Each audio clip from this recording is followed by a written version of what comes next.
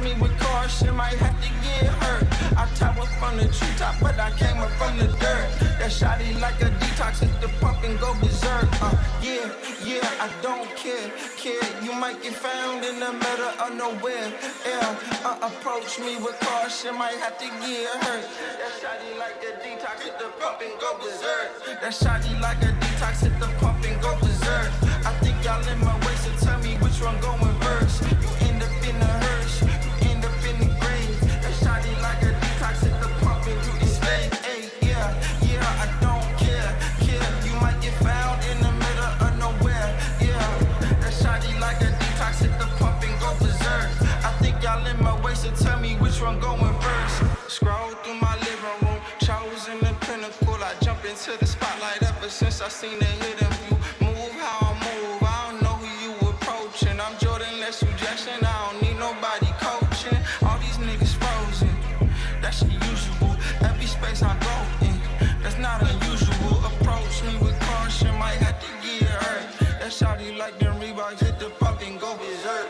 That shawty like a detox, hit the pump and go berserk. I think y'all in my way, so tell me which one going first. You end up in the hearse, you end up in the grave. That shawty like a detox, hit the pump and you enslave. Yeah, I don't care. You might get found in the middle of nowhere. Yeah, that shawty like a detox, hit the pump and go berserk. I think y'all in my way, so tell me which one going first. That shawty like a detox, hit the pump and go berserk. I think y'all in my way, so tell me which one going first. You end up in the hearse, you end up in the grave. That shawty like a detox, hit the pump and you enslave. Yeah, I don't care. You might get found in the middle of nowhere. Yeah, that shawty like a detox, hit the pump and go berserk. I think y'all in my way, so tell me which one going first.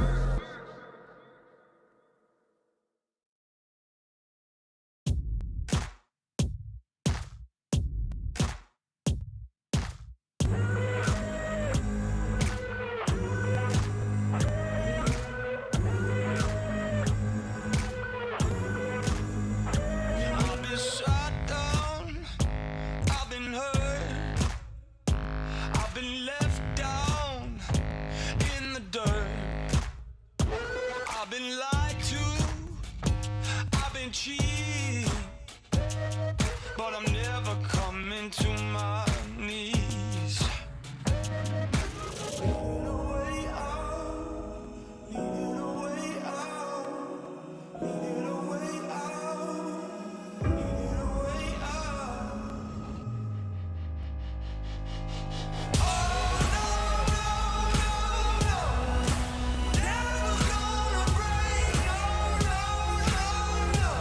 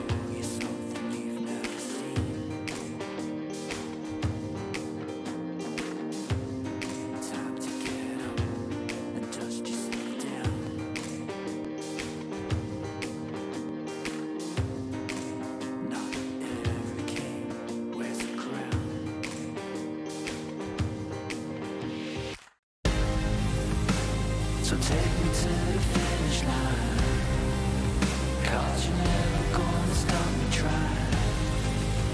Yeah, what's real is never gonna die. So take me to the finish line. Take me to the finish line.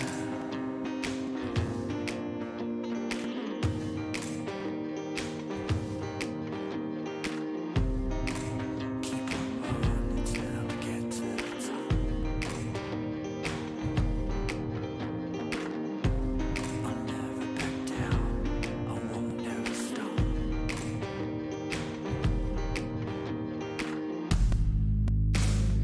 Take me to the finish line, 'cause you're never gonna stop me trying.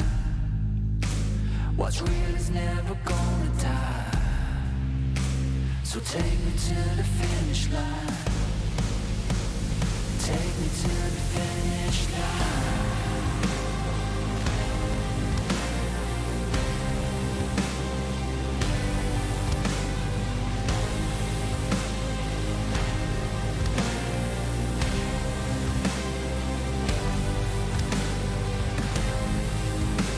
So take me to the finish line, 'cause what's real is never gonna die. Yeah, you're never gonna stop me trying. So take me to the finish line.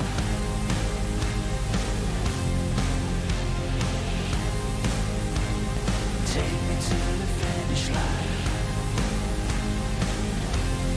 Take me home.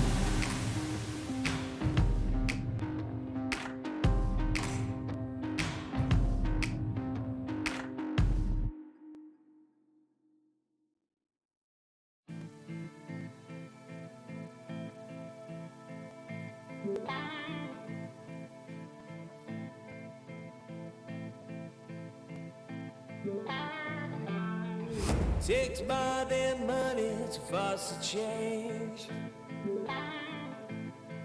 Takes more than time to heal the pain. Heartbreak will light the fire. Heartbreak will light the fire. Fire will light the fire. Fire will light the fire.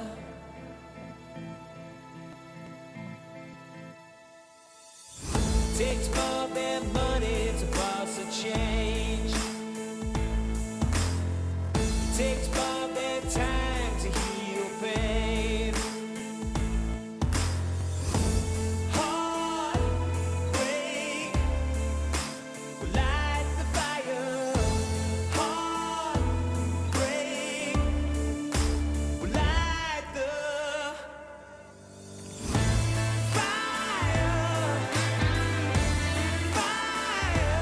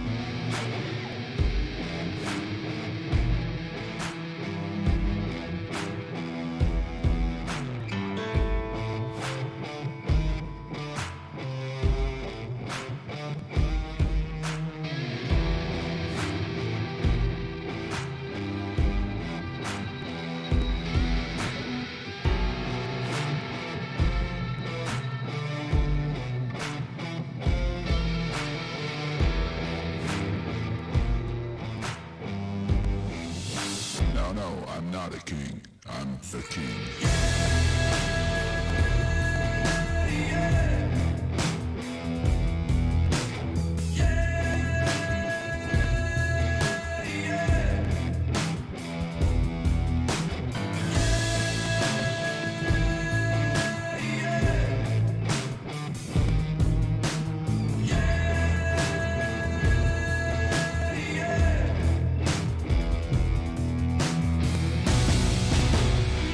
Oh, just wait a minute.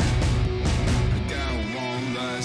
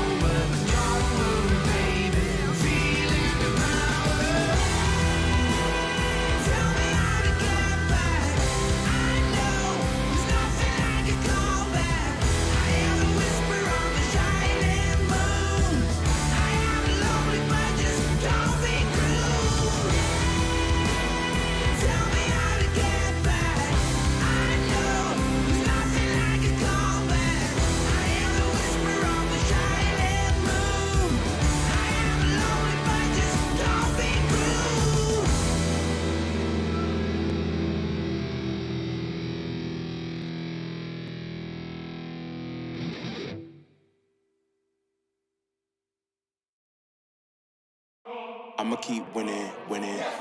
I'ma keep winning, winning. Ooh. I'ma keep winning, winning. You can try to save yourself, but you only gon' play yourself. You can try to save yourself, but you only gon' play yourself.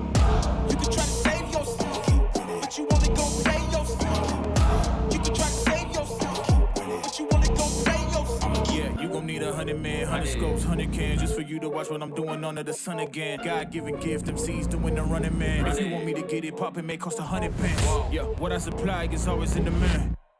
The throne is mine, take that. It ain't a high five, got the upper hand. I'm too real, can't fake that. Who you know putting fear in them like this? You a vampire, still suck when you bite this. Lord forgive me for my sins, I'm feeling righteous. But they been next to me to show me I might just. They didn't think I could do it, I had to demonstrate how the flow is so heavenly, keeping demons straight. Who they fooling? I showed them the jig is up again. When I asked them who is the best, they get this to stuttering. Tell them I'ma keep winning, winning. I'ma keep winning, winning. Ooh. I'ma keep winning, winning. You can try to save yourself, but you only gon' play yourself. You can try to save yourself, but you only gon' play yourself. You can try to save yourself, but you only gon' play yourself. You can try to save yourself, but you only gon' play yourself. I came this far, nothing can't stop me now. They knock me down, but they can't count me out. I can't lose, I won't lose. I can't lose, I won't lose. You may wanna save yourself. I think it's best you run away. I won't let you finish. When you came for me, you played yourself. You scream for help. It's a shame that nobody will hit me. No pain, no gain. Watch who you bang with. Make it to the top with the same ones I came with. I shoot my shot, you better know that I'ma never miss. When they coming for me, yeah, I'm gonna tell them this. I'ma keep winning, winning. I'ma keep winning, winning. Ooh. I'ma keep winning, winning. You can try to save yourself, but you only gon' play yourself. You can try to save yourself, but you only gon' play yourself. You can try to save yourself, but you only gon' play yourself. You can try to save yourself, but you only gon' play yourself.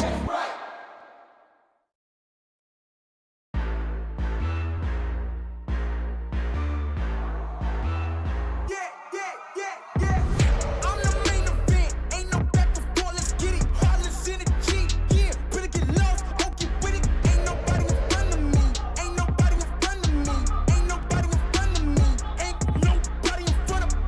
You can try to prove me wrong and try to give respect, but who we looking for if there was no one left?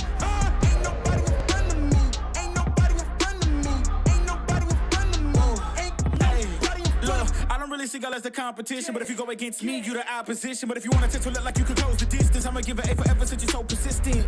With you, I'm just practicing, cause I'm back to back, let's get back to winning. As a matter of fact, I'm not that forgiving, cause you did this to yourself, that's a bad decision. I don't see no one in front of me, you is a ghost, you ain't got a soul. Whoa, always say that they gon' come for me, knowing they won't, they doing the most. Whoa, chasing my, gotta get already, not selling my, you on the, y'all moving, ready to, whoa.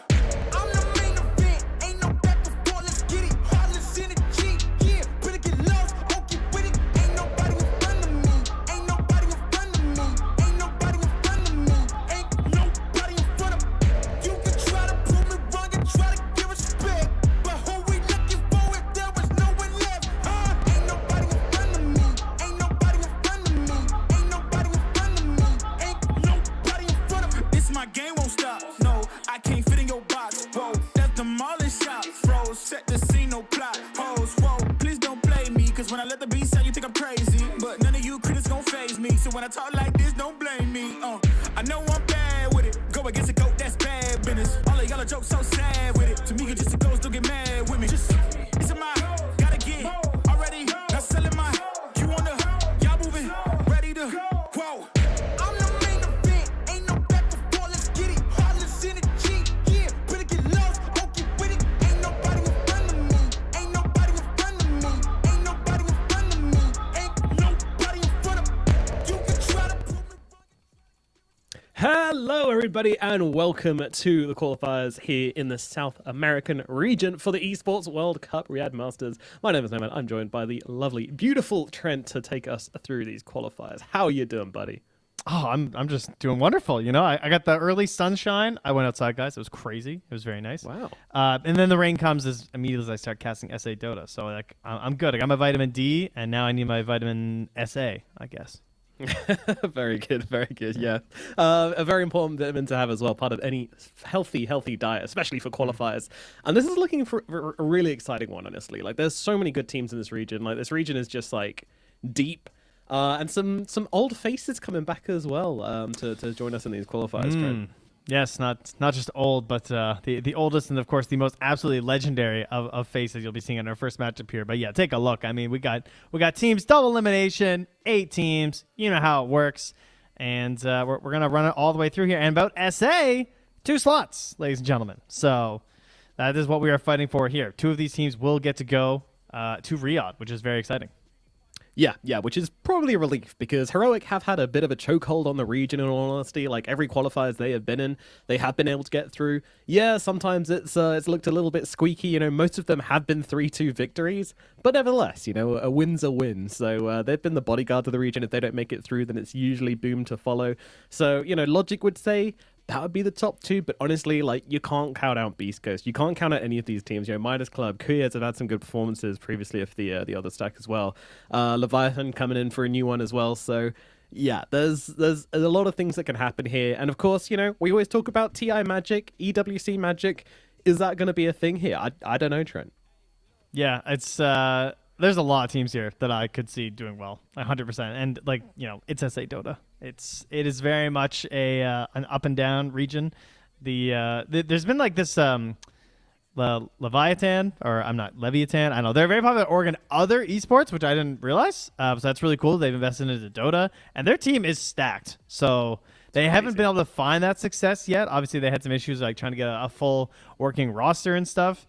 But I like the team that they've got now. There's a good mix of solid experience and, of course, Kataro, one of the most legendary players in our region, or in the SA region and NA region, honestly. Like, to see him at the top of that alongside some really famous names coming from other regions across the world is super cool. All captained by Stinger, who's, like, you know, obviously has been probably the most consistent captain in the region ever. Yeah, in terms of like growing teams, and like, you know, they tend to start out like maybe struggling a bit, but then, you know, give him a few months and he tends to get things sorted out. So definitely excited to see what Leviathan bring to this one as well.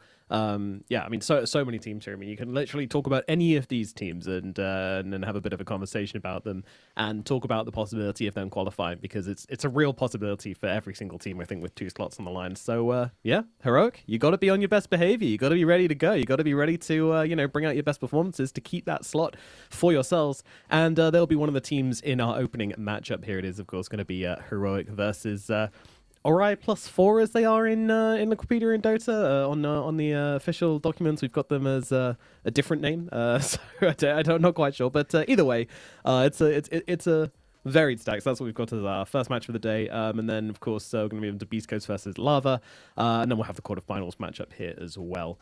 So plenty of Dota to come over on this stream. 3 best of 3 strap in here, folks. I'm just having my coffee now, so, you know, I've been waiting all day for this coffee, this cup of joe, this mud. Do you have any other names for coffee?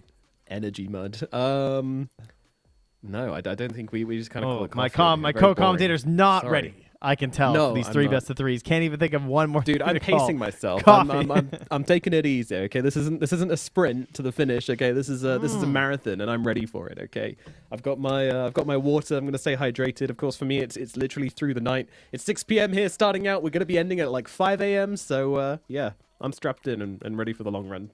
Yeah, slowly over even your backdrop is just gonna get darker and darker as we carry to the night, so it'll be good. I'm gonna get sweatier and sweatier. It's gonna be beautiful. All right, that's now I'm really excited. Now we have something to look forward to here. Speaking of looking forward to this first matchup, which should be getting underway here momentarily, folks. Thank you for your patience. We have all 10 players, so we might even start right on time. Wouldn't that be something? He's here. You know him. You definitely love him. It's Smash. He A me Pastor. Kind of insane. He's back, baby.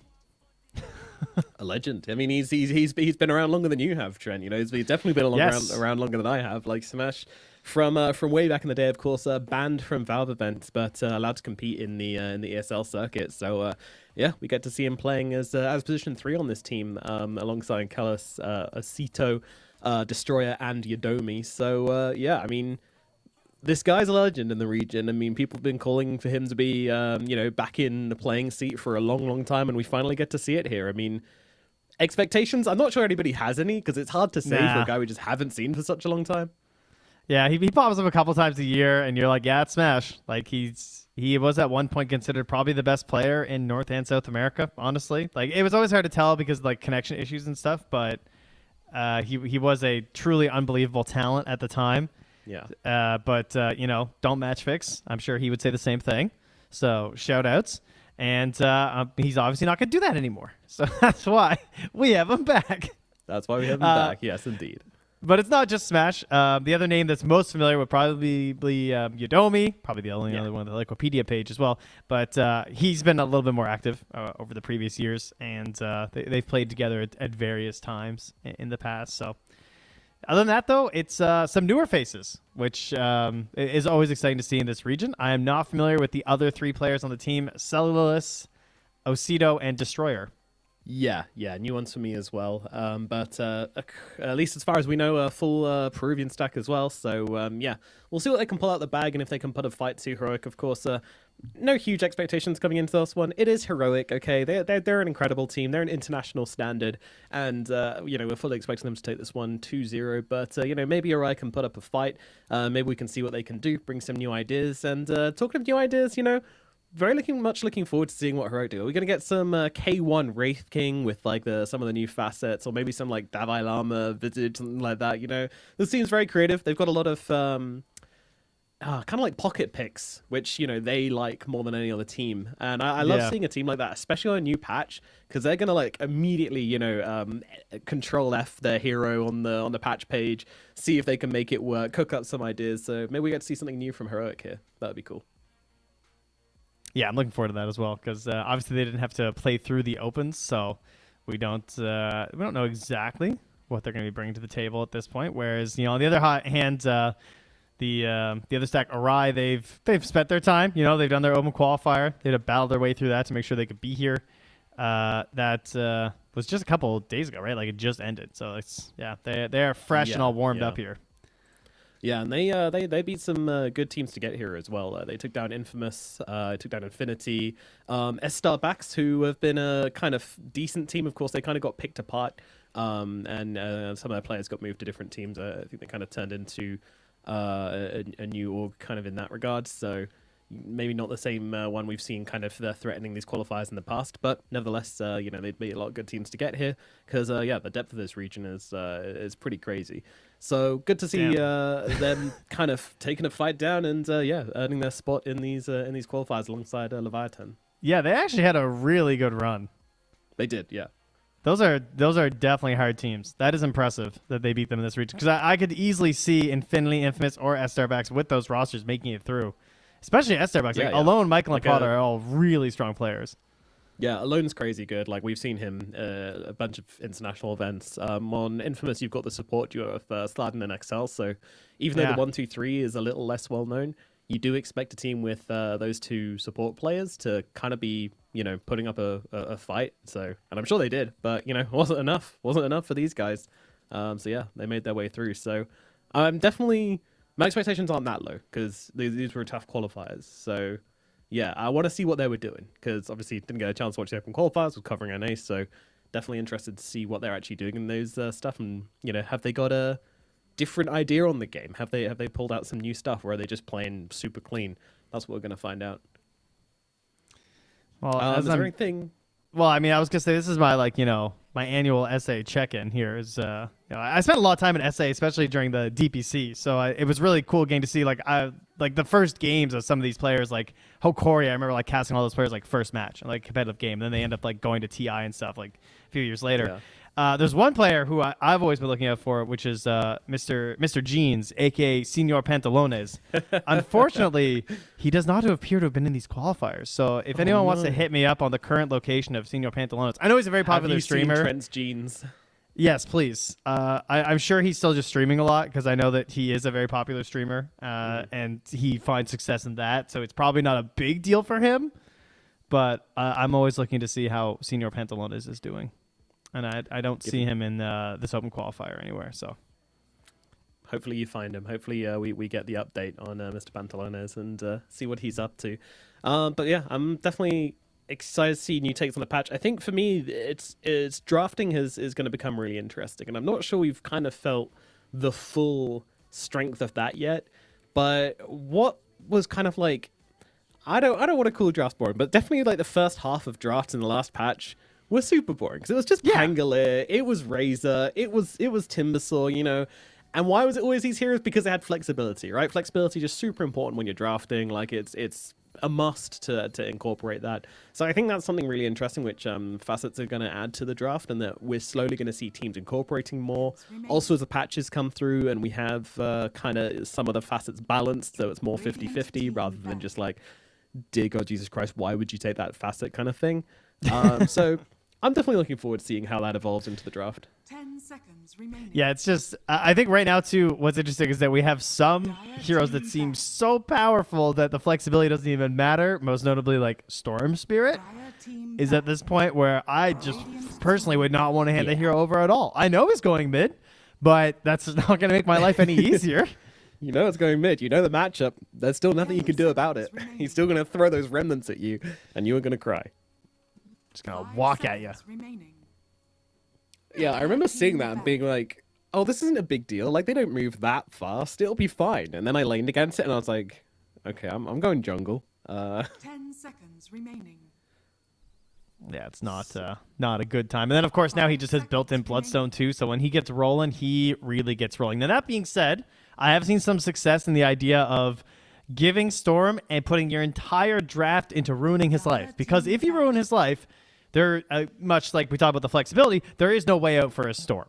At least not yet. No one has found a way to pivot it and make it be like, oh, well, they hard countered our Storm with 5 heroes. We'll just make it 5. Like, that hasn't worked so far, at least. And if you do just eliminate this ability to build up the charges, the hero does feel like a wet noodle. Yeah, a little bit. As has always been the case, you know, since the beginning of time.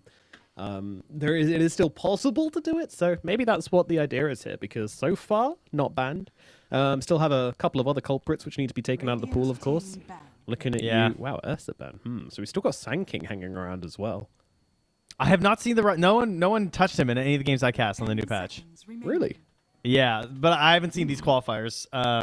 Or I haven't got to casting these qualifiers, so yeah, I would like to see that. The Templar Assassin was still absurd for me. That was the other big hero to me that I would never let in. And then Bat would be probably my third, so I like that ban. Would I rather have Storm or TA, I guess is the question. TA is the answer. I like that for Heroic. It is. Yeah, it's a staple for them, honestly. Flexible, strong, comfortable. Hard hero to answer as well, especially with the new changes to refraction. It makes it very difficult for you to really bully this hero now. Have you played against it? It's miserable. Yep. It made me just upset. Like, it's confusing. It's hard to deal with. It's like, because the barrier goes away, but then it instantly becomes another barrier. And it's like, there's these little break points that if you don't have the right damage on your spell or your attack, it is just so cumbersome to fight. Yeah, I was like, don't worry, I'll just sandstorm her down as Sand King. Nope, didn't care. Did not care. She doesn't care at all. This hero, I gotta say, I can't believe it. I'm a stroke curving believer. I can't believe it. I never thought that. I saw Inkstigate and I was like, how could you ever not take this ability? Like, going back to the old Inkswell where you can't manually do it, I just can't see it. But then I realized that they've reduced the time so much. It's down to 3 seconds now. So it's much more available for this idea of like, it's easier to just combo without having to do the manual press, because it's not like a 6 or 8 second, whatever the hell it used to be at some point. Now going from 5 down to 3. So then when you have this curving Stroke of Fate, the bonus damage and the ability to hit multiple camps, Ari was using it to great effect, particularly in a game versus a Chaos Knight. That obviously was one of the main reasons I think he went for it. Helps. But that made me a believer with how much you can get out of it. Yeah, I absolutely agree. I think it's a very interesting one, and one which we're going to see like good Grimstroke players kind of utilize more. It's just so hard to dodge as well. I think that's the biggest issue. Oh with it, yeah, you because, can't.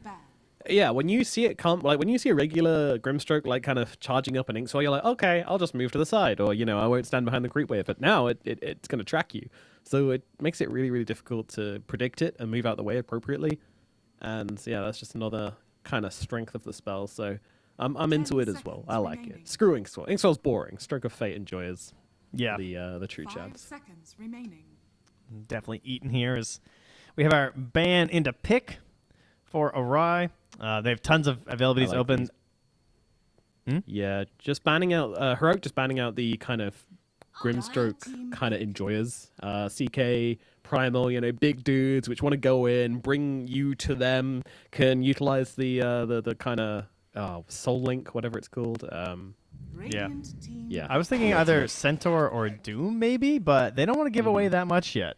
They're going to go for the Clockwork instead. Okay. Those hero stonks have certainly risen exponentially It's since so fun, man. it's so good. Oh Yeah, you'd love it as well because it's basically like ice hockey. Hitting those Dude, pucks it's around. curling. Dude, we're curling is what we're doing. Yeah. This is the Canadian national hero now. I went curling one time and I landed on the button. So take that, folks. Exactly. Damn, what a Yeah, guy. that's right. Right on that button. Anyway, so we were watching one game. I think Leo and I were casting it. And we were looking at the numbers, and he started to max the cogs. And I was like, I think this is good. He's like, yeah, but you wouldn't max the cogs, would you? Like, surely. So we went to a game later. And I tried it. Like, oh my god, dude! In the laning stage, if you hit it right, where the cog goes through, it bounces them into the other cog. They get pushed back that's in. The trick. That's the Like trick. they're still disabled while you can easily aim the next cog. It just takes a little bit of practice, and it is insane. Yeah. You go for the expanded armament so that you can go outside yourself without having to break one, then just hit it back in, and then just bounce around like a pinball machine in there. It's kind of ridiculous. They lose all their mana. I think it costs you I think it's 50 mana and it drains 60 or something. So as long as you hit it, you just have to hit it once and it's value. If you hit it twice, it's super value. If you hit it 3 times, then you're cooking. 5 seconds Yeah, and part of the issue is that the mana cost never goes up.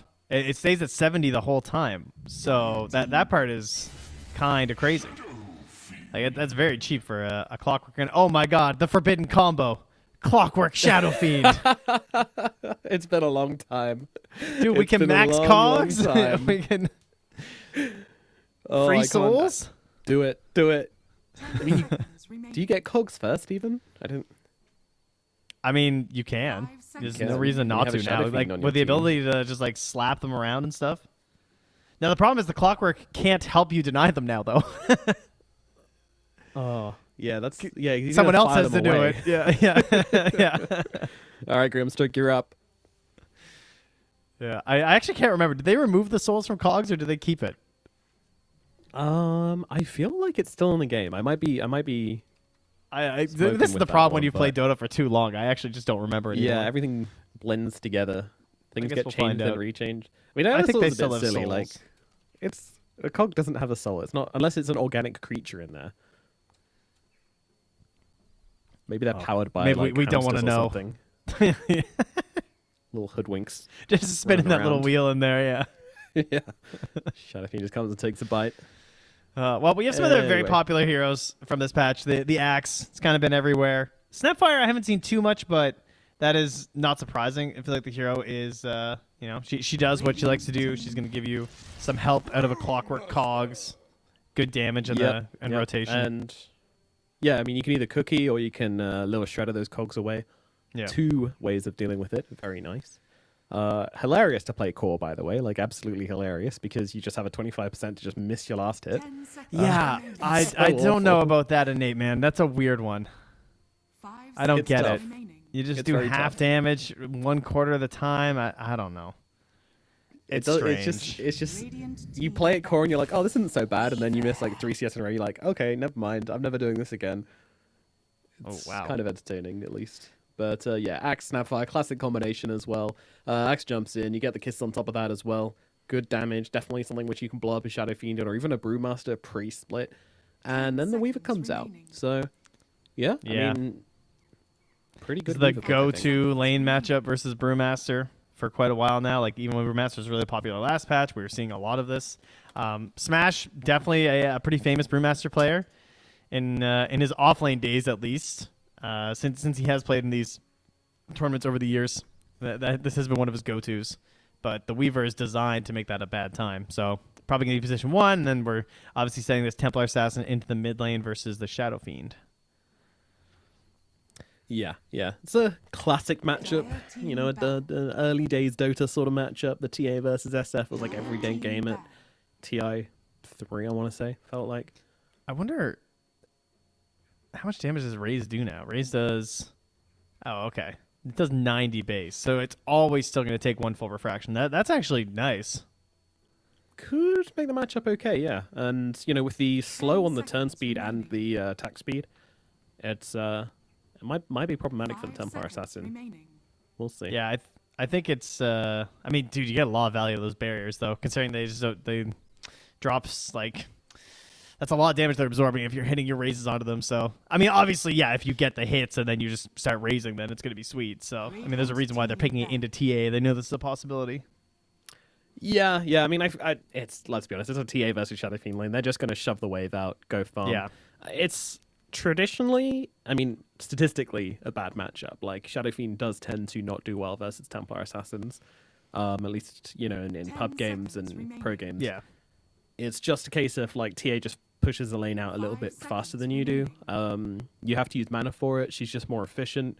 She's going to get a bit more out of the lane and force you to basically be under your tower for a lot of it. It's very, very difficult to go and hit those camps with a TA just shoving the lane in all the time and being annoying and getting a bit of damage off on you as well. Like, you're forced to use your mana on the wave a lot more than you want to. So there's a lot of these things which really stack up and just make it very difficult. And obviously the lack of kill threat is a problem. Mercy here? Can I get a Mercy 5? That would be hype. For Mercy 5 with Heroic? the Weaver. Snap Yeah. goes with Axe. kind of interesting. But She's been looking pretty good lately. yeah, and you just get like that brawling hero to go in front of the Weaver. Yeah, I'm into it. You've sold me. I mean, Tusk is also still in, who's been looking great. And I'm not sure how the buddies works with the clockwork. I'm going to guess you pull them over the cogs and then get pushed. So that could theoretically be a really good melee Probably, 5 to play yeah. too. Because it's also What's a the classic range versus of it, Shadow though? Does it have Fiend. the range? It's got good range. The Okay, Drinking cool. Buddies is pretty far. It's like 600 and something, Radiant team pick. I want to say. It was farther That's than I decent then, yeah. anticipated. And then you can also boost it because it's a unit target. So if you get cast range. Nice. Here's a fun one. What item do you think increases the suck up range of the snowball? 10 seconds remaining. Wait, what? Really? Bloodstone? Does it? Yep. 5 seconds I didn't know remaining. that. it's not Aether, it's Bloodstone. Because it's an AoE of the unit, because it doesn't have to do with Tusk at that point, I guess. Oh, okay, all right, we're going for this guy. Ogre. I was thinking it, but yeah, it was going to be some melee 5 to just be in front of the Weaver. You know, there's like 3 options to choose from anyways. So I've heard this hero is stomping since the patch, but I haven't gotten to witness it yet. Seconds remaining. I mean, that's the question. Are they dumb luck? Because 5 seconds remaining. we saw a game yesterday where the Ogre went dumb luck. Okay, I think the enemy team blocked the creeps on the safe lane, and I think it was a Clinks just left the lane, let the Ogre take all the XP under tower, hit level 2, and then just ran, just ran at the enemies. Didn't work at all. It was awful. The carry lost an entire wave of creeps for nothing. But it was a nice idea, I guess. That is interesting, actually. Yeah, we'll see if that takes place here. That could be kind of cooked. Oh, I are guess we? You block your We're own lane, moving. but yeah, we are. It's gonna We're be shifting things around here. and the Shadow Fiend carry. Okay. This is always a possibility. Makes much more sense now seeing the Shadow Fiend into TA, knowing that they're not actually going to lane the Shadow Fiend into the TA. So all that stuff we talked about it being a rubbish matchup, all of a sudden doesn't matter because he's not going to be there. Still going to go for the Shadow Mare, of course, but he'll be in the safe lane. It'll be Ember Spirit versus TA, which is a much, much better matchup. Maybe even a preferable matchup for the Ember Spirit. Haven't seen a lot from this hero so far. Well, I'm trying to think how it's going to work with the barrier now, though. Don't. Isn't Just that, like, wait and watch. Like, Isn't that bad? It's just hard to think about. Like, I don't know, maybe I'm silly, but I do the numbers and then I get into the game and then the numbers just don't work and I'm like, oh, okay, never mind. That's true. That's why we're here. Yeah, that's But why we're not playing. I'll let you know that in theory, currently, his worst matchup, top 5 is TA, currently in top tier pubs. Oh. For Ember Spirit, which, I mean, to me, does make some sense. Because, like, number one, you probably don't even want to go Flame Guard. But how are you ever going to whittle down the refractions? He actually went for... What? He went for Chain Gang. Oh, we're back. More Chain Gang. All right, let's go. We're Chain Gang. So this is... Wait, did he change back? No, he's committed to Chain Gang. Okay.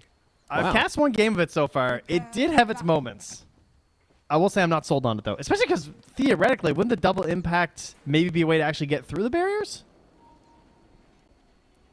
But what I guess doesn't matter, because we're not going to see it, so... I mean, if you just level chains, then surely that's more damage on a single target than Flame Guard would be. So... Yes. Yeah, 100%. Yeah, I mean, we're not Flame Guarding anyway, so that definitely makes sense. Yeah. He has level 1 Flame Guard, so... that's an 8, Trent. It's an 8 now. That's an 8.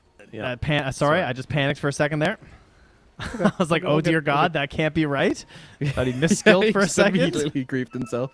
Yeah. Pick the talent, pick the facet and everything. I just like, never mind. I will never forget my worst start to Dota ever.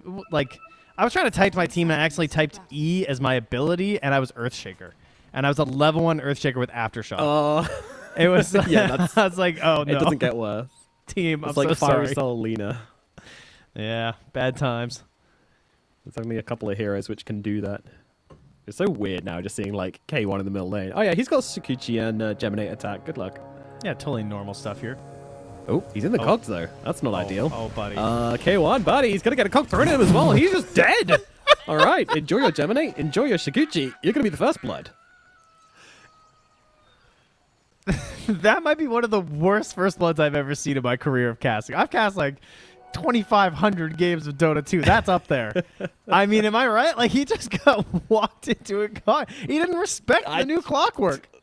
Wait, it was a plan, because now he's not going to TP to lane. He's going to let Ogre Magi get the... No, never mind. Of course he's going to TP. Yes, he'll learn and curve his way so quickly. All right, that was... All right. Wake up, bud. That was crazy. That was absolutely crazy. But yeah, now you get to lane as a... I mean, it doesn't affect him too much, but dying as a Weaver. And now you're laning with your support who doesn't have a spell. It's quite something, but then I guess you have 2 spells, so... His spell is right-click. It's fine. You know? That's what an ogre does. True. Just uses his body. It's high health, high armor, high regen. Ogre is always one of those heroes I recommend to people who are new to starting Dota, because I just say, like, you know, your 2 bars should never be full, right? Your mana should never be full, and your health should never be full. Now, he's lost a lot of HP regen since then, unfortunately. But now I can't even say that anymore, because now he's got no mana regen, but he's got no spells, so it's fine. Perfect. The ideal ogre gameplay. Yeah. Yeah, he is just dead, so one of his bars is empty, one of his bars is full. A little tricky. And that's Everyone else on that's heroics going to just- delay his level 2 even further. So Yeah, they're all side-eyeing this lane duo. They're like, what's going on with you two today, huh? You guys up yet? first game of the day. Obviously haven't had a chance to warm up. There's that barrel top rolling onto lane. K1. K1 getting very low indeed. Smash trying to finish the job here, and he will do so. Down goes K1. Trades his life for it. But, I mean, that's worthwhile. But, KJ, he hit level 2 from this, which means he's got 2 points in the Ignite, a point in the Fire Blast, just chasing down Destroyer, and he's going to get the double kill. What a turnaround. Is it the top side? What? The Shadow King's got a double kill. Yep, What is they were also happening? 2 fights broke at the exact same time. Up top, of this, like, Tiger's just running in there. They're cogsing. Yeah, they traded back and forth too. So 7 kills in 2 minutes right now. We are definitely online here for some SA Dota here, folks. This is what I wanted, you know. I just came off NA and it was like it was kind of like a bit slow. Now we're into the real Dota. It's an honor to be here, Trent. The Southern Hemisphere, yeah. Oh, another one. Down on the bottom side, yeah. This is KJ going down, getting a bit too aggressive with those two abilities of his. They are low, though, and Dude, K1 he did wants a to come in and lot. try and finish off the job. Destroyer with the bugs on him, can't do a damn thing. He is going to go down, so the return kill comes through. Smash very low here as well, so kind of hard for him to lane up into the Weaver. We'll just grab a sneaky deny and try and grab the hit. creeps under tower. That bug was on him for so long. Yeah. Like, I think it was on there for like 11 seconds or something. What the hell? That was crazy. That's wild. Like, yeah, I mean, no wonder he just got on you as tapped. well. Like, if you sit still to try and kill it off, then you're definitely dead.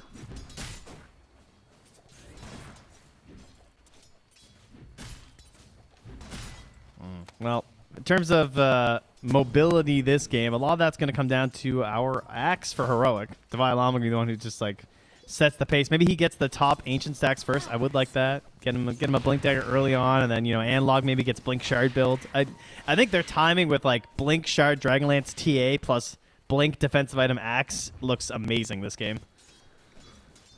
Yeah, that's going to be a scary timing, and something which, you know, you need to be reading, you need to be ready for. Then there's only so much readiness you can be. Tiger up here. He just went for a Cogs play on the Divide Llama, but he's not getting the hits in. And that is one thing I noticed playing this, is that you have to make sure you're getting max value of your power Cogs every time you use it. Because if you're like Battery Assault and Flare are very good just like kill options. So here we go. We got one hit. Let's see. But you got to hit the Cogs. hesitation. Oh, well, I mean, Devi Lama kind of just rammed his face into it anyway, so I guess that makes up for it. Tiger trying to get busy onto Schofield here, trying to isolate him with the battery assault, but that annoying creep will not leave him alone, but he's got another Cogs available. Can he finish the job? Boing! Yes, he can. Tiger gets a kill, but Smile's getting kind of low as well, as Devi continuing to just chase him down. The spins are going to be there. And down goes a Shadow Fiend, and Tiger, he's got to keep his distance as well. Will do so. He's got himself the wand, so he could have popped out a Cogs there if he absolutely needed to, but he's wise and he saves it. Oh, not good to be losing your Shadow Fiend here, though. No, that's a power. Early That's part a of the game. very key kill.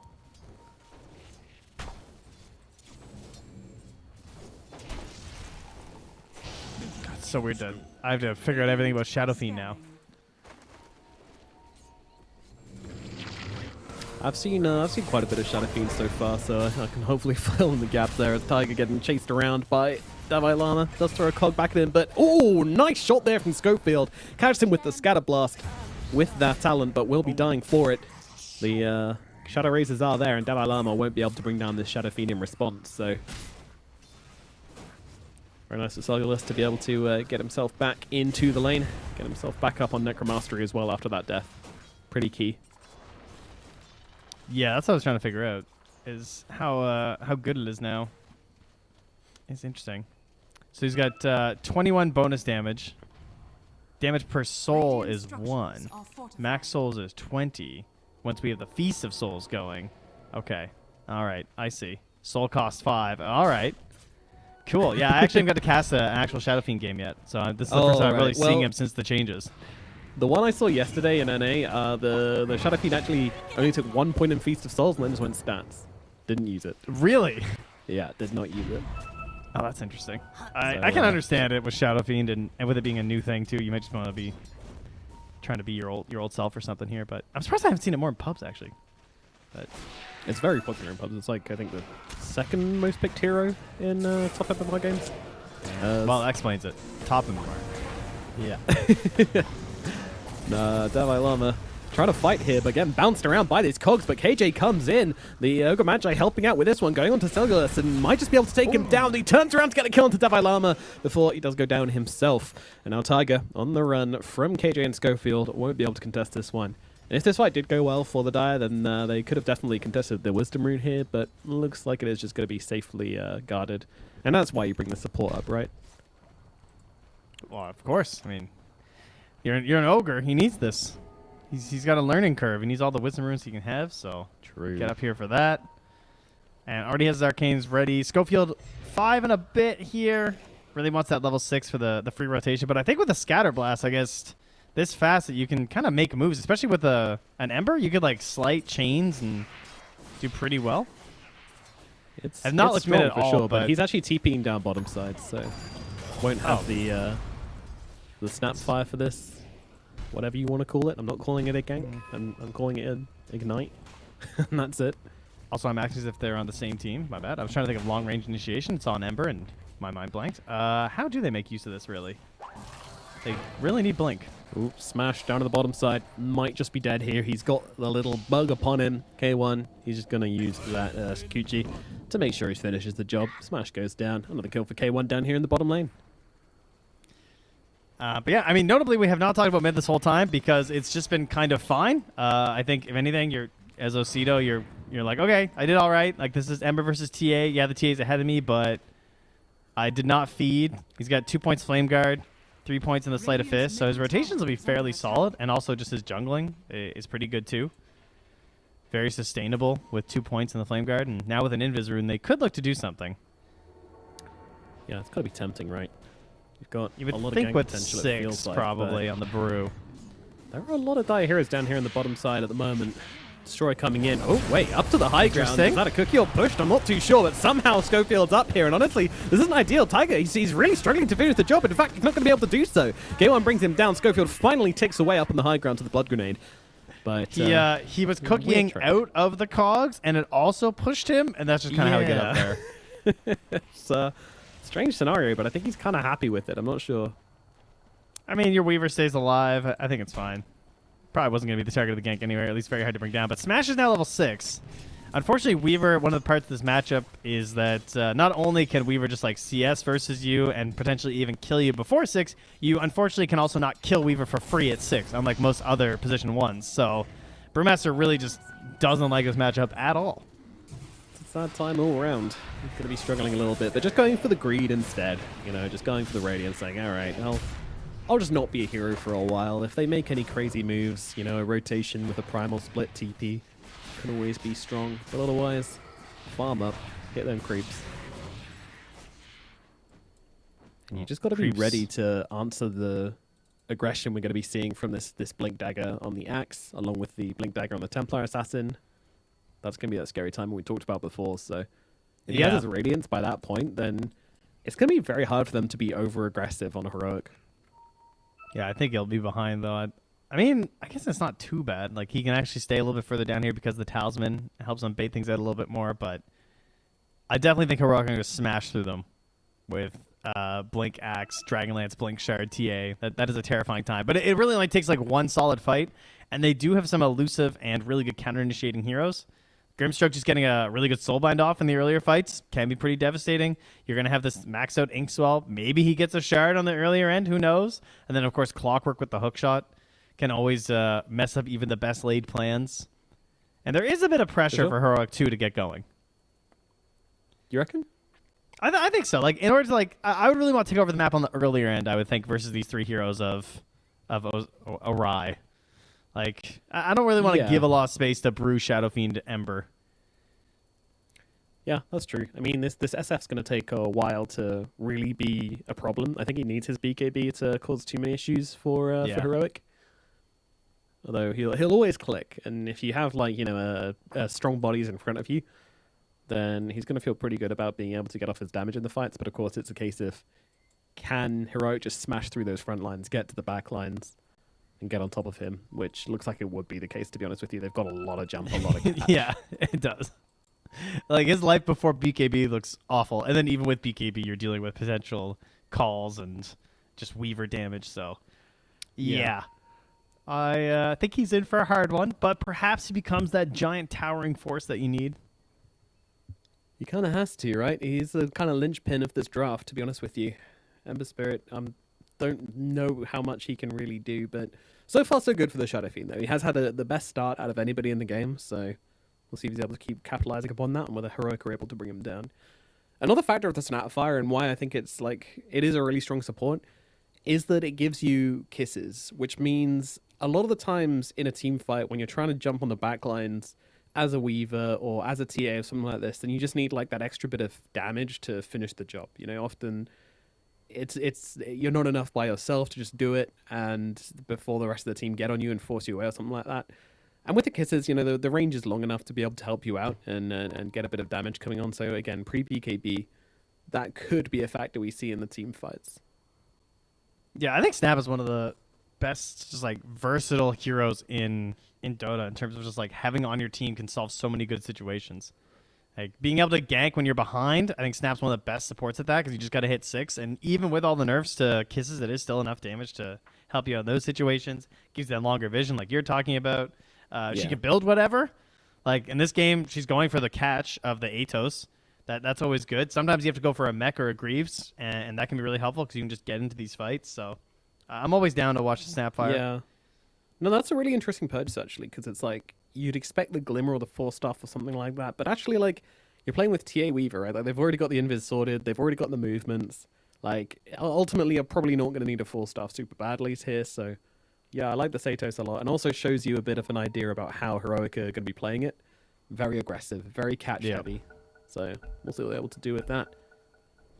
And yeah, like, I love that point you made about being a kind of, I guess, easy support in the way that you combo with anyone. You know, the flowchart is, does it have a stun or a decent slow? If yes, Snap can likely mess your day up.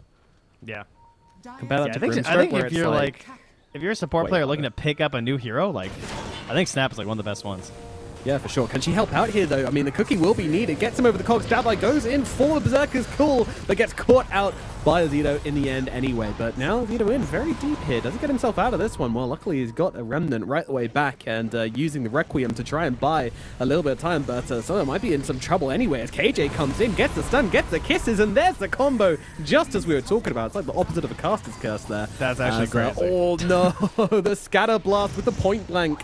Not being point blank anymore, causing some big issues for this Clockwork, and he's just going to slowly get run down here. I'm not sure he's got any help coming on through this. Schofield moves the other way, gets a second scatter blast onto him with the long distance point blank, and that's just too much damage. It's over in the mid lane though. They've moved the aggression onto the Templar Assassin with Smash moving on this one. Analog, I don't think he's getting out. Gets brought down. There's a dead Templar Assassin now as well, so that's going to even the score a little bit for the Dire side. Yeah, it's a great move there from Smash. Coming to the mid lane, because again, you can't target the Weaver down with this, and you want to get these solo kills when you have your first levels in the split. So ideal target there too, especially because we already saw the TA was splitting some of those stacks in the jungle with the Axe, so she's not this big Templar Assassin that you're looking for. And part of that is that they do need this Axe blink. It is imperative to how they want to play the game, but they split the stacks, Divine Llama just died, and then you also got killed mid. So, okay, a couple tough situations right now here for Heroic. This lead is... It's just a little bit. It's only 2K, but they're going to try and target this splitless brew. Yeah, okay, that's this looks crazy. Like it might well be a problem. The cookie's through, the damage is in, and, well, things are a little bit frozen for me, Trent. Can you see what's going on? Oh, well, I can tell you that they got bopped real good. That's, I Great. mean, yeah, that Scatterboss is insane.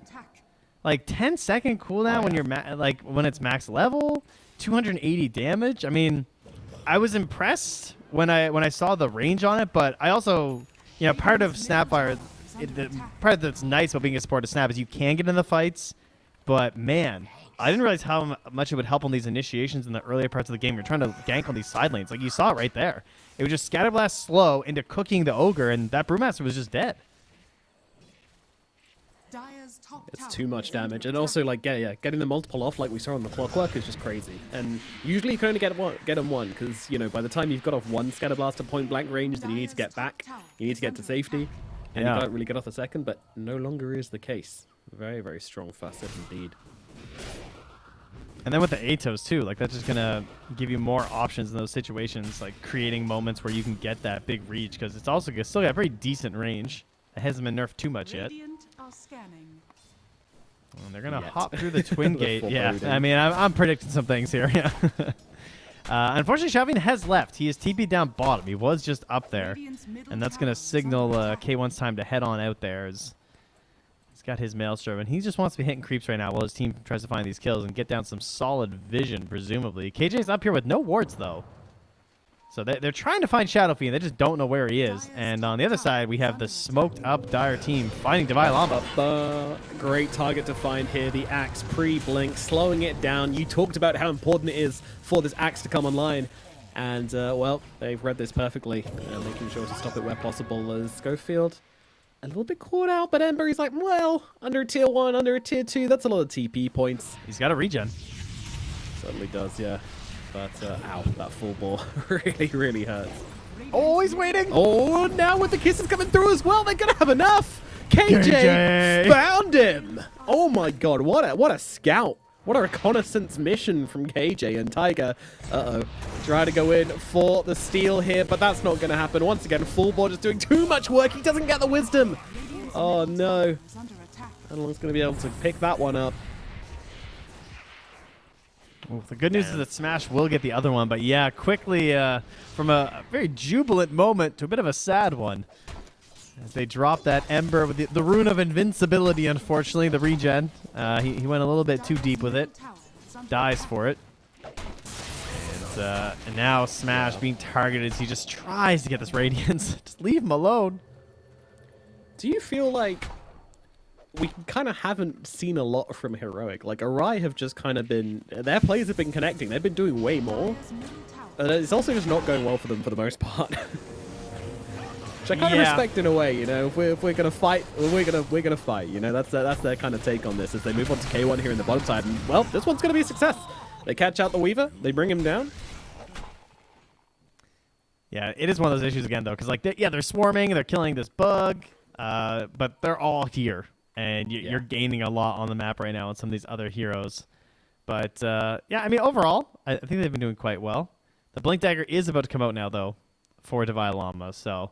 That game's going to begin. Analog going for the Deso first. I thought he would just go Blink Shard. I kind of felt like they just had the damage to make it work, but he wants to amp that up. Probably just wants to make sure that he's also scaling so that he can get that bonus damage.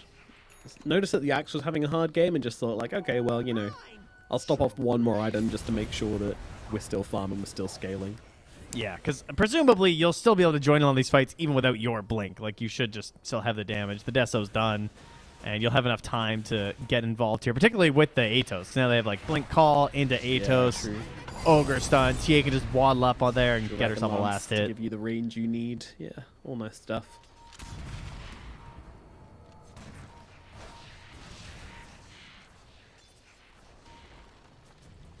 Oh, they're moving in right now, but Llama does go for the Blink Call, does miss his target though, as they just come in around the backlines, and well, who needs a Blink Dagger anyway? Jump in, Cull straight onto Destroyer. The Requiem is out from the sidelines though, and the Soulbind's out onto Davai Llama, holding him still, but it's not enough at the moment, and again, the full board just catching out the Shadow Fiend again and again as Tiger's gonna get whittled down by K1. The Weaver gets himself another kill in this fight and now goes looking for more. Zeno is gonna be that target.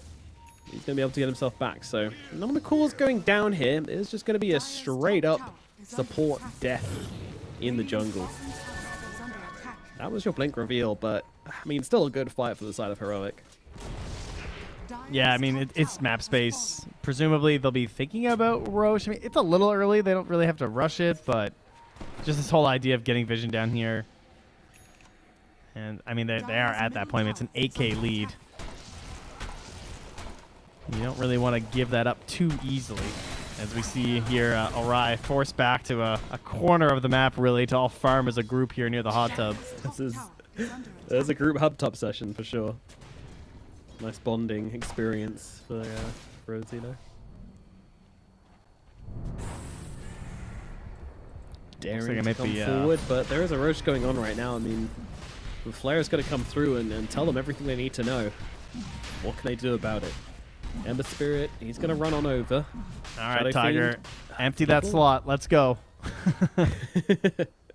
They're backing out on the side of Heroic. They know that their Roche fight is actually pretty decent. You've got Split, you've got Hook Shot. Oh, nice. So instead, they go for the kill in the lane. Smash if he goes down here. This is huge, and he will. No Primal Split available for the fight. Now, it will be back in 30 seconds. Should be time enough for him to be able to come in. And don't forget, this is Dire Roche, so they have the TP spot nearby. That was brutal because they placed that ward in the lane, and so Smash felt safe, but the smoke out was really good. Tiger's number. Oh, wait, or does he? He doesn't. They don't have a scan available. Analog doesn't have his number either. He is numberless right now. Oh, don't walk onto the side. Oh, he jumped. He walked onto the side lane. The side trap. KJ's going to come in, forced off his way through. Tiger's like, no, my dreams, my hopes. I haven't seen a clockwork steal in ages in so long, and I've seen so many die to it. No. Put another one on the board. Chalk it up. As unfortunately, Destroyer going to get destroyed by K1 in the middle lane.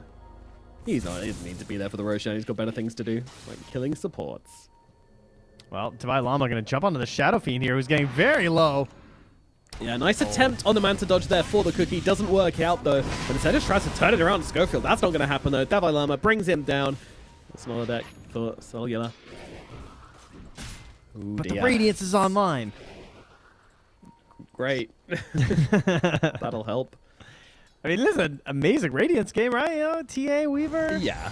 Snapfire, is it she amazing can't hit against anyway. TA? I just don't know. Tiger's still trying to fight up into this, but he's just going to get whittled down by the Templar Assassin as Edo there onto the Templar. And just trying to finish off the Templar Assassin all by himself, and actually should be able to take this Aegis away. So that's something. Smash is now ready with the Primal Split and the Radiance. Hold on.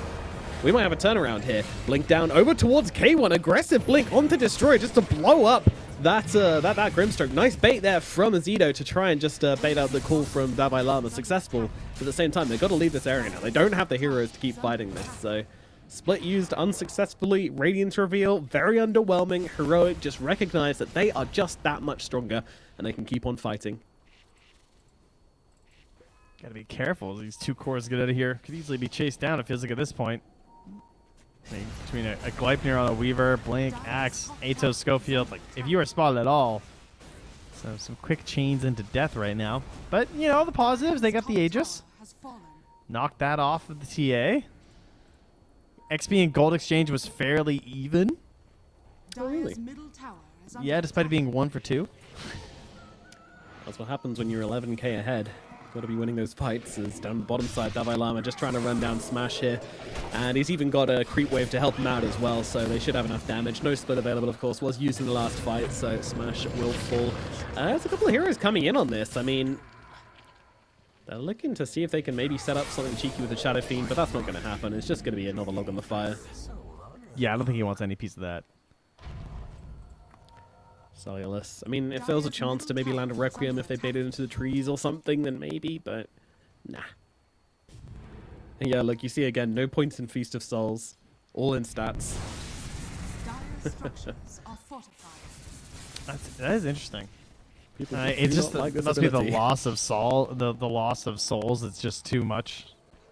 It is ridiculous, isn't it? 5 souls, like.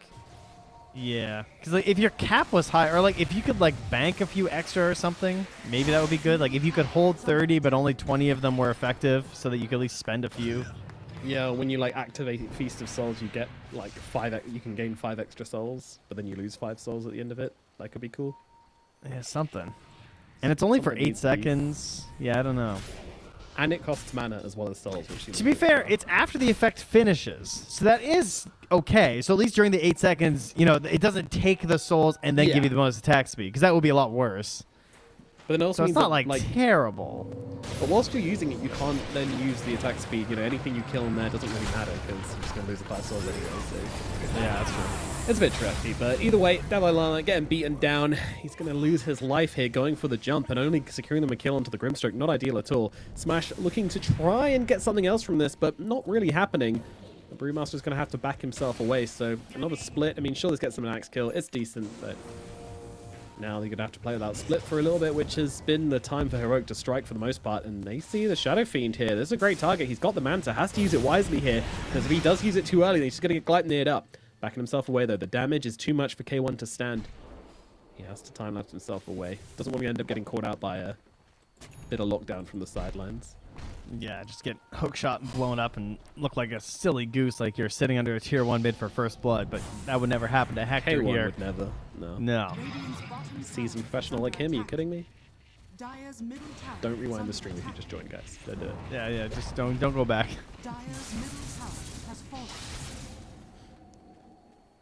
But Tier 2 tower now taken. Only 1 standing left for Orai. +4. They are starting to feel that noose around their necks. And it's showing no signs of getting any looser.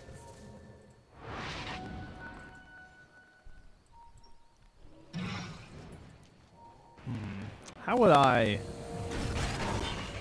think one problem I have with not to blame everything on draft, because I don't think the draft is like terrible, but I do wonder like the opening of the Grim and the Clockwork, because I feel like they didn't get any busted cores. I feel like their cores are like okay, but I feel like I look at Heroic, and they have picked definitely two pretty busted cores in the TA and the Axe. Very high priority heroes for good reason. And then Weaver also, not only is still pretty solid, but it's just an amazing counter pick to the Brewmaster. And I don't know if they're, like, there's no counter picking to the fact that they delayed their core picks. Yeah, you're right. You're right. As we say here in England, it's all butter and no Marmite.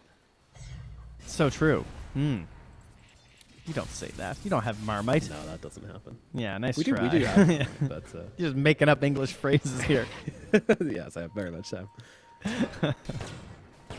Yeah, I feel like this Ember has been particularly unsuccessful as well. Like, he's been bouncing around. Like, he's got a couple of kills for his team, sure, but like, I don't know. I'm not like feeling the impact so much. You know, this BKB, this Maelstrom. I'm not sure. Yeah, I mean, you can look at it and be like, well, he's 4-1-3. His game hasn't been that bad. But it's like, if you're 4-1-3 and you're down by 20k, well, then clearly your hero just wasn't doing anything anyway. Exactly. Like, it's like you needed to be somewhere else, I guess, because someone was dying. Yeah, your tier 2s aren't standing anymore. Radiant are scanning. Yeah, all tier 2's gone. I mean, it's just now that classic checklist. Right, we've taken all the tier 2s. What now? Wait Roshan, farm up the map, trap them in base, get next stages, go high ground, and throw the games to win high ground before 40 minutes. That's right. That's how we do it. I mean, they already have the gem for the full-on closeout. The vision is absolutely nothing outside of their base. They have to do a face-planting hook shot there. Ow, Basically fell into the Weaver and smash. He's Still dead. is He's just dead. down bottom. Yeah, he's chilling. He's chilling. He's waiting.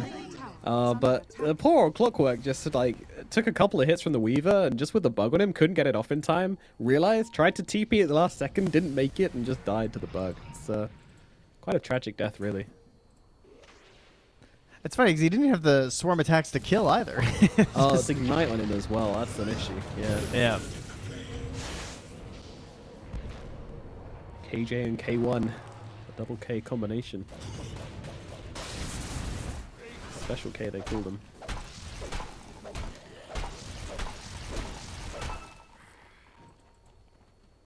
I mean, I can see some, like... I'll tell you what I want to see. I want to see a budget Magic Shadow Fiend come out here, where we have the Tornado from Smash, and then he cancels it with the Requiem on top of them. That Yeah, sounds like okay. good shit. That actually sounds pretty lit.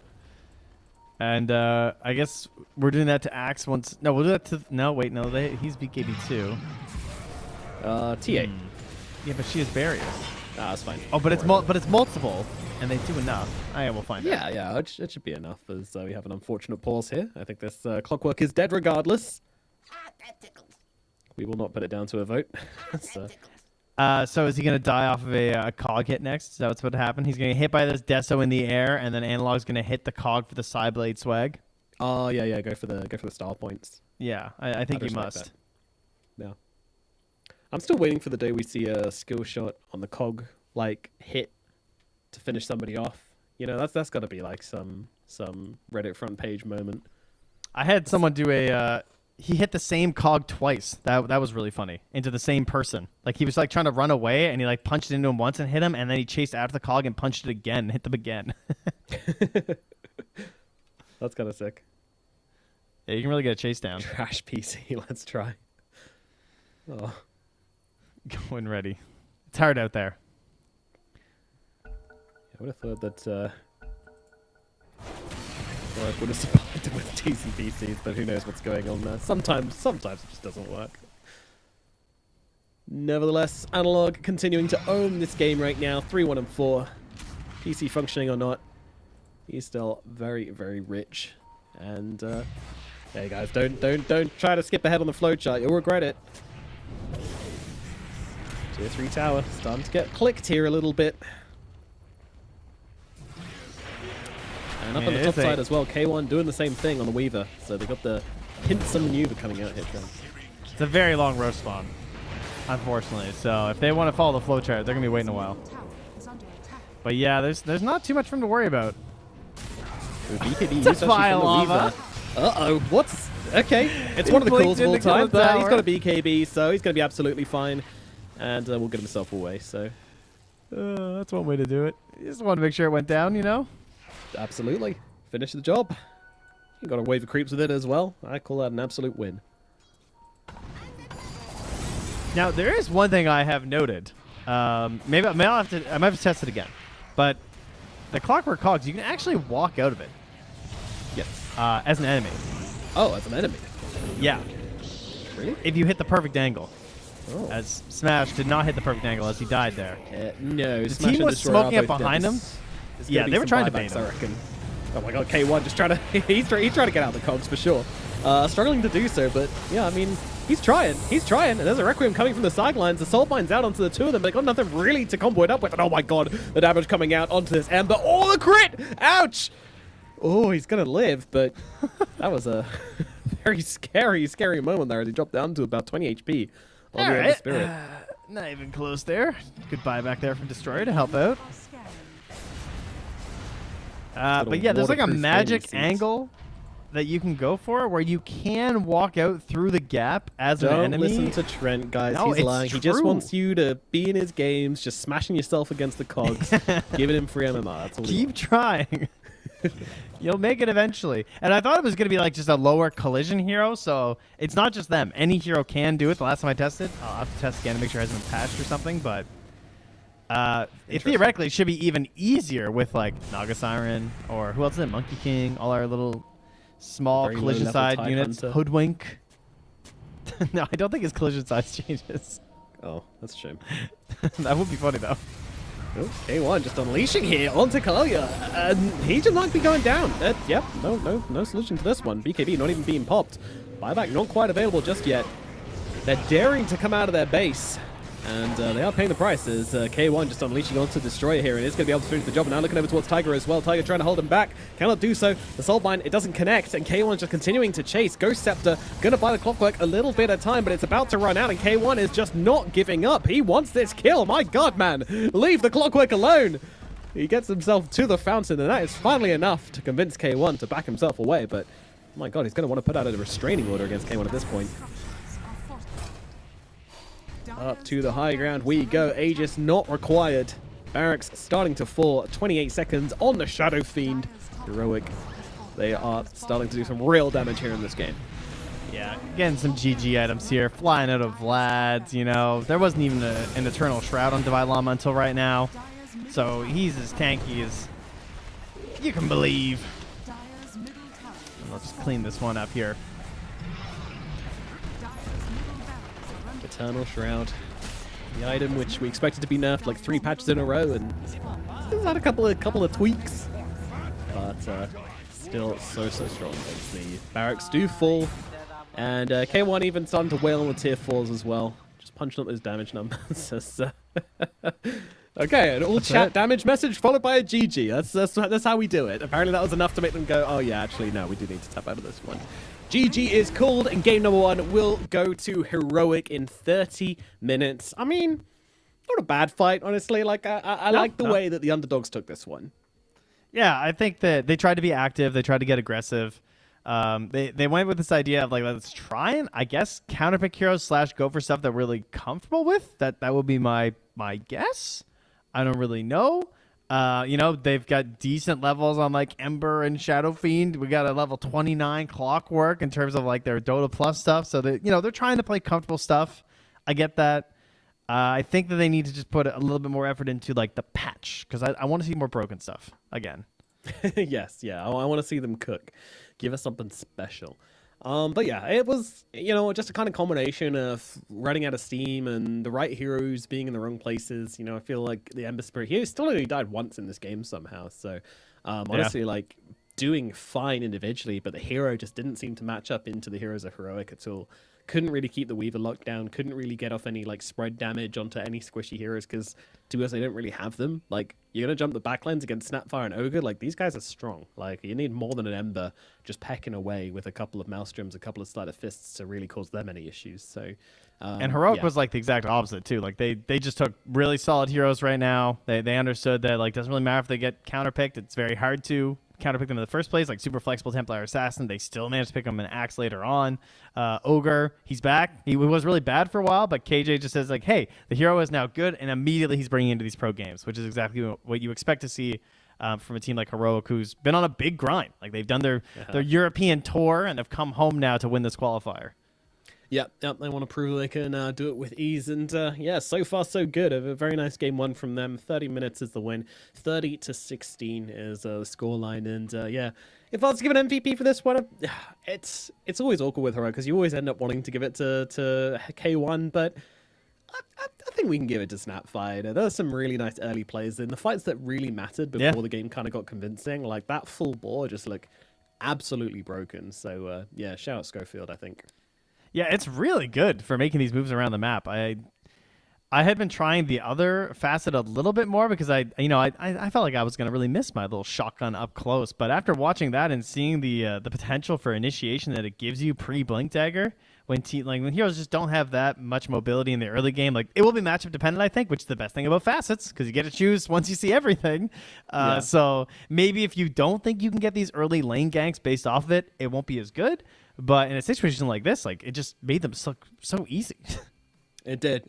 Yeah, it definitely didn't look too hard. Yeah, great game on from Heroic. We'll see if they can repeat their success in game number 2 or whether Ori can pull out some magic formula and show us something different in game number 2. But I feel like it might be heading through a 2-0, but find out after this short break. We'll see you guys in a bit.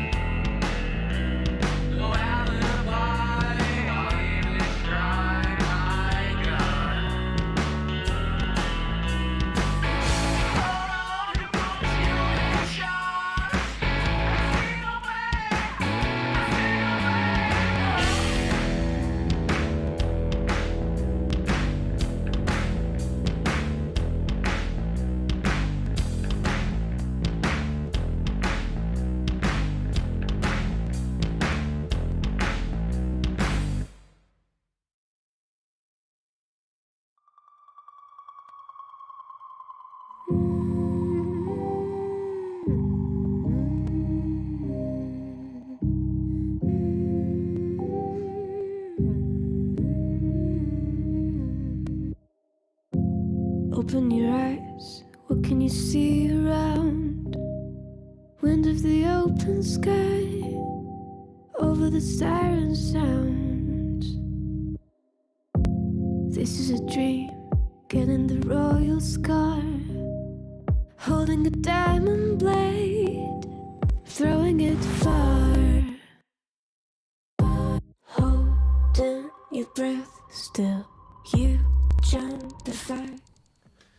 Heroic leading the series 1-0 as expected. All right, plus 4 this unknown stack with a couple of very, very well-known players, one of which being Smash, a legend of Dota history, down 1 game. And, a tough game 1, but what can you do? Time to reset and just try your best and, have some fun with it. I think that's one thing. They were definitely having fun in that first game. Felt like they were trying really hard to make plays and maybe too many plays, but I've never got a problem with a team making too many plays. That's not an issue in my books. No, that's a much better way to go out, I would say. It's just like trying to get aggressive, and they're the underdogs. There's no doubt about it. Heroic are not only just like one of the best teams in this region. They're a team that's been competing on lands and has been very well oiled lately because they're getting a lot of these games in. They're well traveled right now, so it's gonna be a tough battle. I would like to see that kind of gameplay. If they had just connected on a few more of those earlier moves, like they had the right idea so many times, but it just felt like the follow through was just like, we almost had it.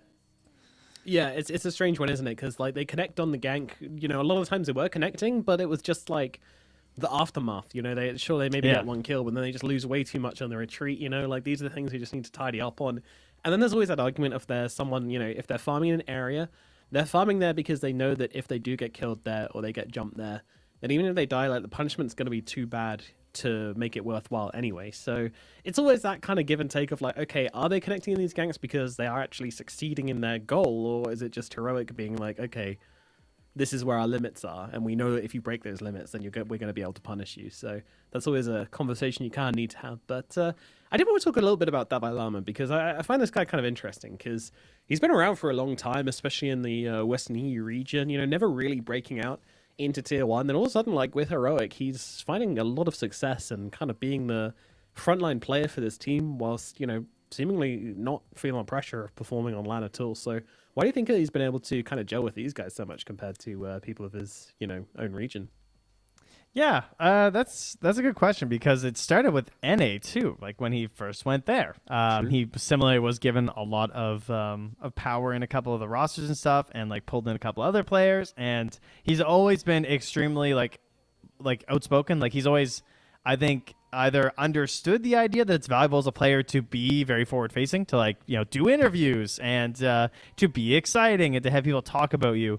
That was something that right from the get-go he embraced, and that doesn't really do much for you in terms of winning a lot of games, but I'm sure it also helps get your name out there, and maybe that's what helped him then move to SA, because not only did he do well in NA, especially during the DPC and stuff, he was always a bit of a highlight. I think it's just like you put a lot of pressure on yourself, you succeed with that pressure. He's gotten himself into good and bad situations with that idea of doing these interviews and all chatting in his games. Yeah. Like he was recently. So I don't know. Maybe it's that confidence. I don't know what number apology you're on now, but he's talking them up. He's talking them up. Yeah, very outspoken. But I guess if you're in a team and you feel like your team doesn't really have that strong voice, then that's the biggest advert you can have as who you are as a player, is if you are coming on those interviews. If you are being spoken about a lot, then if you want someone that's going to be a strong voice, that's going to be a core and lead from the front, and you feel like the players you have just suit a different role better, then it absolutely makes sense to just kind of go abroad and find the player you need. And it happens to be Davai Lama, and he's really been shining on a lot of these games. Which for me was a bit of a surprise because again I followed him from Western EU to America in the DPC when I was covering his games there. So been around the world, but certainly finding his play style here. He is a little bit greedier as well. He does tend to. I think that's just the way you play offlane now, though, is that you're not always on map. You're not always trying to pressure and make plays. I think yesterday we saw I think it was Monkeys Forever playing a very old school axe where he was just going behind towers, cutting waves and stuff, and then he'd die, And it was just slowing down the teams games so much that it made it really hard for them to play into them because they just, they didn't have their Blade Mail, Blink Dagger Axe until a really late on stage. And sure, they have all this space on the map, but it doesn't really make a difference because, you don't have your Playmaker. Like, what are you going to do with all the space on the map if your Playmaker's just either dead or underfarmed, or both, as was the case. So, yeah, it's quite interesting seeing the difference in the Axe play of this game compared to what we saw yesterday on NA. But, I think that's just the experience, and that's just how it's played. I don't think there is a way to play that kind of space-making sacrificial 3 anymore. I'm currently using Google Lens here to translate the lobby. Trying to figure out exactly what Hector and Tiger are talking about. Mm-hmm. So it is confusing. But anyway, Bucharest mentioned a few times. Yeah, he was talking about the internet in Bucharest where they had that problem. I see. Yeah. So apparently it's about whatever problems they were having before. Anyway, what's currently going on is the Analog has an issue with his PC, which is why they were pausing in the last game, and so they asked for maximum time right now to try and fix it so they don't have to pause. So that's what's happening. I don't know how that's going to affect their draft time. Hold on. What does that say? Oh, was it them? Because they received a technical loss in game 1 of one of their games in Dream League on Heroic. Didn't they? Yeah. Bracket against Azure Race. So, yeah. That sucks. Okay, maybe I can't say all these things. You can't say these things? Wow. Well, I can translate that the admin said, please maintain a respectable environment. All right, I got to get out the Google Lens. Yeah. You're missing all the good stuff. It was basically they're asking because yes, they did get that default loss in another league, and so basically they were saying like, hey, what's up? What's going on? What's wrong with you guys? Default league here, and he's like, well, that wasn't us. That was the internet. Because what happened there was the whole ISP went down when they were in Romania, which I mean that sucks. Like there was nothing you could do. It's not like I think they had to go to another cafe that was on a different ISP, if I'm not mistaken. But it happened to a bunch of teams. They had to move. Yeah, very chaotic situation to play in as well. Not going to set you up in a favorable position for game 2 either. So, thankfully not being revisited by those issues of the past. In fact, it is just a computer issue for Analog, which it looks like we've got sorted now. So I believe we can get into the draft for game number 2 and find out exactly what's going to be coming on down here. Good first band. Why is Phoenix being banned? Oh, that hero, man. That's a good hero. It's a good guy. Yep. I think that's I mean already just a super solid professional game hero, but now I think Phoenix is a pub spammer. And I know the Phoenix players hate that because Phoenix is one of those heroes for some reason draws spammers. I don't know what it is, but yeah. But whenever you see a Phoenix in the game, they're almost always like Grandmaster. I'm not sure why, but people get addicted to the bird. Yeah, they do. They can't leave the Phoenix. I think it's down to like the spells, Jesus. Being a bit more like each of them has their own kind of like little synergy and like their own little like kind of mechanic, which is quite fun to play around. Like, your spirits can be used quite creatively, or your Sunray can be used kind of interestingly. You've of course got the flying ability on that as well, which is a bit weird. Your swoop can be cancelled at any time, so it's got a bit of fun there as well. I think it's just a kind of fun hero to learn and get really good at. That'd be my maybe I just need to play some Phoenix. Maybe that's the problem. Yeah, I'm selling myself on it now. Maybe I need to go play some Phoenix. Sounds great. But it got a ton of buffs. Has a really good innate/facet. An innate that just causes misses. Pretty crazy. Insane. The facets both seem good. I mean, the Dying Light. Lyrical's very sold on it. I'm not quite as sold, but the Soul, the laser one is very, very good, I think. For pros especially. Yeah. It's definitely what I've seen the most of. And Universal Hero as well, so it has to be good. Oh, yeah, I mean, that's a fact. That's what they keep telling me. But we're not going to see a Zeus this game. One of Lightning Boys coming out, the other one banned out, of course.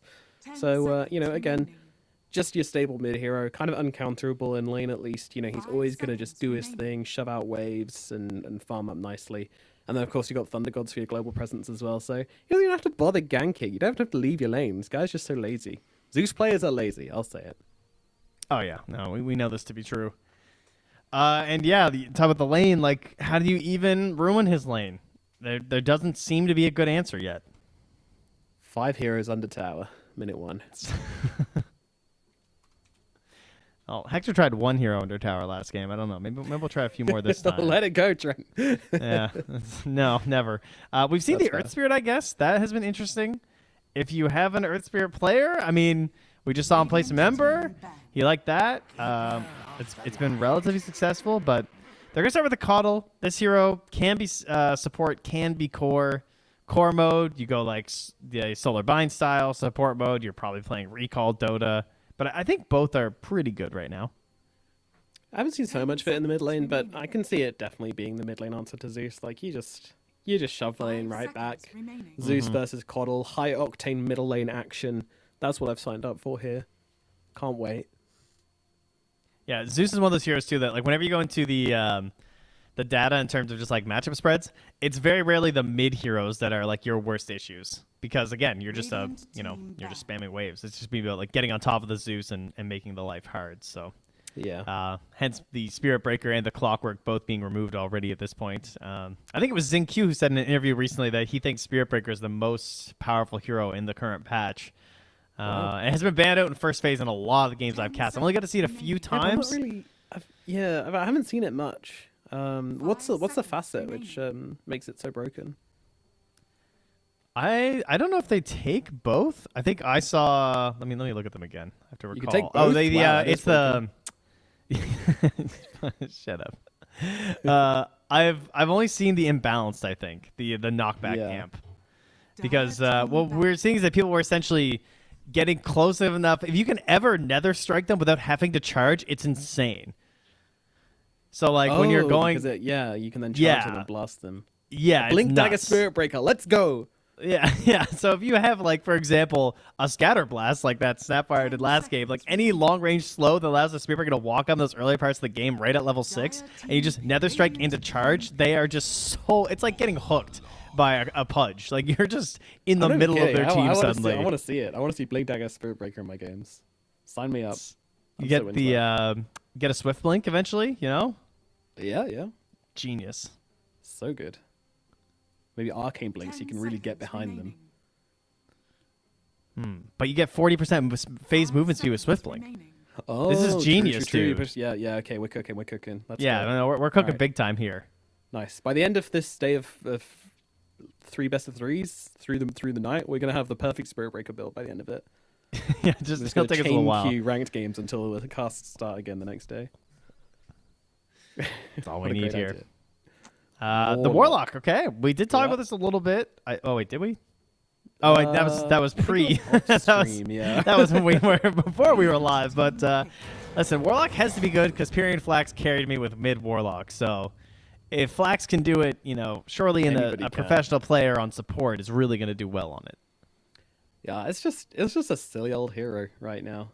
Refresher Orb is so good on him because of like all the just golems coming out of the floor and regen based golems. It's just they're just so hard to deal with, man. Like they're so difficult to deal with. I don't know. You have like this right clicker on your team that can like 2-shot heroes, turns around to deal with a golem, and the golem just shrugging off the right clicks. It's crazy. This hero needs, and then just a massive AoE too. Like there's a good chance you can actually catch Zeus in your ulti, which is wild. Even when he's flying like decently far back. But they're gonna go with the Abba. That's always been a good hero versus like large AoE disable, like versus the Tidehunter or something, because you can just ult yourself and save someone else, so you can very quickly maneuver. And then of course just having a dispel versus Fatal Bonds. Yeah, against Fatal Bonds, against Shadow Word, against the whole point of mid Coddle, which is the Solar Bind. Absolutely crazy. I mean, the Solar Bind a little bit less so because he can pretty much just get another Solar Bind in a couple of seconds anyway, which is why the hero is so bonkers. But the Vessel still going to be a really, really nice answer. Oh yeah, Vessel as well. Yeah, what a great pick. They might move Coddle to 4, but then you've got a Coddle Warlock support duo. It just sounds. You need a lot of initiation if you do that. You would need like a 3 that goes in, a mid that goes in, and a Faceless Void. It's one of those games when you have this support duo. Yep. Strength cores only from now on. But then the Tiny, this could be position 1. It could be position 4. It's a really good pick in this patch for the same reasons as the TA, basically. Could also be a mid, I guess. I didn't even bring that up. But I think with the toss facet, it does go pretty crazy for a potential snowballing mid hero as well.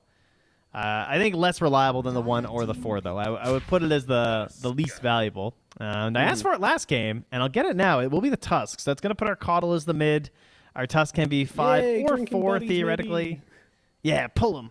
Grab him. I think Drinking Buddies is just better than Tag Team. I might be wrong, but from what I've seen from it, it just feels so good. 10 seconds remaining. Yeah, it seems like it just has a little bit more utility, too, because, I mean, Tag Team is better if you're all, like, swarming on someone, but Drinking Buddies is just kind of, you know, you just buff up one person, and that can be more helpful for, like, further chase downs and stuff. Yeah, for sure. One thing to mention on Tiny, though, at the start of the cast, I mentioned that I really like to see facets which allow a hero to kind of like move positions, and then like it gives them more kind of flexibility. And Tiny is a perfect example of that, with the toss being the kind of utility, damage, ganking style of Tiny, and then Insurmountable being the tanky, stronger carry version of Tiny. And I think that splits the hero up really well, and I want to see more facets like that. Yeah, it seems like they really want to respect kind of the history of the hero in both of those roles. Because for a long time he has been out of this like carry mode. Like we haven't really seen a lot of this like big tree swinging Tiny since like IO Tiny, really. I love that song. So it's nice to have him back. Good old tree swinging Tiny. I wonder if we're going to get that this game, or whether it's going to be a pods full Tiny. We shall see. I mean, it's a good pick against CK. Like maybe I'm wrong about that, but I feel like CK is not good against a carry Tiny, because he's just going to be able to deal with those illusions pretty nicely. The anti-armor's not going to matter too much to him. You do have to get up to kind of a certain point, though, compared to like maybe carries that can just go like Maelstrom. And then the combination with the Zeus, I might feel like you can just zap them down on the earlier end. But you're right, like 1-to-1, Tiny get big, then yeah, it's a pretty good answer. How my mind goes, you know, I don't think about those boring analyst stuff. I'm just like, oh, big Tiny versus many CK. Big tree win. Oh, trees beware. Timbersaw's here.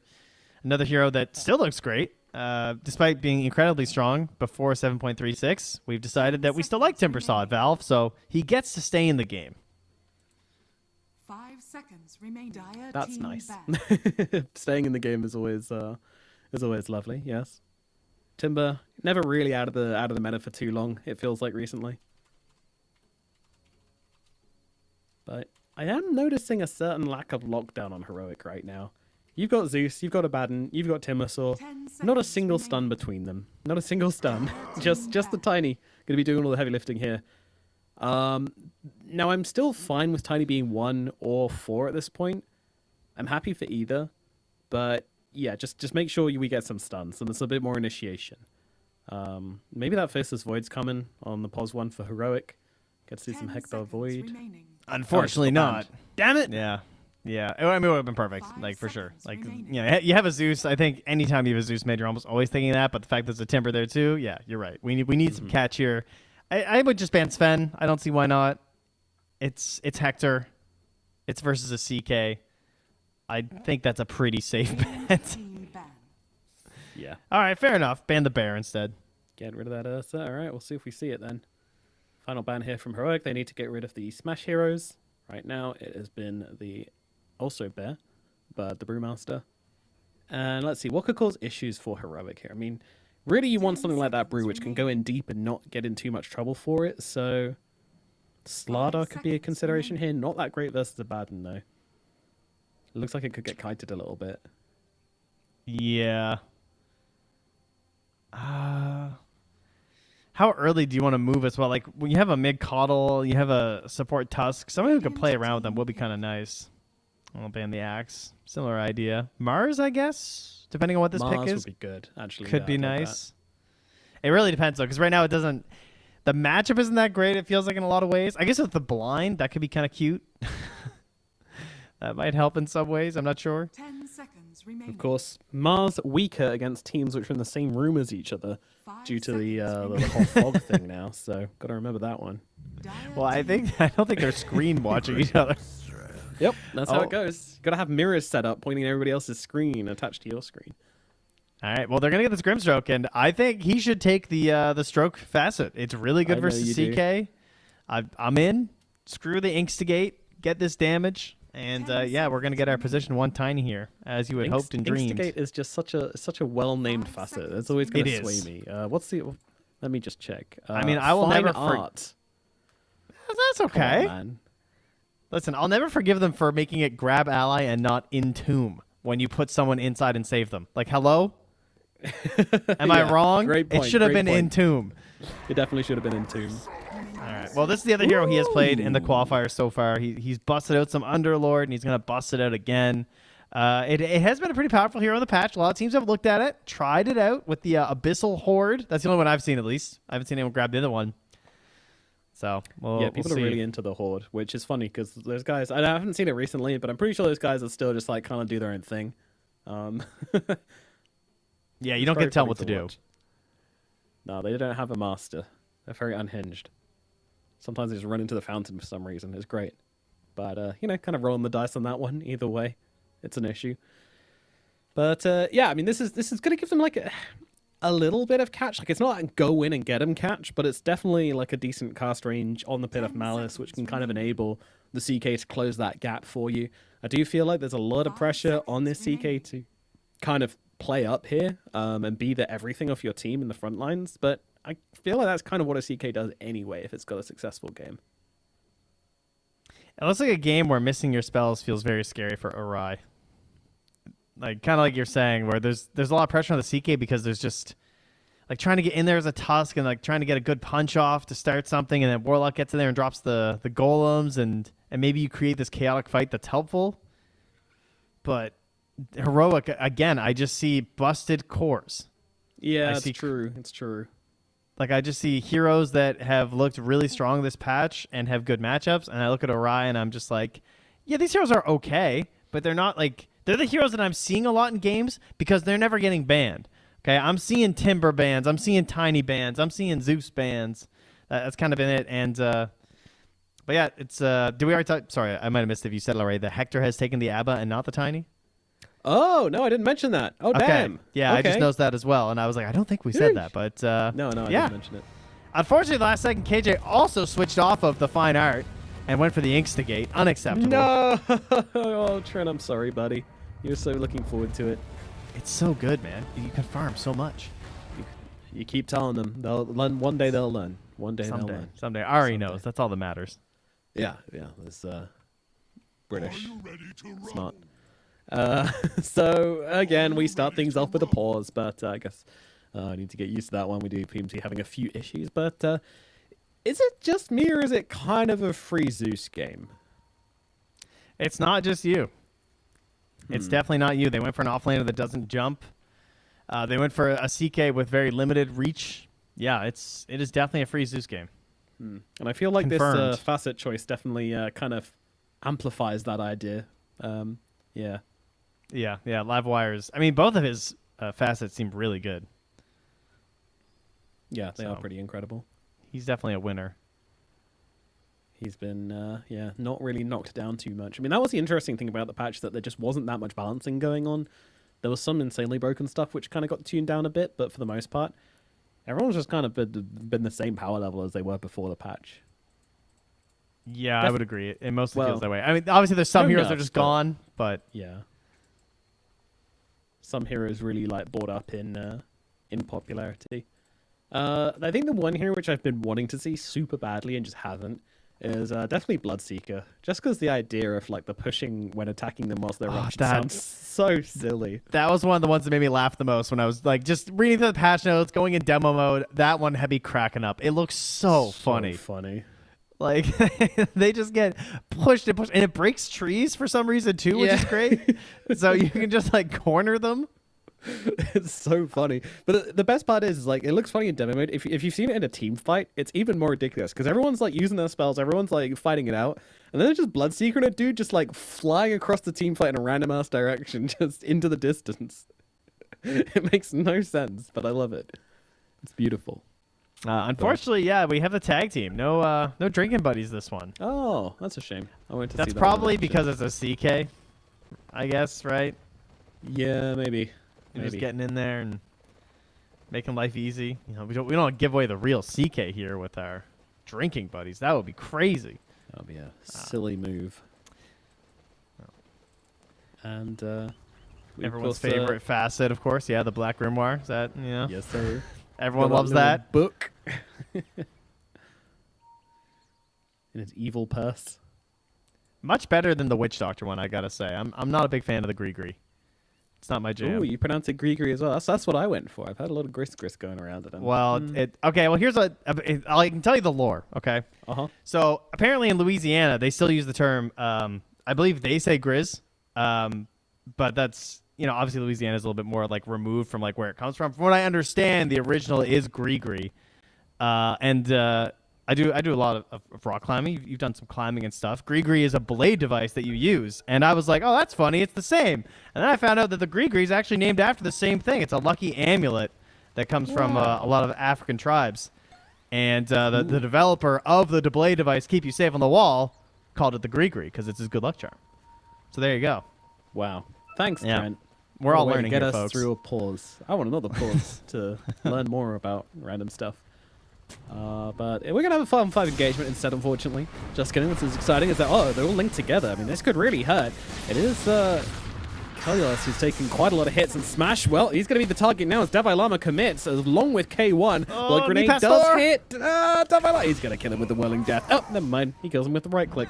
Does go down. KJ also going to be falling here as well, so they get the return kill as Destroyer tries to run himself away. Going to throw down the Blood Grenade just to try and buy himself a little bit more space, as Analog's not really giving it up right now. And it does look like that's going to put an end to the violence for now. I say that. Tiger's just running into them, going for the D-Ward. Might be trading his life for this D-Ward, though. Once again, Azido going in with another Illuminate. Catches out Analog with it, and that's going to be enough to bring him down. K1 kills off Tiger at the meantime as well. So 2 for 2. First blood going the way of Heroic, though. So you really got to be leaning their way for this engagement, though. Another game where we're just starting off with a bang here. Lots of action. Yes, sir. It was so good that Analog died there. Like, if Analog turns up to lane with no health, no mana, I guess he had the bottle coming out to him anyway. Nah, maybe I'm capping. Yeah, I mean, he'll take it, I think. All seems good for them here. Is up top, we got ourselves Warlock and Seeking. He's going to stay in the box. Zeus and Coddle mid. They're just going to blast waves. Have a fun little time. And, I mean, bottom, it's a position 1 ABBA. He has queued up Phase Boots into Radiance. And we'll see if that is the plan. I mean, this is versus CK, so that does make sense. You're getting a lot of value in the Radiance. Yeah, with a random Band of Elven skin just thrown in there for flavor. Well, you know, when you're universal, you can do whatever you want. Of course, the biggest change to this idea of the core ABBA is all of the changes to Curse of Avernus. It is very different now. It is now a single hit, so there's no, like, you don't need to build up anything. You get a chilling curse that slows them, cause them to take damage over time, and all attacks against them gain an attack speed boost. Now, that's only from you, not from your allies, correct? I'm like 90% sure it's just from you, because it no longer affects allies, pretty sure. I might have to check into the thing. All attacks against them gain an attack speed boost, so we'll keep an eye on this one. Wait, let me just read the... It doesn't say anywhere about it not being applying to allies, so I guess I think it said it in the patch, but yeah, maybe I'll have to double check that. Yeah, well, we'll just watch for it in game.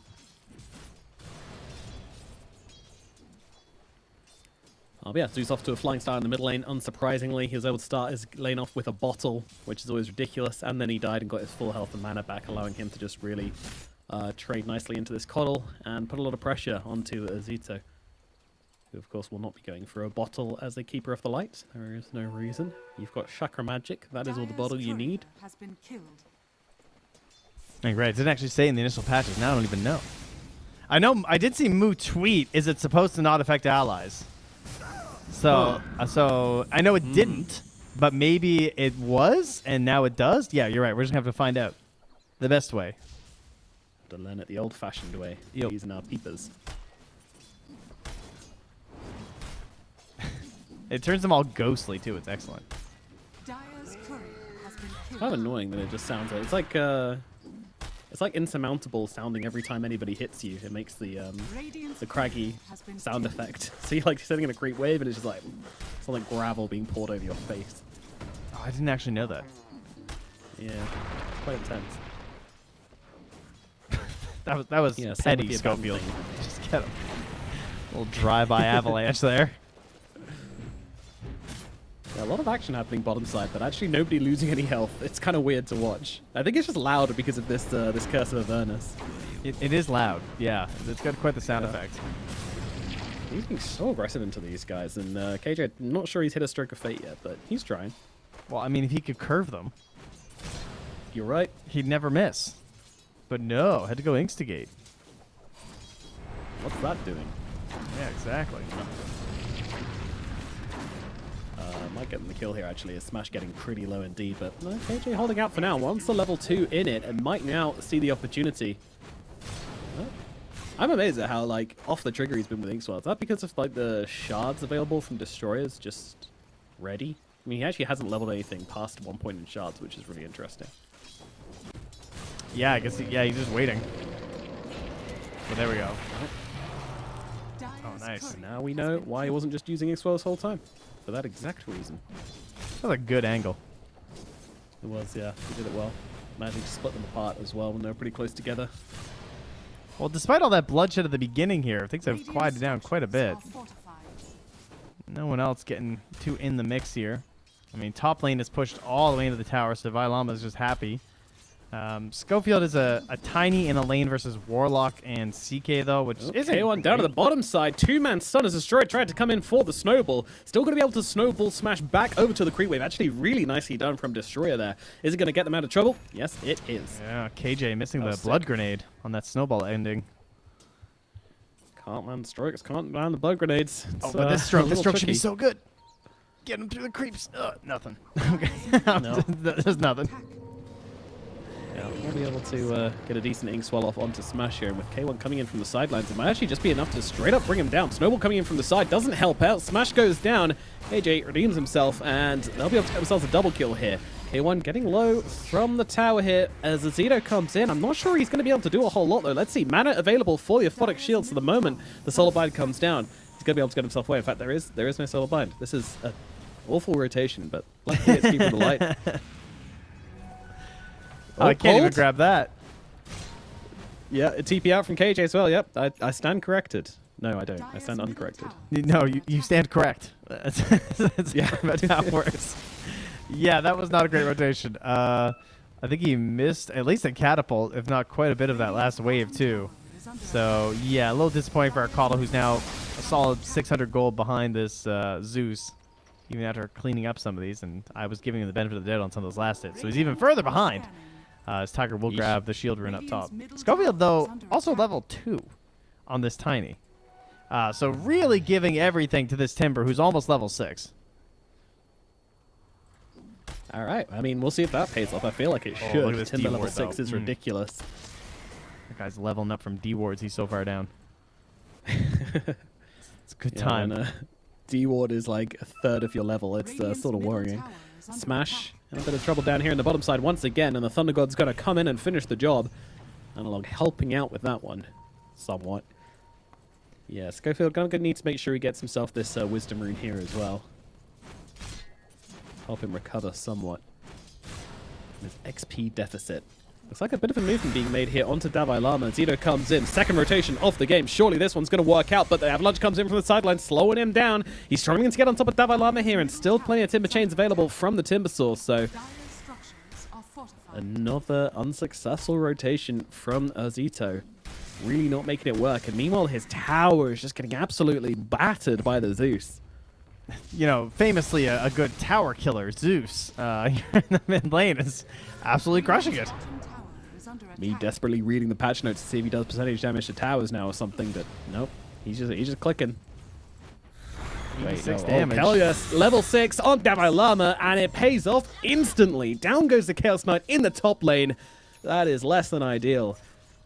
Aria +4 looking in a dire situation to start off this game number 2. Yeah, I like the way Schofield played this. Just giving all that space and time to him, roaming around a little bit, you know, getting some wards down, which now have been dewarded by Tiger, but now he's just back making stacks as they try and hold this mid lane. all this pressure in mid is just freeing stuff up on that western part of the map for the Timbersaw, so he's all good. We're in spot though. What a sick illusion ring for Destroyer there, actually. Took himself out of all sorts of trouble. But yeah, denying the rune off Analog, very important. Just stopping the Zeus really being able to go absolutely crazy. But he's even got big stacks here as well. He's farmed every wave. He's destroyed the tower, and he's got like, what's that? A triple? Yeah, the guy's doing the little triple stack boogie over in the hard camp. That's what I like to call it.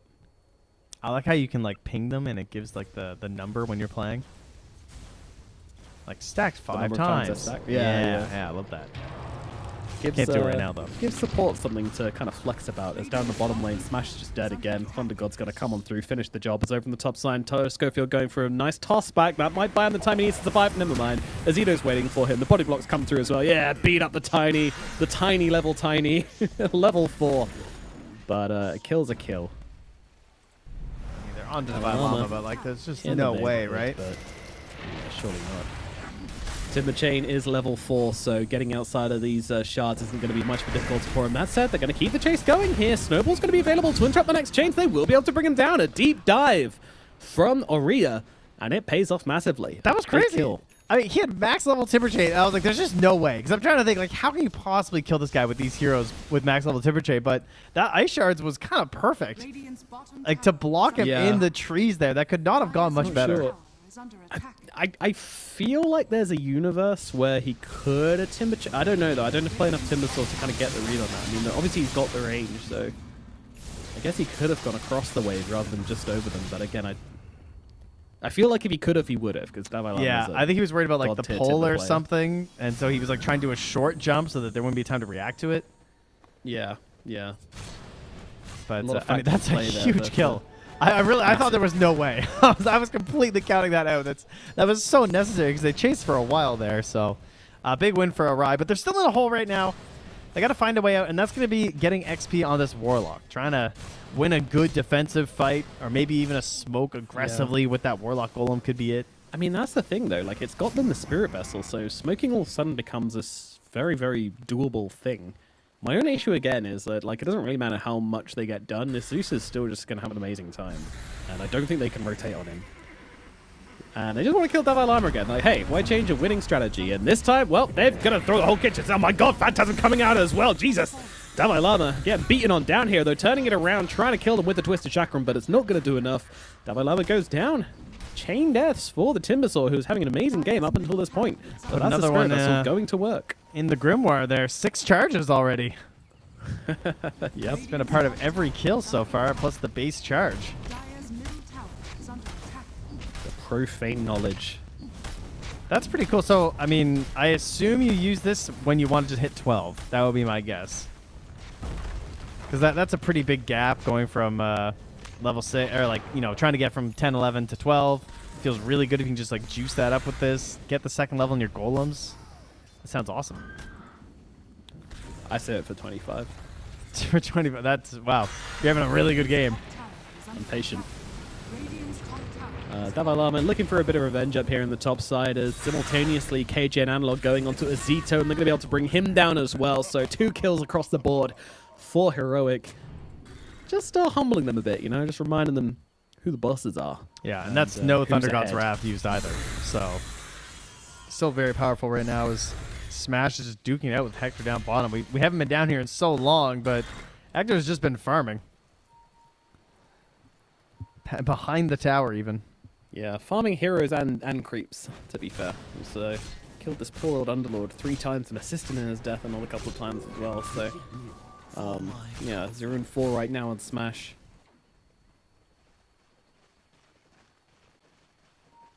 Tough times. Not really what you were hoping for from this Underlord pick. I do kind of feel like they got baited pretty massively by the Tiny. I don't know. Surely if you're playing against K1, you know this Abaddon could be a carry, but... I mean, I think either would be fine, too. Like, it's... I don't know if it even changes that much. Well, we're going to try and kill him right now. I mean, he's, of course, got that ultimate available, so he's going to be able to live a little bit longer. Buy a bit of time for some TPs to come in, but the TPs are coming. It's just Schofield, and he's just stuck in the soup right now. He's not going to be able to go anywhere, and it's going to be another kill going the way Orphoria down here. So, I mean, yeah, another great rotation. Again, these guys are great at connecting on their plays. It's just everything else, which has been a little bit messy, but still, this is going to help stabilize their game. They like big numbers. They like to move in groups. You know, they got a herd mentality going over here on the side of Arai. Yeah, that has been their better part in a lot of these, like, you know, when they're winning fights, it's mostly number based. And unfortunately, Thundergod's Wrath still up here. Oh man. Yeah, this is not a place you want to be hanging out when the rest of your team's just TP'd across the map. Unfortunate. Yeah, miscommunication there, I think. Really good together, not so great apart. Yeah. Apes together strong. I mean, they did have Golem for that. I don't know if it was just like on the edge of a cooldown, but he was also really far away from the CK. So he was just deep down that lane. Well, it's going to be back to farming. Of course, Baden way on his way to this Radiance. And that's when we're really going to see Heroic, I reckon, group up as 5 and start to take some objectives of their own. They're going to try to kill him again. That said, though, hey, this... well, we're watching the same thing back that will happen in the top lane. All right, they kill a call once, and they do it again. And K1 is going to be going down for a second time here. And he throws out the XD. He's like, what the hell is happening right now? As we have a teleport coming in down onto KJ as well. They're looking to chain it up right now. They're going to be able to do exactly that. Off that ward. The ward they left where the tier 1 died. And KJ's like, all right, they have a ward up on the pillar, clearly. But not quite, my friend. Wrong. Wow. Yeah, I don't know, Hector. XD all you want, man. I don't know what's going on there, dude. There is still a tier 1. I know you were farming behind it before, but they can still just appear. This is some crazy change of pace, honestly. I think I might need like one of those neck collars that people wear to court when they've been in a whiplash incident. Yes, yeah. You would look good. Thanks, man. Yeah. You saying I got an ugly neck? No, but it would, you know, it'll fix gamer posture, obviously. So like any of us Yeah, who wear true, one will just be like, huh. Yeah, very upright. Yeah. Scoliosis be gone. So what's Smash going for? He's got this Ring of Terras queued up, so it's going to be like a pipe going for him. Well, that's all right versus the Zeus. Interesting choice to go for that instead of Eternal Shroud. Can you speak on that a bit? I like how that CK died so fast, there wasn't even time to react to it, dude, man. He just got blown up. That's crazy. And now double Chakram's coming out on Destroy because Timbersaw does that now for some reason. He's going to go down. Whew. Yeah. Okay. Sorry. That color as well. You were saying what? Who's not going to Shroud? Pipe versus Eternal Shroud, I think. Dire's middle tower is under attack. It's a fair question. I mean, pipe help everyone. Shroud help only you. Dire's bottom tower is under attack. Beautiful. That's a good guy. Let's make his team strong, not just himself, but Dalai Lama, he's going to just sneak himself out of this one. Does break free. Wait. Was that? That was really cool. He used, right? Yeah, he used himself. And Timber Chained at the same time. Yeah, and then the chain pulls you out. And so you Whoa, can't. So you're that's not crazy. vulnerable to be stunned. That was neat. And he's going to do it again in a second. As I jump on him once more. Come on, let's get an action replay right now. Oh, no, never mind, he's dead. The damage is there. The aggression of this team is just completely unmatched. They are just hungry for kills. And they're going to find a big one here onto Dalai Lama, so...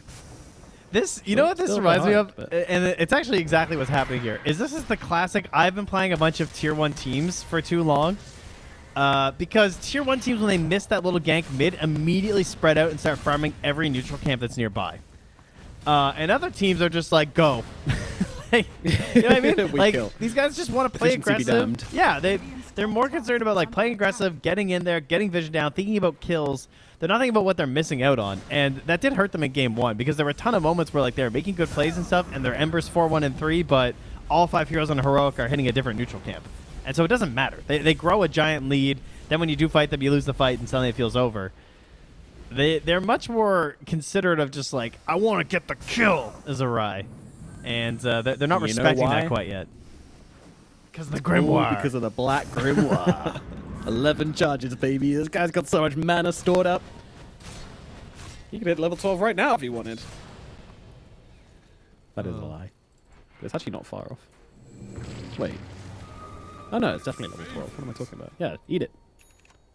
Dire's top tower is under But attack. is it the Grimoire of the Rift? That's what I want to know. Yeah, the Grimoire. How many more kills does he want on this thing? Enough that it turns into the Grimoire of the Rift and we start playing Final Fantasy Tactics. That's what I want. We'll get there. About. It's a great Dire's game. top tower is Game under Boy Advance attack. Final Fantasy Tactics, Grimoire of the Rift. 10 out of 10. All right, I'm sure Yeah. you and the 3 guys in chat that know what you're talking about are Hell yeah. rocking out to this reference. Dozens. All right, Mantis online. He's got the lightning hands. Look out! Gonna be tricky to bring him down here. He's got the mana, he's got the Heavenly Jump, and also an Ixwell coming out from the sidelines as well, turning around with the Thunder God's Wrath. It's a lot of damage coming through into the backlines as once again they try to go for Cellulus on the CK, but it's not really working out too well. Now Davai Lama somewhat split from his team, but the lockdown is not there. The damage is not coming in as Arito. He's still looking for his target, and that is going to be Schofield. Turns around with the Avalanche, but the Illuminate comes through and cuts him down as deep into the backlines of the fight. They're trying to go here onto K1, but K1's actually going onto them. He's got a Radiance, he's got a Timber Sword to back him out. The Twisted Chakram flying around, doing the damage along with the real Chakram as well. Sure, the Reactor Rift is there, but he just comes straight back in and blows up Destroyer. K1 leaves now with no ultimate available.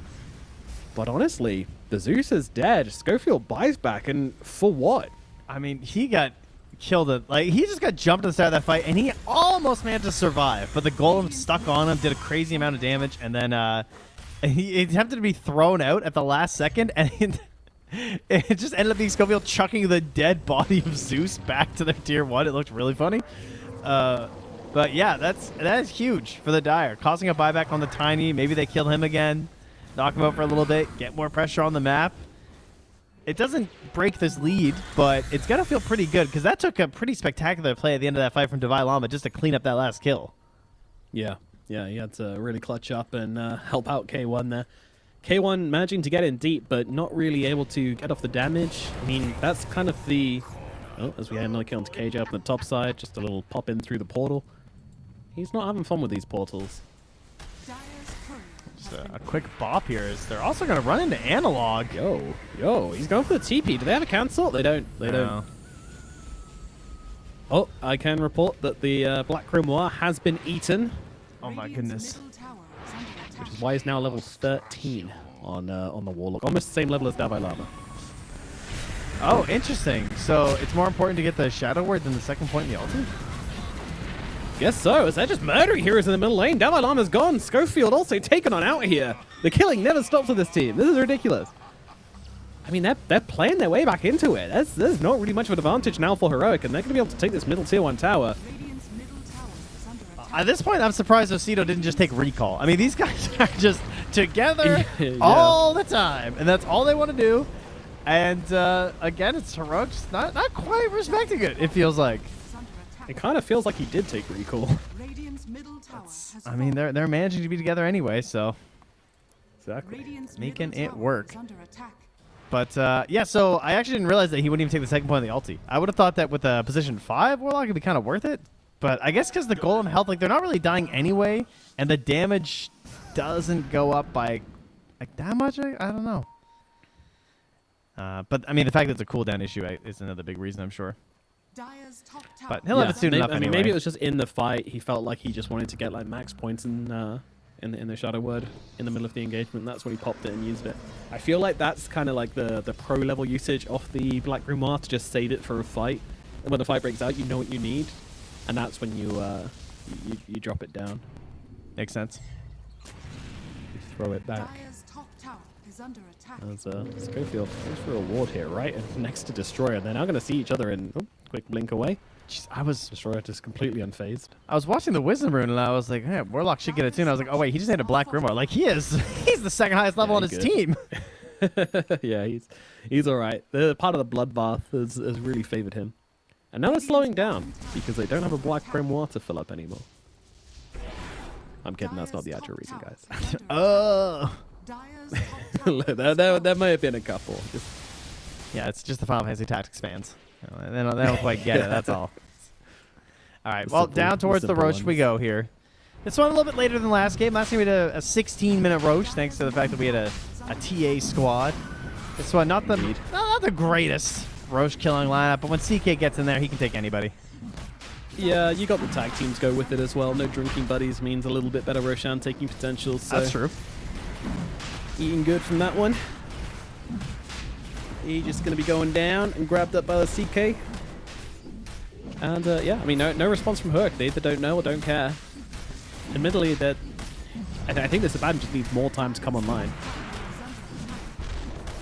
He is rich. They all are rich on the side of Heroic. That's one thing they have not been failing to do this game. They've been done, but they've been farming. My god, have they been farming. You know, I do have a problem here. We need to bring back Frozen Sigil. It's just a cosmetic that floats over Tusk's head now with this innate, as he is going to find KJ and his ward. Didn't quite see KJ, I don't think, though. Oh, the ward. He sees him. Oh, he's gaming. Yep, left, right. Yep, doesn't find him. And now in comes that portal. This portal is literally just the KJ express line. It's like a tube map, which leads directly to KJ every time. The little tube color is just a straight red line, like to blood, you know, easy. There's only 2 stops. Yeah. KJ's face. That would be a pretty funny design right now, actually. Like a subway design of the current Dota 2 map. You could just have like the lanes plus the twin gate busting through the middle. There you go. The next open qualifier team, guys. There you go. Yes. Subway Surfers. Boom. Nailed it. It works on so many levels. Yeah. That's how we get the zoomers into Dota. Destroyer. That's doing a bit of deordering right now. And again, you know, I mean, it feels like Heroic aren't just aren't bothered about any of this going on right now. Like they're just like, yeah, you can kill us, you can take Roshan, you'll never take our tier 2s. They seem so confident in their game plan. I think it's just like you open up the last hits and it just tells the story to me. Like they don't care. Like they're just getting so much out of the map, and it's just look at those numbers. Those radiant numbers. Big number, dude. They don't care. Like, we're just gonna get more gold. We will be richer than you. You guys might get a few picks here or there, but the efficiency that we're getting is more than making up for it, and then we're going to take your Tormentor.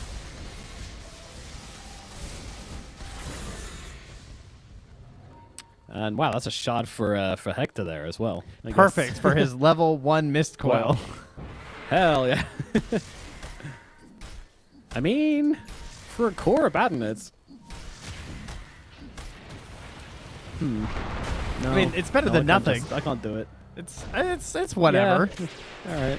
You know, maybe we'll see a sick usage, such as that 4-staff right click I just witnessed. Boom.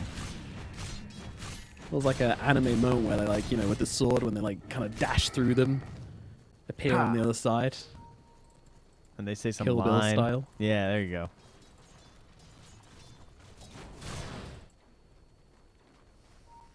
All right, Harpoon probably going to be a pretty big pickup here for K1. That kind of gives him the ability to actually kill someone. The kick is interesting. 3 kills, all of which were from the laning phase. He hasn't done any violence since then. He's been a pacifist. Yeah, you're right, actually. All right, a punch on the Divine Llama here. Yeah, another day, another portal. This time it's onto the Timbersaw, but he has got a BKB this time around. Analog's joining him with a BKB of his own. A BKB Zeus just rocking up in your face. What you going to do about this? Well, they don't have to, because he's not really doing a lot of damage back to them. K1 getting involved in the fight. Look for the Warlock right now. Warlock is going to get taken on down. Oh, Snowball comes out, but surely he's dead afterwards. Where is the Snowball going? Absolutely nowhere. But he 4-staffs away. He's going to live. Wait, K1 just struggling here, getting kited by this Tusk. And, well, he's going to keep on going. This time he's onto Arito, and the rest of the team are kind of just coming over. And where is Heroic? They are just not helping out that boy, but do they even need to? Davai Lama comes jumping on in. They'll bring down Ozito. They'll want to look towards the carry as well. Cellular's going to have to BKB TP out of this one, but they found themselves yet another target here. Smash is going to be that guy, and they will bring him down. It's a double kill for Davai Lama. Heroic, they knew they just needed to let K1 Cook come into the fight a little bit later. Schofield just dies to imps. And Destroyer might be dropped down as well here. He's not got anything left in the tank, so it is just going to be 3 deaths. And somehow Tiger manages to walk back to the well, despite nearly dying on that Warlock. But yeah, everything going the way of Heroic. Not able to bring down this Avo, who's just up at the front and doing a lot with a Radiance in a fight that lasts that long. Absolutely. Yeah, his damage output was pretty insane. Someone that wasn't really getting to click anyone. And you mentioned that, you know, this Aurea +4 team really love to be together, and that's kind of showing in the net worth graph now as well. Yup. They're stuck. Sorry, the chart, not the graph. The graph looks cool as well. Oh, nice, look at those. 5 of them all hanging out within touching distance, but Yeah, it didn't help them out too much in the Look at the gold gained from Heroic from that fight as well. They went from like 2k gold to like 10k, 11k. This is crazy. Winning the big fights are the best times. And, I mean, if you're going to try and end this, like, maybe Destroyer's kick will do something on this Tusk. I mean, trying to get the Abba out of the middle of the fights is an interesting idea. Yeah. As Schofield tries to jump through the portal. Yeah, he's trying to escape. Oh, toss out, run away. Oh, he gets Yulzed up. I almost wanted him to make it, but he will be going down here. Or even was the other end of it? Tower is under attack. Top side. Oh, up there, I see. Under the tier 2. So might have just got one shot by a tower, which would have been kind of funny. All right, well, I mean, hey, it's another kill, and it's, again, a big gold lead, so you're getting quite a bit of XP and gold from a kill like that. 372 over to the Coddle. Yeah, for sure. One kill at a time there. And that That was does the interesting give the thing about kick. that last fight, though.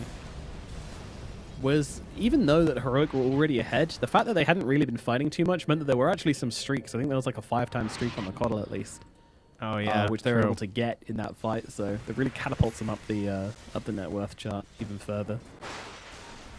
Dalai Lama going on to the CK, forcing out that BKB at the very least. Phantasm also going to come down here as he tries to deal the damage to the CK. Stun available, doesn't come in time though.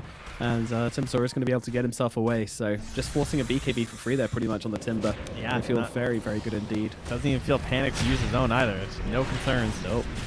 He's chilling. Big chilling is in the middle lane. A bit of violence taking place as Tusk is kind of getting slowly beaten down here. KJ not exactly healthy either though, but then comes K1 and he's able to just finish the job onto Destroyer. KJ does go down as well on the backlines, but they're able to run down the Coddle. That's the bigger kill as they just keep on going. Smash is going to be that next target. The Underlord trying to make his way out of this one, but he just doesn't have anything to play with, and the damage comes through so sick from that Timbersaw in the tree lines there with the Willing Death. And they will just rip through that Underlord. And now, Heroic, well, they've hit their timings. They're starting to go. And it doesn't really feel like there's much that Rio can actually do about it. Yeah, it just sort of had this like foreboding, inevitable feeling to a lot of this game. Unfortunately, just Dire's middle tower so is under much attack. tight play together from Arai that eventually, like, if you just can't connect with every single kill over and over and actually like finish objectives at the same time, then this efficiency play from Heroic will eventually overcome you.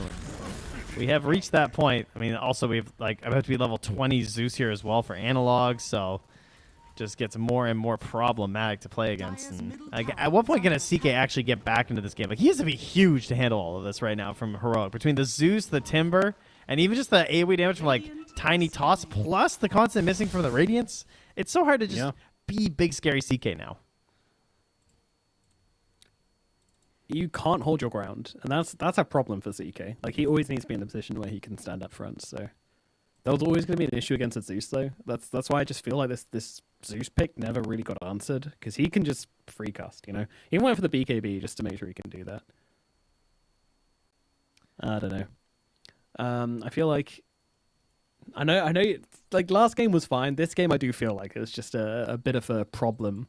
And that's why Heroic were just so chill. They were just like, we don't need to risk the game by putting ourselves in a situation where we could do some like dramatic throws or anything like that. We know that as long as we have just like a little bit more gold at this point in the game when we hit our items, there isn't really much they could do about it. You know, they knew that Ori is just not going to be able to fight back. Very confident read and yeah, very consistent game from Heroic so far. Like, sure, they bled a lot of kills. You know, it's 20-20, but a 16k gold advantage. It just looks so ridiculous. Yeah, it really does. I mean, good news though, like, if they're not able to come back in this game, I would be feeling okay moving through the rest of this qualifier. Keep in mind, there's 2 slots, okay? And you've made some okay moves versus Heroic, who are pretty much undeniably the best-looking squad here. I think that's safe to say. They should be number 1 on the old power ranking of the region. So hopefully going into your next series, if it's not going to be this upper bracket, you're going to take some of that confidence with you, because there's definitely some other hard hitters.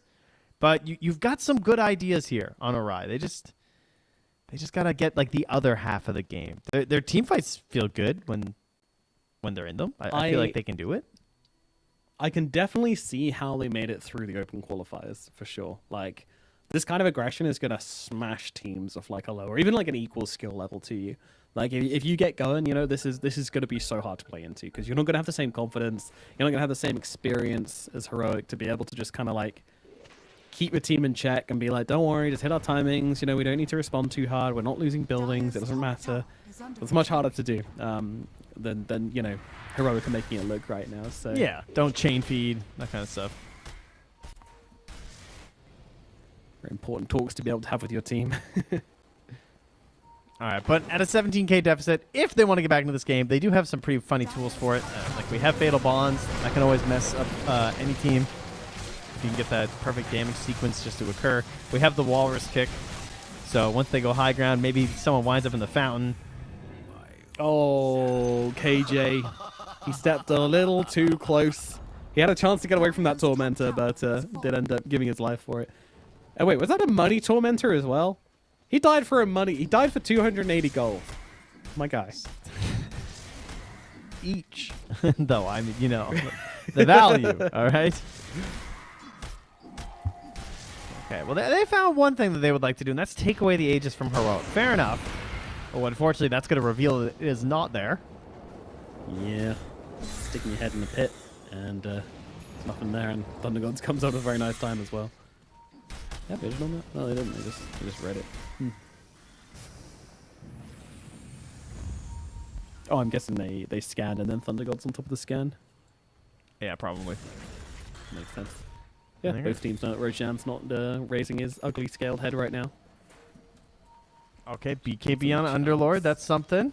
Smash gonna show. Is that the plan here? Yeah, he's gonna show. He's like, oh, I'm a big juicy Underlord. Oh, I'm scared. That's the problem though. When you go for this, oh, he's got a BKB now. Okay, this is why. Yeah, last game they tried this a few times and Smash just died for nothing. Yeah. Oh, but they're not playing it like it's a bait. They are really far away from him right now. He's gonna pop the BKB, but he might just be dead regardless. Oh, Coddle.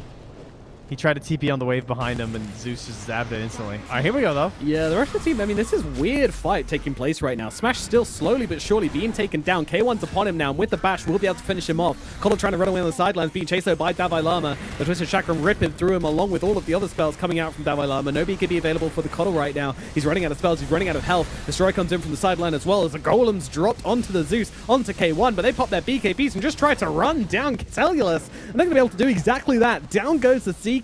Double kill for K1. Tiger all of a sudden finds himself completely in no man's land. Nobody here to help him give any cuddles or anything, and he's just going to get cut down now by Abaddon. Meanwhile, deep on the other side of the map, Davai Lama's going on an adventure.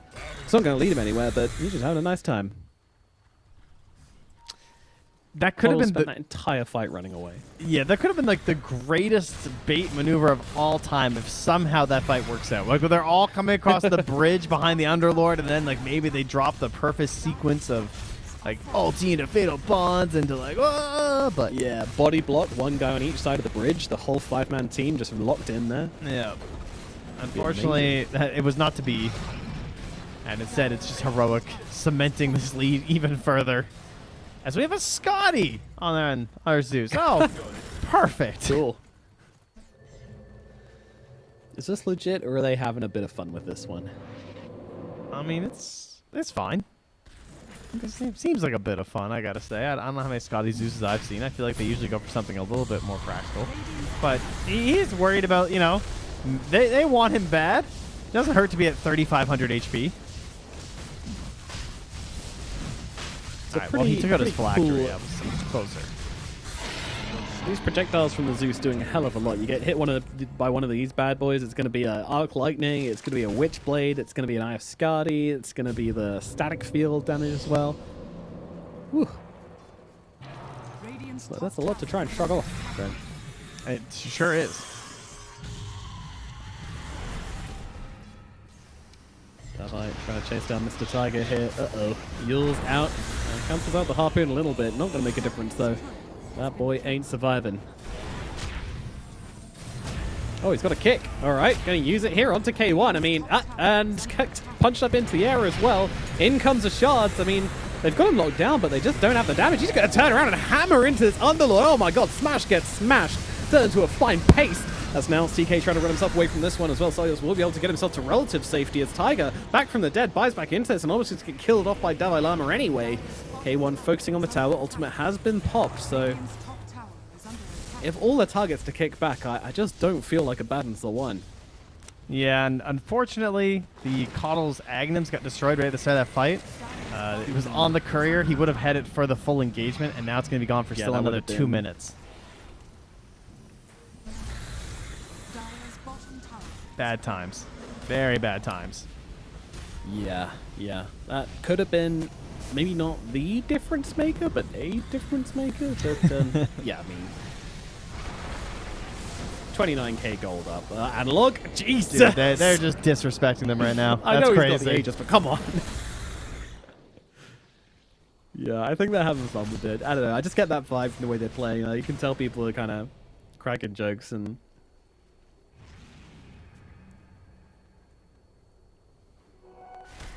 I just want to be. I want to be playing on Heroic right now. It seems like a good time. I'd rather be on their team, yeah, that's for sure. I'm more used to being on the other team. I know this feeling, you know? Yeah. You're sitting back here, you're just like, oh man, what do we do? Get it on the map. How long until tier 5s? Okay. That's where we turn it, guys. The Warlock player is constantly just saying, guys, I just need one Fatal Bond. Let me get Refresher. I get Refresher, we win this game. Heard that many times. But it doesn't look like a Warlock player to me, I'll be honest. He's got a 4-star, he's got a mech. Like, what's all this? What's all this? Guy? It is confusing. I don't know where his Midas is. He just got a tier 3 and a tier 4 neutral. It's been that hard of a game delivered to him. He wants to look at both. Why do you get a psychic headband and the ninja gear? Oh, he's gonna. You can't swap them. Oh, I mean, he literally just got the tier 3 and the tier 4, so he just, I don't know, just seeing. I'll take click both, I something. guess. Oh, they're gonna throw K1 right onto Tiger's head. He is gonna be able to turn around and get off the chaotic offering before he dies, but who needs a blink dagger when you've got a Tusk on the enemy team? I guess K1 in deep right now, and absolutely fine with it. Use the borrowed time just to keep himself alive under the tier 4s, but now it means he doesn't have a... Oh, Destroy tries to go in for one more kick, but it doesn't work, and he gets himself brought down instead. Buyback from Destroy. They're going to keep on trying right now. Silas with the BKB just cannot stand his ground. The Zeus, the Tiny, the damage, it's too much, and they're just going to go in and finish the job. The moment that BKB ends, that CK is gone. And now, well, surely they can get a kick back from this position here. Destroyer's got the kick available. Is he going to get anyone in? No, no one's taking a dip in the fountain today. You see Devil Alarm on the sidelines, but I don't even think they can kill him if he does go into the fountain. So, Destroyer will just wait for the time being. But this game, very much over at this point. Like, sure, you lost your support, but these boys are just too big to fail at this point. Aegis available, going to get popped. Zeus going to come back in a second. They'll move here onto K1. K1 has got the borrowed time available in 1 second. And he's not broken, so there you go. Borrowed time comes through. They have yuled him up to try and keep him low. Destroyer going to punch him up for the time being, just trying to control him up, but he's going to get cut down. Buyback not available on the Tusk anymore. He's gone. No fountain shenanigans available, which I believe means the end now for Uria +4. We're going to hold on, apparently. Okay, they're not GGing out for now. The CK comes back on in here, trying to help out with the kill. Soulbind out onto the two of them. The double Yule's coming down. Hello, Underlord going to buy back into this one, but they've lost their CK just again. He doesn't look like a Chaos Knight. He looks like a Chaos Squire. Killed off every opportunity. Yeah, I wouldn't want me riding back to the castle after this one. Just don't go back, man. Yeah, you're a rogue knight now, brother. Yeah, there's no seat at the round table anymore. Don't think so. Oh, slowly but surely, Schofield maybe goes into the fountain. That's kind of all I'm looking for right now, is if anybody can get knocked into the fountain by the Tusk or by the Lightning Light, but not yet. And now, uh-oh, Coddle takes a step too far forward. Analog cuts him down, smashed under the cover of BKB. Just looks like a big old slug, and he kind of hits like 1-2. Can't really connect with any of his spells, any of his damage. Sure, the Firestorm's delaying things, but Mega Creep's now gotten K1. He's got all he needs. Jumps forward here onto the Coddle. Yells out onto him. Azito gonna play around him for the time being. Drop down the Will-O-Wisp. I mean, this is just a slow but definitive end for Heroic. Well, coming in with the power that you would expect for this team in this qualifier. As their first round matchup's gonna go their way. It's Hector finally takes a little dip there. Yules, and now the shards, okay, and now the blinding light, yep, now the kick up, okay, and now another kick, yep, all get him. right, yeah, this is good. Yep. All right, there we go. We see the fountain. Let's go. This is what I've been waiting for the past 5 minutes. Chakra kick, chakra kick. Let's go. Another one. Woo! Oh, he got an illusion. I don't know what he got. I think I don't know what just pulled happened him? there, but I I'm not think sure. Either way, he's dead now, so it doesn't matter. I think the Will-O-Wisp pulled him out of the kick. Oh, yeah, you're right. 'Cause it's like in the air. I also think I think the illusion was in the air, not the but it's fine. Twisted Chakram flying around, doing its thing. I mean, what are we even doing here, guys? I guess they're having fun, apparently. Yeah, seems so. How dare they? No GGs coming out yet, so we just chilling. Analog. He's gonna click into Smash Right. Look at the damage coming out from Analog. Woo! The Zeus be clicking right now. The Mega Creeps, though, they've got other things to do. They're looking to get on with it. And they will finish the game as the Ancient does explode. Heroic get the 2-0. And they have to choke it out of Rhea +4, but they are sent down to the lower bracket. Yeah, that was a tough one. Yo, shoutouts to Timbersaw, still having pure damage. Feels good, man. You can see that right at the end there. That's good. We had Eternal Shrouds coming out in this game. Well, not in this game, sorry, in this patch everywhere. And just pick Timber, folks. Like, I can see how life can be pretty good there. But you gotta play like Divine Llama, because he did have a lot of really nice plays. Like very good on like the timber chains with the pullbacks at the same time. So he really gets the most out of this hero. So it is a bit of a pleasure to watch there. No wonder he's a grand master. And a Rye +4. Next series will be better. They'll bounce back. It'll be probably easier, I would imagine. Yeah, So yeah. we'll see if they're able to flex their stuff and get themselves a win down in the lower bracket, eliminate some teams. I mean, if you're like a kind of, middle tier SA team, you got to go down to the lower bracket to play against these guys. That seems like a pretty scary prospect, like the rabid, aggressive, unknown team of Arai +4. Ugh, not a team you want to be playing off in an elimination series. So, yeah, definitely going to be a scary shark down there in the dark waters. But, of course, still losing out here as Heroic take a step forward. The first team to do so here in the SA region, as expected. Any closing thoughts on this one then, Trent? Well, we have we do have another stream that's going on right now. That is on EWC_Dota2_EN9. And that is Midas Club versus QS Esports. And those are two really good teams. Midas Club is Costa Bile. ADR, FCR, Hiko, and King RD.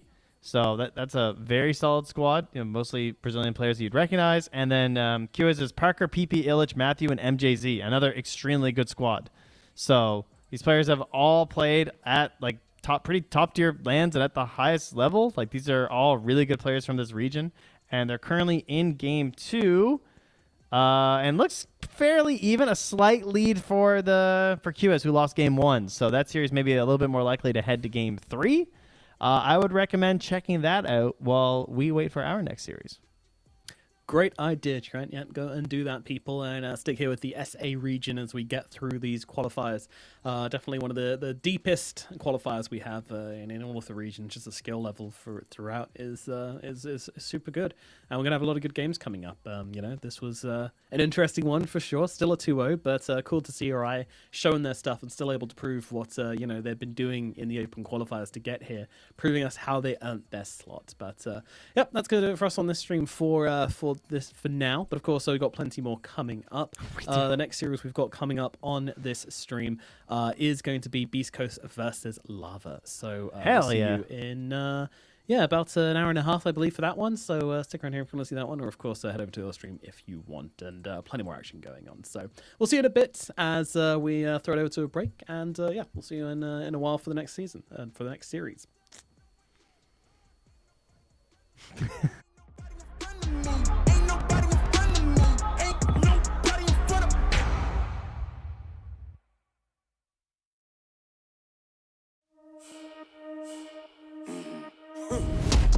Everybody trippy, yeah, we come in, yes, they're back. Yeah, we walking with a body bag full of cash. Cut from a different rare, we raise it like a flag. Unapologetic. We gon' keep running it back, running it back, running it back. Running it back, running it back. And that's we gon' keep running it back, running it back, running it back. Running it back, running it back, running it back. Hey, 10 toes, I'ma never miss. Boy, I'm locked in, never take a loss in the sport, boy, I'm top 10. Giving work all around the clock, I know they watching. Got it out of the mud, ain't had no options. Oh, yeah. Let me go ahead and change my style.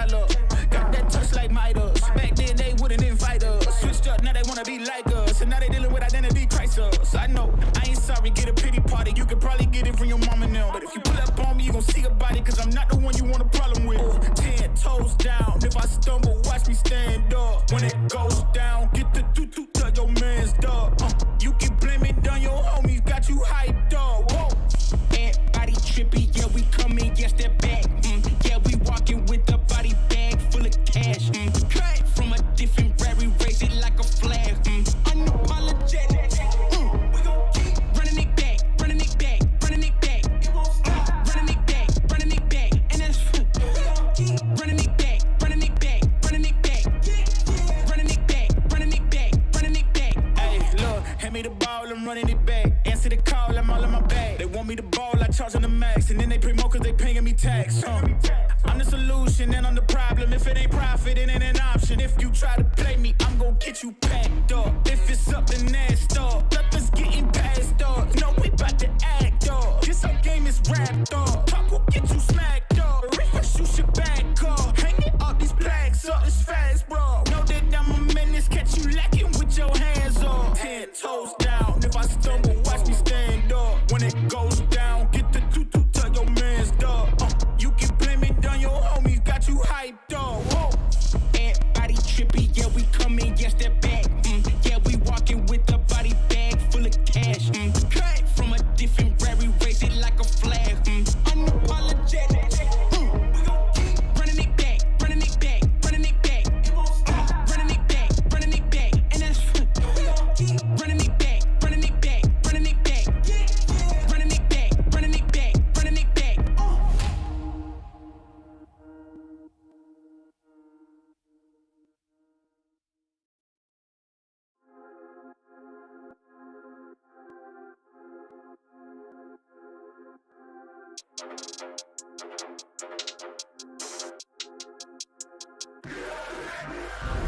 You can't manage this, can't break this, boy, I'm funded. Gotta keep my distance when you not 100, From the same ones say they love you, late and funny, You can't match my energy, and yeah, you know it, Way too cold, yeah, man, I'm way too cold, Way too cold, yeah, man, I'm way too cold, Way too cold, yeah, man, I'm way too cold, Yes, I meant it, yeah, man, I'm way too cold, Hey, I'm a problem when I'm on top like this my designer flow, Hey, gotta keep my fur coat close, cause I'm a boss and I'm way too cold. I didn't really wanna come ask me why I gotta act like this. Tell them that my pocket too swollen, they already know I'ma flex with a bag like this. Like, I'm at the top and that's literal. I'm making money, it's digital. They watch how I step in, it's pivotal. They wanna be me and it's pitiful. I cannot be no one else and I'm flexing, I'm glad to be me. There's no angle they can come for me, boy, I'm 0 degrees. Way too cold. You can't manage this, can't break this, boy, I'm funded. Gotta keep my distance when you not 100, Those the same ones say they love you, late and funny, You can't match my energy, and yeah, you know it, Way too cold, yeah, man, I'm way too cold, Way too cold, yeah, man, I'm way too cold, Way too cold, yeah, man, I'm way too cold, Yes, I meant it, yeah, man, I'm way too cold, Yeah, I'm killing it, I'm the realest. Ain't gotta say, gotta know you feel it. My flow got a code, sick as the illest. I know that I'm great and they about to witness me going in. I went way up, about to go again. You see me on the telly, then you tell a friend. Cause you know I'm about to rain, it'll never end. Cause I got big dreams, big goals, never settle, gotta keep on going now. You say you got it in that Red Bull, I got the wings and I ain't coming down. No. I keep it straight, every line is so intentional. This is your moment to let it go. You know that I'm into it, I'm way too cold. Too cold. You can't manage this, can't break this, boy, I'm funded. Gotta keep my distance when you not 100, Those the same ones say they love you, late and funny, You can't match my energy, and yeah, you know it, Way too cold, yeah, man, I'm way too cold, Way too cold, yeah, man, I'm way too cold, Way too cold, yeah, man, I'm way too cold, Yes, I meant it, yeah, man, I'm way too cold,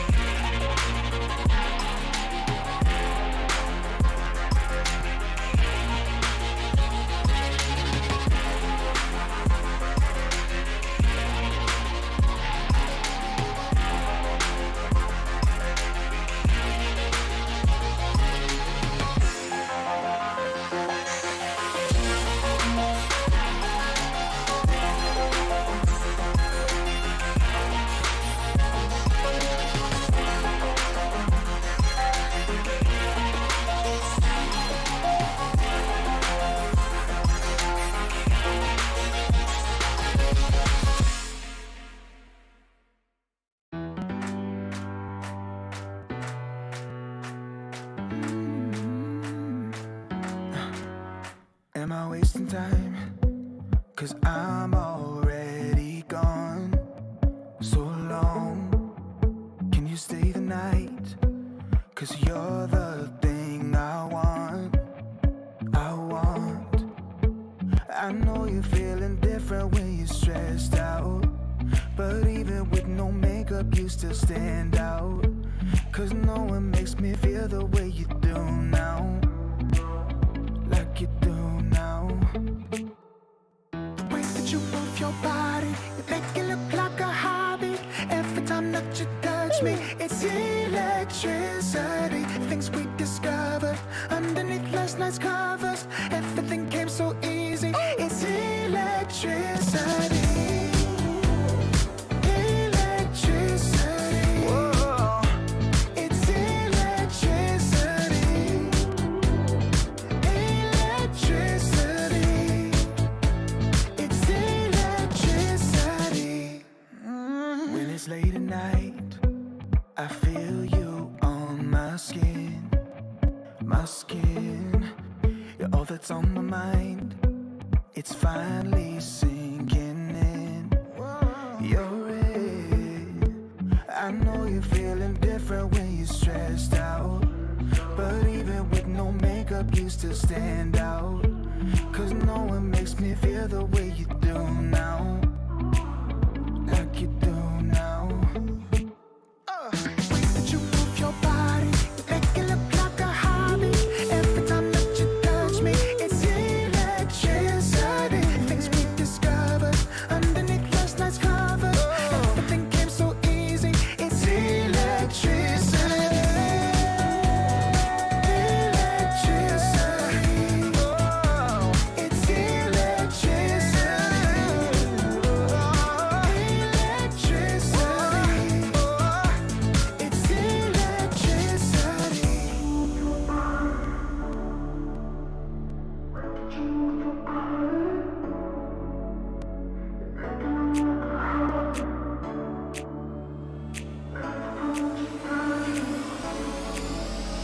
The way that you move your body, you make it look like a hobby. Every time that you touch me, it's electricity. Things we discovered underneath last night's covers. Everything came so easy. It's electricity. Electricity. It's electricity. You move your body. Electricity. You move your body. It's electricity.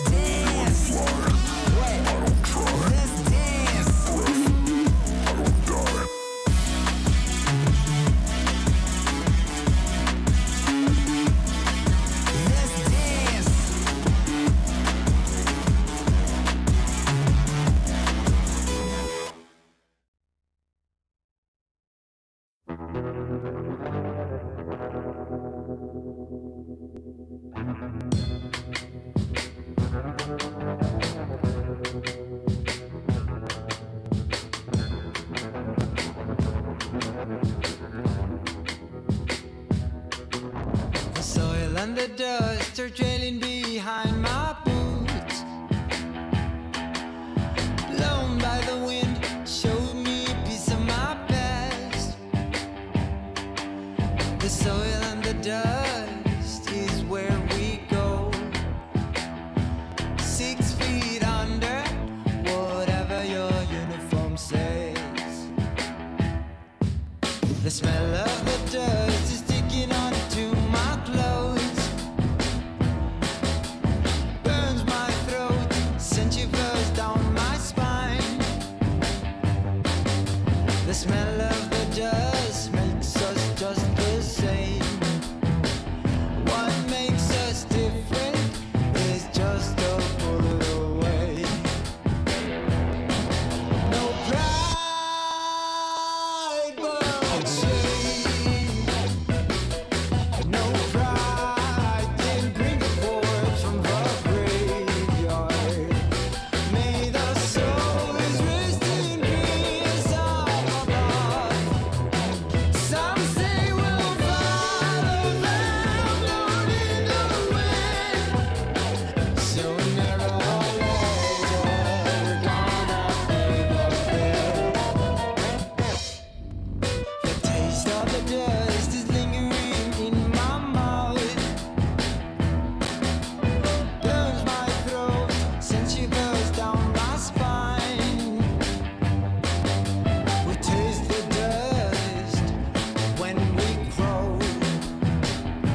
6 feet under, whatever your uniform says. No pride but shame. No pride can bring the corpse from the graveyard. May the souls rest in peace up above. Some say we'll follow them down in the wind. Sooner or later, we're gonna pay the bill.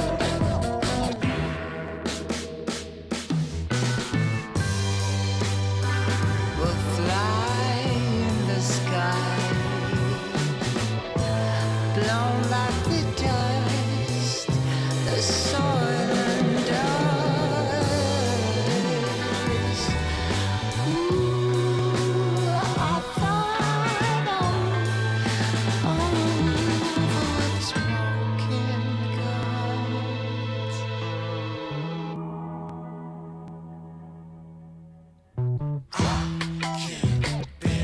All this fuss around me, all this mess around me, makes me feel alone.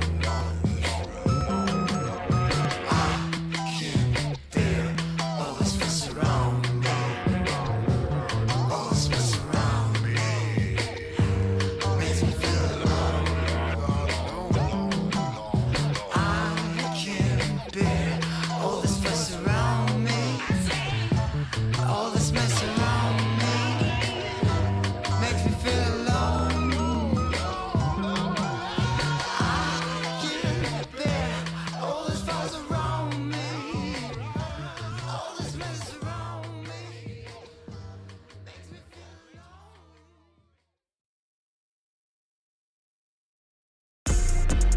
If I gotta do it, I'ma do the most. Since they paid to see a show, got the South overflow, yeah. If I gotta do it, I'ma do the most. Watching me, they take no razor toast to the goat, yeah. Body be dripping and fancy, part of my nose with that fancy. Money on me, I got plenty. Hundreds, 50s, and 20s. Stay stack, lot of them. Rags, house by the lake, bought that. Opposite the brakes, draw back. Paddock on my wrist, I'ma hit 'em with a drip. They gon' pay the VIP to get a pic with me. I'm a star. Brand new keys to the car. I'm the boss and the king and the czar. Got me so high, so addicted. Telling me I'm the only queen of his heart. Guess I let you co-star. If I gotta do it, I'ma do the most. Since they paid to see a show, got the South overflow, yeah.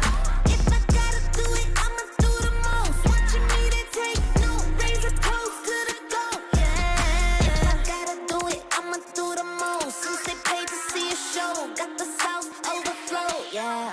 If I gotta do it, I'ma do the most. Watching me, they take no razor toast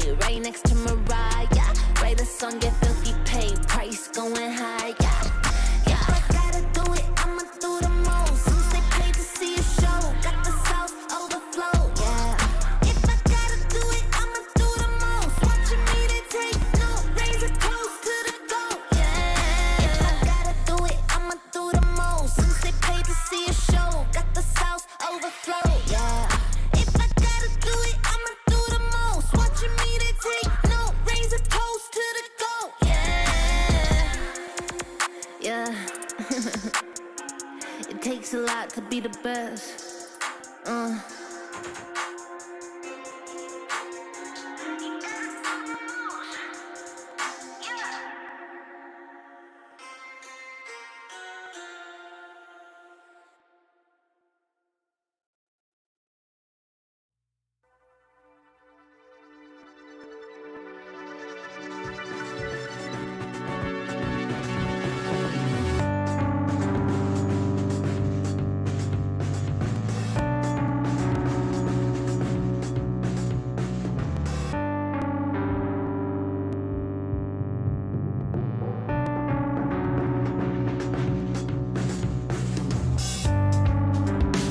I've never seen you this gone.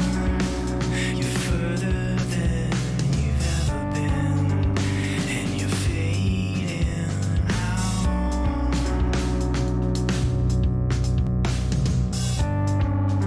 With your hands by your side, you're closer to the edge. It's your final breath of courage.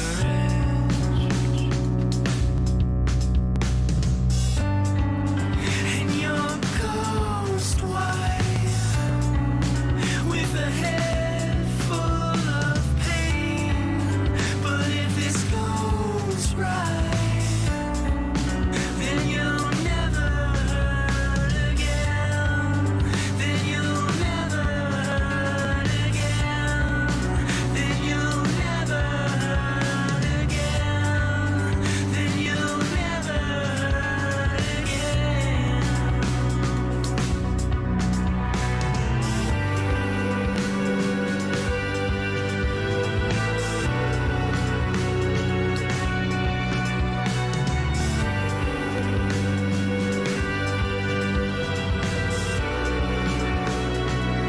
I know you've got it in you. You've gotta face it all. This life will continue, even if you fall.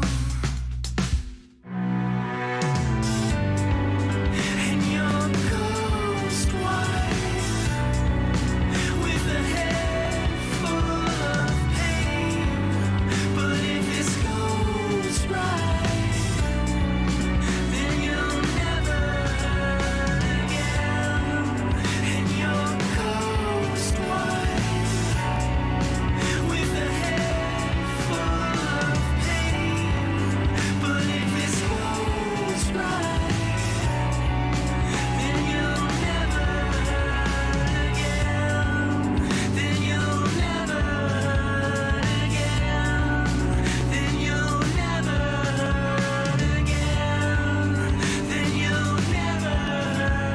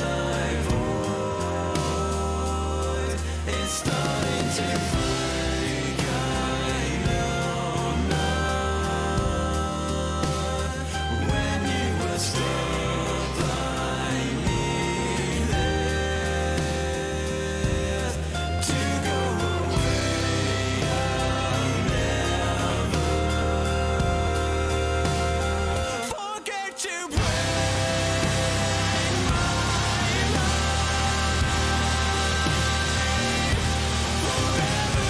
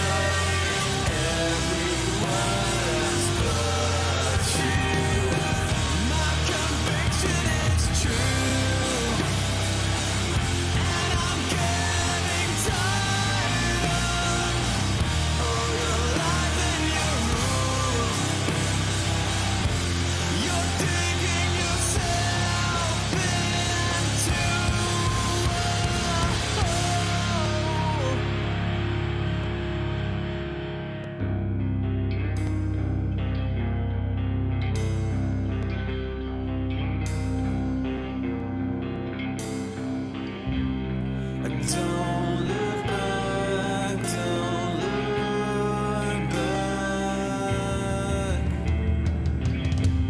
I won't let go, can't let go. Calm your voice, or they will find you.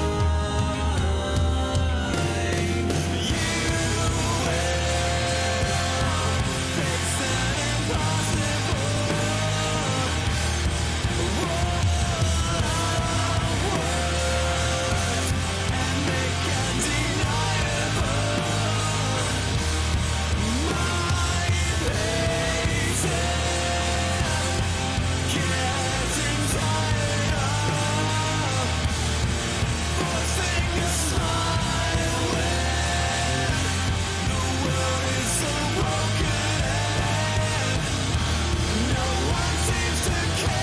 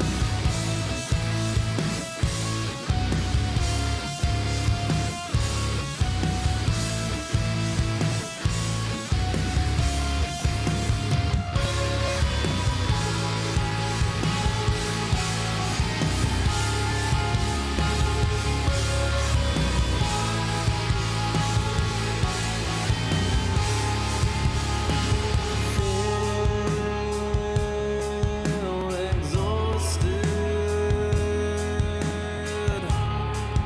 for all I've learned. I'm barely suited for the task ahead here. Wounded by the way you took over me. No point in being here at all. This friction has no place in this relation. So tell me another way. Caught in a landslide, and bird's-eye tear. And I can't wait to finally get out of here. 'Cause I feel like a freight train is running over me. So I'll say what you want me to make you believe. I'll walk more than just enough to survive the winter.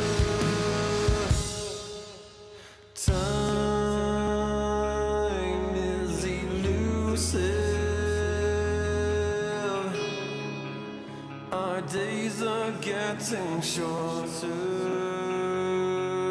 It's now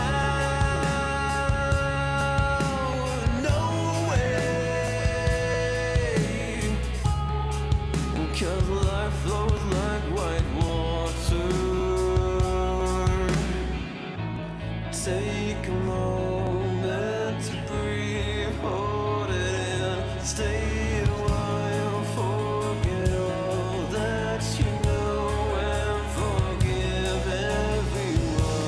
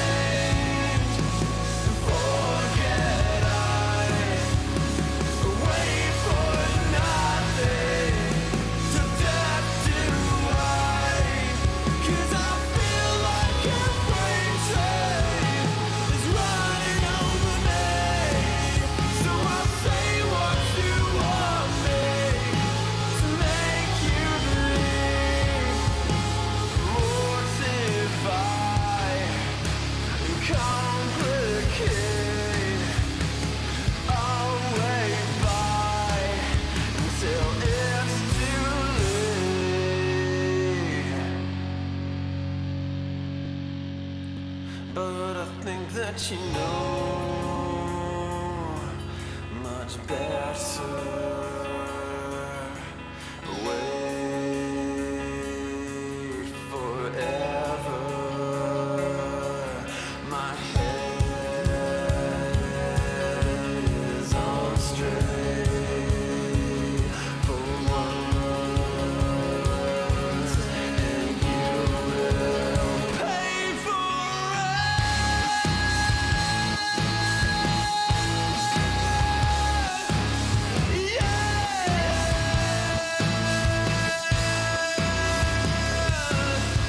Caught in a landslide and birds I take, and I can't wait to finally get out of here. And I feel like a freight train is running over me, 'cause I know like I know everything to make you believe.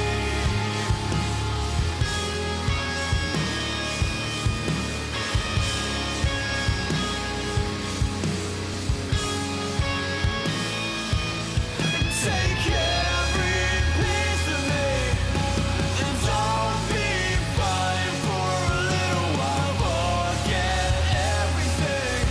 You're making excuses. These loaded questions will be useless for you. And the real answer is that I fucking hate you.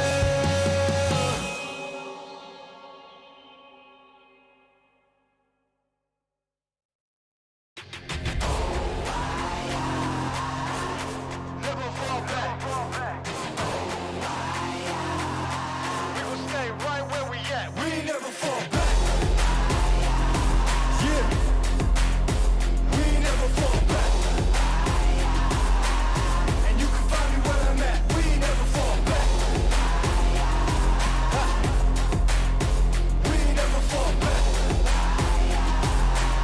And you can find me where I'm at. We never fall back. Come up with a game plan. Double XL up in the pen, you can't shake that. All the way gassed up, full tank, man. Moving too quick, keep the cameras in the playback. Dang, so tell me how you feel with it. You put a lid on it, I ain't got no chill with it. This right here your problem, you gon' have to deal with it. Lay it on the line, high risk, that's the meal ticket. Yeah, we ain't never fall back. Hold our ground where we at. Never fall back. No lies, no facts. We gon' stay right where we at. We ain't never fall back. Yeah. We ain't never fall back. And you can find me where I'm at. We ain't never fall back. Ha. We ain't never fall back. And you can find me where I'm at. We ain't never fall back. Been way down, never vaulted. Came with the hands out, get them off us. I'm 24/7 in the office. Pay attention cause I ain't repeating offers. Yeah, never met a man I've been scared of. Careful, you gon' get exactly what you asked for. Here for whatever you bring me, getting handled. I answer to no one, I don't need the hassle. Yeah, we ain't never fall back. Hold our ground where we at. Huh. We ain't never fall back. Hold our ground where we at. Never fall back. We ain't never fall back. Hold our ground where we at. Yeah. No lies, all facts. You can find me right where I'm at. We ain't never fall back. We ain't never fall back. Yeah. We ain't never fall back. And you can find me where I'm at. We ain't never fall back. Ha. We ain't never fall back. And you can find me where I'm at. We ain't never fall back.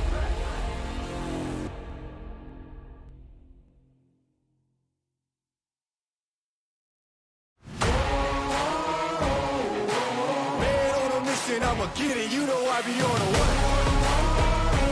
Yeah. You know I be on the way. Man on a mission, I'ma get it. You know I be on the way. Yeah. It's all hard, ain't no fear here. You ain't giving this to all, you steer clear. Never beat, I've been down and I reappear. You got some money on the line, you better put it here. Rolling in and doing that work. Check priorities, I'm doing that first. Check's big and I'm sure that hurts, but it's checkmate. We ain't selling short, no to work. Ain't nowhere to hide.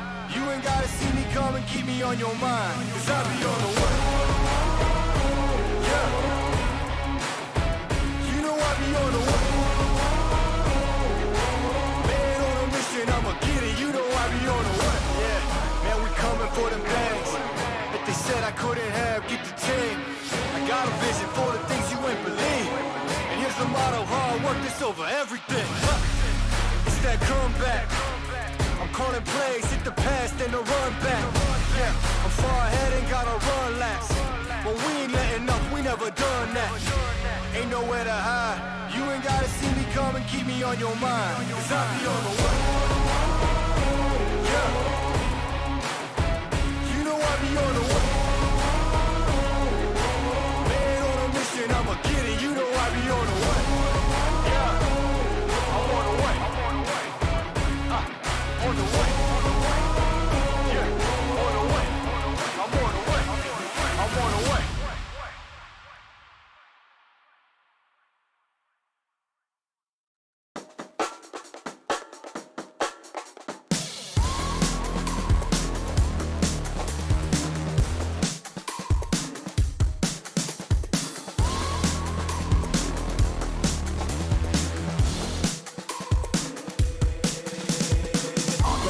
I'm such a weirdo, tattoos from my toes to my earlobe. Was a role model, I never had a hero. I learned how to live through the stereo. Coming from where I come from, nothing to fear, yo. Everything you see ain't what it appears, though. Everything that I built, made that from zero, then added a zero. I am my hero. You couldn't imagine what it's like in my mind. It's beauty and catastrophe at the same time. Remember they laughed at me when it was game time. Now I know that they mad at me, I'm one you can't find. I'm not from the day, I come alive at night. I'm not what you used to, couldn't recognize. They all on the ground while I'm taking flight. And you're welcome to join me, I promise I won't bite. Things they say, they're never getting in my way.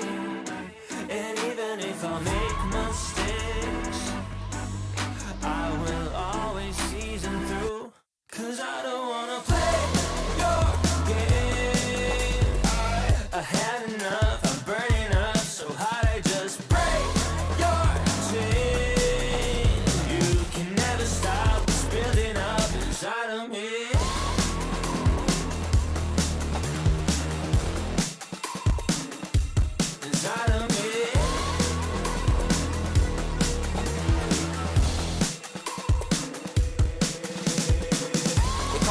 I guess I don't fit in with the imposters. I'm taking the mask off, prepare your conscience, prepare for honest, cut off all the nonsense. I'm all in your shot, girl, wonder who shot you. Go call the doctor, boom like the chopper. Don't you get chopped up, I'm here to stop you. Whoever wants smoke like a roster, break you off proper. Things they say, they're never getting in my way. And even if I make mistakes, I will always see them through. What's that? Cause I don't wanna play your game. I had enough, I'm burning up so hot I just break your chain. You can never stop what's building up inside of me. Play your game. I had enough, I'm burning up so hot I just break your chain. You can never stop what's building up inside of me. They say that I'm such a weirdo, tattoos from my toes to my earlobe. Can never stop what's building up inside of me. They say that I'm such a weirdo, tattoos from my toes to my earlobe. Can never stop what's building up inside of me.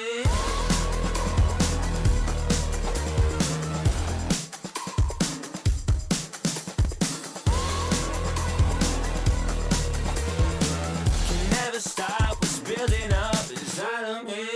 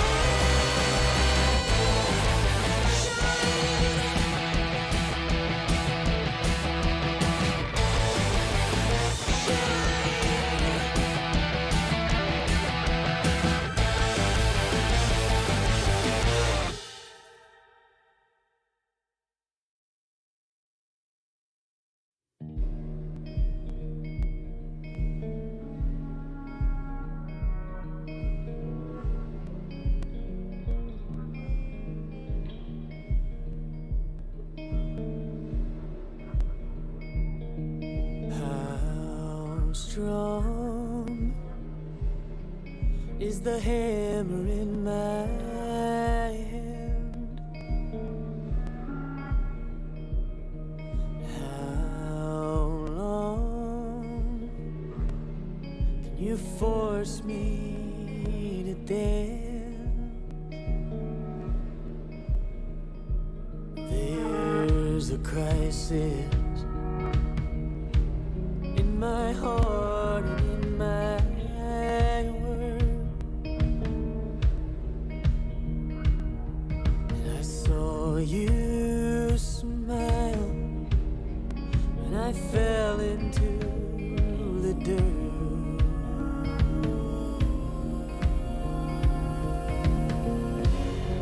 Oh, your fire, I don't belong here. I'm not calling you a liar, but I know you don't know me.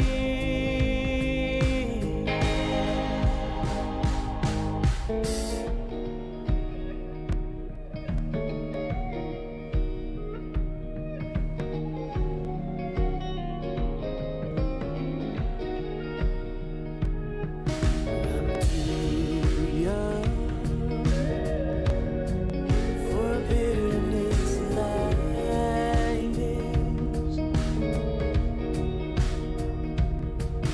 I've grown too old to forget. I'm not a killer, but killing never fails. To a hammer, every problem's a goddamn nail.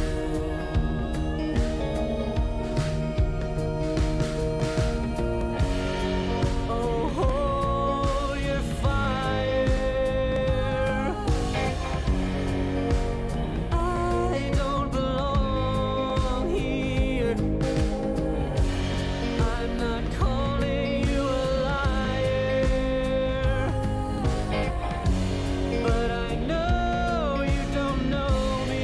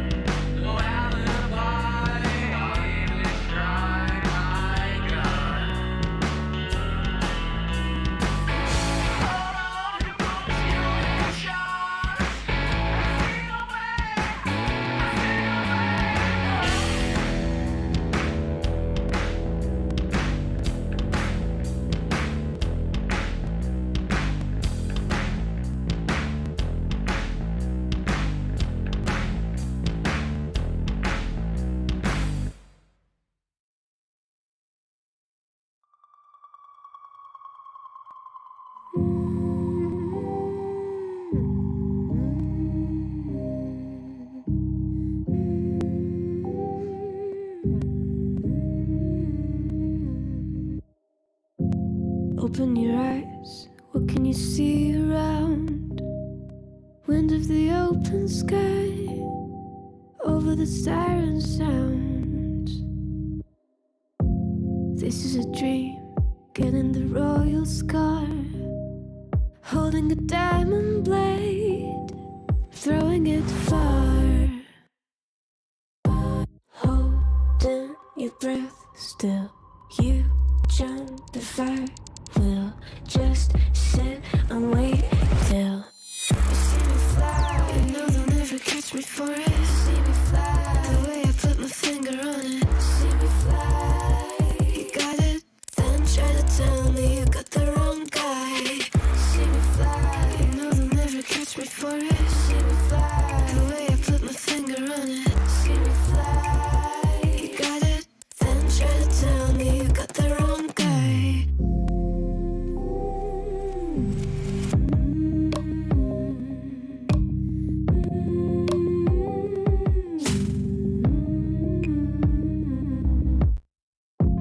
Look at them now, all of the noise they make, counting the cards to one.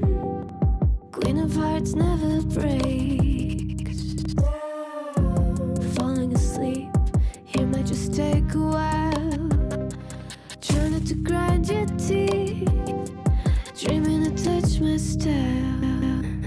Well, can't say I blame you, trying to come close to, but all you can do.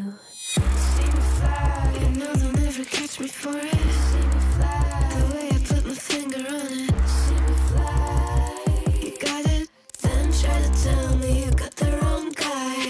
See me fly, you know they'll never catch me for it. See me fly, the way I put my finger on it. See me fly, you got it, then try to tell me you got the wrong guy.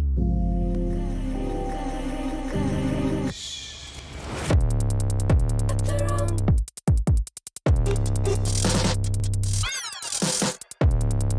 Got the wrong guy.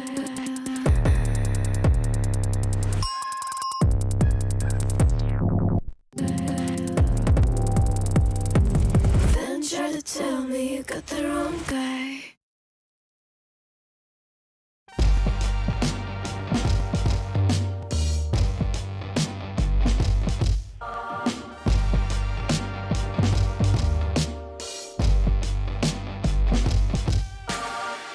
Throw your uppercut, try to hit me in the gut, thinking that I won't react. You whispering my name, thinking I won't be the same. Turn fiction into fact. See what you didn't know, bruises that I'll never show, slipping on your every jab. So tighten up your fist, step into the ring with this. I hope your mama's got your back. First round, you thought you would've knocked me down. Fifth round, bleeding out the side of your mouth. Final round, pulling the sound of my name in the crowd. You did a bust.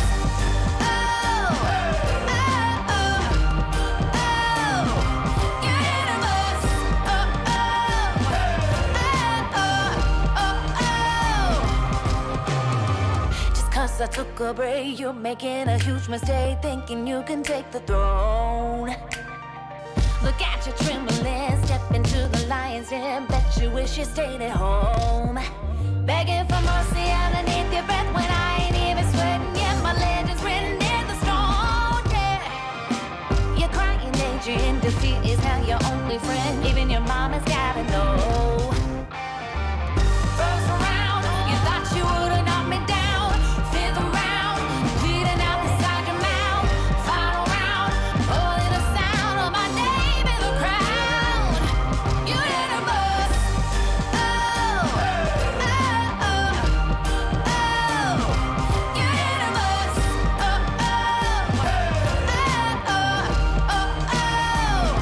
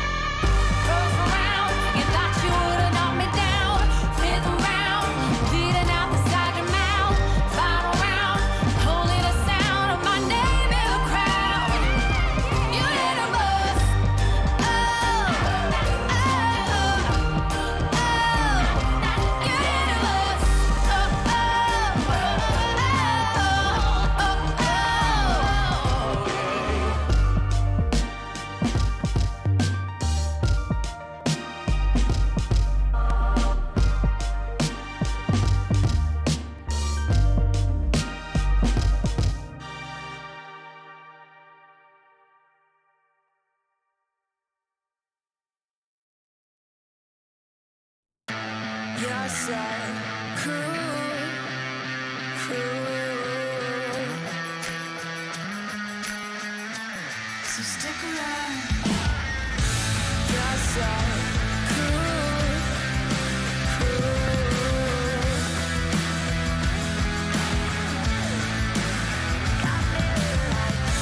You're so cool, cool.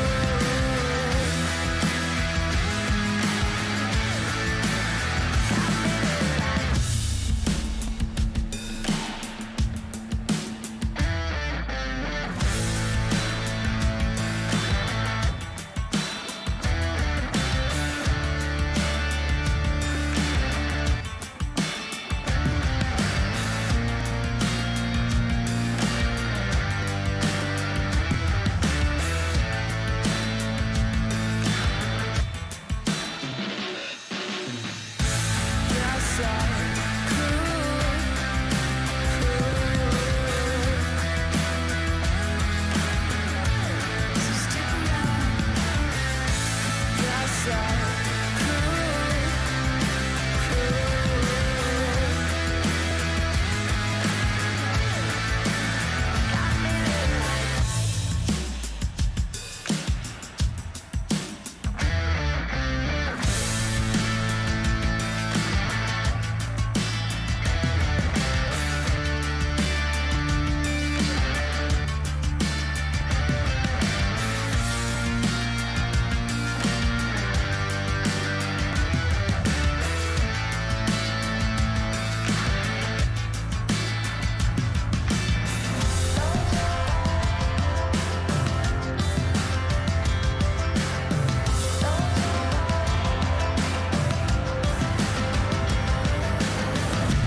You're so cool, cool.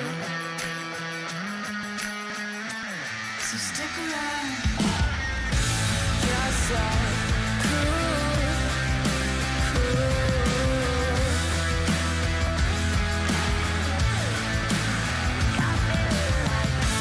You're so cool, cool.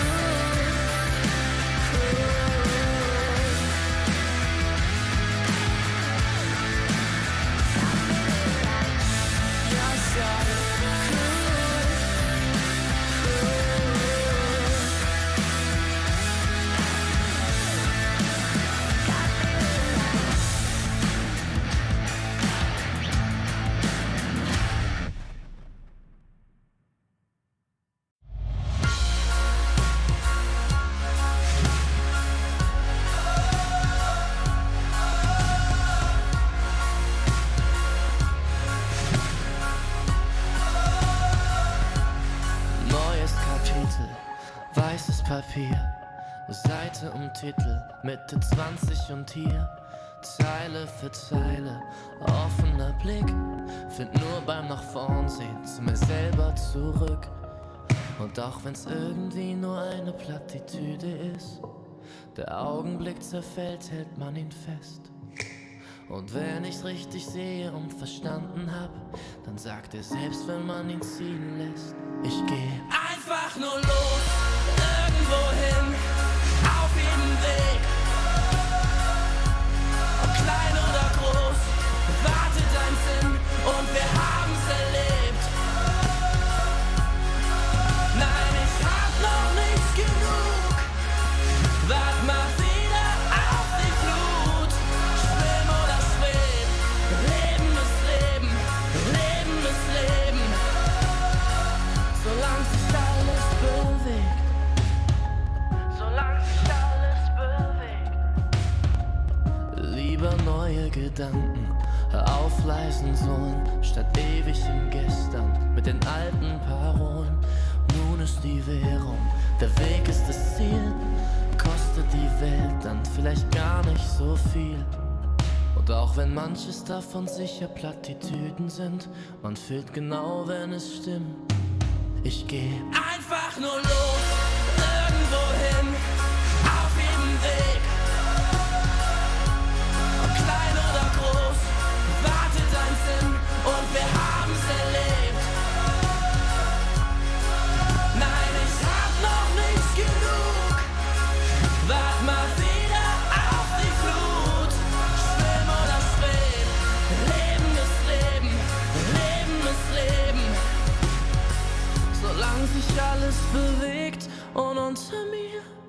da hör ich die Sirenen singen. Ein Teil von mir will gern gleich hier zu ihnen sinken. Doch ich widersteh, hör auf mein Herz, ich geh. Ich werd nur kurz zum Abschied winken. Und dann einfach nur los, irgendwo hin, auf jedem Weg. Ob klein oder groß, wartet am Sinn und wir haben's erlebt. Nein, ich hab noch nicht genug, wart mal wieder auf die Flut. Schwimm oder schweb, Leben ist Leben, Leben ist Leben. Solange sich alles bewegt.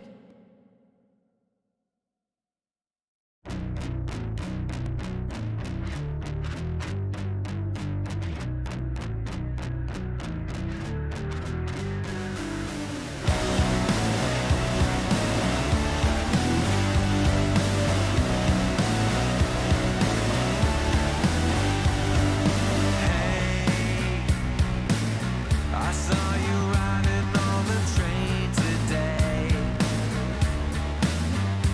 and I tried to figure out a way to stay close. I wanna see you again. I wanna be your friend.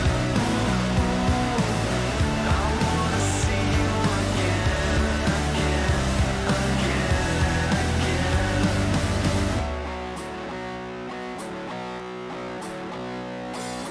Hey, I heard you like me in a different way.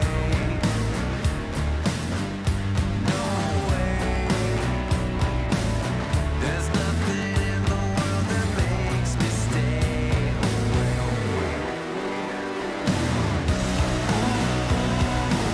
I wanna see you again. I wanna be your friend. I wanna see you again,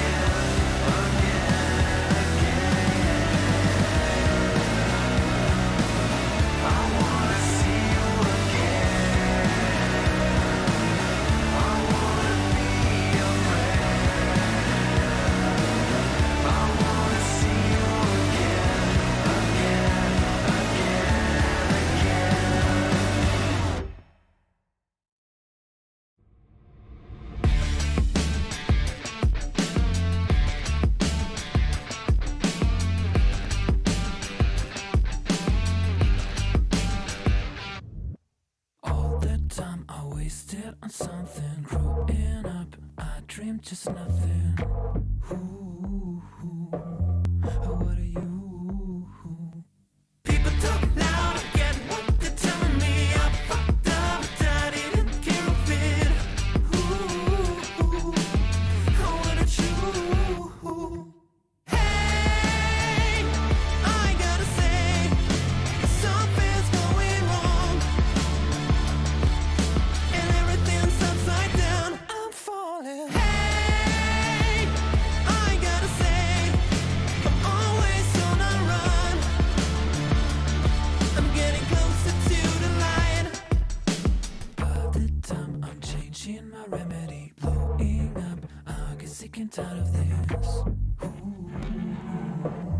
Oh, what a truth. No one talk now, I'm feeling lost on it. Silence is loud, I get it safe from it. Ooh, oh, what a truth. Hey, I gotta say, something's going wrong, and everything's upside down. I'm falling. Hey, I gotta say, I'm always on a run. I'm getting closer to the light.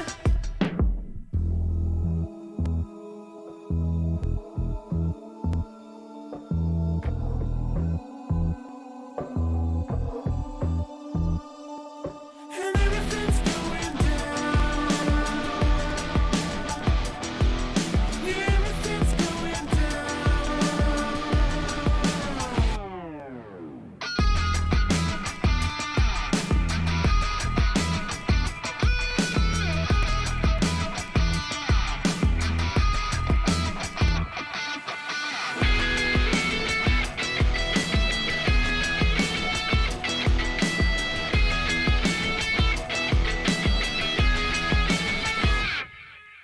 Hey, I gotta say, something's going wrong,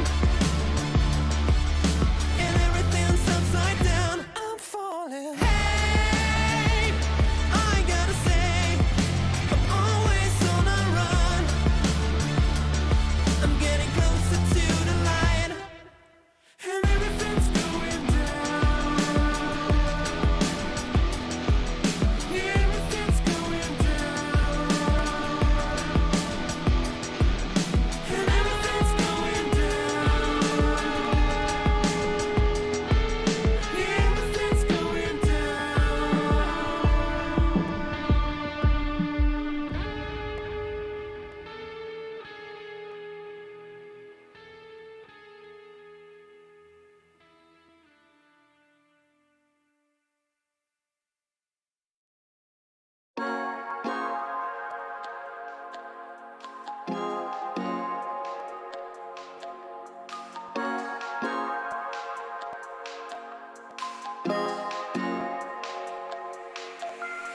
Ganze Nacht nur unterwegs, Sportcoupé angehen mit den Brüdern und Rosé. Späti gehen, Shorty schläft, wenn die Sonne untergeht. Runden drehen, dich erlebt, ich will nicht mehr gerade sehen. Der Verstand ist lahmgelegt.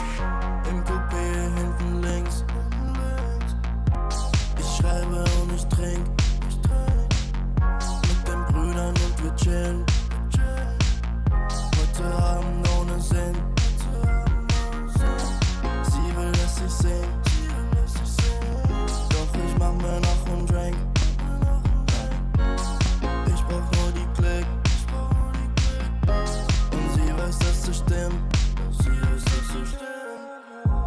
Die ganze Nacht nur, die ganze Nacht nur, die ganze Nacht nur, die ganze Nacht nur, die ganze Nacht nur, die ganze Nacht nur, die ganze Nacht nur, ganze Nacht nur unterwegs, Sportcoupé angehen mit den Brüdern und Rosé. Späti gehen, Shorty schläft, wenn die Sonne untergeht. Runden drehen, dich erlebt, ich will nicht mehr gerade sehen. Der Verstand ist lahmgelegt.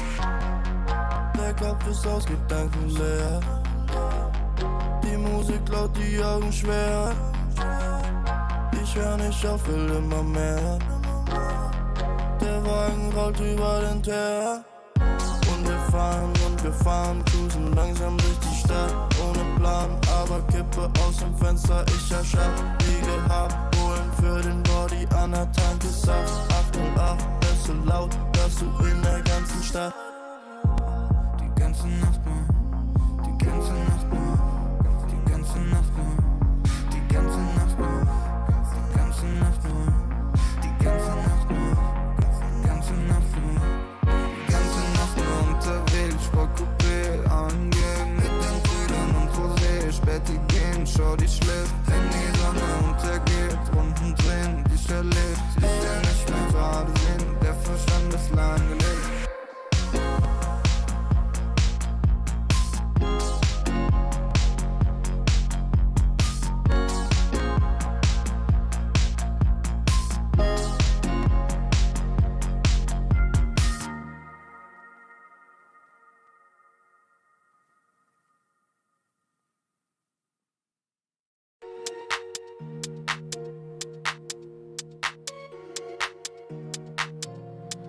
sitz auf meiner Fensterbank, die Nacht zieht vorbei.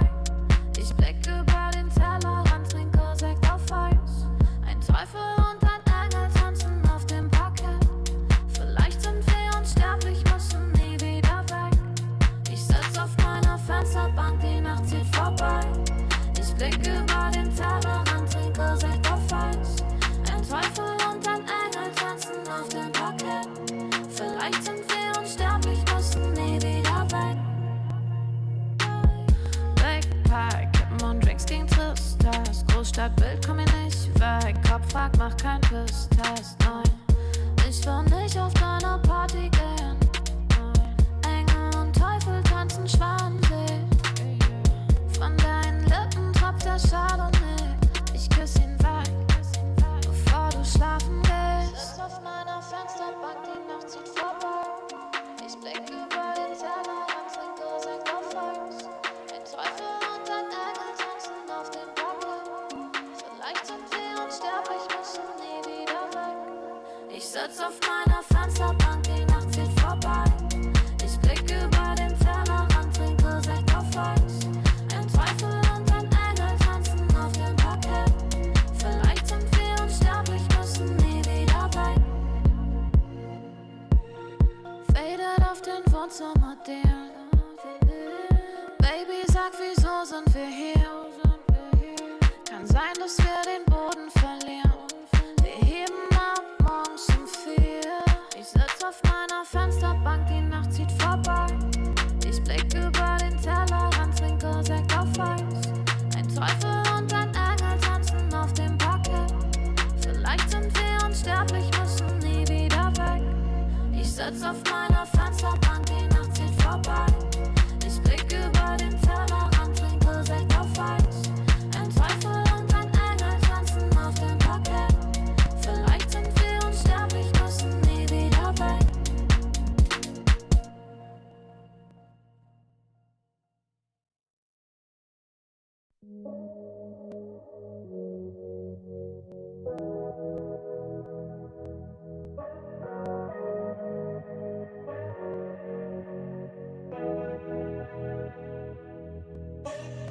Landstraße in den Süden, Kickdown, Moto Guzzi, Sozius, Traumfrau, Monika Bellucci, High-Res, Roadtrip, Neapel, Rom, Overnight, Truck Stop, Insta, Snapshot, Polaroid, 40 Love, Korken knallen, Karte Door, Spa-Time, Bubble Bath, Aftershave, Miyake Sport, Private Coach, Crunches, Lunch Break, Yacht Club, Seafood, Aperol und Lachsteak, küsst den Ring. Wir haben Erfolg, Millionen Dinge und dein Lächeln spiegelt in meiner Persol-Pilotenbrille. Holz knackt im Kamin, es werde hell, wir lieben uns die ganze Nacht, nackt auf dem Bärenfell, Wüstenstraße, weiter Himmel, Kawasaki, Speedboat, Karawane, F1, Abu Dhabi, bist meine Nummer 1 und nicht nur diese Nacht, ich nehm dich zur Frau, trag dich die Marmortreppen zum Palast. Halbe Stunde Promenade, Lippenstift an deinem Glas, Soda, Zitrone, Haut glänzt, Haare nass, ich schenk dir nach, du sagst wie schön ich bin, ich küss deinen Hals und du lachst wie eine Königin, leck die Lippen, ich bin dein bestes Pferd im Stall, sind am Drippen, trinken Daiquiris aus nem Bergkristall. Schrimps und Limette, Monaco, Saint-Tropez, Dachterrasse, Whirlpool, Eiswürfel, Corbusier, Casino, Hopping.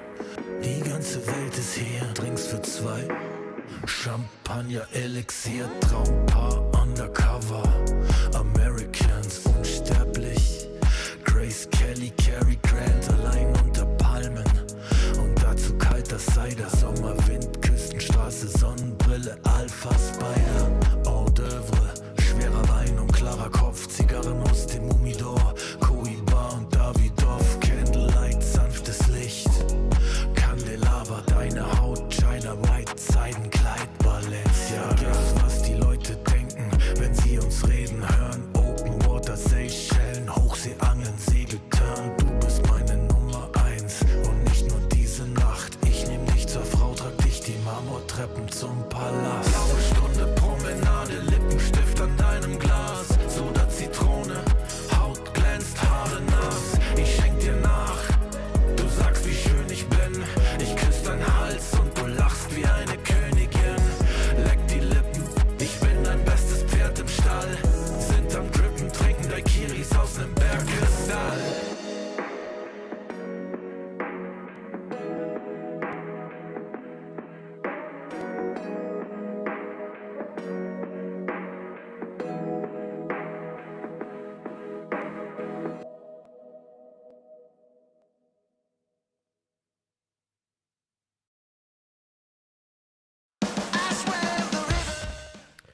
We're back for game number 2 here. Series number 2, I should say, here in the qualifiers for the SA region of the Esports World Cup, the Riyadh Masters. That's right. These teams are really hoping for their spot at the Esports World Cup to prove themselves one of the best teams here in the SA region. 2 slots available, and only 2 teams will make it. Trent, will it be either of these 2? Potentially. Of course, Beast Coast, they got a little bit of magic in there, right? They've always had their opportunities in this region, and this particular stack hasn't had the best chances, but maybe not the best opportunities either, due to a lot of that gatekeeping that Heroic's been doing down here. Obviously, they've made it a little bit tough, but we got 2 slots, so yes, there is a chance. Yeah. Historically, it has been Boom kind of settling into that second place position, although recently we've seen a few more upsets taking place with other teams making it to the grand finals to challenge them. But so far, it has been just Heroic or Boom qualifying so far. So, yeah, I mean, these teams, they need to make a name for themselves. Beast Coast have been kind of missing from the international competitive calendar this year. We just haven't seen them. What sort of issues have they been facing? I mean, I think it's just the competitiveness of the region, honestly. Like, their roster as a whole obviously has been downgraded in terms of just like the power level they were at. They were the best team in the region for quite a long time. They had the best players in the region for a long time. But then as a region, there was like some other teams that started to pop up, obviously like Thunder Predator and stuff.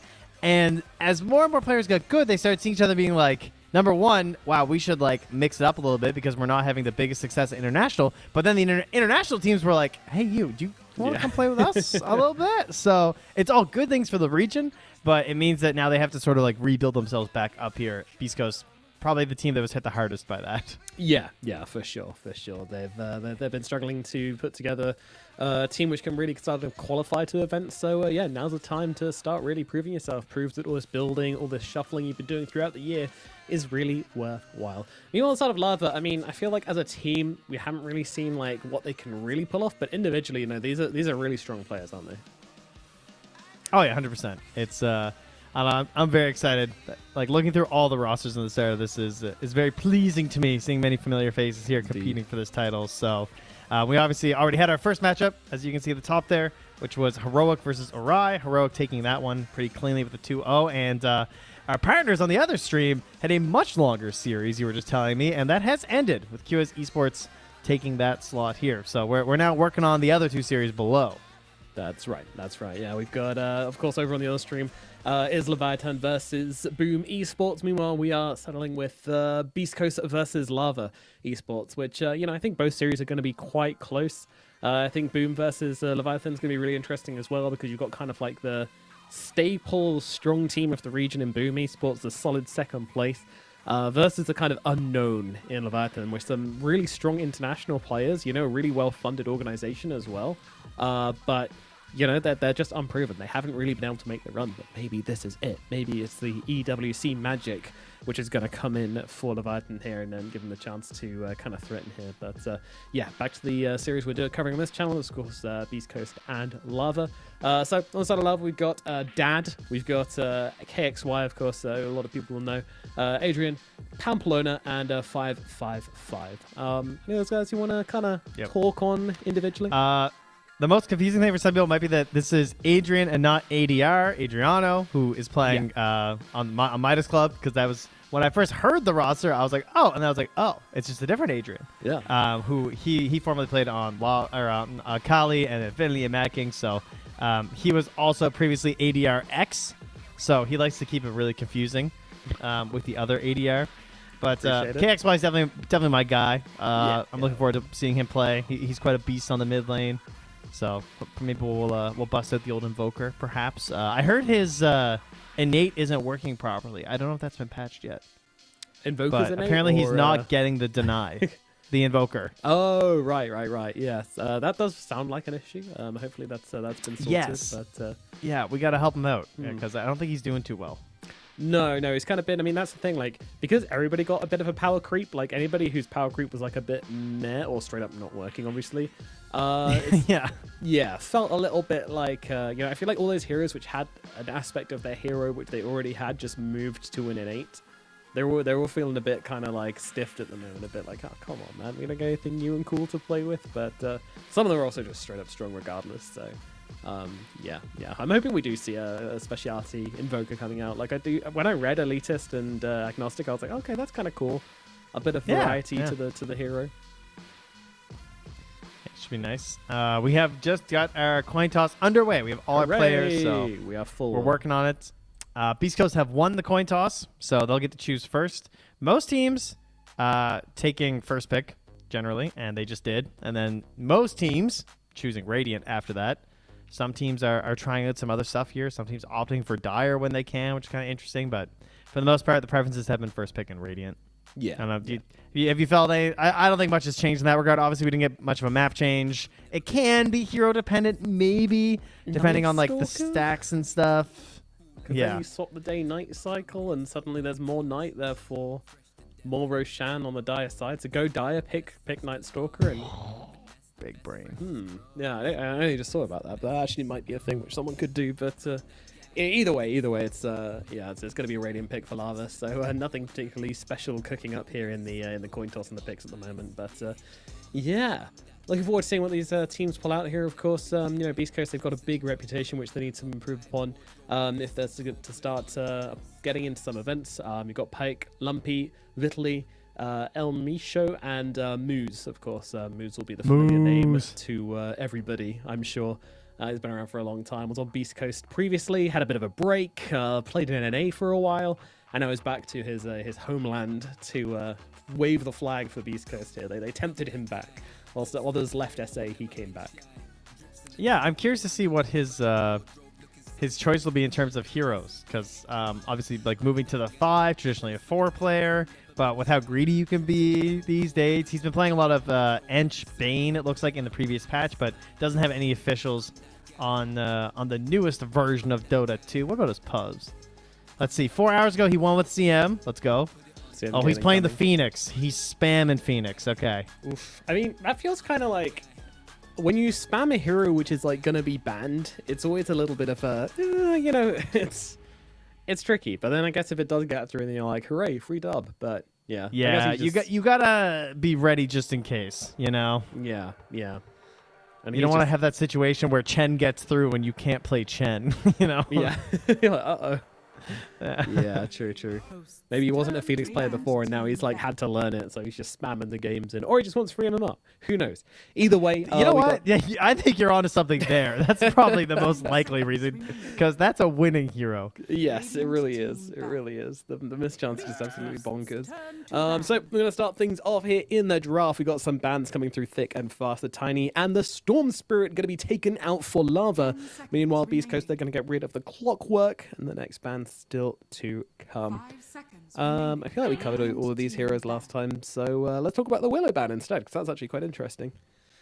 Yeah, day one after the patch, this was one of the most popular heroes in competitive. Felt like she was being picked. I know there was one day I was casting where she was picked in every single game, and not even banned, but she just wasn't quite good enough to be banned, but everyone wanted to play her, and honestly, she looks pretty good. She's just got that team fight element. The buff previously to allowing Bedlam to go onto your allies, I mean, that was like a year ago at this point, but it still plays a pretty big role, obviously. It makes her a little bit more versatile. And she can also farm up a little bit with it, too, so she can take advantage of most situations in the game. Still no one's explained to me why Dark Willow has 2 ultimates. It's just something everybody kind of glosses over. 2 of them. Yeah, I don't know. And Monkey King had Mischief, and and she just got 2 ulties, and we were just like, okay, yeah, all right, that's fine. Why not? Who am I to argue? So decision time here for Beast Coast. They've got a ban and then straight into a pick. Oh, Batrider's still in, and they're gonna start with the Zeus. Yeah, there's a lot of stuff still in, a lot of good things still in, because I chose to ban stuff like Willow and Leshrac instead. They go to Centaur. Wow, okay. So I mean, Sand King was still available. You still had Phoenix available as well, so plenty of options still there. I think Centaur is a good hero for building a game plan around. He's not going to get beat out in the lane. He's going to have a pretty good time. I don't even know if you need to go as far as like banning Ursa, but maybe you can.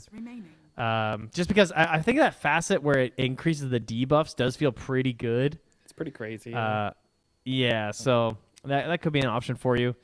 But overall, I do like Centaur. I think that the hero's fine early on. And then you get the pick after this phase too, so maybe then you can scoop up your Phoenix to make sure Beast Coast doesn't get it. Because it works so well with Centaur as well. It's very strong, yeah. Void Spirit banned out for the time being. But yeah, I mean, it's a good one against Zeus. Like, sure, Zeus does percentage-based damage, which is kind of a problem for Centaur. But other than that, like, you've just got Blink, you've got Stampede, you've got a lot of tools to either get on or get away from Zeus. If you do need to disengage from a fight, it's a struggle for Zeus to keep up, because he's only got that one heavenly jump to work with, and after that's gone, you don't really have a whole lot else in the tank. He's got to be one of the best heroes for first pick overall right now. Just because, again, he's one of these heroes that he's almost certainly going mid. Maybe there's a chance to flex it to a support role, but overall it's almost always going to be mid, and you just can't shut him down. Like he's going to do his thing. It'll be fine. He will always the do most the most shutdown damage that you in the can game. do. Yeah, like you can maybe rotate a lot of heroes mid. That's certainly possible if you want to like ench it up or Chen or something. Those two heroes still being in the pool here, but still a bit of a specialized situation. Still the IO as well.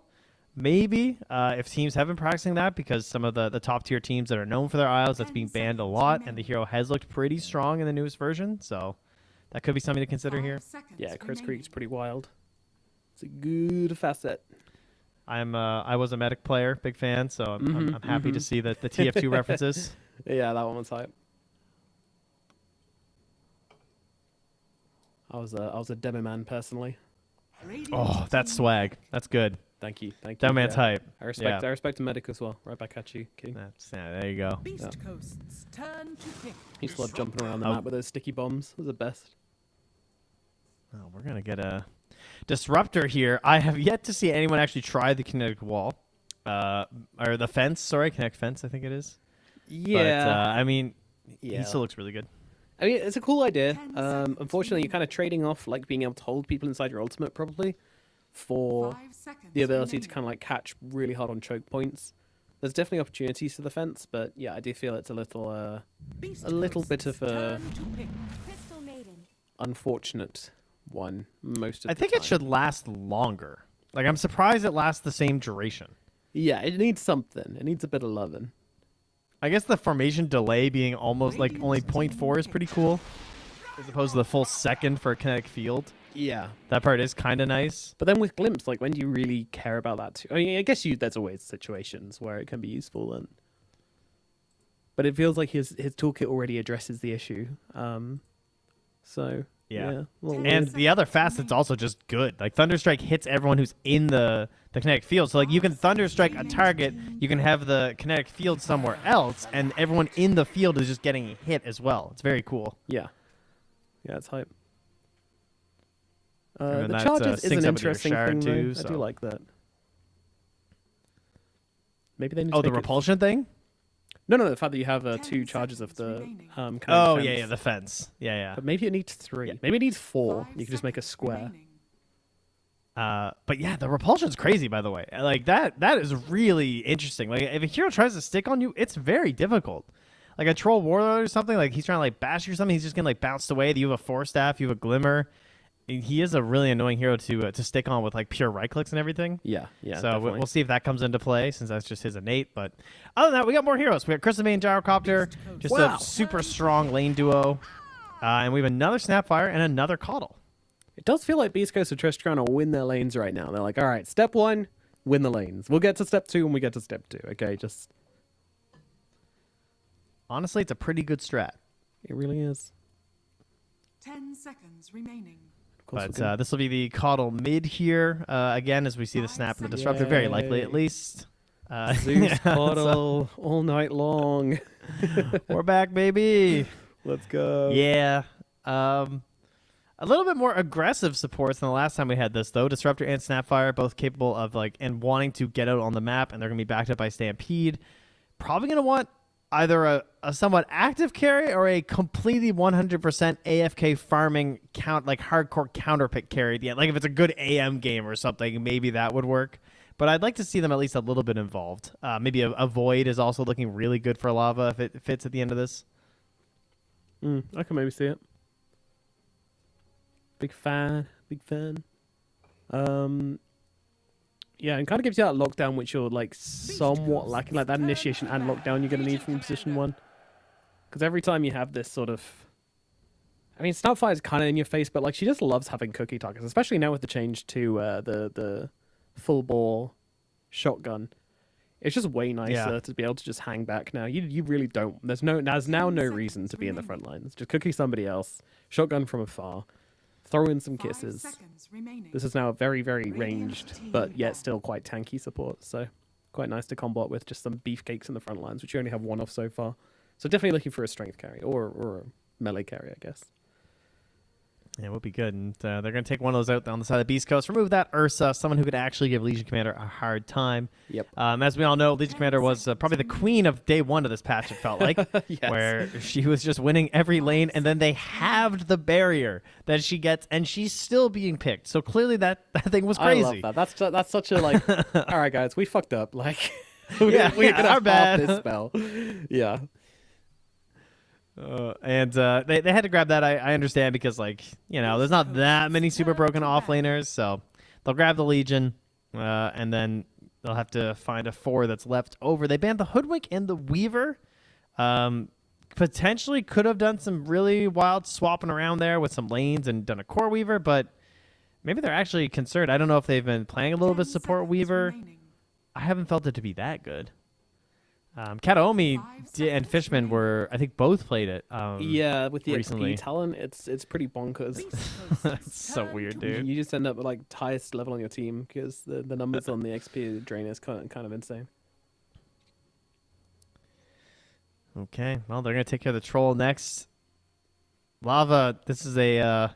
every carry player right now is asking for Jug so they can throw the game for you. I can just tell on the side of Lava. But we'll see. I see all these heroes get banned. Those carry players, they're just like, you know, there's no other carry that can do it, guys. You got to give me Juggernaut. He's just going to get dueled and die 8 times. But Beast Coast, they just need a 4. A little bit of damage to go with their Most Scarlet likely. Mage. I mean, they would be can great. run the gyro support if they really want to. I think it's their choice. Yep, that's true. I wouldn't mind either way, honestly. I think it doesn't look like a bad gyro game, but at the same time, there could be some really good bully for the Centaur. There's actually quite a good Nuke Monkey and King stun. Maybe not into Centaur, actually. Centaur's kind of annoying. I'll just grab the techies. there it is. Okay, there's your carry. That'll be your 9-slotted Nuke and techies coming out. yeah, that's right. Yeah, that's perfect. They needed a little bit of control. Because, like, if you think about Scarlet Mage or something, for example, with Legion Commander, that's typically a dream. But versus Stampede, you're just going to have a bad time. You don't do anything. Techies is like, yeah, I know they're charging into us, but I want to go into them too. So I'm going to jump in there with my stun. I'm going to get that damage down. I can help us win duels. I control the map. Vision game is on point for Beast Coast. He has a more varied and diverse skill set compared How to dare Scarlet, he. which is just damage, and maybe a bit of silence if you're lucky. If All you are right, super so nice. please don't pick Jug and lose. I like Faceless Void still, I think. I think I'm down. The duel's kind of scary. I kind of want something they can kind of play at a higher tempo with, but I don't know what that is. Jug and lose. Jug and I lose can does see it. seem Every carry player is fun. screaming for it right now. Yeah. No, I'm into it. Let's see. I mean, Life Stealer could potentially be alright. It gives you a bit of He's save into the banned. duel as well. That Infest Aghanim's is really annoying against Gyrocopter also, you know, can really kind of break But his stride. he's banned, Nomad. They took him out. What? This is why the Jug players come out. Because Oh, this is what they banned it happens. Lifestealer, themselves. Ursa, Troll get banned. CK's gone. Oh, I'm so glad it's not Jug. I heard the shing and I thought, oh god, no. But it's his just sword. Alchemist. No, it's an Alk. It's going to be the Daddy Alk coming out for Lava Esports. My goodness. Yeah, I mean, it's an Alchemist pick. What do you want from me, guys? You know what the hero does. You know how it performs. Is it going to get pressured? That's kind of a question for Trent. Trent, is it going to get pressured? It's going to get pressured. Or is he going to pressure? It's Alchemist. He battles. You know, he kind of comes out kind of fast these days. He's throwing concoctions around. I would say yes, they are looking quite speedy on the side of Beast Coast. There's no doubt about that. But the good news is they have Stampede and they have Snapfire. So if you like make that tiny little mistake, there's glimpses that are coming out. You could be in a little bit of trouble. I think that's safe to say. Yeah.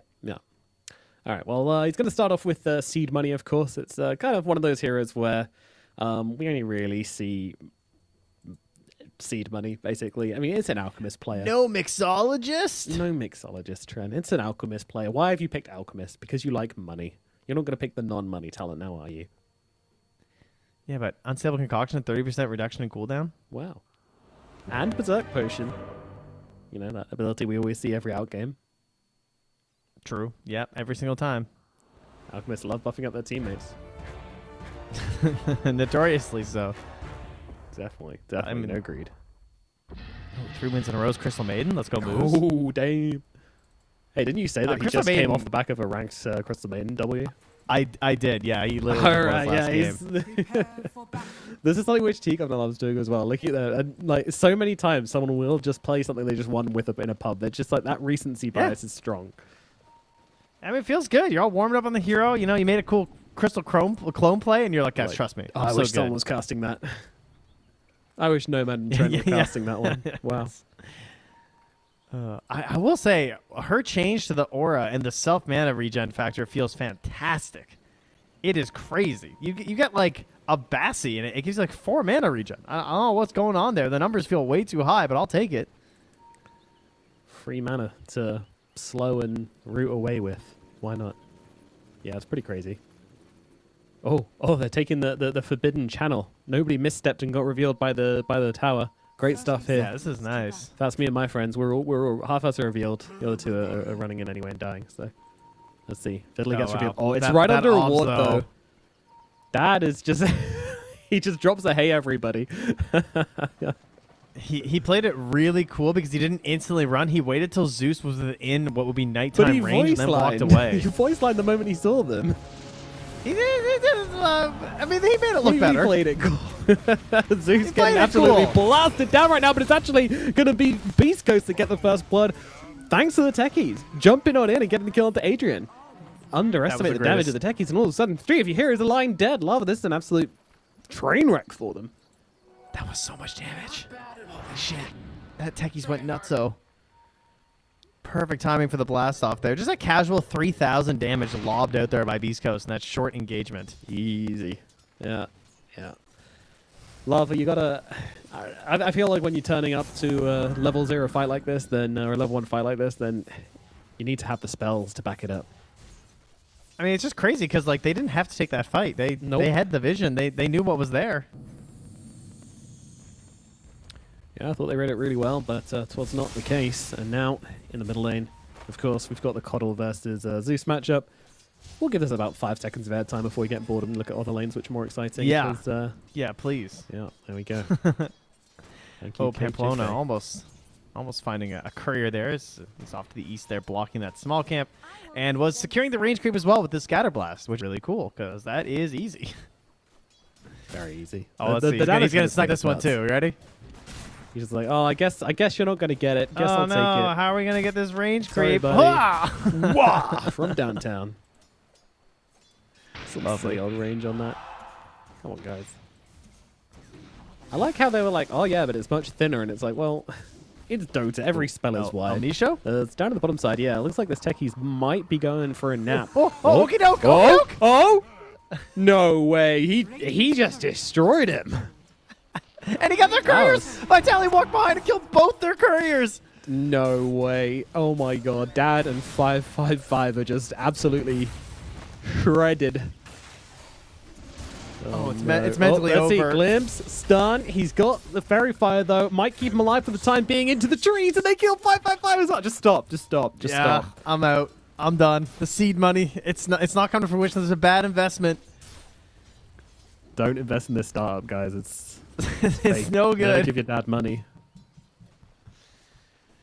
Oh, oof. Okay. Wow. Beast Coast. That hurts. That's so much lost value. That's actually crazy. Yeah, nice facet, bro. All right. Well, That's tough. Is there anything going well for Lava at this point?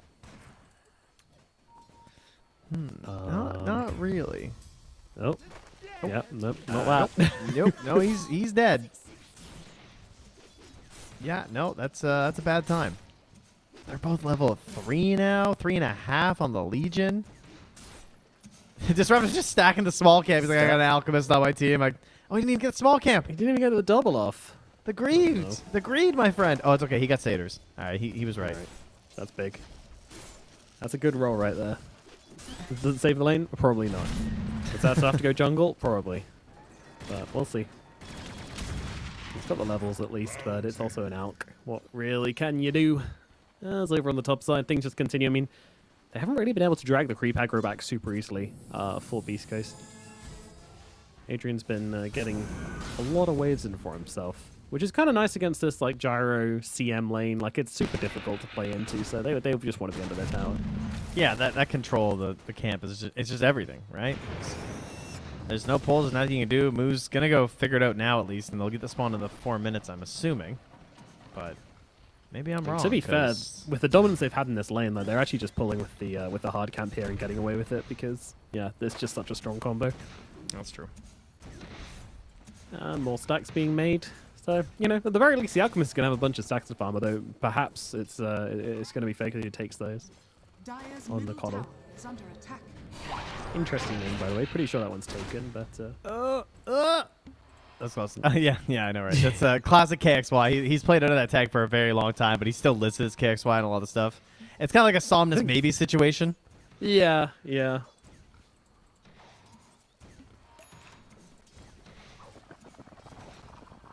He is definitely going to be the one who has to pull them out of this slump, though. It's going to be all Coddle in this one. He's going to have to get the ulti into the Solar Bind, the Spirit Vessel. He's going to have to run around this map and try and make some action happen.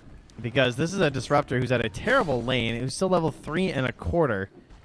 And, Disruptors these days, they really like having even more levels. Because before you had to max glimpse. Adrian's in some trouble on the Centaur. The flat cannon coming down, but I don't think it's going to give him enough. Nope. He gets behind the tree, and some nice movements there from the Centaur going to keep him alive, but very, very close to dropping there as the salves come through. Oh, man, they are struggling. Everywhere you look, it's just like, what are we going to do to get some levels and gold here, guys? Yeah. And it's one of those things where, like, I can guarantee that the supports in this game are going like, okay, my lane's going great. Can I come and save any of your lanes? Can I come and help? And everyone's just like, no, we're good. we're all having a nice time. There's no reason to stop winning your lane any harder than you are, which is a very nice position to be in. That's why it's time for Moose to go get some creeps with Frostbite. Change feels fantastic, by the way. Just way faster to die to Frostbite than it was before. Very cool. You can jungle even harder now. Perfect. Just what every Crystal Maiden player wanted. Yup. Oh, you got the guide on as well. Yeah, you need it. But yeah, it's really, really good. It's good with the Crystal Clone too. She's just one of these heroes. If the game ever stalls out, you get lots of gold. You can make good use of the gold too. So don't hurt. Now Moose Might be. Nope. I don't really know what's going on in the river here. Pamplona's going to get up to the high ground. El Misho misses the jump. Very, very nice cookie there from Snapfire. Just getting around that predictable movement and unknowingly, it seems, dodging out El Misho though. They don't have the vision down, so maybe they just caught a glimpse of him on the side and realized what he had to do to get out of that situation. See, exactly what you're talking about, though. They were so eager to just move because their lanes are crushing so hard. I want to go kill someone. I want to try and ruin someone else's life because Vitality's just in there, as you can see, messing up Dad anyway. He doesn't even need the support. To be fair, they probably get the kill if Techies is down here, but they want to put even more hate into Adrian up top, who's just dead. Yeah, he's gone. Thunder God's going to make sure he does go down there, but it will be the end for the Centaur. Constantly pressuring this lane, constantly close to death, and this time finally taken down. The Wisdom Rune? El Misho's going to go for it. Blast off! Oh, blast off! It's not there in time. At the very least, Lava will get that Wisdom, but it is going to only be the one. So El Misho clicks him down, and Vidali grabs the one on the other side of the map, so he's going to be able to get himself a little bit of extra XP towards that level 7. That's on the top side. Techies wrapping in behind. Still in the neighborhood. Do they really want to go for Adrian again here? I mean, with Faker, with KXY missing off the map. Gonna be a little scary. Oh, man. I mean, they needed that Wisdom Rune so bad, though. Like, can you imagine if Techie stole that? Like, team morale will be at all-time lows. Now there's kind of heading Nomad. into, like, no cares territory. where you're just like, hey, you know what? This start has gone so bad that anything we get here is like a win, and you just kind of play a bit unhinged as 555's getting dropped as well. El Misha on the killing spree now. 303 on the techies, killing whoever, wherever he wants. And, well, the Alchemist kind of feeling comfortable under Chemical Rage. Chemical Rage is about to end. I'm wondering if Italy wants to take advantage. That he absolutely does. My god, the duel comes down. The stun will be there. And the victor is Vitaly. In towards the middle lane, Moose goes down. Pamplona as well, also going to fall. So a couple of supports just trading their lives into the other mid. So they try and force things to happen maybe a bit too hard, but they're going to keep it on going here. Nice rotation in from 555 as they glimpse back the Zeus. Zeus, though, not really taking enough damage here. Can they finish him off? The Stampede's going to come down, but it's not enough. The Zeus gets away, and that one hurts. Man, and you that was the second charge of the urn as well. Everything's gone wrong there, too, because the Alk, I think, was trying to play it up like, oh, I have Stampede, I'll be fine, but he got dueled just before, like the gyro. Like, he knew the gyro was coming in, right? Like, he wasn't smoked, I don't think. He had vision on the Twin Gate, and it didn't even matter. Like, he's doing it again. Sir, there's a ward. Yep. Wait, hold on, there's no duel for 4. Hold. 3 seconds. Nope, Lumpy wanted it. Oh, damn. Lumpy's Thunder God's Wrath could not be withheld any longer. I mean, here's the good news. He didn't give away that ward on the Twin Gate. I'll tell you that much. You know, if I'm on the Dire, I'm like, there's no way this Twin Gate's warded, guys. I just walked through and killed him twice. Yeah, this is some next level strategies to keep your wards alive. This is what you got to do. He's a bit of a genius. Do you remember the Harpy meta? Where everyone used to just buy Helmet Dominators to grab Harpies? The flying scouts that were never ending. Yeah, it was a good one. A quality meme. Yeah.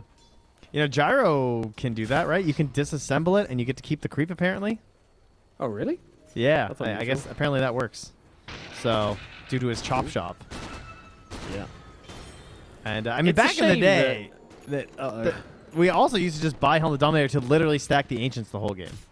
Yeah, yeah. Which is insane to think that like anti-mages would buy it and just stack their Ancients nonstop.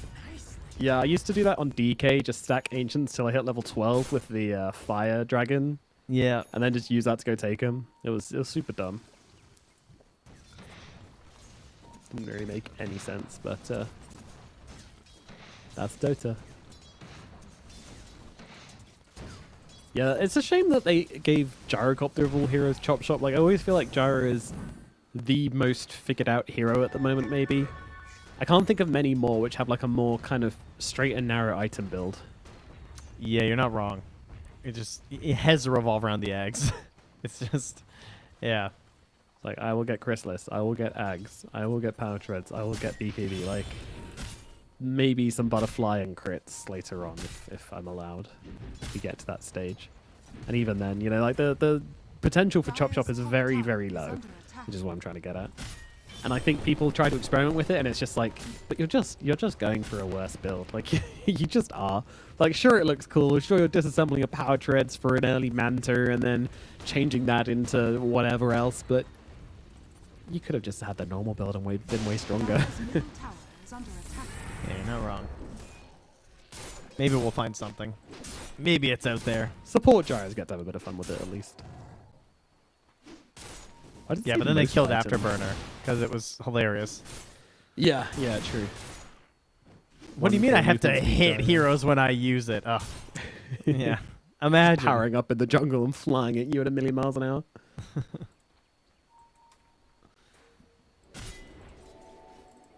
Yeah, it does seem like Beast Guys have kind of like taken down the pace a little bit here, but that tends to happen in these sorts of games. Like, you get far enough ahead where you will just naturally farm up way harder, and you can punish any lava hero which dares to kind of go for a wave which is a little too far out, and that alone is going to also increase your net worth advantage. So it's a sort of it happens a lot. Cascade. Yeah, when you don't have a mobile mid as well, because right now you're fully dependent on Legion to start the fights now, because everyone plays a little bit further apart. The tier 1 tower is dead in the bottom lane. Alk's hiding somewhere, so you have like an Ember or a Storm, you're moving and grooving, but you have a Legion, they're like, I need my Blink Dagger. Guys, wait. There's what Legion Commanders sound like as well. Whenever the voice comes on, it's pretty much that. Yeah. the moment they have the Blink Dagger, best teammates ever. Like, hey, yeah, let's go kill, let's go do stuff. Well, only if the first duel goes well. True. That's really makes or breaks the whole relationship with the team. Are scanning. Otherwise, they just start typing Iron Talon into the shop and hoping it pops back up. KXY looking for a little bit of action here onto moves and looking like they are going to find it. So nice movement in for Lava. And that's going to give an extra charge to that Spirit Vessel as well. Now KXY a little bit more potential. So this is how they can kind of fight back into Beast Coast around this Coddle, who is just such a strong hero. Yeah, really needed that one. I mean, it's all you can do. It's very reminiscent of our last series too, with Heroic and Orion, because it's just one team is getting a lot of efficiency, the other one starts grouping up and going for these hunts and these fights, and like you see pretty big numbers when you actually get the pick, even if it is a position 5, and you're like, okay, this could be all right, but they just have to be in quick sequence over and over again. You can never make a mistake. But Beast Coast, yeah, they're ready to go here. The smoke is up, the blink is there, the pig is polling. And Lumpy, or Elmisho and Vitali are looking to get an ulti out of Lumpy here. Let him pop somebody. That's the plan. Coddle would be good. That'll be a juicy target indeed. XY seems to sense something is up, and there is going to be a lightning bolt nearby. Doesn't quite get the vision onto him. Over in the top side, meanwhile, Pamplona has gotten away, but unfortunately, the Centaur has not. Adrian's going to go down here.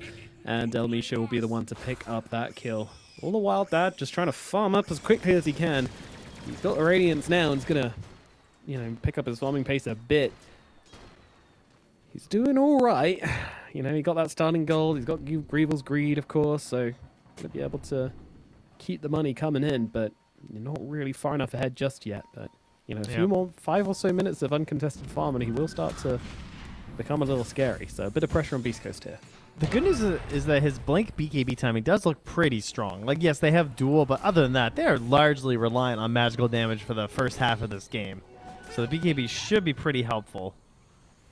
Try and keep you alive. Some heroes, it doesn't feel like enough anymore when it is so overwhelming. You're this far behind because it's only 60% magic resistance. But combined with Alex HP regen, I feel like he'll be able to actually do some damage. I imagine so. It feels hard to punish as well with Centaur, with the Snapfire as well. You've got a lot to back him up. You've got a lot to move him around, and yeah. It can be one of those games where Alchemist can enter fights and get off his damage without needing to be like a full item ahead of the gyro or something like that. Looking at the gyro, looking to finish up his Aghanim Scepter. Not too far off either, so that's going to accelerate his own farm quite a bit as well. As Beast Coast set up here around the middle lane. Observer is down, Sentry is down. Lava, anybody shows here, they're just going to be very quickly and efficiently exterminated. Again, like, Radiant's middle tower I want to is say this under isn't attack. very ambitious from Beast Coast here, like, Dire's bottom tower is under attack. Yeah, I know what you mean. it's just kind of, they're so far ahead and they're like going through all this effort to take a tier 1 tower. Like, is that really the position in the game they're in? Dire's bottom tower is Maybe under I'm Better wrong. to not make mistakes, I suppose. He's such a tease. Really is. And here we go, stun comes in. He's not able to get away from this one, actually. Lumpy on the run, and now jump in, duel. It's a lot of damage coming through, but there's also a lot of damage coming back, because they've actually lost Lumpy already. The Zeus is down, as is the Legion Commander. They haven't killed off Adrian. Elmisha will finally jump in and try to finish the job, but he might himself get taken down by Lava, who have made a statement here.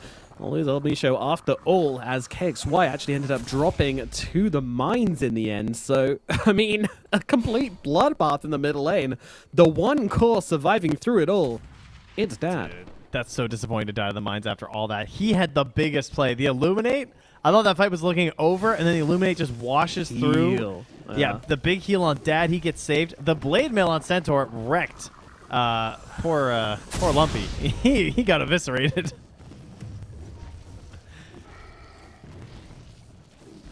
Wow, Yeah, that that's really cuts the lead. I mean, man, they're so lucky those mines got that kill, or that would have, like, if Coddle lives and like is pushing out this mid wave and getting all this free gold, like, I feel like his BKB would be almost done, honestly, if he just survived. feel like you're definitely not far from right there because you get the chance to farm up afterwards as well. Like, You look how definitely would've fast. seen- Yeah. Yeah. All right. Well, it's very lucky. I mean, that's part of the reason why like they've been going super slow and stuff around this map. Alnisha has put down a lot of these like mine traps. And what is it with the mines anyway? Okay, honestly, like half the heroes I play, I can't kill them anyway.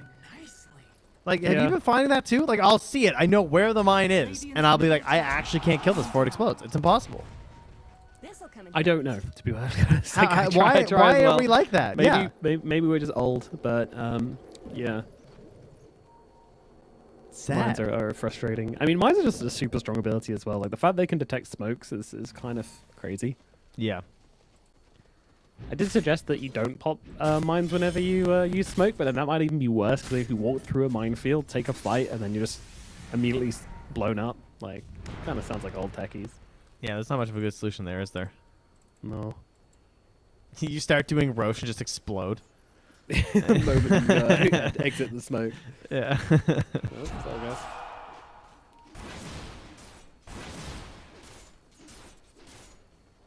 So BKB coming up for Dad in a very, very short amount of time. Coddle as well, also going to grab his, so it's going to be a double BKB timing for the side of Lava. Centaur, he's looking for his as well, but might be a little bit late to the party, but that's okay.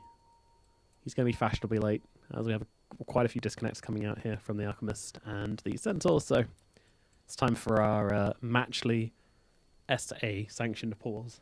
Yes, of course. Very important. It's the SA tax. You want to come cast our exciting, you know, high octane region? Well, this is how you got to pay the price. It's the old, get up, stretch around a little bit. Yeah, Take maybe a we should little take breather. yoga classes during the pause for everybody. That'll be fun. Get the cameras on, get a bit of a stretch going, get some like relaxing music. I can play like the cymbals in the background. It's not a very relaxing instrument. No, you know, I mean, just like figured a giant crash. you chose like the most obnoxious thing I could think of. You're just like, I know what you were breathe, envisioning. Relax. Yeah. No, I mean like the sound therapy ones. You know, like the little. Yeah. They they make you lie on the floor in a really quiet room. They like go the ding, and then like circle it around your head. It's supposed to feel really good.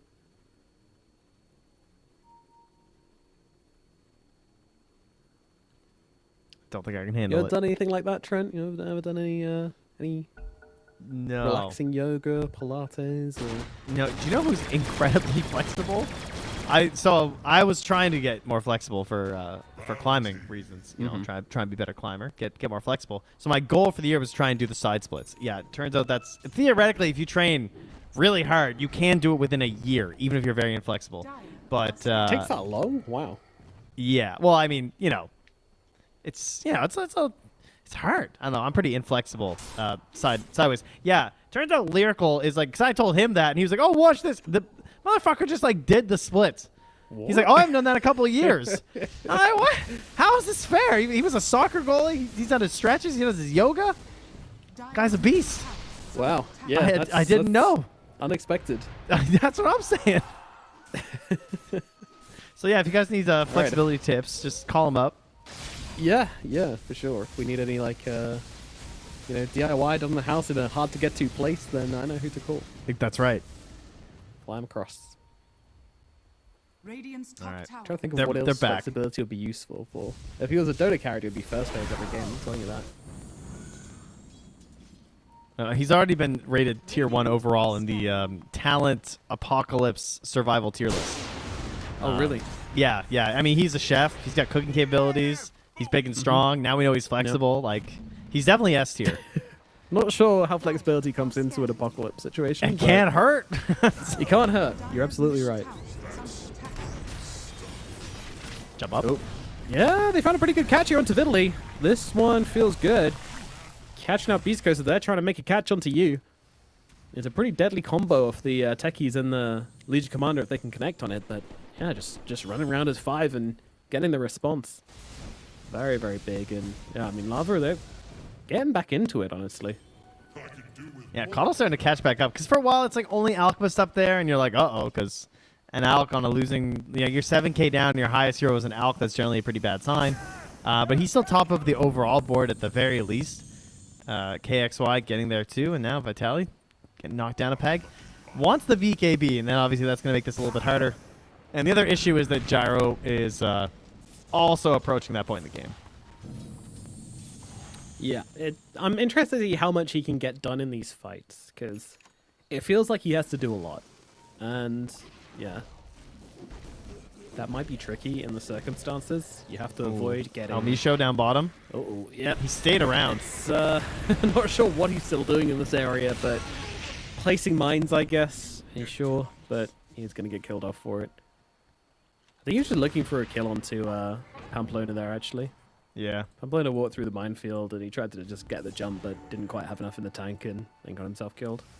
And that's just going to slow them down again. It just means that, like, now again, you know they can't really group up. They're not going to come for you. They're probably not going to do Roche either. I mean, if I'm Lava, I might consider it because he doesn't have mines there. They know that because they just went through the area. But the Roche is just, like, if they had one other decent right-clicking core, maybe. But I don't think they quite have it. It doesn't feel that great, at least, for Lava.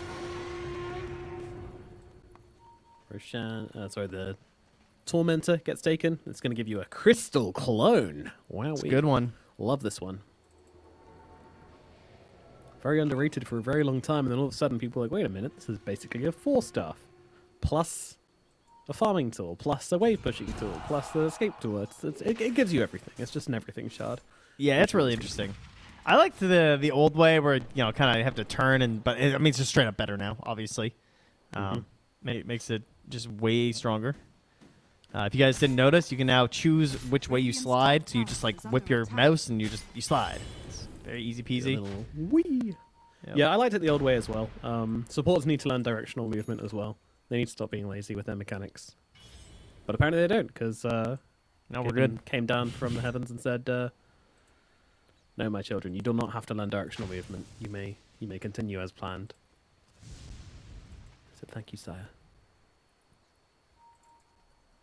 Oh, with just one crystal, with Crystal Clone and 2 points of Crystal Nova, he can very easily just wipe the wave. That's what Moose is doing. Just very quick and fast for a cool 285 mana. That wave's a little bit too far though. It's a little too scary out there. You can do it, Moose. I believe in you.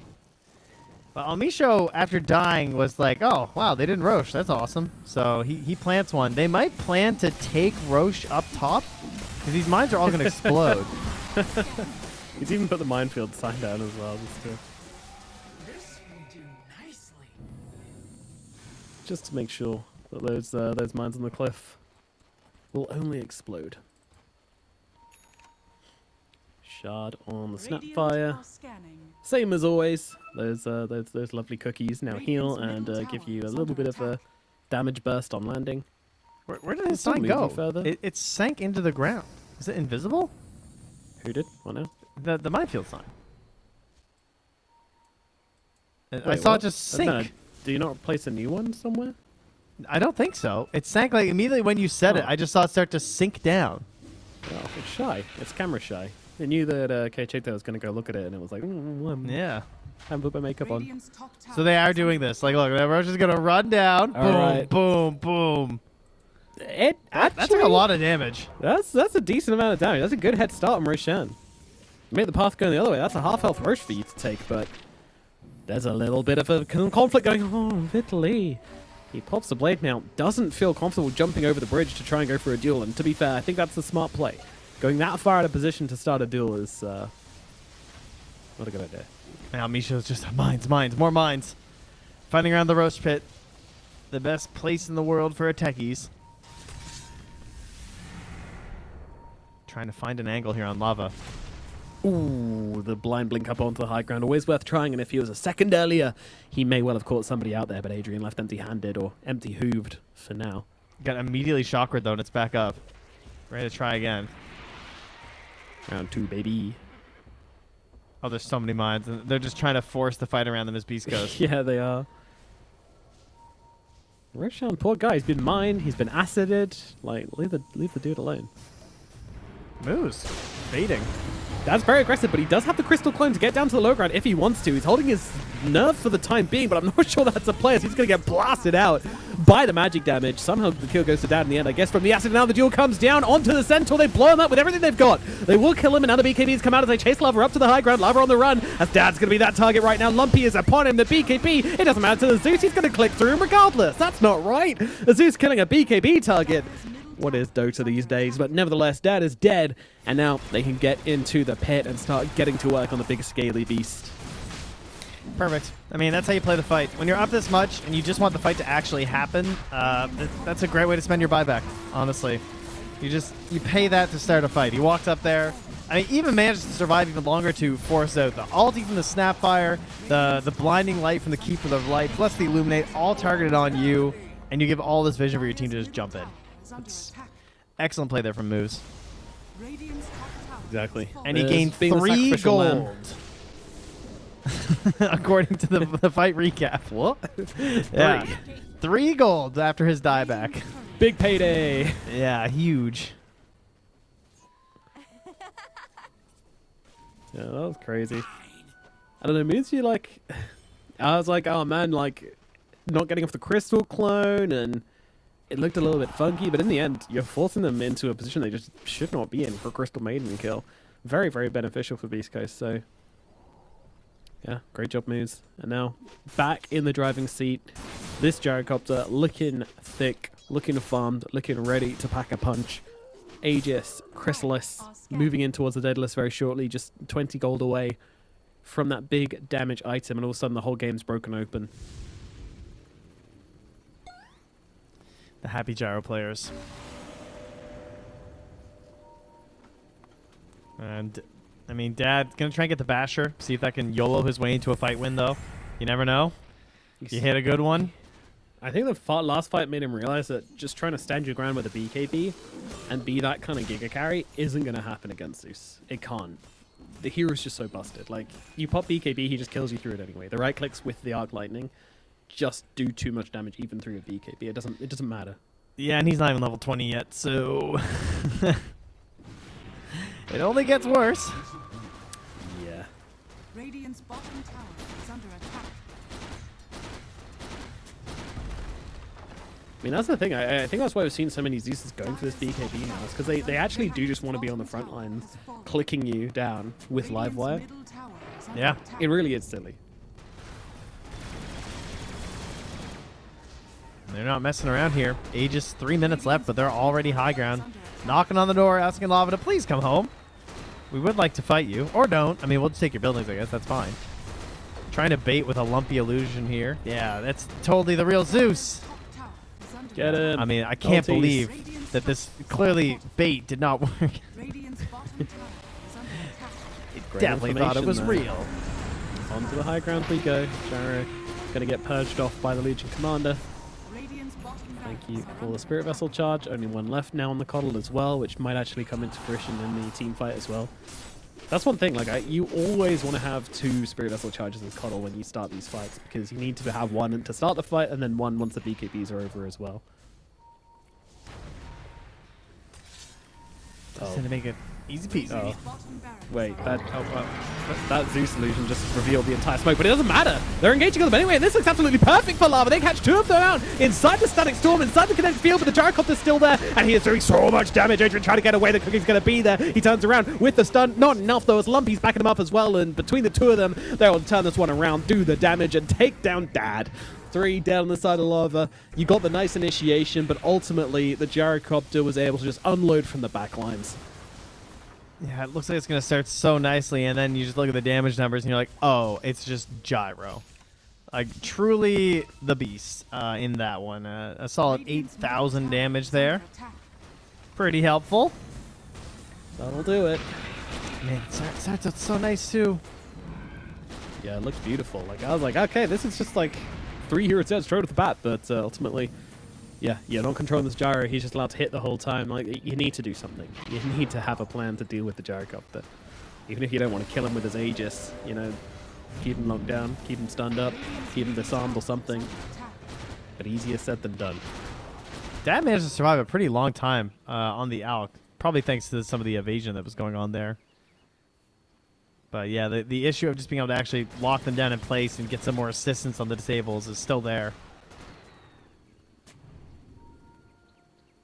And See the if they can BKB find just a makes the solution. Centaur completely useless. Like the blade mail return to retaliate just not going to do nearly enough. Is under attack. Radiant's middle tower has fallen. Why did they change it from return to retaliate? I don't know. It's one of I the, mean, it one of still the even big says questions. return damage.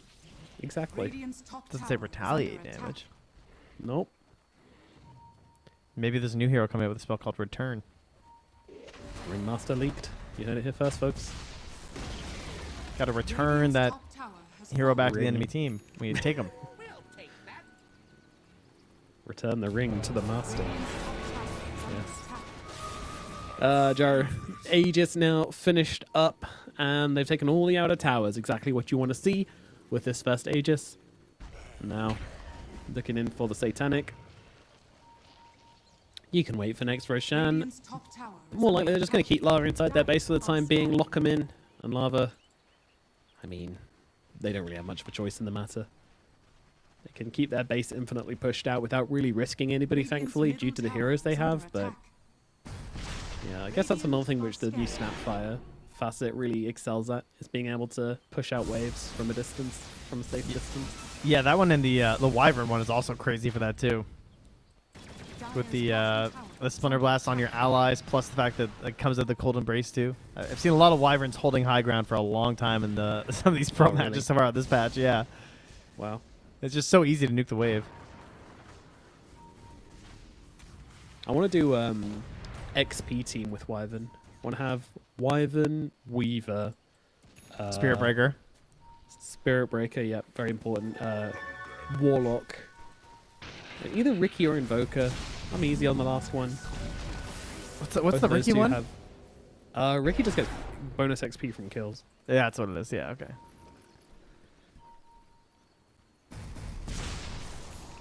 The Spirit Breaker one's pretty crazy. The herd mentality where it's like, I think 20, is it 50% boost? It's 50%, yeah. So Yeah, I really 50% wanna- boost. Yeah. My dream is to see Spirit Breaker with a Radiant's bottom Warlock. barracks are under And then you attack. just get like, you eat that tome, and you're just going to get like 50% bonus efficiency on the Black Grimoire. Yeah, I was playing a game bit, and before we picked up the Wisdom Runes, we were making sure that, because if two people are at the same lowest level, no one gets the bonus. Oh, really? Yeah. Oh, that's interesting. As far as we could tell, at least. That seemed to be the case. So we always made sure that one person wasn't. Make sure someone goes sit in Fountain for a bit. Yeah, because it says the hero on your team whose level is lower than anybody else's on your team gains 50% more experience. Oh, I see. Yeah, so we always made sure there was one person who was the absolute lowest for grabbing it. Tactics, folks, tactics. Much like the tactics Lava need here to get back in this game, and that's an Abyssal Blade. Whoa, what a segue. On Dad. On Dad. Will Dad come through for us? Let's find out. Smoke up from Lava. On the move. Amisho. He's a target, but he's not the target they want. If you're going fishing, you're not aiming to catch a little minnow. You want to catch the rainbow trout. Or that big The old rainbow tuna. trout. Radiant's top tower is Exactly, under but that attack. Kuna is running away right now. Oh, Oh, wow. That was fast. All right, well, they'll get right. the little fishy. all right, little minnow. Gonna be gobbled up here. I mean, still gave a crap ton of gold, to be fair, but definitely were looking for the gyrocopter or something there. But the Thunder Gods comes out, the jig is up, but they're still able to get the kill at least. So I didn't even realize that they had fermented a Wisdom Rune there. Moose just picked up two 1400 XP Wisdom Runes. damn. That's a lot of XP. He's level 19 now. Oh my god.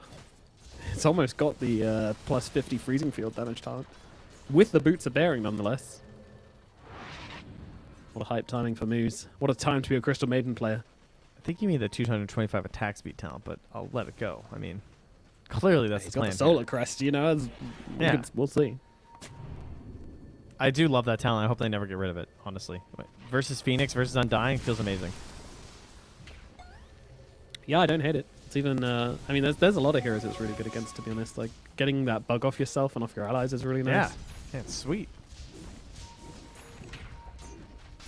And here we go. Another Roche fight, and immediately they're going to go forward, engaging onto Dad. They need to help their Alchemist, but they're not going to be able to. Oh no, what a blunder from Lava. Just way too easy for Beast Coast to run in and get the pick, and now Lumpy just getting up in their faces. Look at this, Zeus just taking them down one by one. It's a triple kill for Paik here. And, I mean, yeah, that's kind of going to be just Roche certainly going the way of Beast Coast eventually. But honestly, Beast Coast are running it down right now. They want to do some damage to this base. They do have a Fortify available, but I'm pretty sure this is Lane and Rax going their way. I don't know if you noticed, but in that fight, the Coddle got the eggs delivered, and Moves just took the talent. Because he can just take down the Ignis Fatus immediately. Oh, no. He actually took the attack speed talent, and it pays off. Damn. Can't even help. Yeah, of course, we were getting to that one. That was the next one on our list of things. Yes, yeah, which, next on our list of heroes. Yep. Yeah, we wouldn't forget that. Let's see, they're going to go for more than just the barrack? No, just going to go straight barrack. Wait till we see this building damage on CM, guys. All those big hits you're seeing are not gyrocopter. Don't be confused. No. That's one of my favorite things about the new Marcy, by the way, is if you have Bodyguard, you're playing like a core Marcy, and you use it on like your ranged support, it just looks like your ranged support is chunking people. It's really funny. Yeah, it looks really strange. It's also nice because you don't have to tag someone else to keep your damage as the Marcy. That is nice, I will say. Yeah, it's pretty cool. I feel that's like the only real benefit, because the other parts of Bodyguard feel really strange.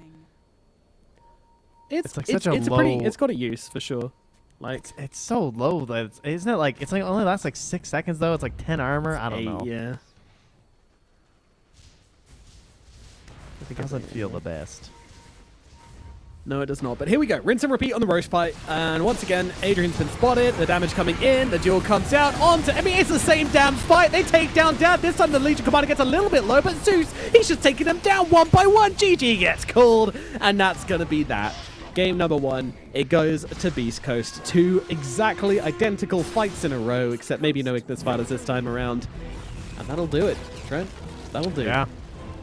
That will do indeed. And this game never really started that well for Lava either. They had that great ward to start a first blood fight, and then just got 3 heroes eviscerated there with the help of a great Techies blast off. Then the lane went poorly.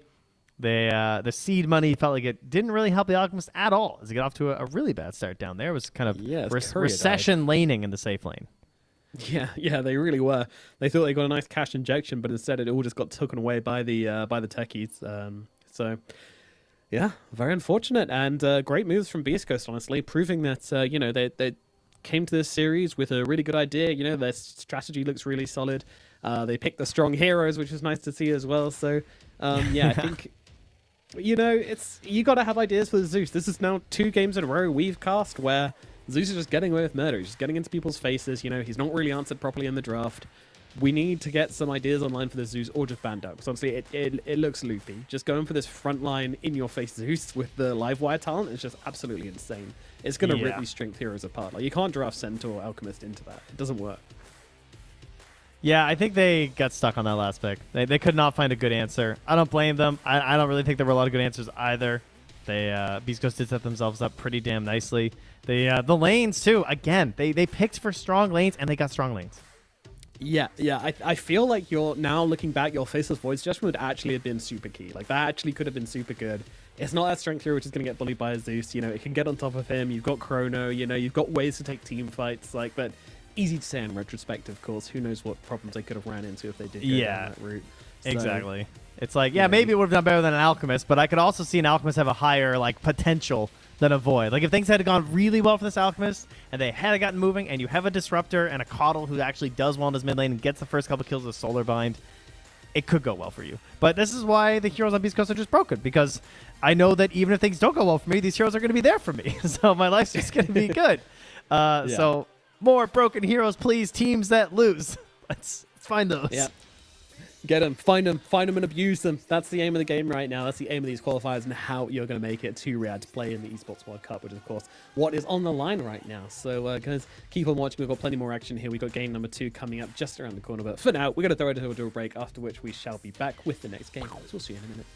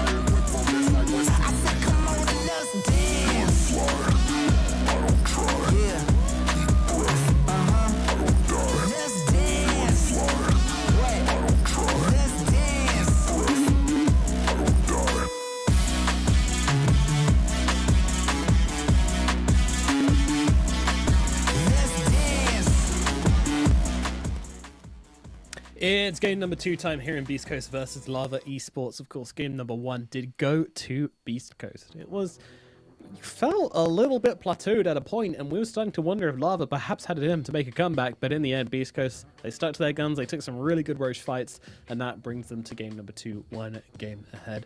We never really talked about it, but who are your kind of biggest performers for Beast Coast in the first game? I thought El Micho played really well in the techies. I feel like that hero kind of had like a really high rise, and then sort of towards the end of the last patch, it didn't feel like it was controlling that much. It felt like it was kind of weak in a lot of the games. It felt like this idea of like controlling the jungle and the Roche area with the mines wasn't as powerful as it had felt before. But now with all these facets, it feels like techies is definitely back. So I think most support players are going to be looking to bring him back in the games as much as they can. I think El Micho showed why. Like, great control around the map. He's kind of everywhere, and he hit some really good blast-offs. Yeah, that was a key moment as well. You know, like the blast off at minute 0, the blast off past that point as well, in lane to get them some nice kills, and yeah, some really nice jukes as well. I mean, that juke at like I think it was like level 2 or something. Oh yeah, in the trees. Yeah. Oh my god, absolutely ridiculous. And Diddley comes and kills the courier. I mean, that's like the showreel moment right there for those players. That was beautiful. So, yeah, more of that, please, Beast Coast. We'll definitely take some of that. I feel like Lava had some nice ideas, had some nice plays through and through, but overall, the biggest issue for me was actually that the Centaur couldn't be a Centaur. They have this hero which is meant to play up and be in front, and he was just turned into horse meat every single fight instantly. Like, it was brutal. Yeah, you're not wrong. When you think back, like, didn't really find those moments you'd hope for. The lane was kind of okay. I mean, considering the lane matchup that you're in, like, he got his Blink Dagger in okay timing, but yeah. It's awkward. I feel like Centaur also always hits his brick wall when he's playing against these really high damage carries where they get a BKB. And if you can kill Centaur in the duration of your BKB, then your fight's just really hard. It's really, really hard. And they didn't have the opportunity to stampede and run away from the gyro when he did pop that BKB, which then made it even harder. Like, you need to be able to find a way to, like, live a little bit longer, which is a really easy thing to say when you're watching from the sky, but when you're actually a player in the game, it's super hard to disengage from these guys. So, yep, rough game 1. Hopefully they can pull out something different, you know. You need to break the game, guys. Like, that's the thing which is stumping me right now. Like, it kind of feels like a lack of creativity from some of these teams where some of them are just going super meta and picking the stuff which we know is broken. But I want to see some different things. Like, there has to be more than we're seeing right now. 5 seconds remaining. That's true. I mean, it's kind of scary to try new stuff. It's also like we're still pretty new on the patch, so I wonder how much people are even trying that much stuff in scrims as opposed to just like trying to make sure they have a handle on the stuff that looks really strong, you know, as opposed to hunting for what's really good. Yeah, I mean, I guess a lot of stuff has come up in a short space of time, you know. Clockwork's like kind of the business right now. He's getting banned out because of the whole Cogs interaction is just crazy.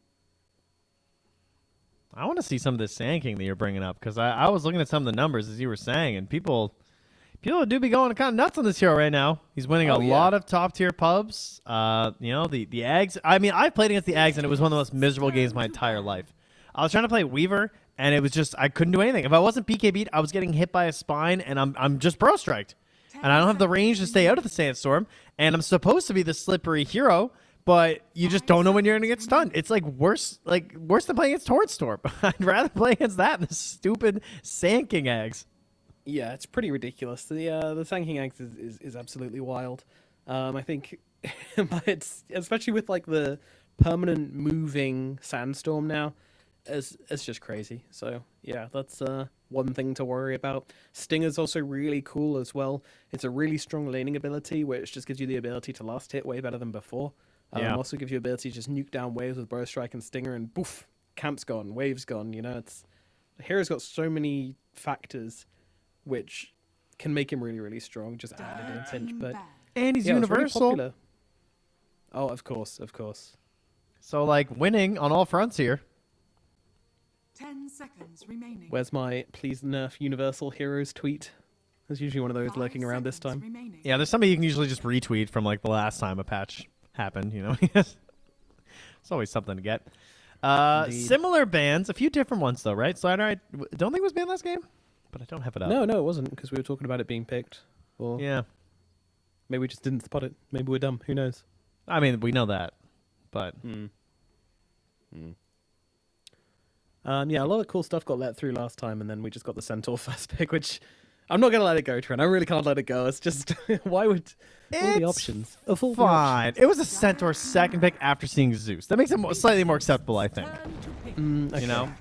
Right. This hero now was banned by Beast Coast last time when they're heading into that first pick for themselves. Lava leaving in, and they grab themselves the Leshrac. So they're hoping that they've got the power here to take this one with the Disco Pony. 10 seconds remaining. He do be a Disco Pony, but do he be strong enough 5 seconds to remaining. make this a worthwhile last pick? I mean, it's more of a statement hero, which is what I wanted. You know, sure, it's still technically a Centaur. You know, it's still got horse legs and 2 arms, but it's more of a statement. It does a lot of damage. You know, it's got a particular playstyle which you can now build your draft around. So yeah, we'll see if this kind of suits Lava better. Into an instant hardcore counterpick of the Shadow Demon. Leshrac tends to want a little bit of help, be it his own Yules, be it heals from an ally, protection. Shadow Demon hoping to remove a lot of that with the ulti, and even potentially just save people that are being targeted by the Leshrac too. It's just a very, very good one-to-one counterpick, and also can be position 4, can be position 5, stacks a bunch of camps, ruins other heroes' lives that haven't even been picked yet. And yeah, he's just winning. I think this hero is really strong right now, especially in the competitive scene, because obviously you want to do some coordination. You're really thinking about itemization choices and thinking about the buffs and debuffs that you want to work around. And he's just good. He's a good hero. 10 seconds remaining. Someone made Nullifier into a hero, and it kind of slaps. 5 seconds. Someday we're going to figure out what to do with Disseminate. Yeah. One of these days. We're going to one get day there. someone will read it. It's not going to be me. No, I'm not going to read it. I get 2 sentences deep and I'm in a coma, but we'll figure it out. Until then, we'll just keep leveling it last, casting it in team fights, and seeing what happens. There is one combo with it, which is really silly. Speak to me. Yeah, it's a 3-hero combo, which is already a terrible start. So you have Shadow Demon, you have Warlock, and you have Grimstroke. And then you use Soul dear Bind, God. Fatal Bonds, and Disseminate. And then you just need to do like, I can't remember what it is. It's just like over 1,000, over 500 damage or something to one of the targets. And it'll just kind of like bounce back and amplify it up by like 4 or 5 times amongst all the other targets. So, and then back to the original target, obviously. So it just kind of creates like a web of death. It's pretty weird. Yeah, that's terrifying, actually. That and plus the 3 heroes you'd have to pick together because someone's going core there. I'm not sure who. We'll bring back the core lock. You know, the core lock that'll could be be the yeah. play. There you go. You can pick it in your games with I'll tell Cream Ted. Mid. Yeah. There you go. All right, solved. We are going to see the Doom remove this time. Speaking of Grimstroke, we've been watching that combo make a slight resurgence there, but also another hero that Leshrac just does not want to deal with. And Beast Coast, they're going to have the pick out of this. What busted core is left to grab? I don't want to see the double support pick. Pick another busted core here. Turn to pick. Band Viper pick. Yeah, get me a tiny Gyro. Oh, Okay. Gonna go back for Gyro. Fair enough. Yeah, to be fair, busted core, but also can be flexed to support. That's a nice pick. Yeah, that's kind of why I wanted the tiny as well. Busted core Yeah. can be flexed. Yep. Same business. And very good versus Leshrac, too. I think even better than the Gyro is in a lot of ways because that potential to just one-shot. 5 seconds. Yeah, it makes them remaining. super miserable. No chance of getting off that Bloodstone heal inside the tiny combo. So, but nevertheless, they'll go forth with what they know and love and just one last game with. So, Lava. 2 picks to come for them. They could just grab their support duo here. Dire team pick.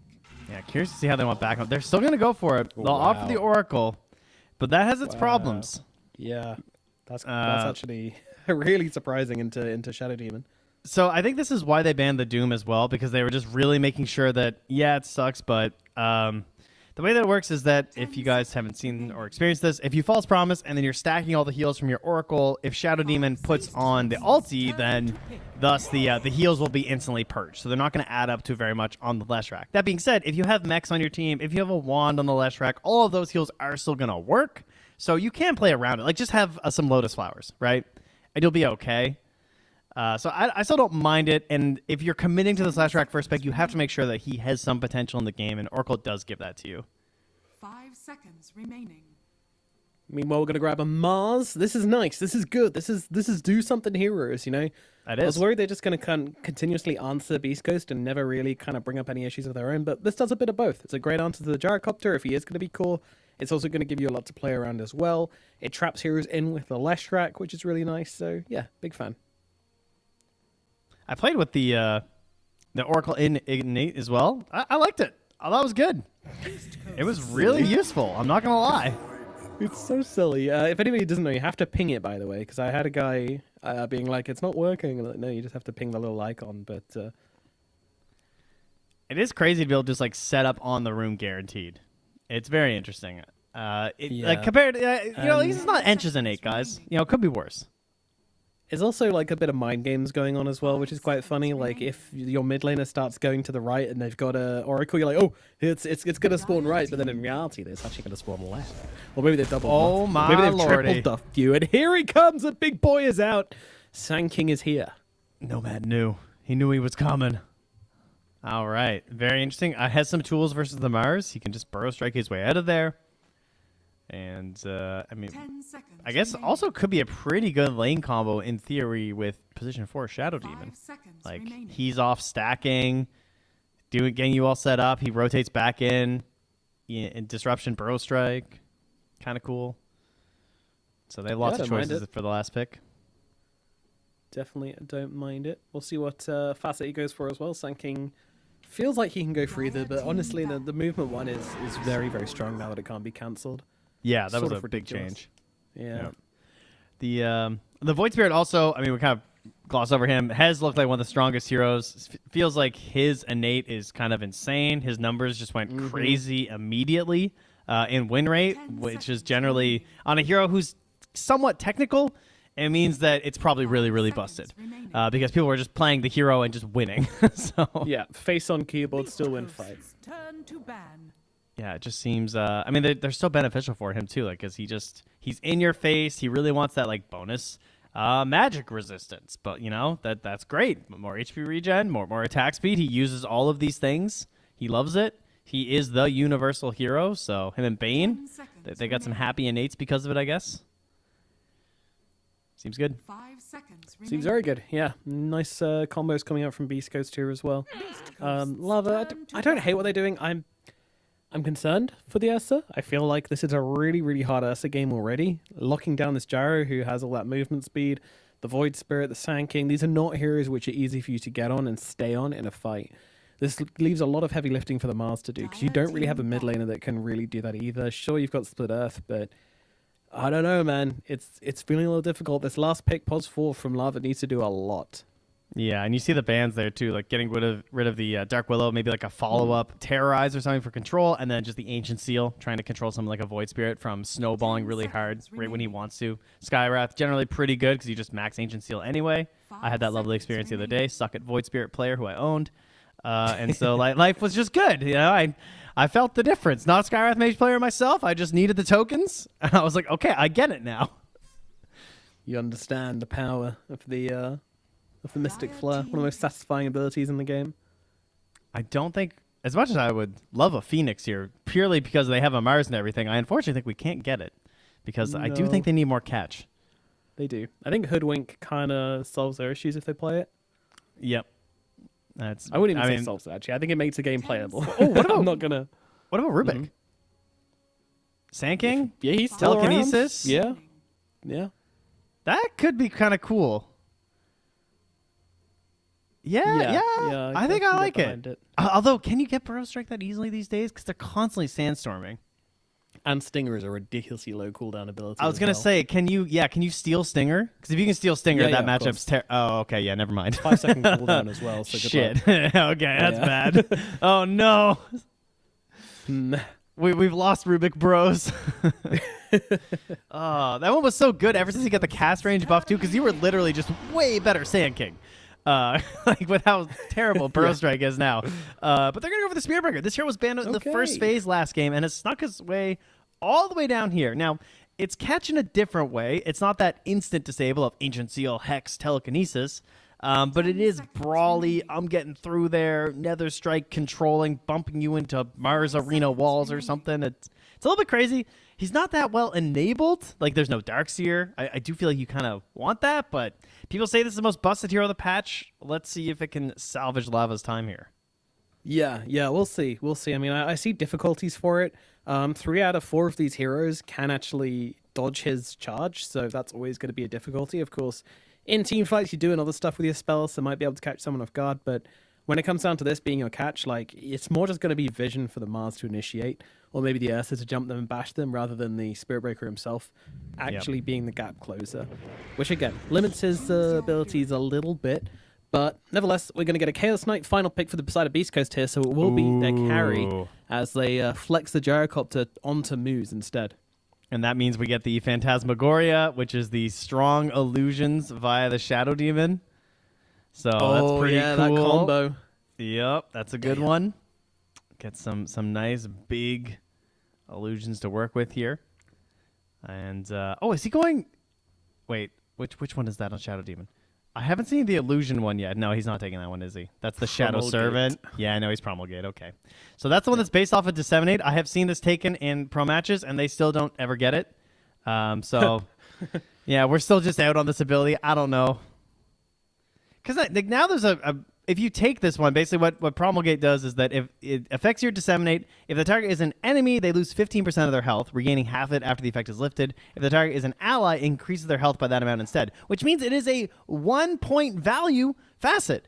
Just with a single point now, your ally gets 15% bonus HP, the enemy loses 15% bonus HP, and yet still Shadow Demon players will not take the spell until everything else is maxed. The stubborn people, I'll tell you that much. But yeah, we'll see if he does end up going for it. Surely he must. But we shall see.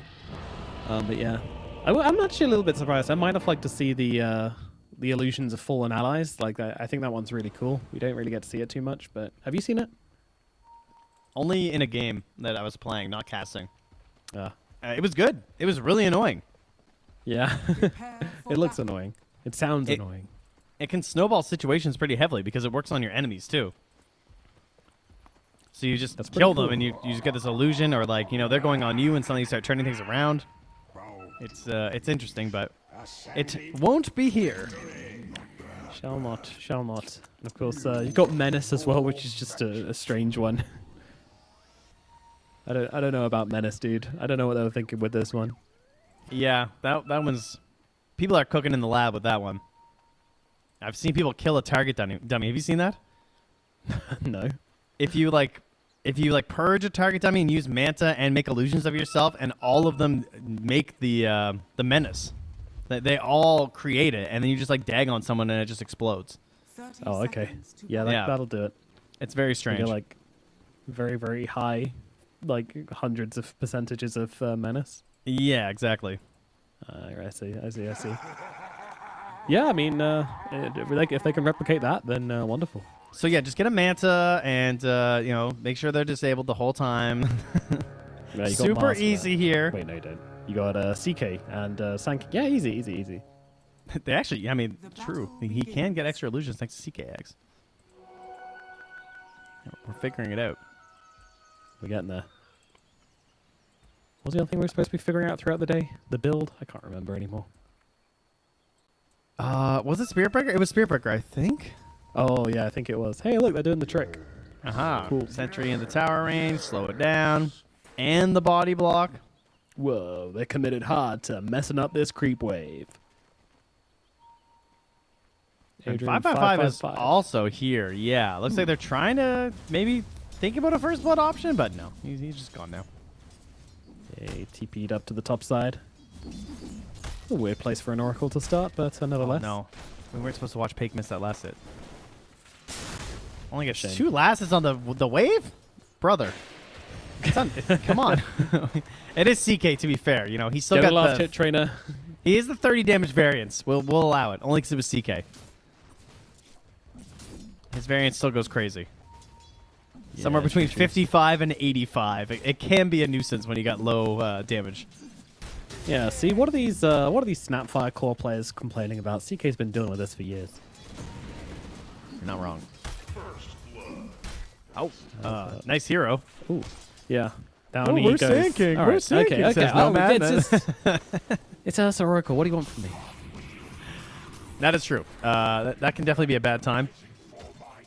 Especially the fact that...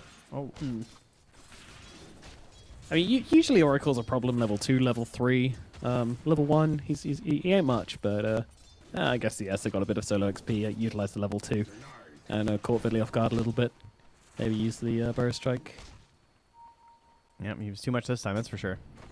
So, now that being said, they actually have no sentries left. I'm guessing Oracle... Yeah, he has 2 more coming on the courier. Okay. I was going to say, they're going to need those, because the Sandstorm will come out here pretty soon. Yeah, did he get the Invis talent? Oh, no, he didn't. He got Dust Devil, so he's not going to go Invis. Oh, right, of course. My bad. I forgot. No We don't have that one. 555's happy about that one. He gets to save some gold. Well, he already bought 2 of them, so hopefully he noticed that too. That's just the old I mean, way. I can remember when Brood lost invisibility, and I think for like 6 months, I still saw people dusting Brood. Maybe not in pros, but I mean, they were definitely thinking about it, you know. The dust sitting in the inventory for no reason. As it's a bit of shenanigans going on here at mid. Did we see that? Did we talk about that one? What? I missed it. Oh, okay. KXY just put his observer down, like slap bang, like in the middle of the river. I believe he thought it was a sentry. Oh, did he actually? Oh, that's really funny. It was like right here. That's too bad. What can you do? Happens to the best of us. Yeah, well, I'm glad you caught that. Go team. Sports. All right. Well, the Stinger's out, and that's a bit of a bad time for an Ursa, right? There's not much you can do there. You can't bully him. You don't want to be too close. You don't want to get whittled down. They get the pull off here too. Yeah, it's pretty annoying AoE slow as well, which us never really likes playing into too much. So pretty low not like percentage he's a movement speed slow, danger. but Yeah, like he's fine, but at least you can't bully your enemy, which is kind of what you're always hoping to do as Ursa. Then again, when Oracle hits level 3, they'll have to go for a kill, I would think. I like this kind of equilibrium they've struck between the Shadow Demon and the Oracle, where Oracle's just stacking heals onto the Ursa. Elmisho's just stacking Shadow Poisons onto the Ursa. It's like, he's just constantly being like a health battle between the two supports. And all fighting over a camp side. that's now blocked. Dire's courier has been killed. Meanwhile, the mid, Lumpy actually able to grab that water room, which is pretty clutch, honestly, because there are a lot of heroes coming in his direction. Pamplona being one of them as he doesn't go for the greater bash. Oh, up top, they aren't going to get anything? No, never mind. But Just yeah, stopping Adrian. Ursa Oof. from going aggressive, I think.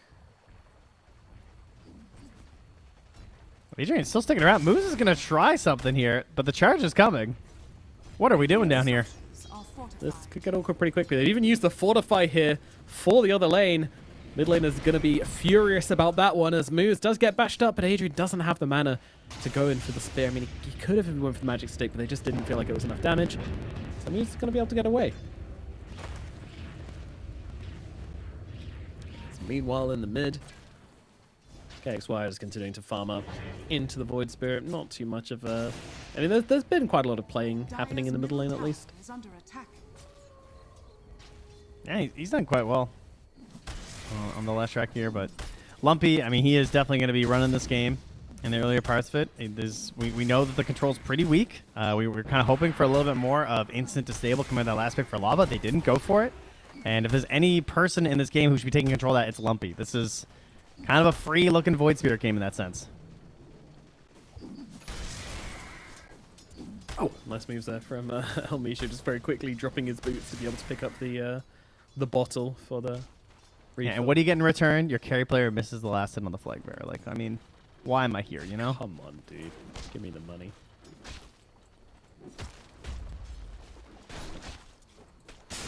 There's a stinger in action. Oh, goes in with the Burrow Strike as well. Not happy about that one. And they're going to go for the disruption, but Spell's not quite ready for the Sand King just yet, but he's just going for a TP out. It's a lot of damage to come down onto him. God, he And he died. actually dies! Oh, no, he didn't go to the fountain. He just went back to the tower, and there was enough Shadow Poison on him to finish the job. Well, the Stinger did 214 before he exited that TP. Wow. He took 338 damage from Stinger. Okay, that was more than I expected. I'm not gonna lie.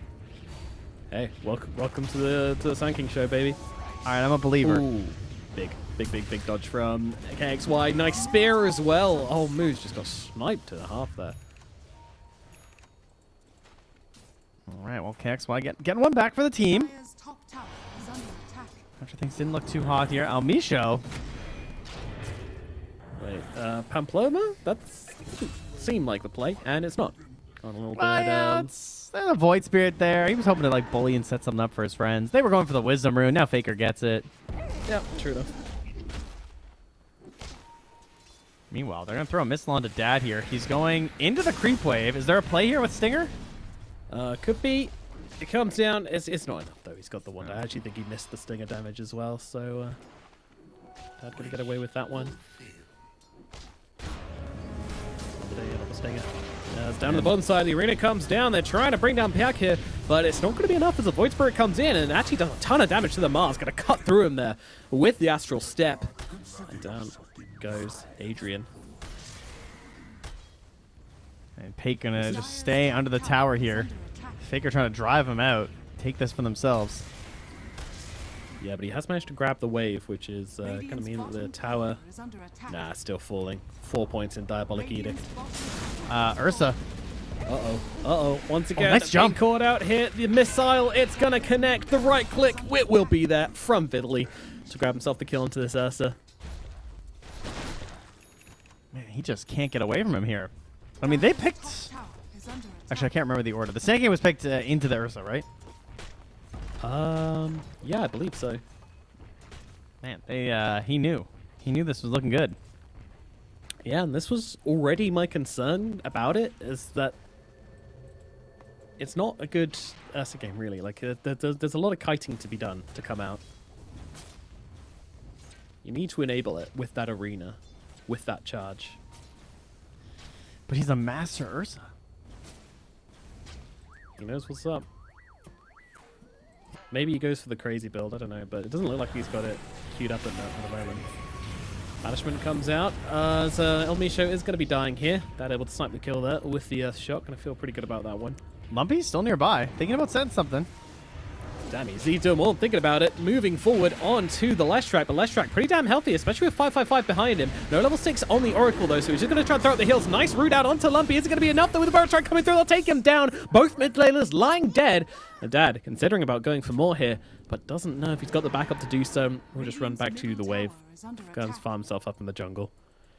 Yeah, they leave a deep ward in there as well. Vitaly wanted to make something happen, it looked like, with that epicenter. As I'm bumping his tail for a second, ready to drop the base.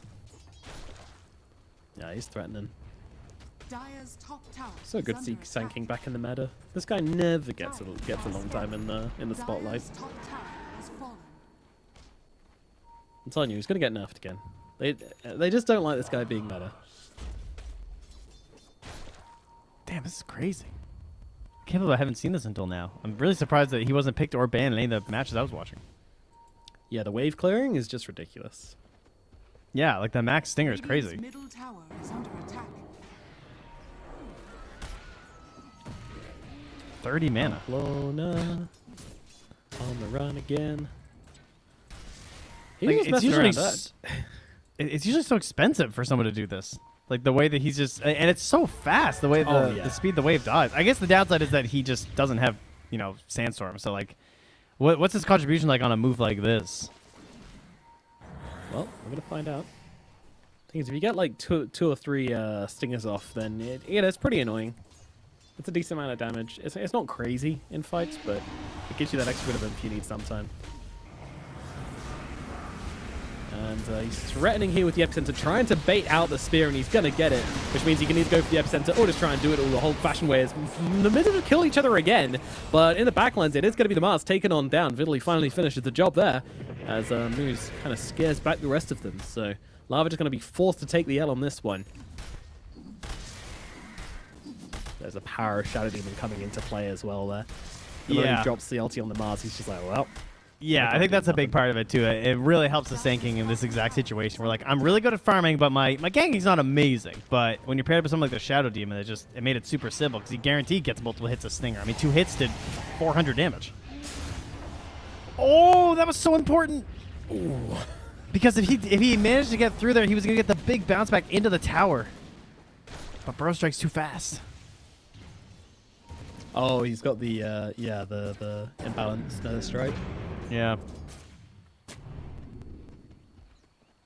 Yeah, I never realized that because he only has. I wonder what the breakpoints are where it's guaranteed. Because it never even occurred to me that by the time you were level 6, there could be a situation where you could Nether Strike and not connect the charge. That is unusual. I really haven't seen it very much as the fight is just going to take place here over this rune. It's going to be a regen spawning for Lumpy, and look at that damage coming down onto Pablo where he's already gone Faker. He's going to have to turn around and just try and fight this one. I mean, he's being healed up, but is it going to be enough? I don't think so. Too much damage coming down onto the Leshrac. He's going to lose his life. The Burrow Strike onto 2. The Epicenter to follow up. Just far too much damage for Lava to handle.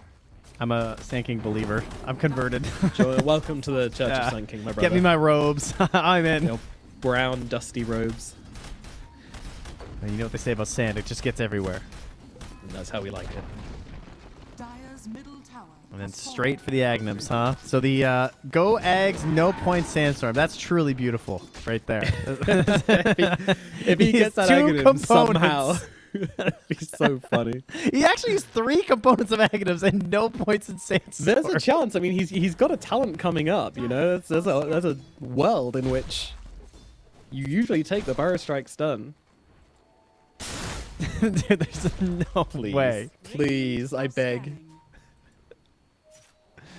Oh wow! When you're so farmed, it's a problem. Suffering from success here on Vitali. I'm so ready with this screenshot right now. Come on, just no fights, no fights. Don't give this man any XP. No fights. We need a little bit more gold. Yeah, you know, he could die. I'm happy for him to die. Level 10, let's see. When you're just following the item guide. It's just like, yeah.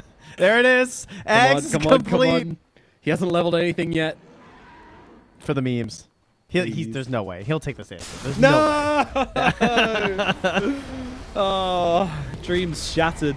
And his life might be shattered now. If he could have gone for this kill 2 seconds earlier, but either way, the Sand King's going down, and he is dead. Almisho also going to follow him to the grave. So deep here up on the top side. Too busy thinking about Aghanims of what to level, not thinking about where you are on the map. And Lava, they do get a bit of revenge here on the top side. Our stream of consciousness was just exactly his. You know, he's just like seeing that wave. He's like, I gotta get this eggs. No fights right now. I just want to get this cool new item. Man, I want my busted Sand King here. Whoops. You guys just got as close as you're ever going to get to immersive casting. Yep. Right, well, that's a bit of a problem, but that's okay. He's back in action now and ready to flex this Aghanim. So it's every 0.2 seconds. In case you haven't seen it, every 0.2 seconds, 2 Burrow Strike spines are created at random locations inside of Sandstorm. There you go. See the little things popping up? Yeah. And each one does, what is it? How much Burrow Strike do they do? I don't even remember. Is it just a full Burrow Strike? It's something crazy. I think it is, yeah. Yeah, it's just a full Burrow Strike, which is the part that was so insane to me. Yes, yeah. They apply Burrow Strike damage and stun. So then you get the Burrow Strike stun talent as well, and all of a sudden, it's a huge problem. Yeah, it's 2.2 seconds of stun. Yeah, try playing Weaver into this, guys. It's not fun. All right, I had a bad time. In this game, Ursa, I mean, at least he's in Rage, but even that is going to be pretty nice, especially once the Enrage ends. Like, his life is just going to be miserable trying to swing in there. Yeah, you got 5 seconds at max level, 4 seconds at the moment to try and get something done on this Ursa, try and kill off this Sand King. And that's ultimately all you can do. You can't lift him out of the arena, you can't like imbalance him out of it. Like, you hit this guy into your team and he's going to be, oh, thank you very much. That helps. My Sandstorm's just going to follow. You cannot break Sandstorm with his talent. Yeah, and the fact that when you burrow it moves immediately is very cool. All right, Lava, though, they're under a ward with this smoke. They're ready for this. Lumpy looking to pop and get out. Don't die for this. That's a hell of a pop, yeah. He might be doing more than popping here. They're going to get a pot in here. Arena's going to come down with the spear. Beautifully done. And down goes the Void Spirit. Dude, that's my mid laner when you're supporting right there. That's Italy great. jumping in though, looking for a bit of revenge. Completely misses the Burrow Strike, but will the Axe go to work? I mean, he's already taken down the Oracle, and Faker's going to go down soon after now. Spirit Breaker tries to get involved, also going to follow his teammates to the grave. Beautiful moves there from Italy. Who needs to land Burrow Strikes when you've got 1,000 of them in your pocket anyway? Okay, fair enough. I'm shocked that worked that well, but we'll take those. Me too, but Yep. yeah. There's also the CK coming on the sidelines with the Orchid, just absolutely blasting the Leshrac in half. Like, we talked about Tiny being a good answer for the Leshrac. Like, CK kind of follows the same path of logic, almost exactly the same. Get on him, blow him up before he gets a chance to even think about healing up from all his abilities and stuff. Yeah, exactly. No Bloodstone yet, so. Leshrac is seen as this hero that's like really good for Illusion heroes in a lot of ways versus like TBs and Nagas and everything, but CK just breaks that because, I mean, in a sense, yes, if the CK is disabled and you come in, maybe you can do a lot to the Illusions, but for the most part, that's what happens. You just get pulled in and die. Yeah, there's some like I catch you, you catch me scenarios, like Leshrac maybe in the super late game when he doesn't go down in that duration, when he's got a Shivas. That does change the game a bit, but overall, like, you know, you have, it goes in both directions, which I think is very important for a carry.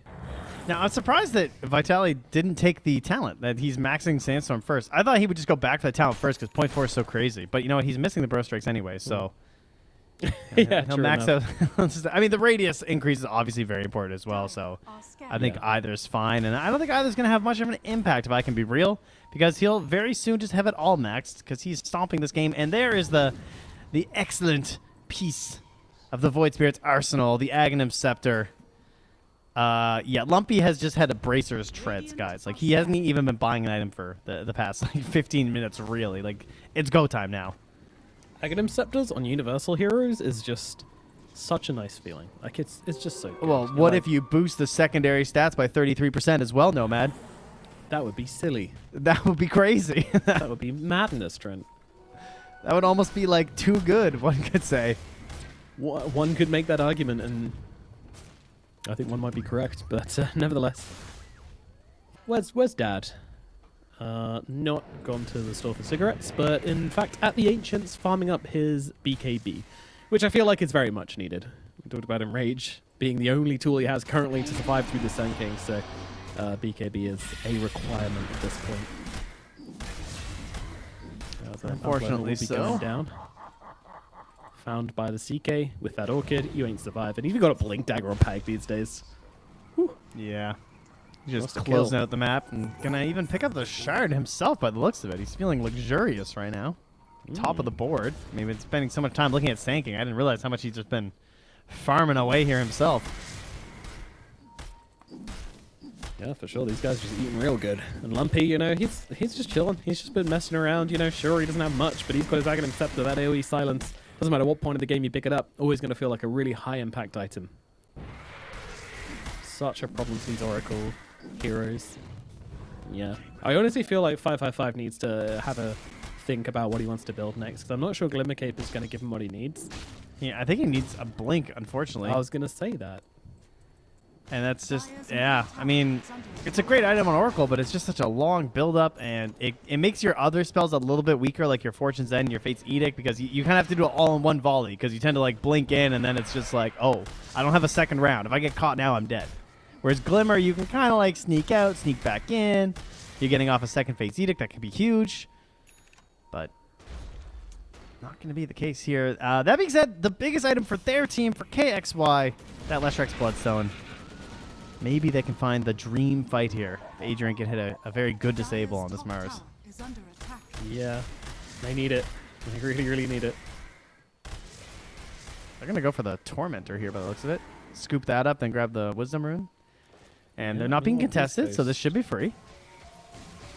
Sure. Beast Coast are looking over towards the Roshan area, I want to say. I mean, they're gathered in that point, but I don't know if they're actually going to convert that into an Aegis or not. And there you There's a see the line Reign just of been Destiny. drawn. Whoa! Such a cool ability. Right, looking for a smoke. There it is. Faker. Mr. KXY. He's going to push the wave on the Slash Rack. Now the counter smoke. Vitaly setting up A faint rumble in the distance. Oh, beautiful initiation onto the two of them. The Voices can be here to follow up and start to bring them down. The BKB has been popped from the Ursa as they maybe move on to the Void Spirit here, and they are going to be able to shred him. That means that Lumpy is dead, but he's going to buy back into this one. Actually, that's a Spirit Breaker as Fiddly just locking down the Ursa. Ursa's going to get taken down, cannot escape the Sand King. He held on to that Repicenter for after the BKBs, and it pays off massively. Pamplona just firing the poor old Shaz even across the fight, but it doesn't make a difference. He's going to die a second time on the Spirit Breaker. This fight, it belongs to Beast Coast. They get the control onto the Void Spirit, but it just felt like it was going to happen. Like, he gets Yulesed up, he gets stunned by the Leshrac as well as the Mars, and he's just the sacrificial lamb. Like, sure, take me. He's broke as hell. Yeah, I got my silence off. I don't care. Look at this damage from CK and Sand King. Like, they're going to carry me. I've done my job. Yes, sir. Oh, what a burrow strike. God damn. So I don't know how he through hit the that. trees. I don't know if he guessed it or if he just saw and was really quick. I don't know, but he was super ready, that's for sure. Adrian just seeing if he can pick up a freebie in the middle lane. Not going to be the case, as Roshan is going to be on the cards now. Oh yeah, come in here, Sandstorm. Come join us. Doodaloo. They should kill Lumpy here at the very least. Yule's going to come on down, Spear to follow, pin him to a tree, Root to follow that. Now there's a stun coming through. Dude, in comes what? Spirit Breaker from the sidelines. He did manage to get off a Resonant Pulse, but fired back and killed off. But now Roshan goes down. Man, he's tanky. Yeah, he took a while. I had to double check he didn't have a shield rune there. Radiant's top tower is under that attack. seemed Well, that's pretty the, wild. Sanctuary. And, yeah. I mean, they did 2,898 damage to him. That took some effort. It's pretty insane, isn't it? I'd be getting an Eternal Shroud right now. Just really make their life terrible. Radiant's middle tower Through the is Manta. under attack. But it's too late. You're already about to die Yeah, now. true. This sounds super annoying. I mean, that's what we see Storm Spirits do, right? Just picking up the Eternal Shroud and just being on the front lines. Yeah. It's that pseudo Bloodstone.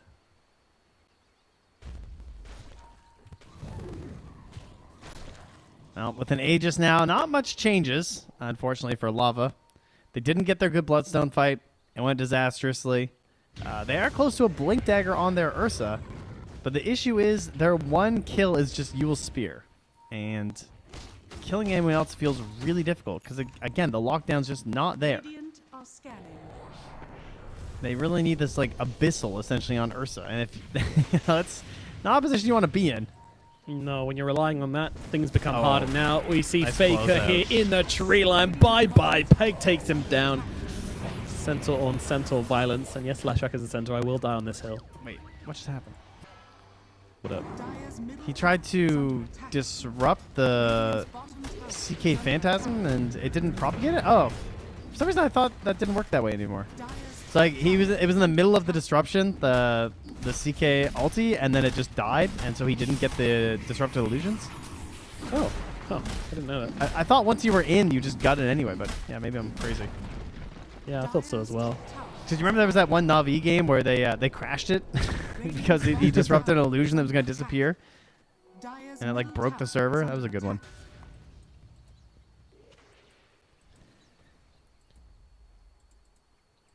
But yeah, Shadow Demon just sending out some nice strong illusions. Dire's middle tower Oh, he's has using the fallen. facet at last. Yes, finally, good. Look at this dude with all his HP. Wow. Uh-oh. Wait, Faker, not again. The Orchid's out onto him. The damage is coming in thick and fast, and there's nothing to heal off. It's just one hero. Now they move on to the next target. He's gone as well. Hold the phone. They're up on the high ground. They've got an Aegis. They've got all this Oh damage. yeah. 3 illusions off the disruption as well. Chef's kiss there. Oh, So yeah. Thank yeah. you very much, Phasmagoria. No, Phantasmagoria. There we go. let's see if he can get a 2 off of the Chaos Bolt as well. That would be great. He lost the last coin flip. What have we got? He's got no Manta to play with, sadly. So he can't have the 3 illusion Mantas. But This is ridiculous. no. This is so stupid, man. Just They the have 2, no but- clear with a left rack dead at all. I'm not sure they've got much of a play with him alive, to be perfectly honest. But at least they can try. Ursa BKB, what can he do? Last fight was kind of the worst situation you could have imagined. Just getting Burrow Strike to start off the fight, force swap your BKB, don't really have a real target to kill. In the trees as well. You think bears like being in the trees, but not Ursa. He wants to stay on his target. Oh, here we go. Another day, another On the Yule, gyro. another spear.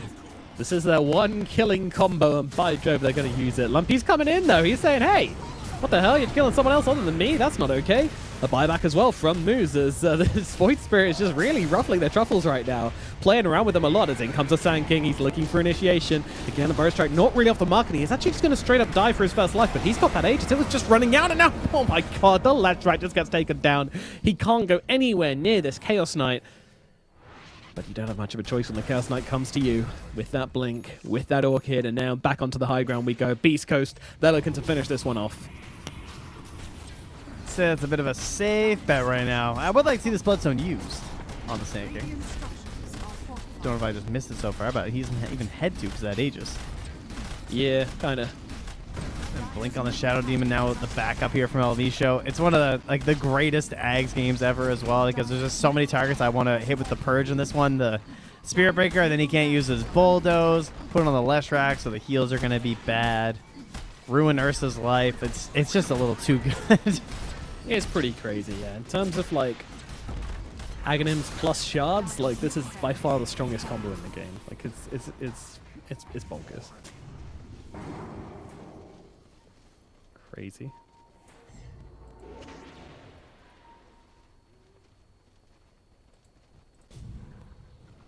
No O-Post?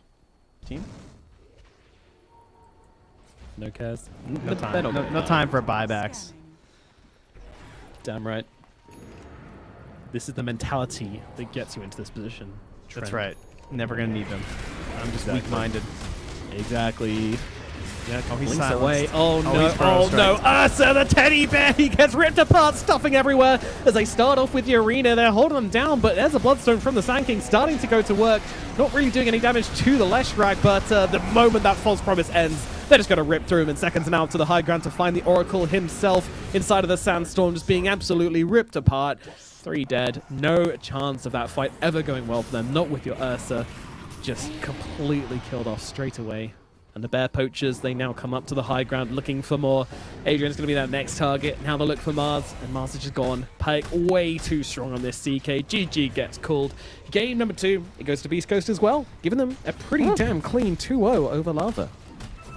Yeah, this looked more one-sided than I expected. Beast Coast look really strong. Their drafting is just on point. I mean, we were talking earlier, I didn't know that Sir Mariano was coaching them, a.k.a. Papita. And I think he's doing a great job, if that's still true, because this just looks like people who have looked at the meta, looked at what's winning in the toppest level of pubs, and probably around these other qualifiers as well, and just said, hey, I want to play this stuff. This is how I want to open the draft. I want to build around these heroes. Shout Even opener is a good sign of that, I think, because they see the Leshrac, they immediately counterpick with a hero that's still really flexible everywhere else, and just they made the rest of this look real easy. Yeah, like the day after a patch, coaches are kind of like, you know, they're not super useful because there's just way too much to learn and discover, and, you know, it's nice to have. A couple of weeks after the patch, absolutely invaluable, you know, someone to go and do the research, someone to make sure, like, you know, you can grind out your pubs. This guy's going to be watching all the other pubs and watching all the pro games and watching all the tournaments, all the other qualifiers, figuring out what's going on, and I feel that impact there. You know, obviously we can't know for sure, but it feels like that's what's been taking place because, yeah, 2 games in a row, like, Beast Coast, they just felt like they had stronger heroes. It sounds stupid, but it just felt like they had better heroes. Like, I don't want to put it down to, like, just straight up outdrafts, because Lava's draft certainly made sense a little bit, at least in first game. I mean, this game I didn't like so much. I felt like the Ursa was a bit of a grief, and the Spirit Breaker didn't fill up the holes in the draft properly for me. But all the same, you know, just yeah. Yeah, I don't know what the Spirit Breaker is supposed to do. I don't really feel like he was very enabled. I don't think he syncs up that well with a mid Leshrac. Like, I think if you want a Spirit Breaker who doesn't have like a Darkseer or something, I'm thinking of like a Spirit hero or something who's like really mobile and trying to get stuff done, and it kind of like moves with you. Instead, it felt like they thrust all this on the Spirit Breaker and was like, well, you're gonna go in, and then I'll stun them as a Leshrac. And it's just, I don't know if that's gonna work out that well. Plus, the Sand King stomped that Ursa lane and then proceeded to stomp that game. So extremely well played here from Beast Coast. They have gone way up in my rankings after watching that. I have more faith in them heading into the next part of this bracket for sure. Yeah, definitely eyes on Beast Coast now as they make quite the statement with their opening matchup. You know, Heroic, they kind of stomped their opening series, and now Beast Coast doing the same. Meanwhile, Kuyas, you know, they're the other team who went through from the other upper bracket. They struggled a little bit more, so, you know, maybe thinking that Heroic going to have an easy time with them, but they never seem to against these players, you know, like the Parker, Matthew, MJZ lot. They tend to always pack a punch, so we'll see what they're delivering. Meanwhile, I think the other stream... I'm checking it out right now. They are currently, it's fairly even at 31 minutes. Boom did win game 1, but game 2, Leviathan have the Storm Spirit. So, dun dun dun. Busted looking hero. We'll see if he can win another game with those galvanized charges. If you guys want to check that out, that's the EWC_Dota2_EN9. Get over there. I just followed it because I just keep finding a new number every time. How deep I'm does just it go gonna next? Follow them all. Yeah, just keep counting up until you run out of channels, I guess. See you at EN50. But yeah, we're all done for this series. But of course, we've got another one coming up a little later on. But seems like the other game might be going on by the time you're seeing this. So go and check out that game for more SA qualifier action. And we'll see you for some lower bracket matches a little later on. See you in a bit.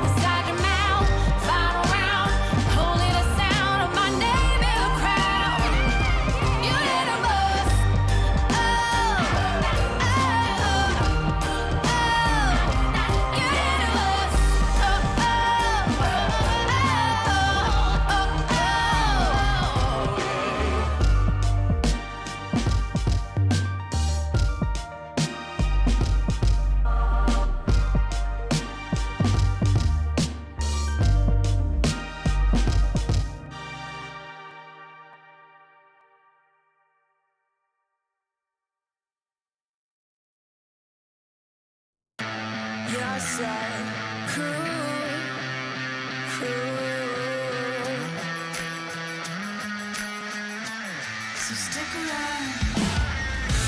Yes, I could.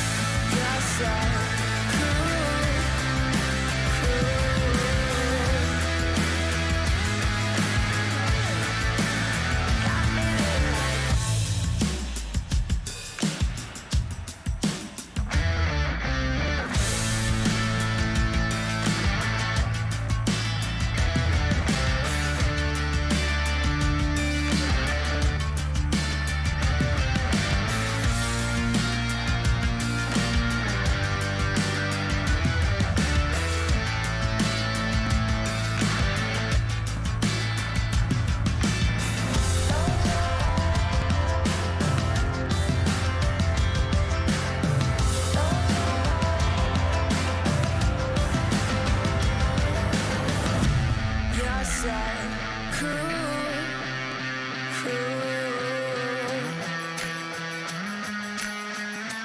So stick around.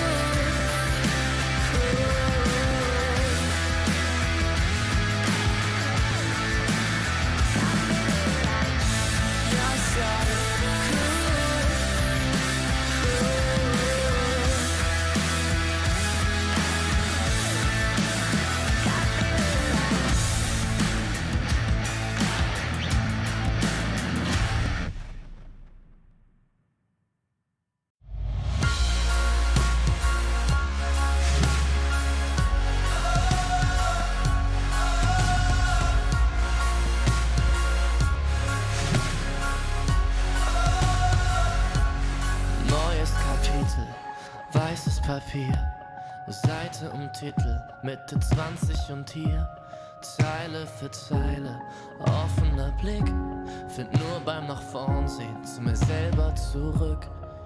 Und auch wenn's irgendwie nur eine Plattitüde ist, der Augenblick zerfällt, hält man ihn fest. Und wenn ich's richtig sehe und verstanden hab, dann sagt er selbst, wenn man ihn ziehen lässt, ich geh einfach nur los, irgendwohin, auf jeden Weg. Ob klein oder groß, wartet ein Sinn und wir haben's erlebt. Nein, ich hab noch nicht genug, wart mal wieder auf die Flut. Schwimm oder schweb, Leben ist Leben, Leben ist Leben.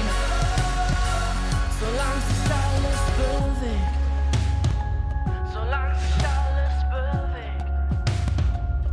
Lieber neue Gedanken aufleisen sollen, statt ewig im Gestern mit den alten Parolen. Nun ist die Währung, der Weg ist das Ziel. Kostet die Welt dann vielleicht gar nicht so viel. Und auch wenn manches davon sicher Plattitüden sind, man fühlt genau, wenn es stimmt. Ich geh einfach nur los, irgendwohin, auf jedem Weg. Ob klein oder groß, wartet ein Sinn und wir haben's erlebt. Nein, ich hab noch nicht genug, wart mal wieder auf die Flut. Schwimm oder schweb, Leben ist Leben, Leben ist Leben.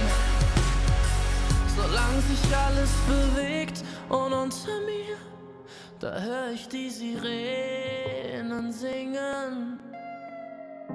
Ein Teil von mir will gern gleich hier zu ihnen sinken. Doch ich widersteh, hör auf mein Herz, ich geh. Ich werd nur kurz zum Abschied winken.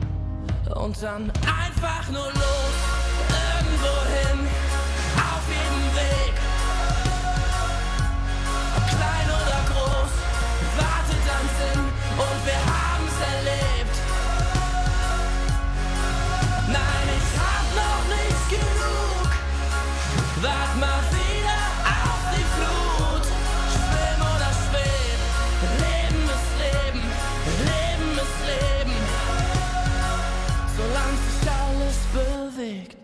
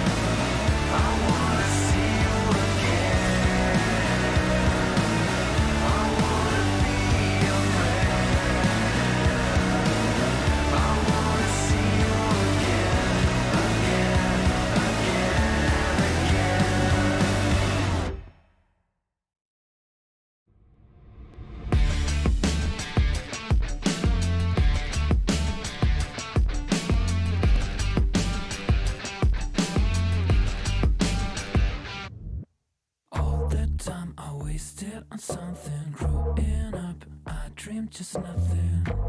Ooh, what are you? People talk loud, I get what they're telling me. I fucked up, I didn't give a bit. Ooh, what a true.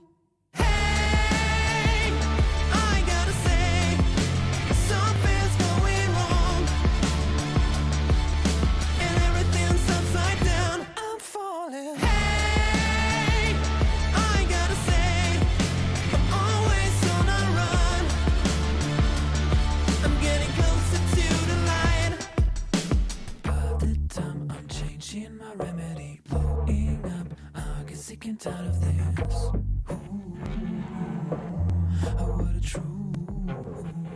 No one talk now, I'm feeling lost on it. Silence is loud, I get it safe from it. What a truth. Hey, I gotta say, something's going wrong, and everything's upside down. I'm falling. Hey, I gotta say, I'm always on a run. I'm getting closer to the light.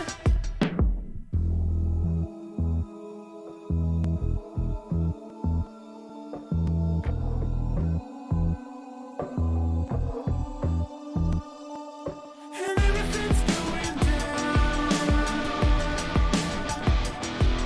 Yeah, everything's going down.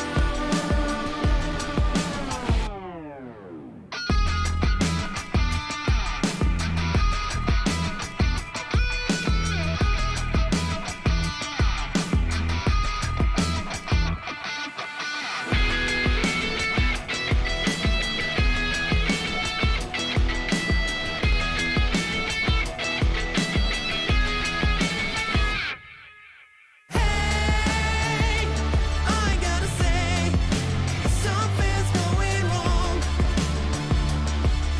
and everything's upside down. I'm falling. Hey, I gotta say, I'm always on a run.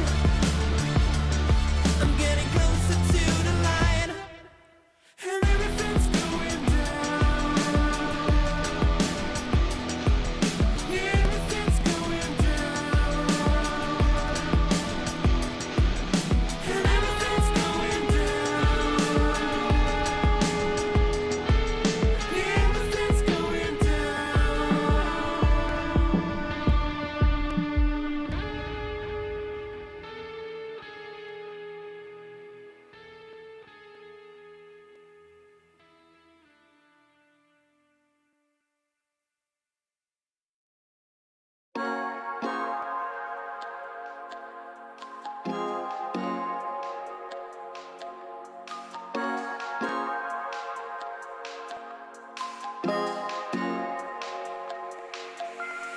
Ganze Nacht nur unterwegs, Sportcoupé angehen mit den Brüdern und Rosé. Späti gehen, schau die schläft, wenn die Sonne untergeht. Runden drehen, die ich erlebt, ich will nicht mehr gerade sehen. Der Verstand ist lahmgelegt. Im Coupé hinten links. Ich schreibe und ich trink. Mit den Brüdern und wir chillen. Heute Abend ohne Sinn. Sie will, dass ich sing. Doch ich mach mir noch einen Drink. Ich brauch nur die Klick. Und sie weiß, dass es stimmt. Die ganze Nacht nur, die ganze Nacht nur, die ganze Nacht nur, die ganze Nacht nur, die ganze Nacht nur, die ganze Nacht nur, die ganze Nacht nur, ganze Nacht nur unterwegs, Sportcoupé angehen mit den Brüdern und Rosé. Späti gehen, schau die schläft, wenn die Sonne untergeht. Runden drehen, die ich erlebt, ich will nicht mehr gerade sehen. Der Verstand ist lahmgelegt.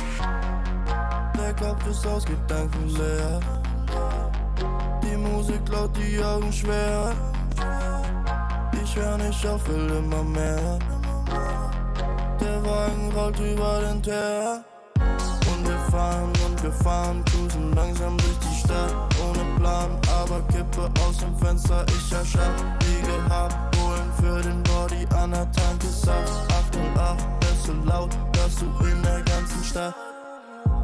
Die ganze Nacht lang, die ganze Nacht lang, die ganze Nacht lang, die ganze Nacht lang, die ganze Nacht lang, die ganze Nacht lang, die ganze Nacht lang, die ganze Nacht lang unterwegs, Sportcoupé angehen mit den Brüdern und Rosé, Späti gehen, schau die schläft, wenn die Sonne untergeht, Runden drehen, die ich erlebt, ich will nicht mehr gerade sehen, der Verstand ist lahmgelegt.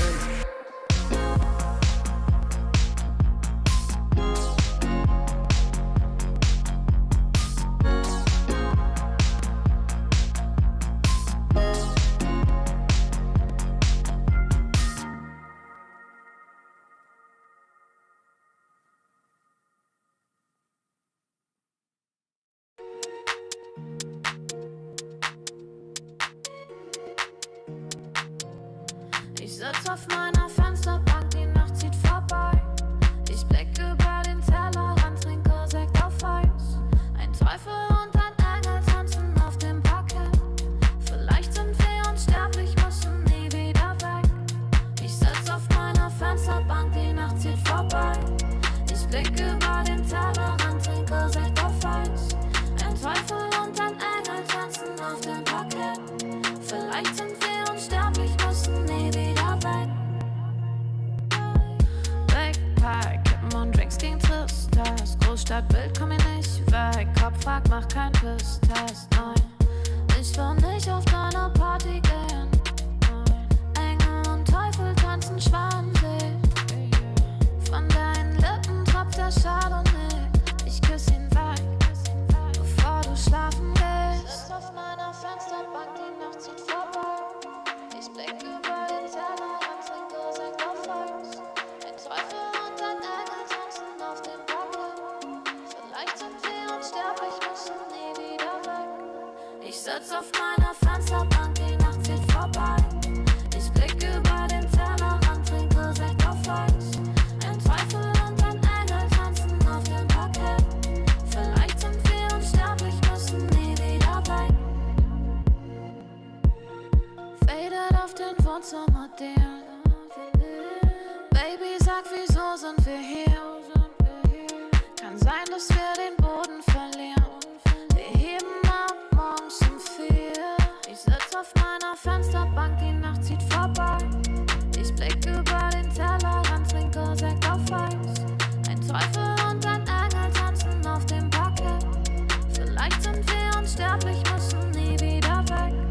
Ich sitz auf meiner Fensterbank, die Nacht zieht vorbei. Ich blick über den Tellerrand, trinke Sekt auf Eis. Ein Teufel und ein Engel tanzen auf dem Parkett. Vielleicht sind wir unsterblich, müssen nie wieder weg.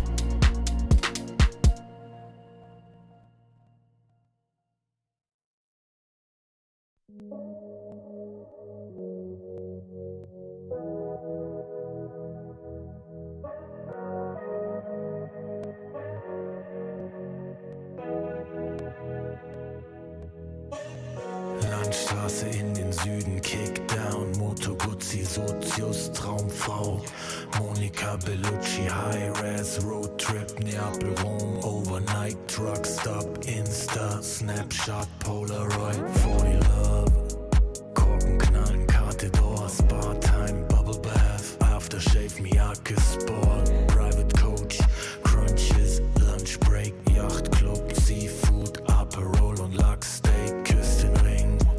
Wir haben Erfolg, Millionen Dinge und dein Lächeln spiegelte meiner Persol, Pilotenbrille, Holz knackt im Kamin. Es werde hell, wir lieben uns die ganze Nacht, nackt auf dem Bärenfell, Wüstenstraße, weiter Himmel.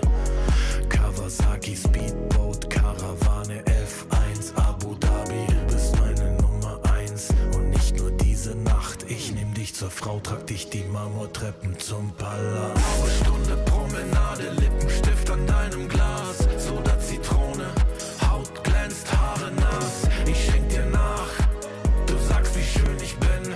Ich küss deinen Hals und du lachst wie eine Königin. Leck die Lippen, ich bin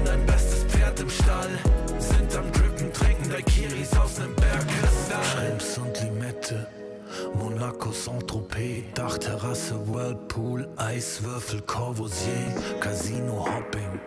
Die ganze Welt ist hier, Drinks für 2. Champagner, Elixier, Traumpaar, Undercover. Americans, unsterblich. Grace Kelly, Cary Grant, allein unter Palmen. Und dazu kalter Cider, Sommerwind, Küstenstraße, Sonnenbrille, Alpha Spider. Hors d'oeuvre, schwerer Wein und klarer Kopf, Zigarren aus dem Humidor, Cohiba und Davidoff, Candlelight, sanftes Licht. Candelabra, deine Haut, China White, Seidenkleid, Balenciaga. Vergiss, was die Leute denken, wenn sie uns reden hören.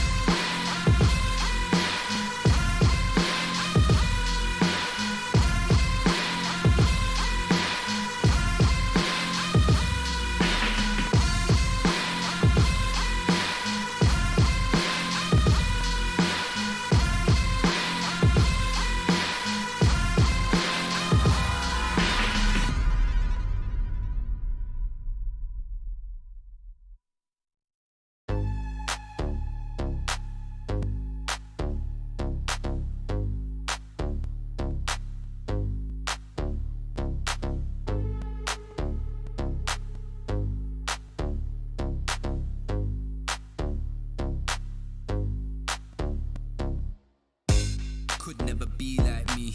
Flow so hot, but the jewels I see. Never think much of a fool I see. Them type of man we are school and teach. Fresh to death, head to toe. Smell the best fresh cologne. Finesse the best freshest clothes. I dress the best, yes you know.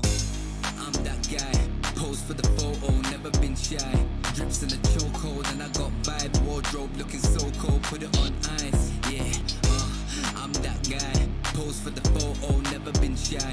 Drips in a chokehold and I got vibe. Wardrobe looking so cold, put it on ice.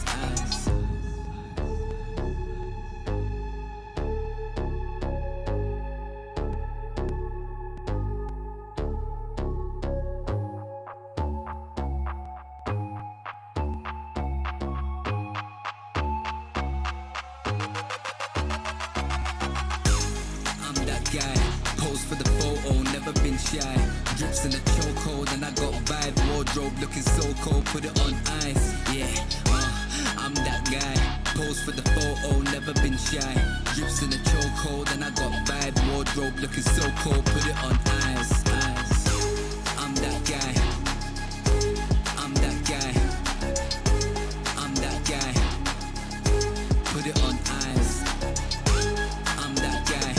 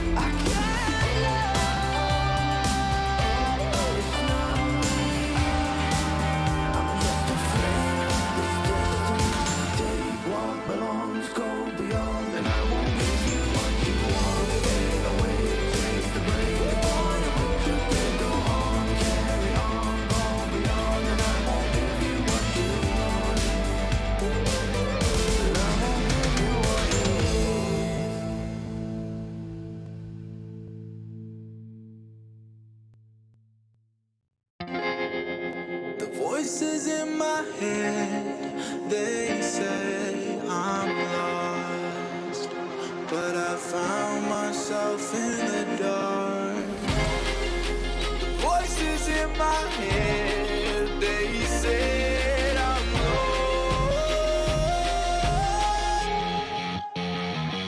Blow me like a C4, give me what I want. Mad Max whip you while I'm rolling up a blunt. They asked me where the body's at, I told them check the trunk. She asked me who the man is, I told her I'm the one. I told her I'm the one. You can figure where I'm from. I told her I'm the one. You can't make it where I'm from. Couple warrants and a gun to my name, low-key. Wood grain gripping and I keep it on me. Whole lot of new faces, I'm the real OG. Keep talking shh, and I'll put you on a white tee. The voices in my head, they said I'm lost. Blow me like a C4, give me what I want. Mad Max whip you while I'm rolling up a blunt. They asked me where the body's at, I told them check the trunk. She asked me who the man is, I told her I'm the one. I told her I'm the one. You can figure where I'm from. I told her I'm the one. You can't make it where I'm from. The voices in my head, they said I'm lost. But I found myself in the dark. The voices in my head, they said I'm lost. Blow me like a C4, give me what I want. Mad Max whip you while I'm rolling up a blunt. They asked me where the body's at, I told them check the trunk. She asked me who the man is, I told her I'm the one. I told her I'm the one. You can figure where I'm from.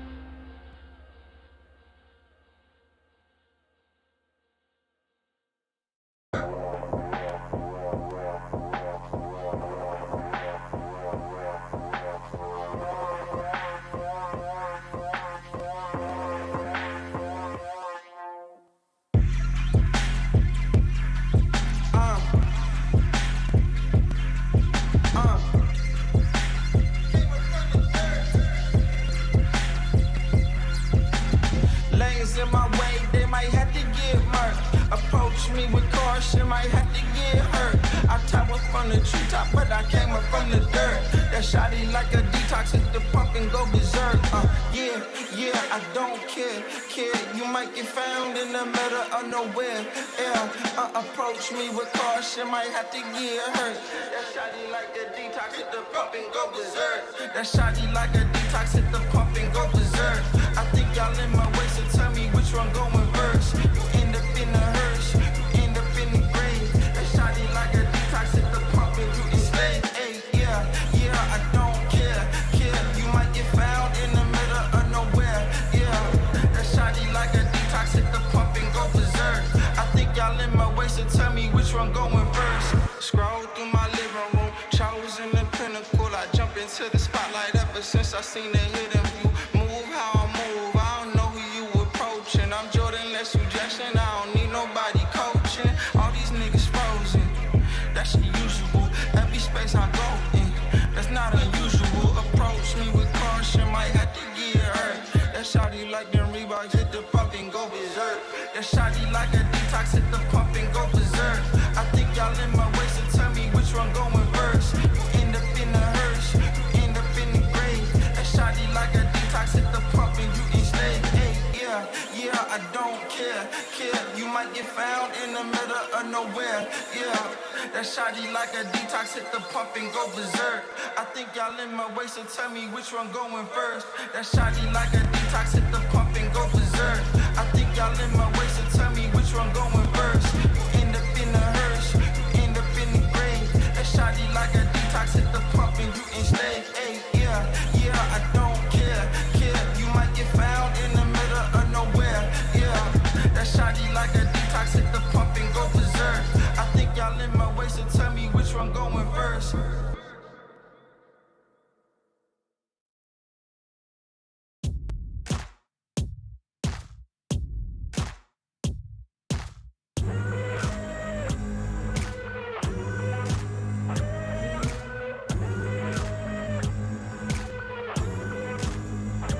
I've been shot down, I've been hurt, I've been left down in the dirt.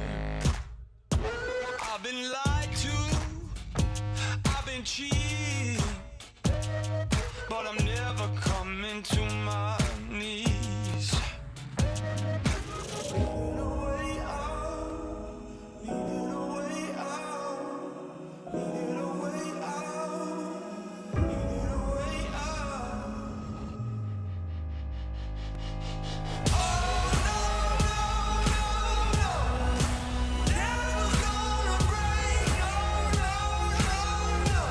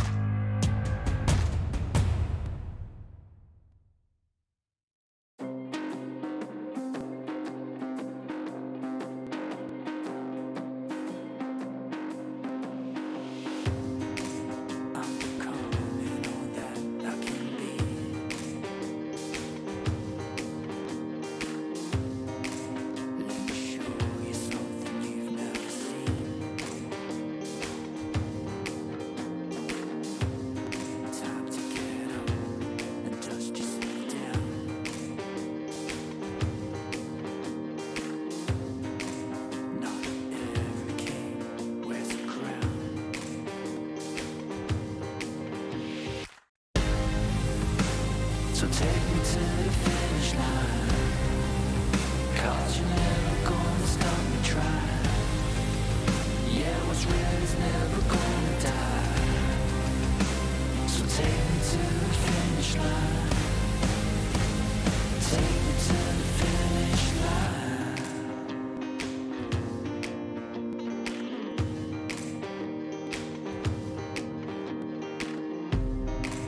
Keep on running until we get to the top. I'll never back down. I won't ever stop.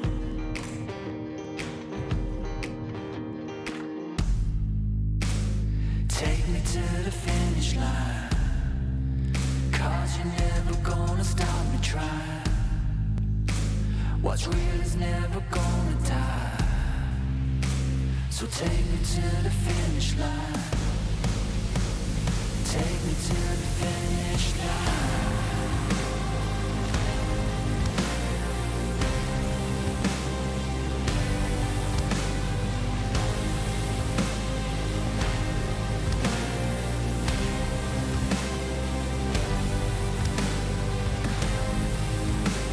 So take me to the finish line, 'cause what's real is never gonna die.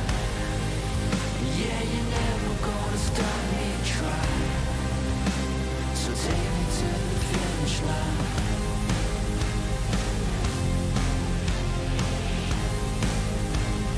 Take me to the finish line. Take me home.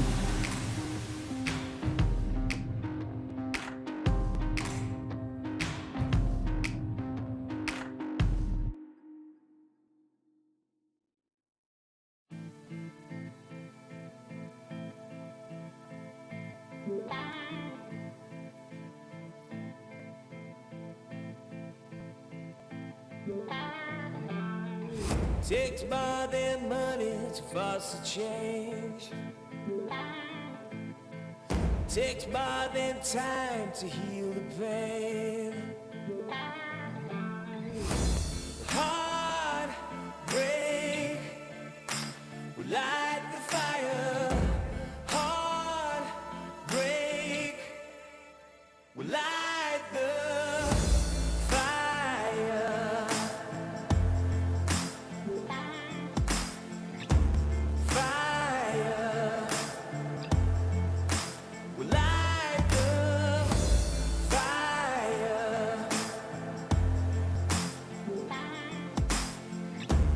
Fire will light the fire.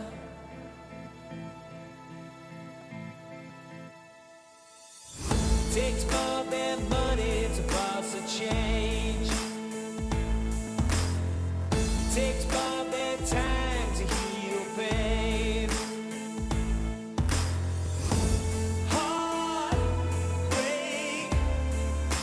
will light the fire. Heartbreak will light the fire.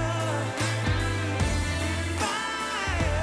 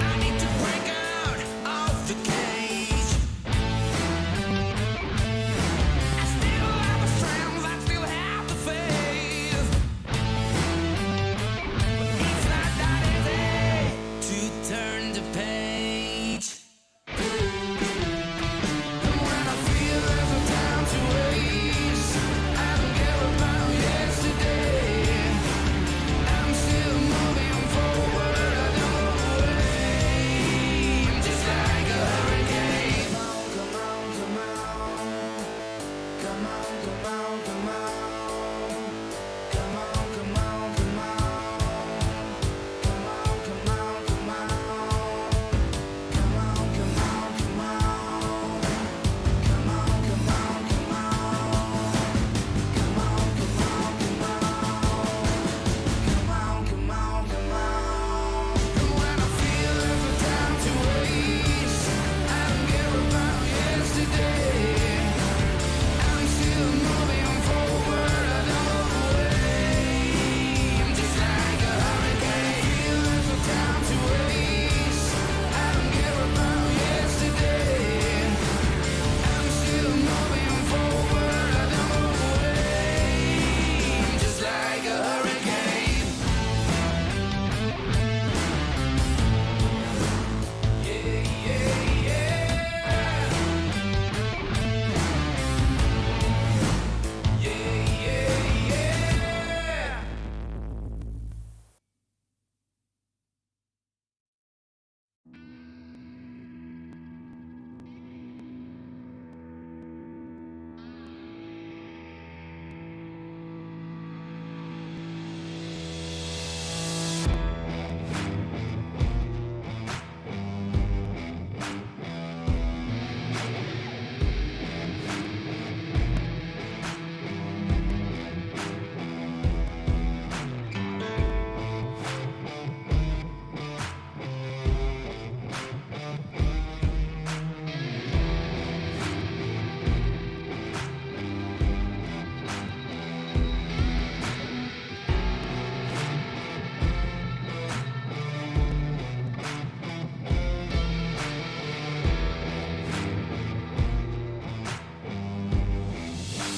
No, I'm not a king. I'm the king.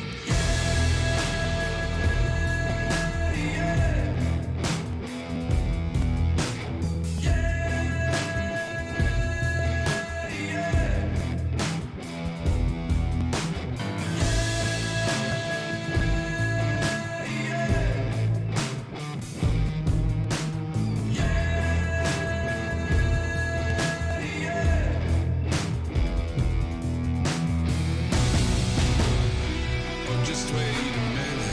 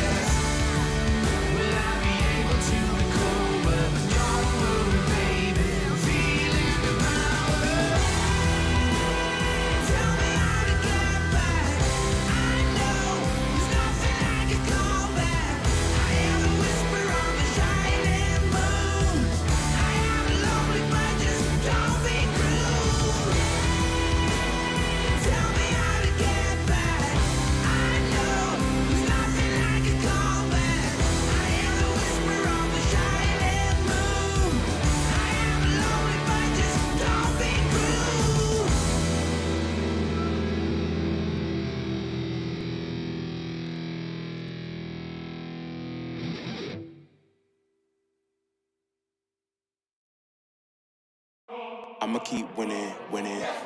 I'ma keep winning, winning. Ooh. I'ma keep winning, winning. You can try to save yourself, but you only gon' play yourself.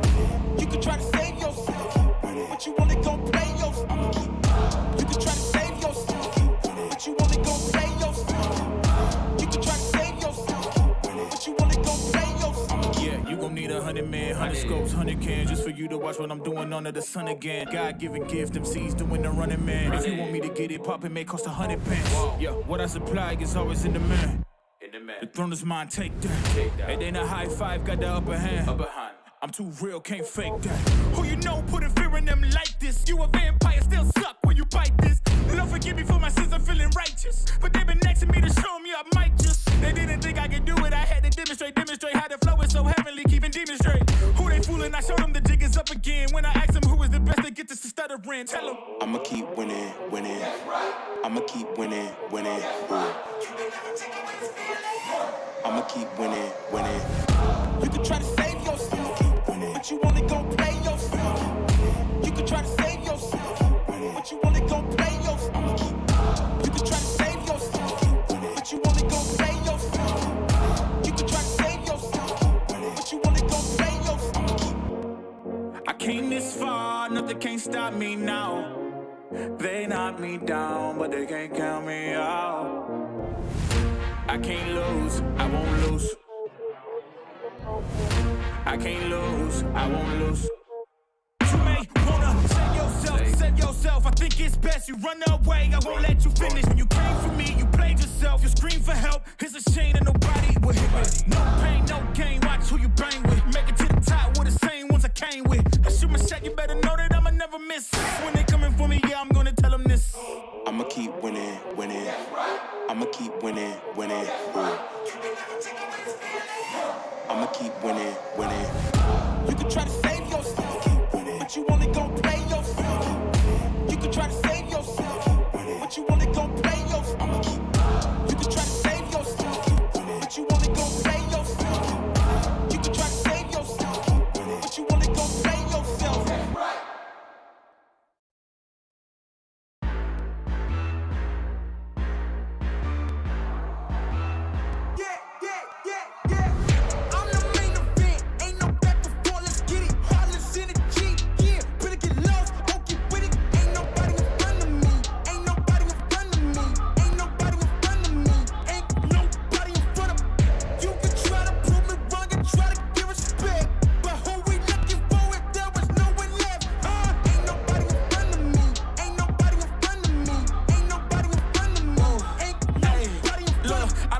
As the competition, but if you go against me, you the opposition. But if you wanna to look like you could close the distance, I'ma give it A forever since you're so persistent. With you, I'm just practicing, cause I'm back to back, let's get back to winning. As a matter of fact, I'm not that forgiving, cause you did this to yourself, that's a bad decision. I don't see no one in front of me, you is a ghost, you ain't got a soul. Whoa, always say that they gon' come for me, knowing they won't, they doing the most. Whoa, chasing my, gotta get already, not selling my, you on the, y'all moving, ready to, whoa.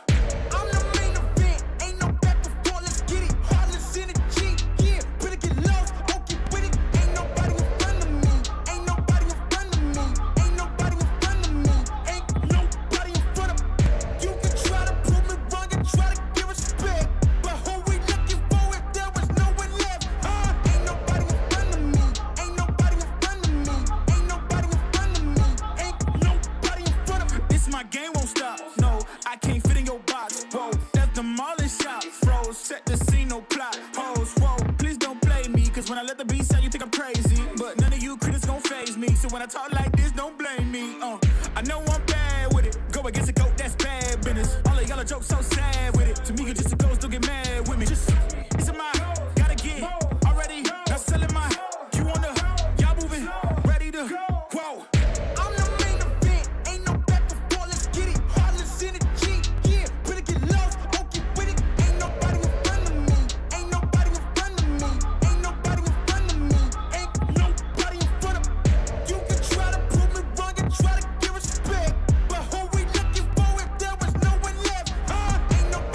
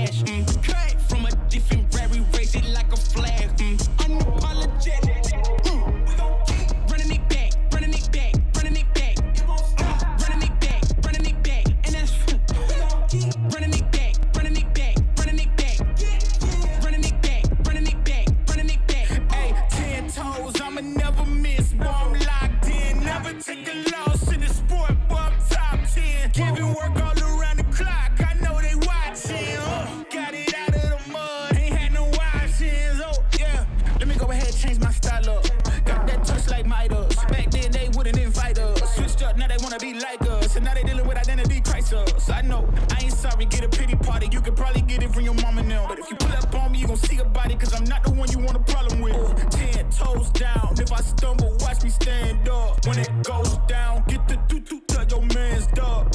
You can blame it on your homies, got you hyped up. Whoa. Everybody trippy, yeah, we coming, yes, that back. Yeah, we walking with a body bag full of cash. Came from a different rary, raise it like a flag. Unapologetic. We gon' keep running it back, running it back, running it back. Running it back, running it back. And that's we gon' keep running it back, running it back, running it back. Running it back, running it back, running it back. Hey, look, hand me the ball, I'm running it back. Answer the call, I'm all in my bag. They want me to ball, I charge on the max. And then they promote cause they paying me tax. I'm the solution and I'm the problem. If it ain't profit, it ain't an option. If you try to play me, I'm gon' get you packed up. If it's something nasty up, nothing's getting passed up. No, we bout to act up. This whole game is wrapped up. Talk will get you smacked up. Refresh, you should back up. Hanging up these plaques up, it's fast, bro. Know that I'm a menace, catch you lacking with your hands up. 10 toes down. If I stumble, watch me stand up. When it goes down, get the doo-doo, tell your man's dog. You can blame it on your homies, got you hyped up. Whoa. Everybody trippy, yeah, we coming, yes, that back. Yeah, we walking with a body bag full of cash. Came from a different rary, raise it like a flag. Unapologetic. We gon' keep running it back, running it back, running it back. Running it back, running it back. And that's we gon' keep running it back, running it back, running it back. Running it back, running it back, running it back.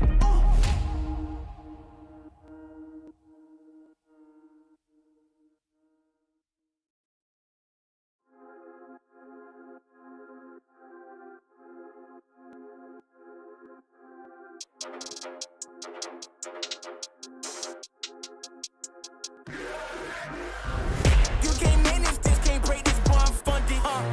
Gotta keep my distance when you not 100. From the same ones say they loyal, they funny. You can't match my energy, and yeah, you know it. Way too cold, yeah, man, I'm way too cold. Way too cold, yeah, man, I'm way too cold. Way too cold, yeah, man, I'm way too cold. Yes, I meant it, yeah, man, I'm way too cold. Hey, I'm a problem when I'm on top like this. This why this on a flow. Hey, gotta keep my fur coat close, cause I'm a boss and I'm way too close. I don't really wanna come ask me why I gotta act like this. Tell them that my pockets too swollen, they already know I'm a flex with a bag like this. Like, I'm at the top and it's literal.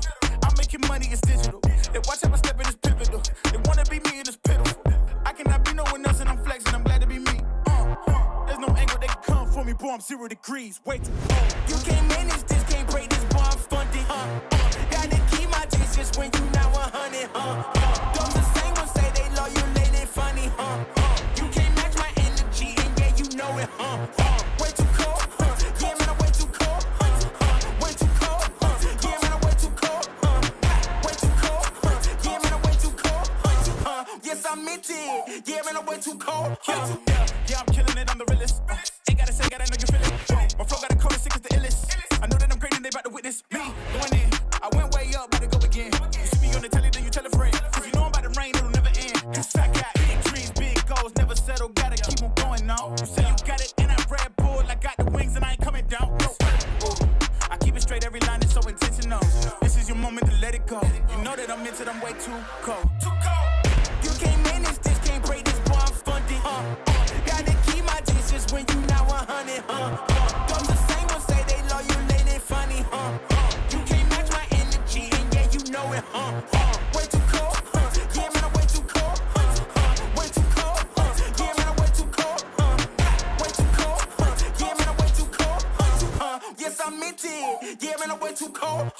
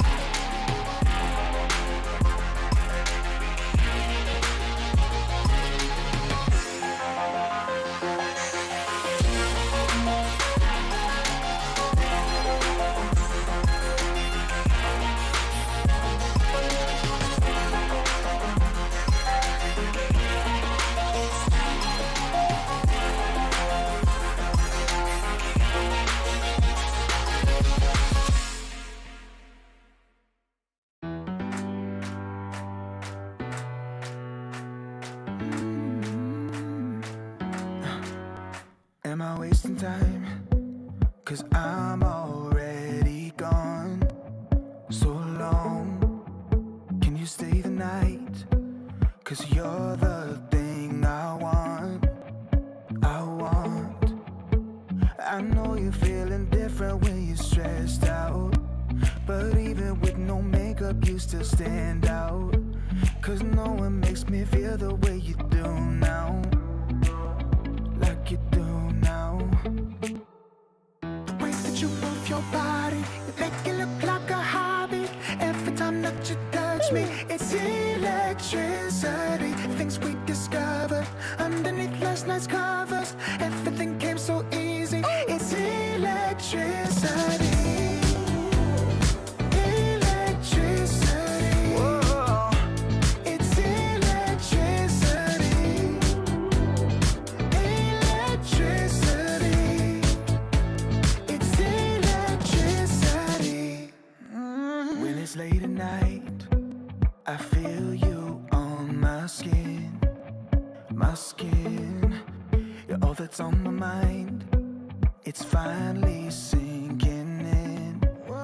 You're it. I know you're feeling different when you're stressed out, but even with no makeup you still stand out.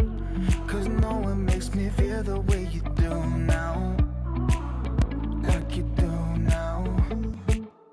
The way that you move your body, you make it look like a hobby. Every time that you touch me, it's electricity. Things we discovered underneath last night's covers. Everything came so easy. It's electricity. Electricity. Oh, it's electricity. Electricity. Oh, it's electricity.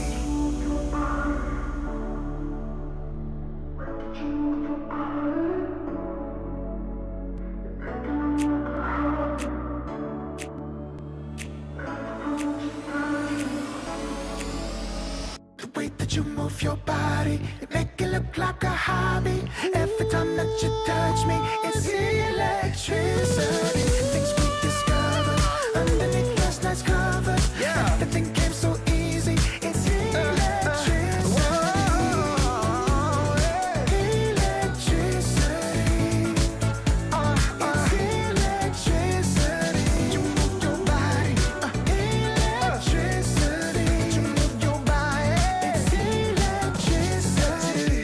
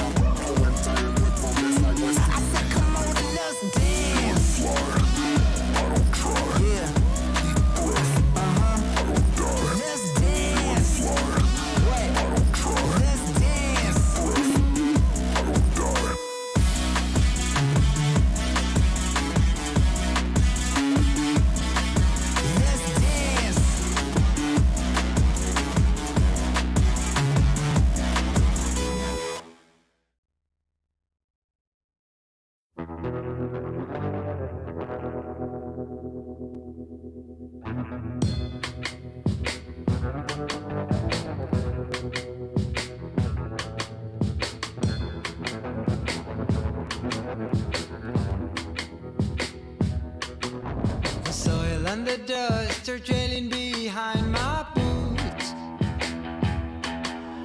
Blown by the wind, showed me a piece of my past. The soil and the dust is where we go. 6 feet under, whatever your uniform says. The smell of the dust is sticking onto my clothes. Burns my throat, sends shivers down my spine. The smell of the dust makes us just the same. What makes us different is just a bullet away. No pride, but shame. No pride can bring the corpse from the graveyard. May the souls rest in peace up above. Some say we'll follow them down in the wind. Sooner or later, we're gonna pay the bill. The taste of the dust is lingering in my mouth. Burns my throat, sends shivers down my spine.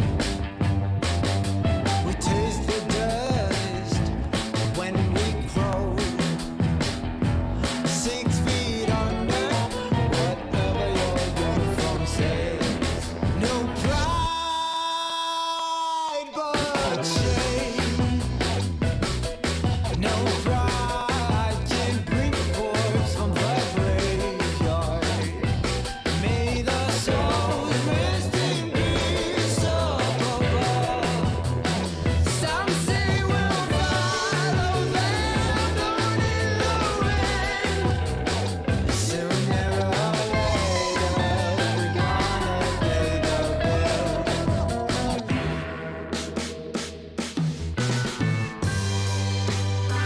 We'll fly in the sky, blown like the dust, the soil and dust. Ooh, I find over the smoking guns.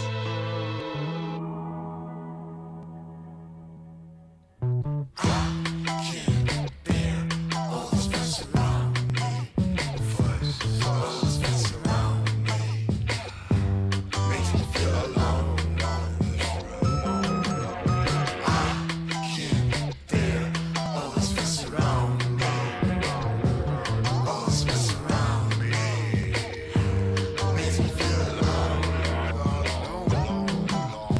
I can't bear all this fuss around me, all this mess around me, makes me feel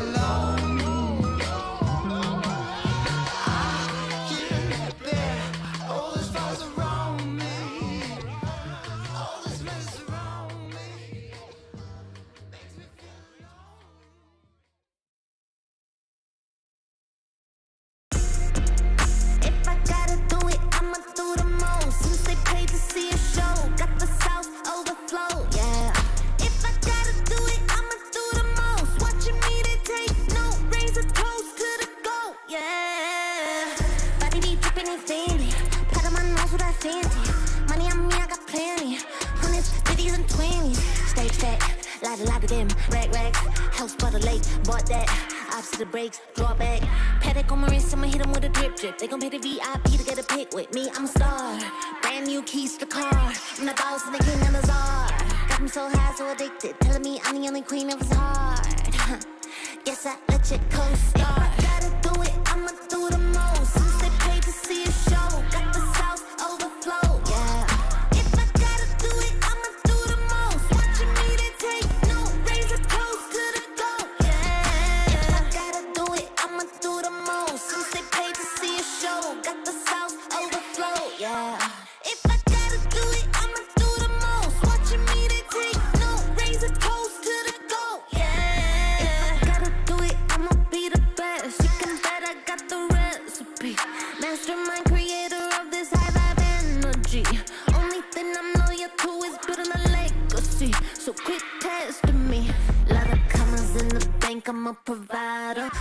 The amateurs stay in their lane, ain't no outsider.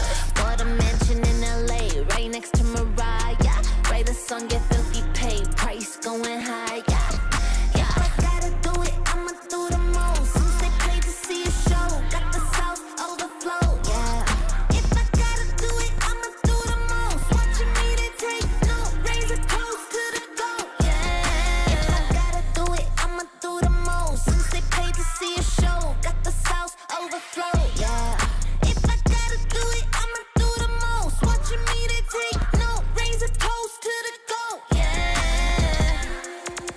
Yeah. It takes a lot to be the best.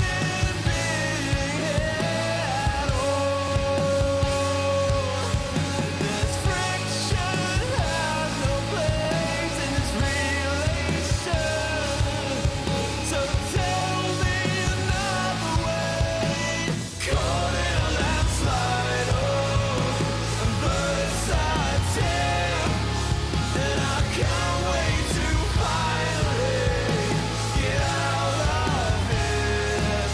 'Cause I feel like a freight train running over me.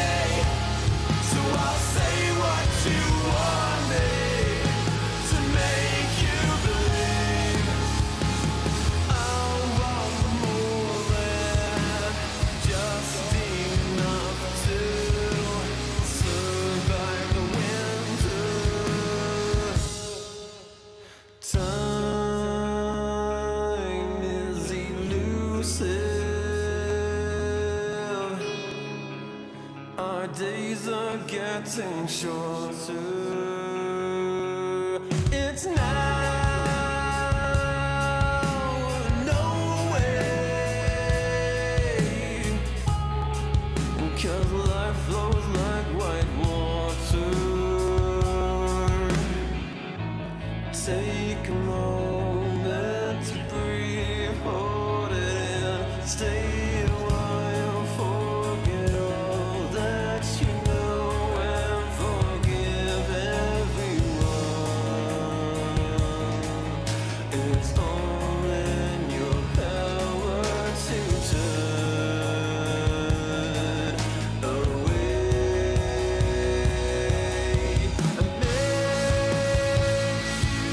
I've been blinded,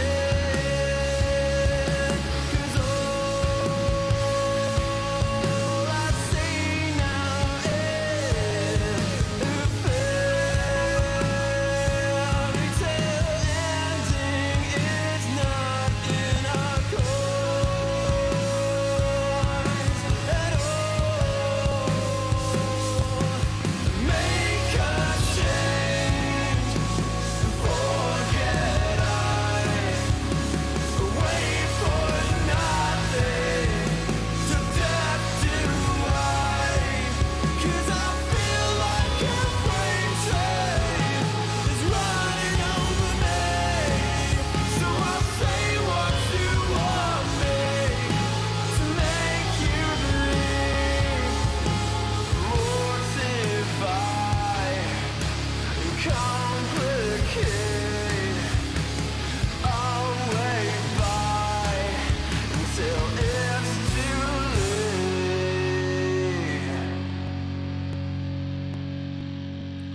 But I think that you know much better. Wait forever. My head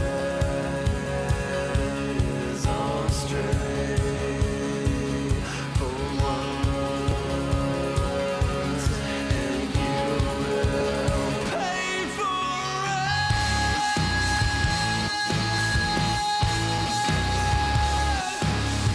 Yeah.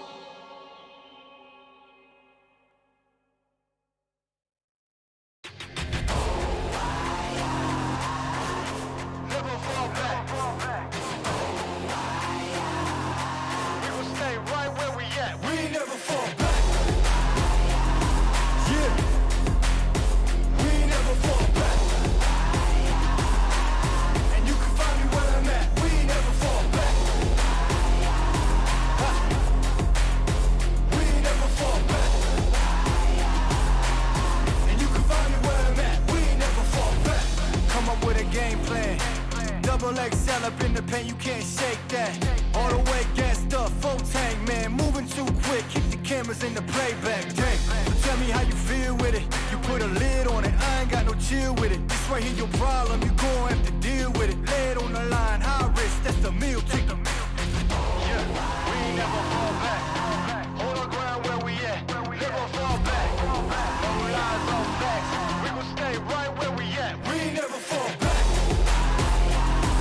Yeah, we ain't never fall back. And you can find me where I'm at. We ain't never fall back. We ain't never fall back. And you can find me where I'm at. We ain't never fall back. Been way down, never falter. Came with the hands out, get them off us. I'm 24/7 in the office.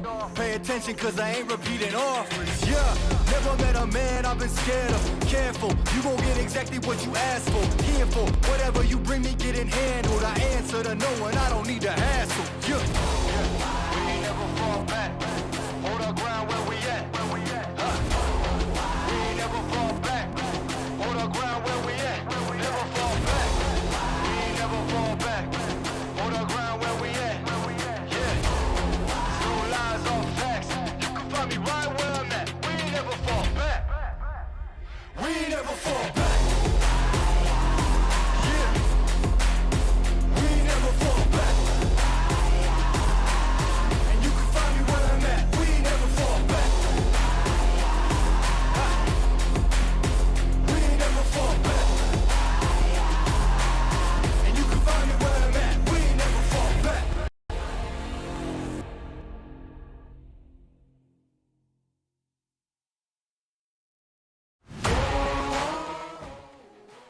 Hello, everybody. Welcome back to the Esports World Cup qualifiers here in the South America region. Trent is very excited to bring these games, and I am as well. Trent, how's it going, buddy? In the blood flowing, you know. It's we're into the third and final series here for us on this stream, and you notice our countdown just kind of kept resetting there. That was us saying there's no players. We were worried that they might not show up. We didn't know if they just decided they were done or not. But no, Midas Club, they all immediately arrived right before we would go live. So shout outs to them. They're all here. They're tossing the coin right now. Our server has been selected. We'll get this underway. All the important things. Yes, every box has been ticked. We are ready to go, and no draft penalties or anything like that taking place, which is always nice as well. So we're going to have a nice even game between Ori +4 and Midas Club. Now, if we're going strictly off experience here, then I think we're all leaning a little bit Midas Club favor. They also had a very close game in their opening matchup as well, so they should be feeling pretty confident going into this one. Ori +4, I know we covered them, Trent, but do you want to give people a little bit of the, the skinny on these guys? Mostly Smash Amy Pastor. We got to see them earlier. They had to play against Heroic, though, so kind of expected that it wasn't going to go too well for them. And overall, I thought they were pretty good. When they like to do a lot of swarming, they played pretty tight together. They essentially got out-farmed because of that in most of these situations where, despite finding some success with kills and stuff, they just weren't gaining the same amount of gold as their opponents. So they either need to go more hardcore on the aggression or realize they need to farm a little bit more. No, it's a based way to go down to the lower bracket. If you're just too busy fighting, look at these nerds having to go and farm creeps and get gold. They can't even fight us. They're just gonna go farm. But then eventually you do lose. So I don't know. I think that strategy, the whole time I was just thinking man, it makes a lot of sense how this team were able to come through the open qualifiers. They play like an open qualifier smashing team, which I don't know if that's a tag you want, but it's a tag I'm going to give them. So unlucky Ori +4 if you don't like it. That's what's going to stick from me, because it did feel like they did get just fundamentally dismantled by Heroic, which isn't a huge crying shame for a team like this that's come through the open qualifiers. Heroic are just very, very good. Best team in the region. Great strategy as well. So it's very reasonable for them to kind of get 2-0 in that way. But I'm just, as you say, it's going to be interesting to see them in this match to see whether they try to go for that really aggressive playstyle again, or whether they slow things down a bit, work on their economy, hit their timings, and maybe pump the brakes a little bit. But I feel like we're going to see the aggression, because that's what's got them here in the first place. You don't want to try and change that up in the lower bracket. No, not the time for it. So I imagine they'll probably just keep it rolling like that, and then Yeah, much more familiar faces there. Costabile, as I used to call him, but apparently it's Costabile. We learned later on in life. Spent like 8 years calling this guy Costabile, but there you go. We learn something new every year. AKA fucking A, as he used to be back when we were a country. And yeah, but it's the Brazilian stack. You've probably seen all these players before in various tournaments. And yeah, they're definitely the favorites. But I'm sure they've also got a lot of respect for Smash. That's definitely true.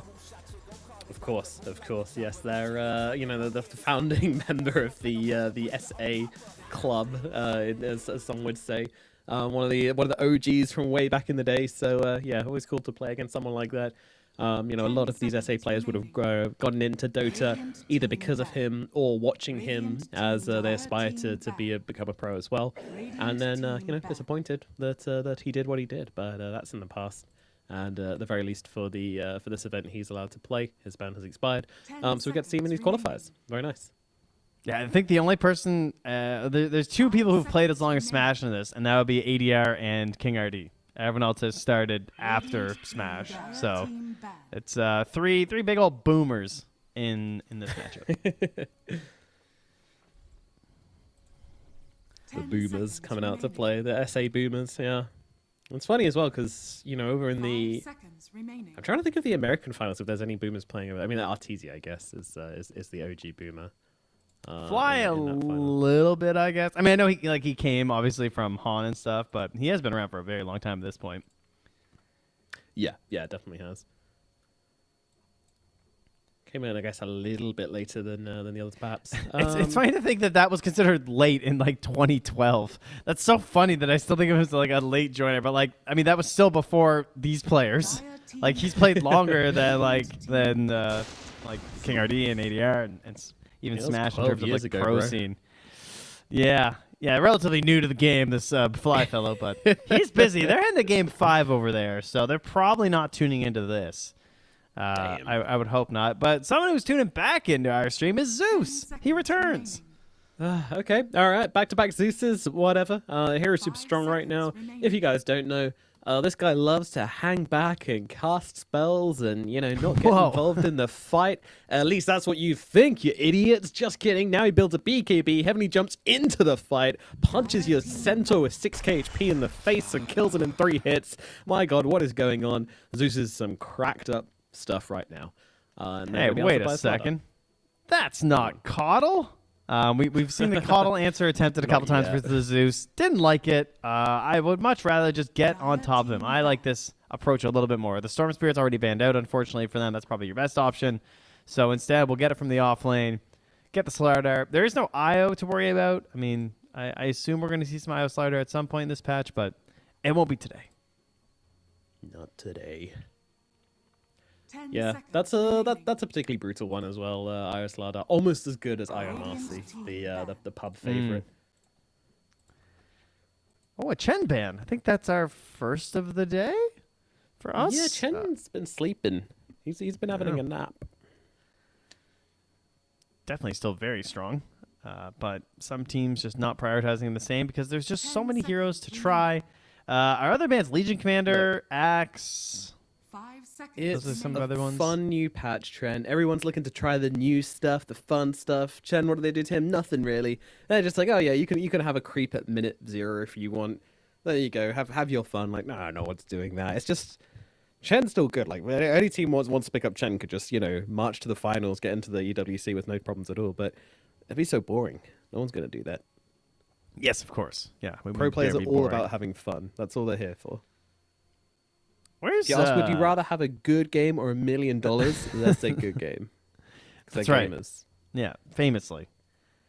Where's Batrider? Yeah, that's a good point. We have not seen Batrider crazy picked up here at all. Kind of being undetected. But that's what SA does in my experience. Everybody else, they kind of learn off each other and copy each other and, pick up stuff they think is strong or just ban stuff even though they don't play against it ever. SA just does what SA do. Obviously there's still a ton of international influence here. I'm not saying that, but, there's just some heroes which they just don't care about. I mean, I'm sure all regions have that, For example, we're seeing like a ton of sanking over in the other regions. It was like first phase here, nah. Batrider, nah. Instead, they're like, oh yes, we will first phase less track every game. All And to be right, fair, I wow. think Phoenix was ignored over in the other regions as well, and pretty well respected here. But yeah, we got a lot of heroes to talk about, Trent. We do indeed. Yeah, we're going to bust out the Clockwork here, which they did play before. Unfortunately, we weren't able to find a lot of success with that one, but they're going to bust it back out here. And then the Gyrocopter, really strong hero. Could be a good support duo, I would say, with the Clockwork. They cover each other pretty well, and then we'll have the potential to just make it position 1 there too. So that looks pretty good to me. I was doing some testing with the Clockwork because I figured we're probably going to see it a little bit more. And you can indeed walk straight out of the cogs when they have the expanded armature, but it's really hard. And like in a real situation, it's pretty unlikely. You essentially just have to go as perfectly in between the center as you can between the two cogs. Yeah, I could do it. I tested it with a normal collision size hero first in Crystal Maiden, and I was able to get it, but it took like 4 or 5 tries. I then tried it with Hoodwink, and I got it on my second try. And I was able to get it more repeatedly. So I do think the collision size matters, but that also could have just been dumb luck because I didn't test a bunch. But again, it's really unlikely. Like, you have to be perfectly in between. So if you're at like 1 HP and it's your only hope, you can try it, but it's not reliable. That sounds hype. You're 1 HP inside the cogs. It's just like, all right, it's now or never. I'm going out. Going out on my terms. Gotta walk the line. A balance beam. Yeah, we'll also have the escaping 1 HP, the Shadow Shaman. Probably gonna be the foul play. Some pesky chickens. I was watching a game right before this one where there was a Shadow Shaman in it, and he just kept using that stupid save, and it was really annoying looking. But luckily, the OD on the enemy team was 15, 2, and 16 or something, and was getting 18, like 2, and 16, but yes. Sorry, 18, 2, and 16. It definitely wasn't Nomad in his ranked game right before this. That would be crazy. No, I don't know what you're talking about. I'm just guessing. No, but you did make that hero also look pretty good. I think for a potential 10th pick in a lot of games, that should be a hero that people are considering. He did get nerfed, despite being picked in, I think, a single game between 0.36 and 0.36A. He lost 1 armor for some reason. But still, does look pretty good. Yeah, I mean, we always know that's just a Valve employee that like lost a game to it, and he's like, right, I'm hitting him with the -1 armor, guys. You can't stop me. Just send a message. Just loads up the patch notes. Yeah, exactly. But yeah, no, it's I mean, you did miss the part where the Shadow Shaman was like running away from me, so I just ultied him when he was on like 100 HP. They just turned into a chicken and got away anyway. I was like, oh, all right. Okay. Yeah. There's a lot of spamming letters in the watch out. Like, okay, bro. We're gonna have a Centaur coming out. That's I mean, I need to get over myself with this hero. It's a great hero. Centaur is a great hero. He's really strong in lane. He's really strong in the late game as well. In the mid game, he blinks in, he casts Stampede. It's whatever. Like his mid game is his weakest point, in my opinion. But he can have games where he just kicks off if he wins the lane super hard, and then he's a huge problem to deal with. He just reaches his timing sooner.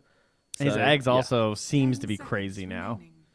Oh, yeah. 8 seconds of invulnerability is kind of nuts. That being said, there is a disruptor that they're picking this into, which typically isn't the best for Centaur Warrunner. Now, there are some opportunities where the Stampede can help you escape the kinetic field before it forms because of the big delay. But for the most part, like if you're stuck, you're stuck, and Stampede doesn't really help you. Radiant team But we'll That's see a good point. if they get the big That's a very good saves. point. Wonder if they get the fence as well, so you really can't get boom. Counted. Fence him in.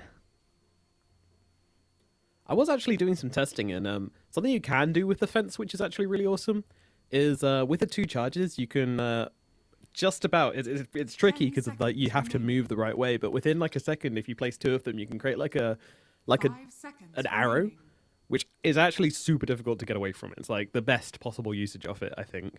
Yeah, that kind of makes sense. If you can get the arrow formation off, but yeah, it's a little awkward, but. I mean, it's vector, so it's pretty easy. Yeah, I guess if there is like a wall, you could just make a triangle too in a lot of situations, and just pin them in that way. Right. I never really thought about that. So the triangle tech is how you must play Disruptor with offenses. But that said, it's just like it's one of those weird facets where it's like, okay, I'm changing my ability. It's making it like very different. And I also don't get the buff from the other facet. You know, the other facet, you just get the old ability and then also an extra buff on top of it as well, which just makes it strictly better. So we won't see the fences. Okay, well, with their final pick here, they are going to indeed pivot with their position 1. The 2 bans from Midas Club were the Oracle and the Shadow Demon, just to cover some really obnoxious position 5 heroes here. But no, they say, oh, we're going to do Gyro 5, and we're going to get ourselves the Chaos Knight, which did look pretty strong in our previous match earlier. And right now, they do not have good damage to deal with the CK and Illusions. I don't believe they do, no. I don't know, maybe with a tiny carry.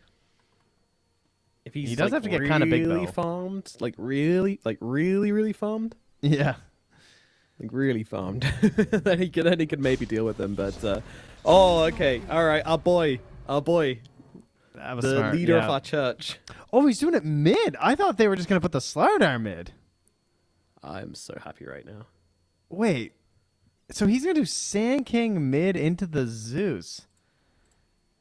All right, I've not seen what I expected. There's a few people. There are a few people, both in like top MMR games and like some friends of mine as well who've been spamming this mid. They swear by it. So I can't remember if ADR's been playing it, but yeah, that's it is a spicy one for according to Dota 2 Pro Tracker, his best role right now in the top MMR games, currently winning 55% of them when running that mid lane.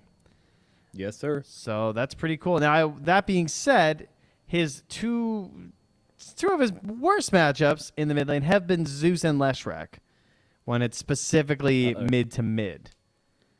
I see. But it's only an 8% loss in win rate. That's pretty bad. That's pretty bad. That's not a great usage of only. Yeah. Okay. I mean, what's going to be like, interesting to me is the build as well. Yeah, some me too. people really enjoy going 4-0-4, skipping epicenter. Epicenter trash ability. We don't like it around here. Just run around bow striking and stinging and being a pesky little scorpion guy. If that's going to be the case, then that'll be interesting. I think especially with the dude, if he follows up on the initiation of the Slardar with the stomp and Tiama stinger, that's going to hurt. Yeah, I don't know. I'm really curious to see how he does this. I feel like there could be some issues, specifically versus Zeus, because like, how do you get any benefit out of the stinger in lane though? I feel like you're never gonna harass the Zeus. I guess it's just a matter of surviving. Is really all it is. Easier said than done against Zeus. True. Yeah, you just got to shove out that lane. You just got to like try and like deal with the creeps coming under your tower from arc lightning. As well, the percentage-based damage is going to be really annoying. Like you have to be ready for the Zeus to get all up in your grill, as we do actually have a bit of a fight taking place. The Smash just comes straight up the high ground into 5 heroes. Doesn't give a damn on the Centaur, but maybe he should, as he will go down as the first blood. Costabile picks that one up as Heiko getting kind of low as well. He's going to turn into a chicken, but he will die soon after. MCR comes in with a 4-man stomp, but it's going to cost him his life as he's the next one to fall, and that kill goes to Zeus as well. Osito doing so much work here. If he dies, he doesn't give a damn. He will die to the Burrow Strike here, but that just means he's going to come back with full resources as King RD goes down as well. Tiger gets the kill, and then they move over towards ADR as well. The enemy mid laner also gonna fall to the cudgel. Oh dear. I'm saying oh dear, I don't even know who that's the oh dear for, to be honest with you at this point. I guess 4 kills over towards the side of Orito +4, sorry, is yeah. Alright, definitely feeling good about that one. I'm surprised it was that one-sided, considering they also got the first blood though on the Radiant. I thought it'd be like slightly more even, but it was still just a 800 gap. So yeah, that's a lot of gold, man. Yeah, that's pretty crazy. So well spread too. Holy, jeez. Poor Except Centaur. Yeah, 0 XP, 61 gold. Yeah, well, he was dead for the whole thing. One thing that was really impactful too was like that could have been even worse because Tiger got stunned when he first did the cogs, so he didn't even get to do like the crazy punches with the cogs, and they were all so grouped up. I thought that was gonna go crazy for a second there. Man, I was testing the pull in range with this cogs expanded is unbelievable. Like, I didn't realize it was so far away that you can suck people in from. And for some reason, they just get put directly on your hero model as well. It's very interesting. We Magnus now. Yeah, like he literally could have pulled him into the tower there. It is crazy. Oh, he punched the same cog he already hit. Nah, what can you do? Slight issues in the middle lane for the Sand King as he misses the entirety of the first wave. And looking like he might be missing the entirety of the second wave as well. Oh, range creep. Oh. Yeah, I don't know. He has 0 last hits right now. Yeah, he's 0-0. This is. I Oh hey! Oh, 1-0. I guess this comes down to the fact that he had used Burrow Strike, but he tried to Burrow Strike for CS at the beginning. I guess he just missed one. I didn't even notice. Yeah, it's they were under tower and he was just getting still blasted by the Zeus. Zeus didn't give a damn. So yeah, this is going to be an absolute shellacking in the middle lane. It's going to be a beatdown. It's going to be messy. We'll periodically check in with that one as Disruptor being annoying with his repulsor. Dire's courier has been But killed. Destroyer's Courier is just going to casually die to counter melee. All right, cool.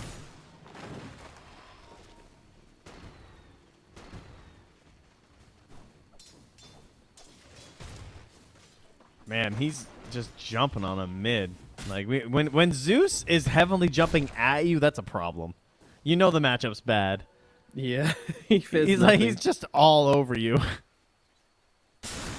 Let's see how he recovers from this. I mean, I'm not entirely convinced he can. It might be a chance time to go and make some stacks and just be like, yeah, I think so. so Top excited lane for a here. trend. Yeah, we got a nice little shackle coming out. But just those cogs, it's just so good. It's so good. It's so good. Like the fact that you can just run out as Clockwork. For the first like 3 games where I played it, I just kept punching them, and I was like, wait, I just run out. Like it's such a force of habit that you have to break while playing Clockwork, but Yeah. it makes such a big difference. No, it's crazy. It's ridiculous. And you don't grief your teammates either. Like the value. That's the downside to it. Yeah, unfortunately, you don't get to ruin your melee carry's day, but you know. Because I remember, like, back in the day, I mean, this was, like, really, really back in the day when I was, like, working on some amateur league where, like, the players all talk to each other. It was quite high on my though, but this one guy used to go, like, Blink Dagger 4-staff Clockwork every time and would just, like, blink cogs and then force out and then hook shot back in again and all this stuff to just try and, like, mess with melee carries as much as possible. So that guy, wherever he is, he'll be happy. His name was. Happy or sad, we're not sure. Well, yeah, true. It's technically dead, I guess. Now everyone's doing it. It's not fun anymore. Speaking of dead, someone's dying here. Heiko. Who will it be? Oh, he turns around for the shackle. The heals. Will it be enough? The chicken. It's going to save him. Is there a rocket flat? There's not. He doesn't have it. Which means the chicken is going to get away. But maybe they turn around and deal with FCR instead. I mean, they've got another cogs available. Boing. Let's see if he can land it. Oh, missed it. That sucks. Oh, Heiko comes back in and won't be able to be brought down by Cellulus. I can't believe nobody died after all of this. Well, what a letdown. Careful, careful. Tiger can pull you right in. And he also has a null, so he's getting a lot of mana back. Yeah, these nulls are crazy. That's the good stuff. Oh, Sand King has to run himself away. Yeah, 14 CS to 29 and 11. This is a slamming in the middle lane. This is an absolute beatdown. I can't. I don't know. I don't know what's going on there, man. Surely he knew it would be this bad. Surely. Heiko tries to go in for the shackle, but it's not going to work, and he's going to lose his life at last. Finally, they get a kill coming their way. This deadly, deadly lane of the CK and the Clockwork just doing way too much damage. Kieran tries to rotate in, but there's nothing really here for a glimpse or anything. Oh, hold on. Let's turn around onto this one.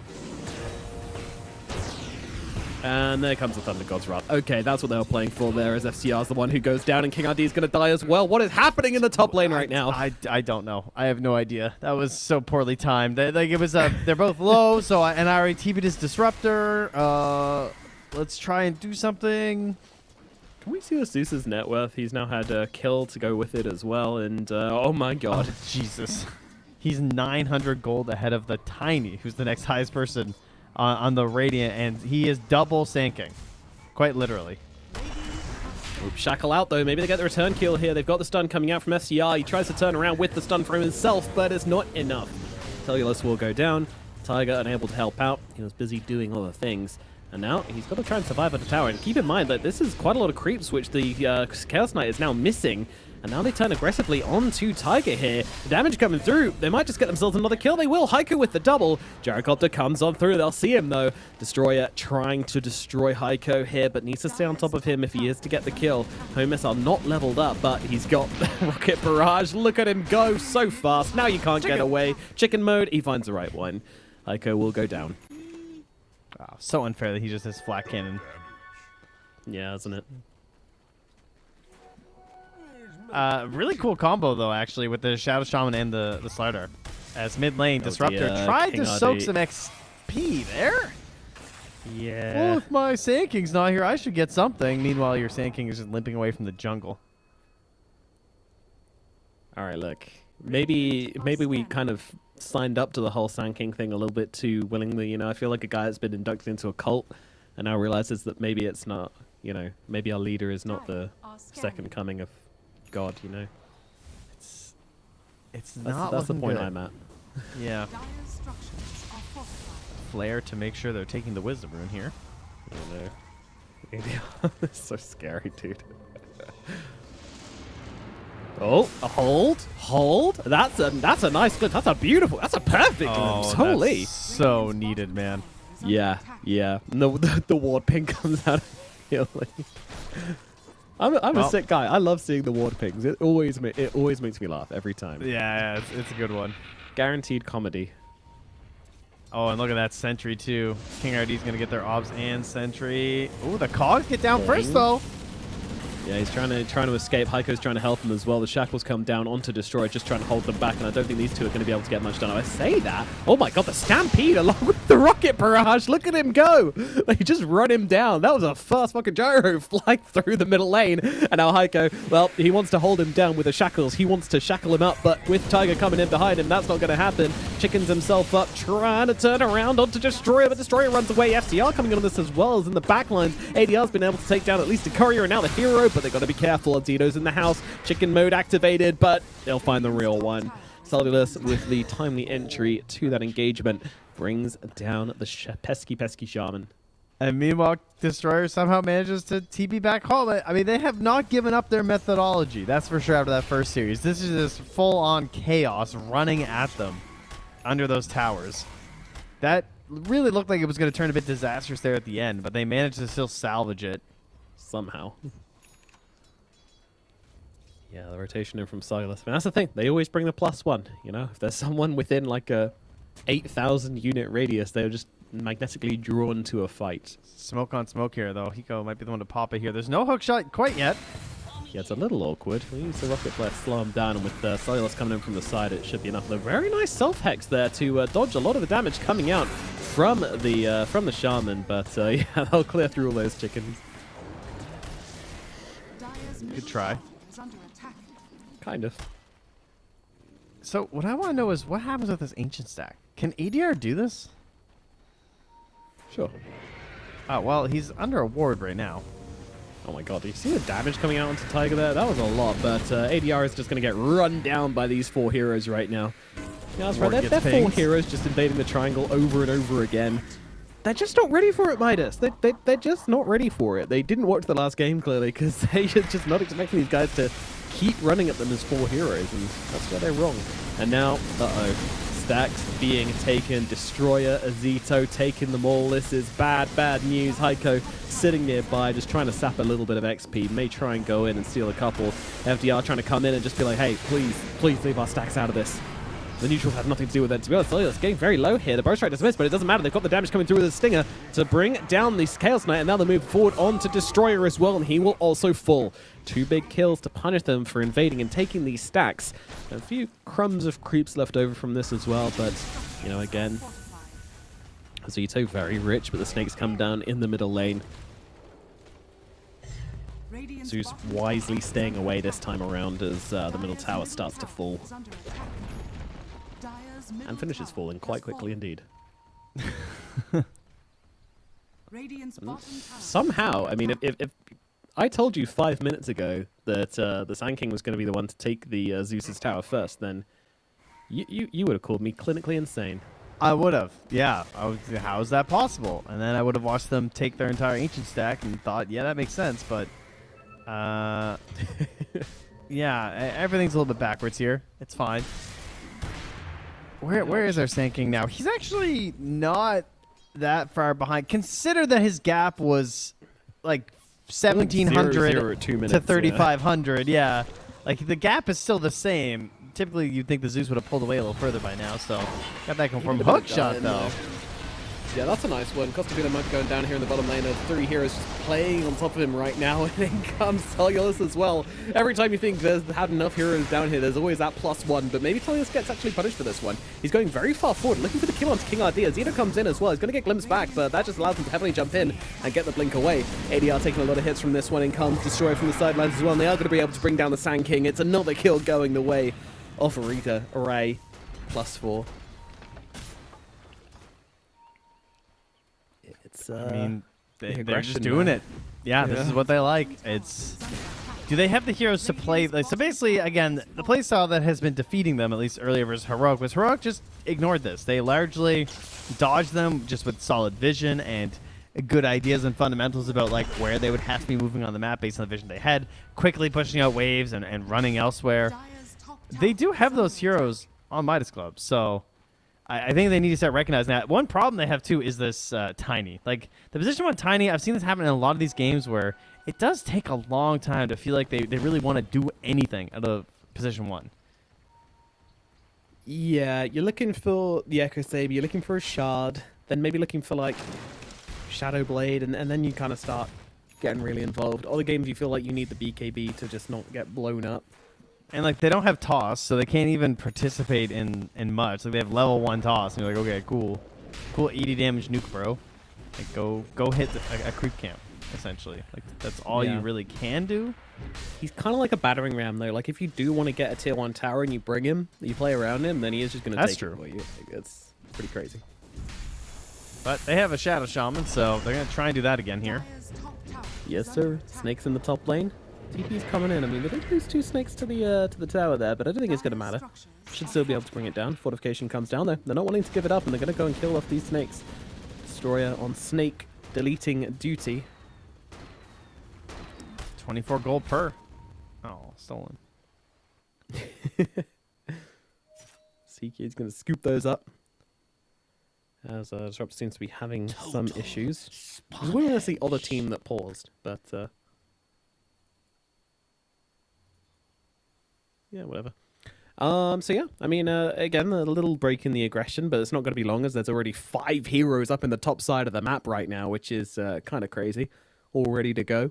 So yeah, I'm expecting some more counter aggression coming out. You know, you drop those snakes, and Orion are going to be looking to respond to this one for sure.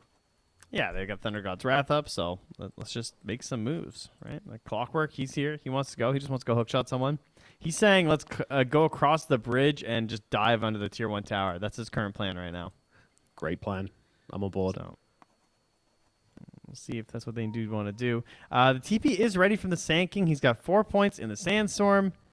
He's thinking about going Shroud first. I think he'll end... Well, maybe I'm wrong. I think he'll end up getting the Ags. I feel like Shroud's just not going to change that much for him. Maybe I'm crazy. I like the Shroud. But what if the CK grabs him? Look, one problem at a time, okay? You can't put out every fire with 1 bucket of water, Trent. Okay, Obs on Obs here. And they're ready for this. Yep, they certainly are as they engage onto FCR, but it is a Clockwork just getting taken down straight off the bat, and it looks like Destroyer's going to go down as well. Smash jumps in, tries to get the stun, only really lands it onto the Disruptor, but it's going to net them the kill onto him, and now the toss comes through. ADR running away on the sidelines. He's actually going to live, and they'll take down Colorless instead. Huge play coming out here from Midas Club as they move forwards, looking for more. Azito's going to be the target they want, but will they be able to close that gap upon him? Heavenly Jump, when is it available? In 1 second, he's going to be able to get himself out of here. Hold, jump. Smash comes in with a stun as well. And, well, he's going to be the sacrificial lamb to allow Azito to survive. So you're trying to get a bit of more damage off onto them, but there's nothing more he can do for his teammates. So, Midas, they finally kind of set up the bait, and they realize what to do against this team to catch him off guard, and it's pretty perfect. Guys, I think they're just going to keep running at us non-stop. The answer was yes, so yeah, a very good ward for that. So smart. That's your carry. I don't really know how he wound up in there. Yeah, I'm wondering the same thing. Costabile is dead. All right, Midas, one step forward, one step back. What can you do? Is ADR committing pretty hard to this one? Bounce around the cogs like, yeah, you'll get out. Keep trying, keep trying. There we go. He escapes from the cogs at last. Sandstorm just running after him. Sorry, it's a serious game. They turn around. I mean, these corrosions stacking up onto the boards here are going to make it kind of difficult. King RD kind of low. Is there a Thunder Gods available? Doesn't look like it. South coming out to try and keep King RD alive. Okay, well, that was crazy. A lot of that was because of the great ward that was placed down there by Tiger before that all kicked off. You know, they kind of got caught by a really good ward on the pillar, so he placed his own there outside of the tower. Did a lot of work for them, especially in just getting that tiny killed. I assume that's why he just died, because I think Clockwork literally just walked into him with battery assault going. And Costabile was just like, oh, I'm dead. It's a strong strategy. Yeah, he doesn't have a whole lot he can do. Maybe Tiny players hate this one simple trick. Yeah, they really wards. Yeah. Oh, he just goes in. More action here, yeah. The Glimpse is going to get him out, though. And that should keep the Heiko nice and safe for the time being. I feel like he's used Hex on himself more than the enemies this game. You're not wrong. Radiant's middle tower is under attack. Dire's top tower has fallen. And now he's a blink. Okay. All right. It's a big deal. The Orchid is out here, though, from the CK, ready to get aggressive. Yeah. They're just running up here to ward this tower. They love snaking towers. They sure do. Every Shaman player does. He's not shy about it. Yeah, not a little. Not waiting for the backup, not waiting for the team, just dropping them straight down. Smash going to come in and try and kill off some snakes. Oh, he's going for the deny trick. Hook! Nice. He missed one. It's like whack-a-mole. It's a mini game. Denied. And now he's like, okay, you know what? Help me, tower. Too early, and perfect. It's like a rhythm game as well. Good job, Smash. Hiko kind of good, though. It was nice. Yeah, that's cute. I mean, ideally, you want to have the rest of the snakes attacking the tower and just leave one as the denier. You know, we'll let it go. Actually, I'm not sure that works. I think. Yeah, no, you're right. Okay. You can individually click wards. Yeah, I know, but I was wondering if they do a full pip of damage or whether they do like a mini pip. No, they do a full pip. They do a full for pip? the deny. They're full pip? I'm pretty sure they do a full pip. Oh, ADR's just walked into an Orc and is going to die. Cool. Bye-bye. Tiger jumps forward onto King RD as well, giving him the +1 kill. This is a bit messy. I mean, he waited there a long time. He's kind of just been hanging out in that area. It's a cool place to hang, I guess, but yeah, it does get the two of them killed. As Midas, you know, as I said, one step forward, two steps back, unfortunately for them, as they fall behind once again. 1-2, 2-1 is the scoreline right now. Is it a palindrome when it's the same forward as backwards? Yes, it is. Like race car. Cool. Or kayak. Those are the only two palindromes I can think of off the top of my head. Well, that's more than me. I'm full of weird sentences which sound like they shouldn't make sense but do. But we'll save those for a pause if we get them. Oh, perfect. Okay. I can't wait for that fun novel that you have written there. Oh, it's going to be a great time. Roshan starting to get low. I mean, these guys could do it themselves. Costabile is going to come in as well, but, you know, Tiny's not your main Roche taker here. It's a Slada, but they're going to try and contest this, but they've got to be real quick, and that's exactly how they're going to try and move there. Oh, are they going to get here in time? This is crazy. I don't CK just comes to the TV. Wait. No. Well, now what? Now what? Beautiful hook shot onto the Tiny, onto the Aegis target, though. Smash's going to come in as well. They want to bring down this Tiny. They want to take away this Aegis. And they might just be able to do it. First life of the Tiny, looking like it's going to fall. Where is ADR? He's not coming. I just watched him turn 180 and just leave. All right. The call has been made. Costabile dies this day. And we shall do nothing about it, say Midas. I have the flare, but... I mean, CK's going to see... Oh, no. Okay, he didn't quite go far enough. ADR is just not playing, honestly. Like, That was a crazy 180. Like, he was running there. I think he could have Heiko? got there in time. Oh, yeah, Heiko's just chilling. Radiant's top tower is under attack. See, this is the problem. So when you make dying ridiculous. this fun.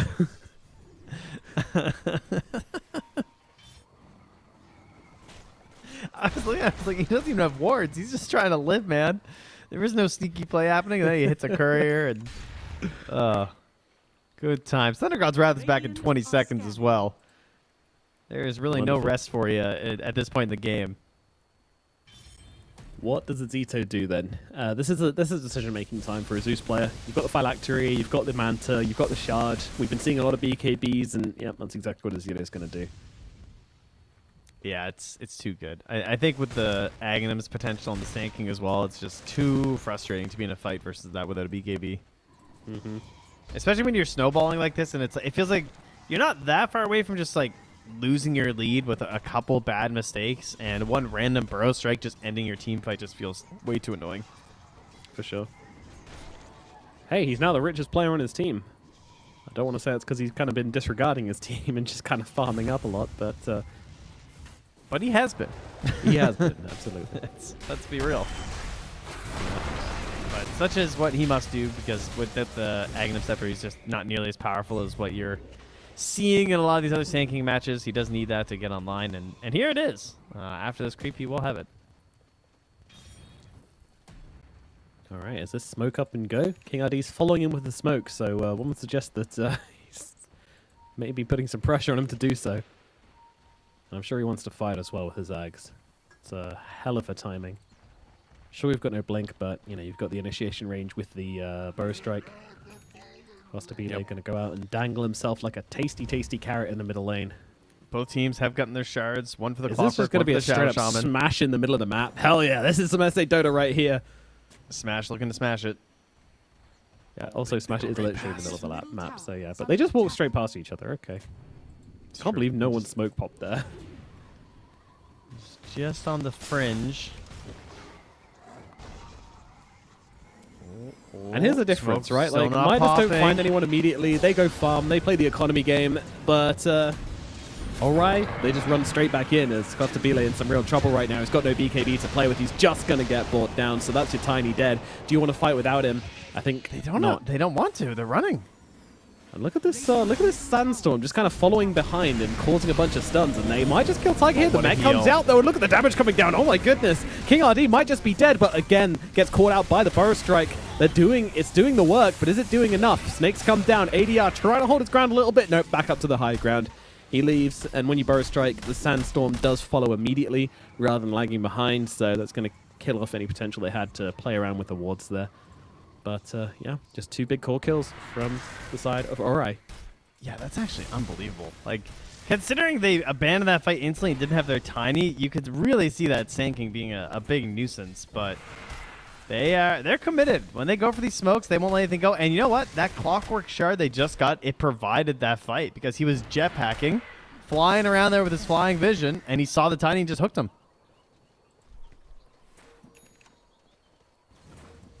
It was a huge play. It was big moves, and yeah, Costabile, you know, he just hasn't been able to play this game so far. He needs this BKB. He is going to get it from this ancient camp.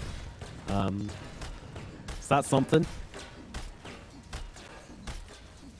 But meanwhile, Ori are just taking the bottom side right now.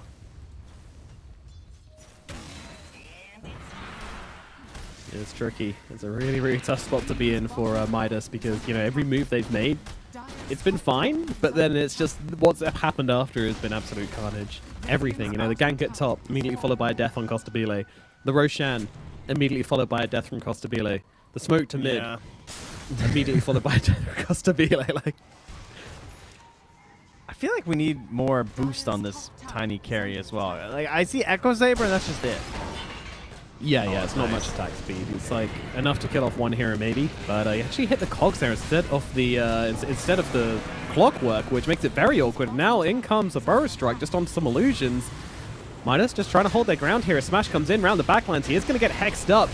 Now, do they have the damage to follow up? They're going to kill off King RD at the very least. It looks like Smash will be dying as well. Cosmere throws him up, but he takes so much damage from the play. Melon just drops. He's gone. And now in comes the Chaos Knight into the backlines, brings down FCR, and it's all on ADR right now. I mean, how much can he do? How strong is this hero? He is going to be able to bring down the... Oh, never mind, actually. Somehow dodges the damage, and he's going to get blown up instead. ADR is gone as well, and it is a 5-for-1 trade. All they can do is kill off Smash. He took 1,000 damage from Centaur's Blade Mail on Tiny. Yeah. Straight up 1,000 damage. That's kind of hard to fight into. All right, well done, Smash. Just doing. I mean, that was excellent. Value by death him, of all honestly. value deaths, honestly. It really was. Like, he came in behind them all. He Shiva's guards. They're all slowed down. They all immediately turn to him and dump all their ultis on a Centaur. He's like, okay, sweet. Team, your opponents on a silver platter. Please enjoy. Oh boy. Let's see. Is this too far from Cellular? Oh, it's way too far. There's no Aegis. There's no nothing. He is just going to die, so... How many times are we going to watch the carries just get carried away and die? After I don't know what's going on. He's just not used to seeing his allies apart from me. He just assumes that they're grouped up all the time. You know, Lycan's got that thing where when he uses the wolves now, they're just always at his side. Yeah. Carry players, if they can control their teammates, pretty much, yeah. Hooks have been on point here from Tiger. Yeah, he ain't missing. He is not missing. FCR trying to run himself away from this one, but there is no escape. Thunder Gods comes down. Imagine no lag day in 2024. Criminal. Absolutely criminal. Brine Guard? Dire's middle tower is under attack. Yeah, the one constant of this game has honestly been Osito. Like, he's just not falling. He's not dying. He's been making the least mistakes out of anybody in this game, and it's just starting to show. Turns out Zeus is a good hero. But how could we have known? I don't know. I feel like we need to see a couple more games on it first. Yeah, you're right, yeah. Just let us pick it a few more times, guys. It's probably not that good. All right, here we go. Back. ADR, the Sand King, King of the Sand, Emperor of Dust. That's hype. The Tsar of... what's that? Sediment. There it is. Yeah, there you go. You got there. I got there eventually. A lot of circles being drawn on the map right now. Very pretty. That's me. I love drawing on the map.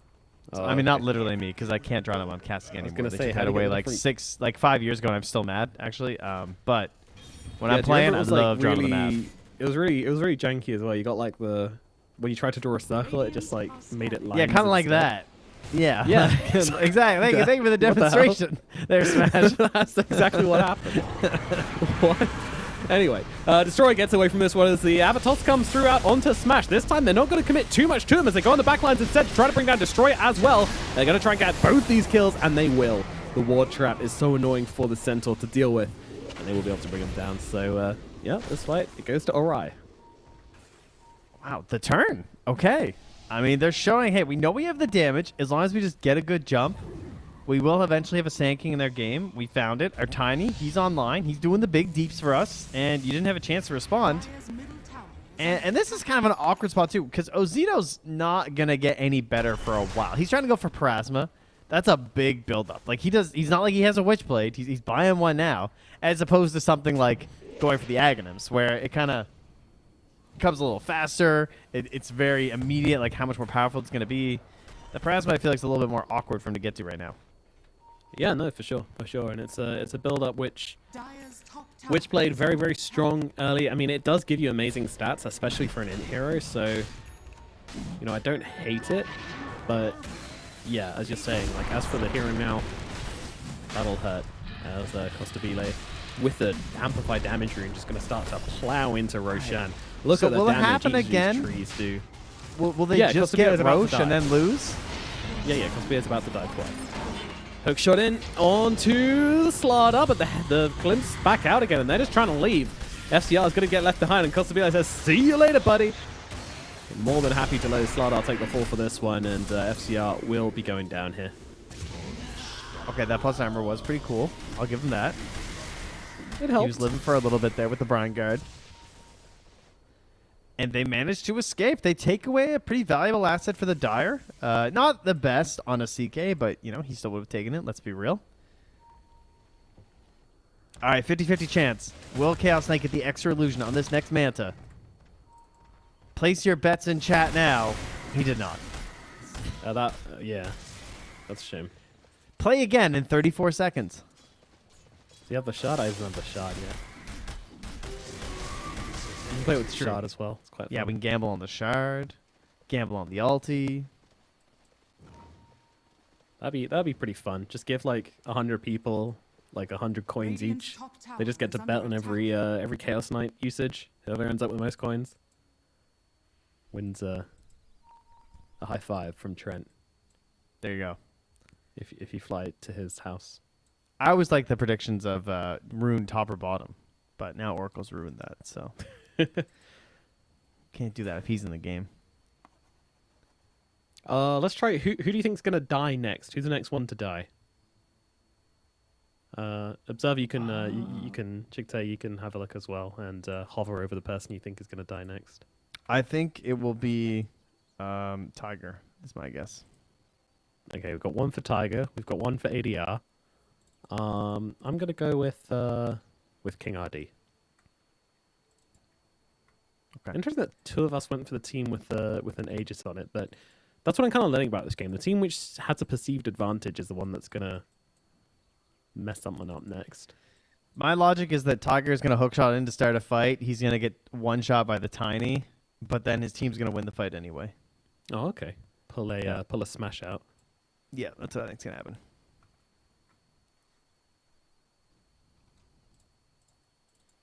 Let us know in Twitch chat what your prediction is as well. Ooh, let's do a reporter on the side here. Wait, I don't want to close that window. That wouldn't be good. Let's take a looky at the best of 5 for NA. It is still going right now. Oh my gosh, now let's have a giant lead in game 5, ladies and gentlemen. Whew. That's a big lead in 30 minutes. They don't want to tap out on Shopify. Is Storm Spirit really going to send Shopify home? I mean, that's just poetic. That's pure poetry. Wow, we're writing some poetry of our own over here, though. Yeah, we're back. We're back in the game. Back to the SA, the real region. That's right. Next home of Shopify Rebellion. Next season. Yeah, they're gonna come try their luck down here. I don't think they want to, dude. It's not going to be any better. It won't be any easier. Smash jumping forward onto ADR. ADR looks like he's in a ton of trouble right now. Burst Strike comes through, but it's not going to be enough to save his life. He's got the Yules, but it's not going to come up in time. And, well, wait. No one's Observer wrong? No. He got it. Good job. Okay, you get to miss the next kill for that one. That's your reward. All right. Well done, Chikte. Well done. Got our ass. Right, well, that's going to quickly build their lead back up by another 1,500 gold there. And despite there being an Aegis and a Cheese on the Radiant side, they're not scared. No, they are not. And, you know, ultimately, when you're looking at the CK running down your lanes, who's going to deal with them? Well, it's going to have to come from the Slithering Crush into the damage from the Tiny. Tiny, though, he doesn't have crits. All he's got is the Silver Edge. It's not going to be enough to threaten this CK at all. You know, his illusions are just going to be absolutely fine. I have with a the strategy Sand King as well, maybe, but then you're just kind of ignoring the other problems on the side of Aurea. Oh, they need Sand King to deal with this, 100%. Oh. That's not good. Lost his Aegis in the blink of an eye, so that's probably a bad sign. They're not going to be able to get their SK back in time either. They'll use the Fortification, they'll use the Avalanche, they'll use the Glimpse back as well onto the Seeker. I mean, he's stuck inside, but he doesn't really give a damn. He's hitting the barracks anyway, and they're going to take it. Middle barracks go down. The first big win in this game for Aurea. Jeez, that's crazy that they just stuck around there as well for that long. And they're even chasing out here to try and get Smash. He glimpses him back as Smash jumps in. Smash, that joke's on you. I want to be in your face anyway. Stuns him up, chases him back. The homing missile going to connect, won't kill him off, but he's lucky to survive that hookshot connecting with the Zeus, I believe, instead of his opponents. Or Tiger would have been in there for the finish. Should have got the other facet. That's right.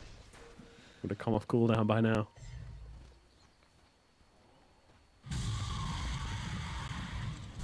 ADR gonna just gonna see so many heroes. I mean, sure, they're gonna bounce around a bit, bounce around a lot. They can keep him alive a little bit longer. Then he's gonna be able to get off a decent amount of damage. The burrow strike across to the sidelines. ADR's actually gonna live through this. Constabile in the middle of everybody. He's trying to escape. He's trying to break his way out of the cogs. Sir, you're not gonna live this. And he does go down. FCR as well, gonna eat that cheese to heal himself back up again, but I don't think he's gonna survive doing this. Your kid's out onto him, and now the damage comes through. They're gonna be able to kill him off as well, if I say that.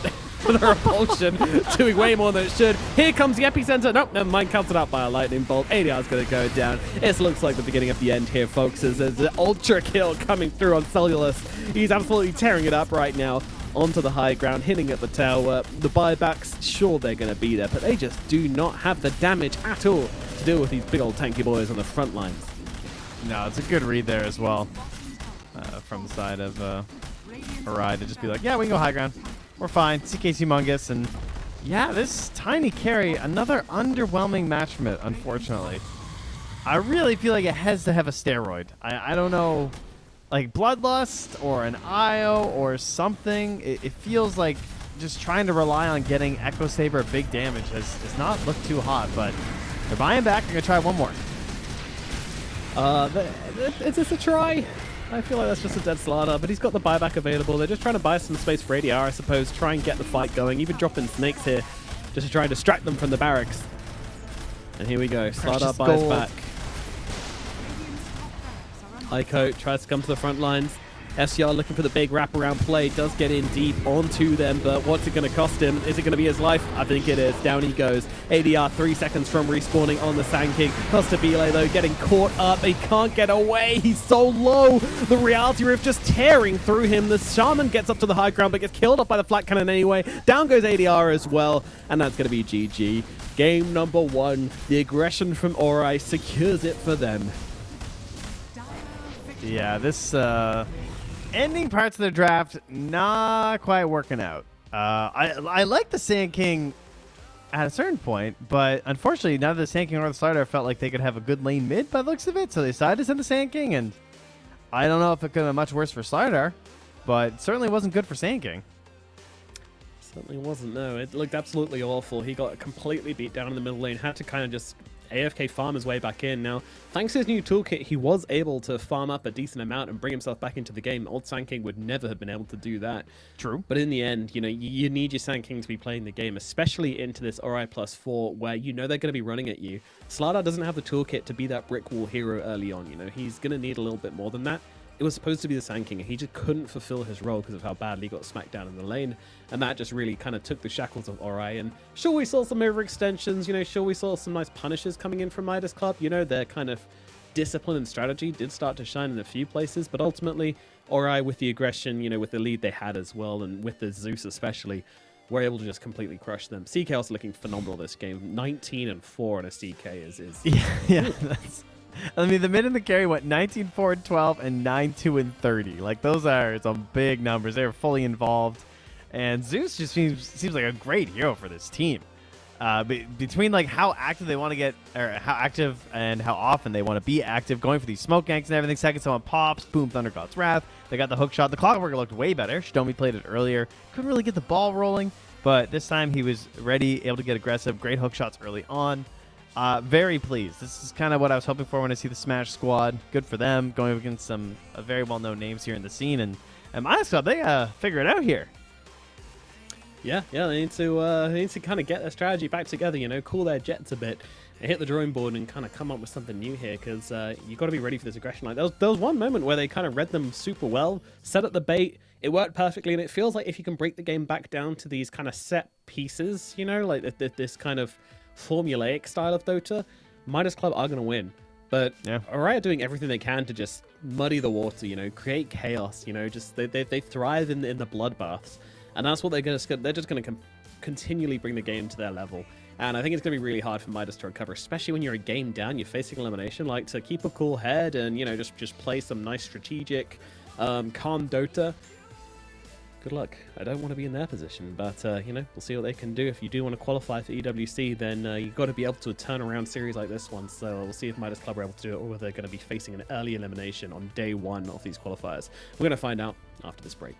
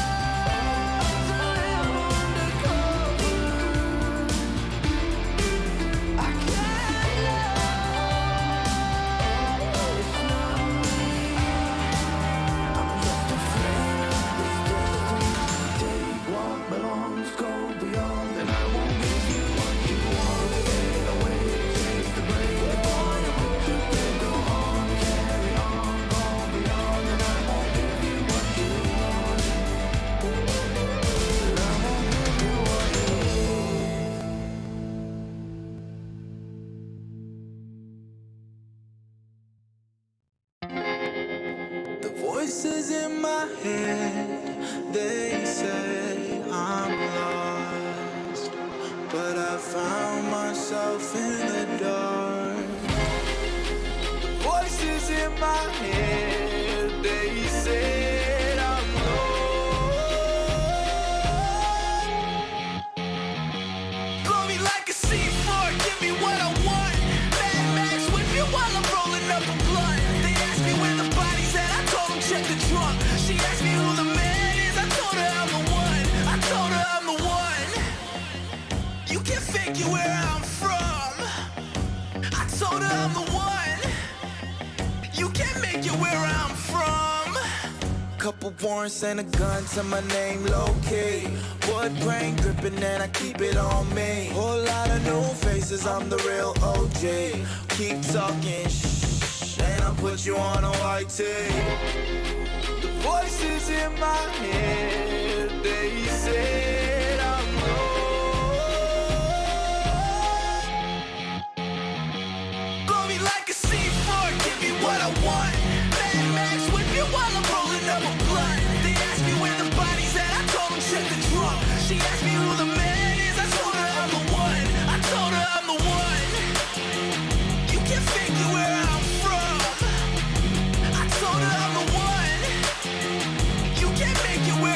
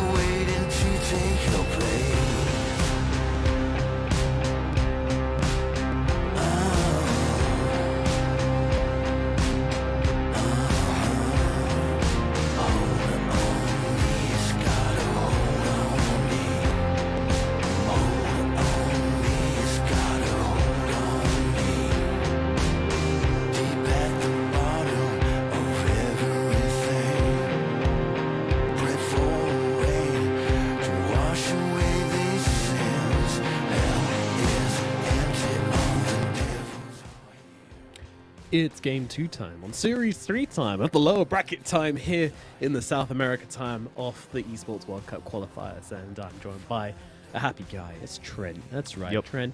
How you True. doing, buddy? I'm doing great. I guess we must be the last ones up now, right? Us and our friends over on stream number 9.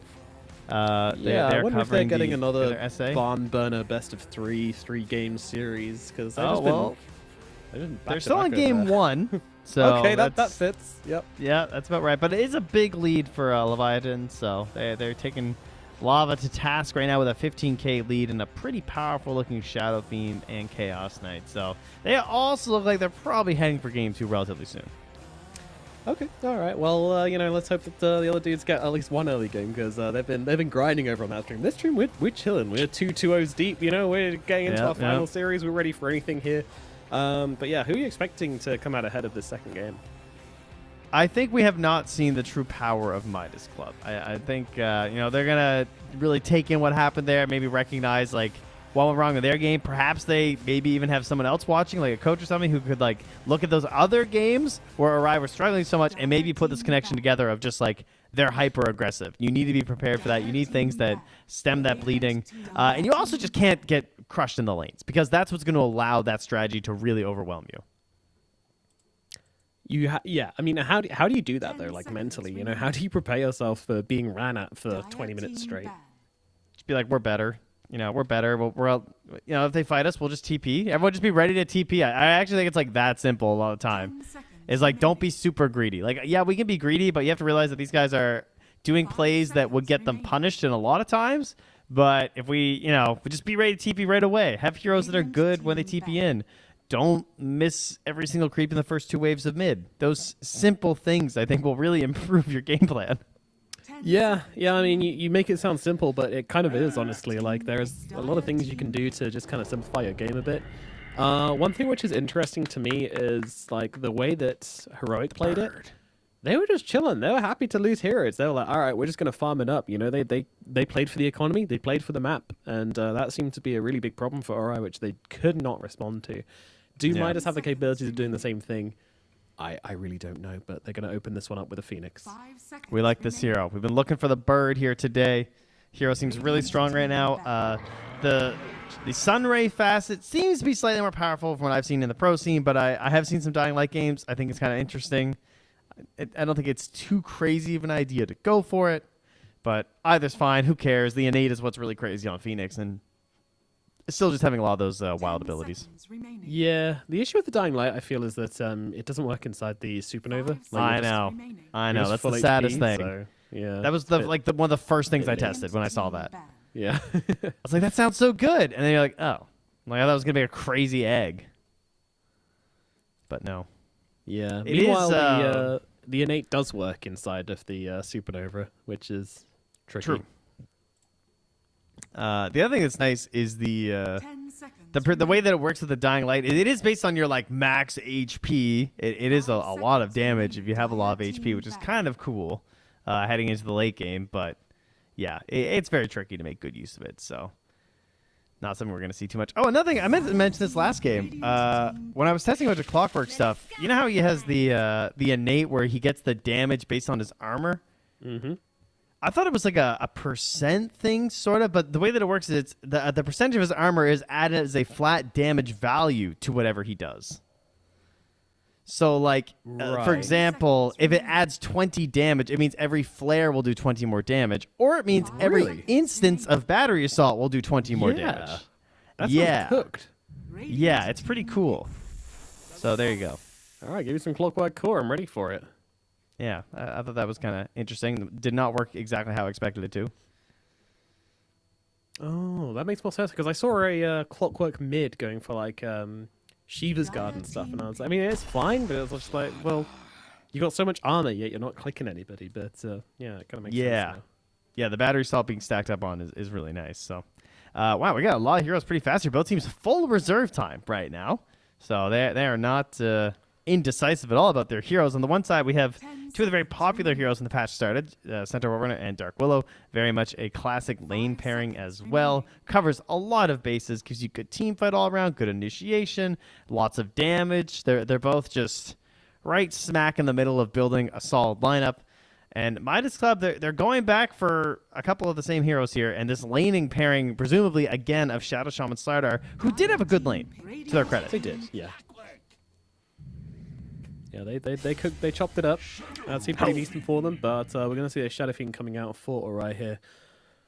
Ooh, this hero, man! If you let this hero get away with a good lane, then it can destroy you.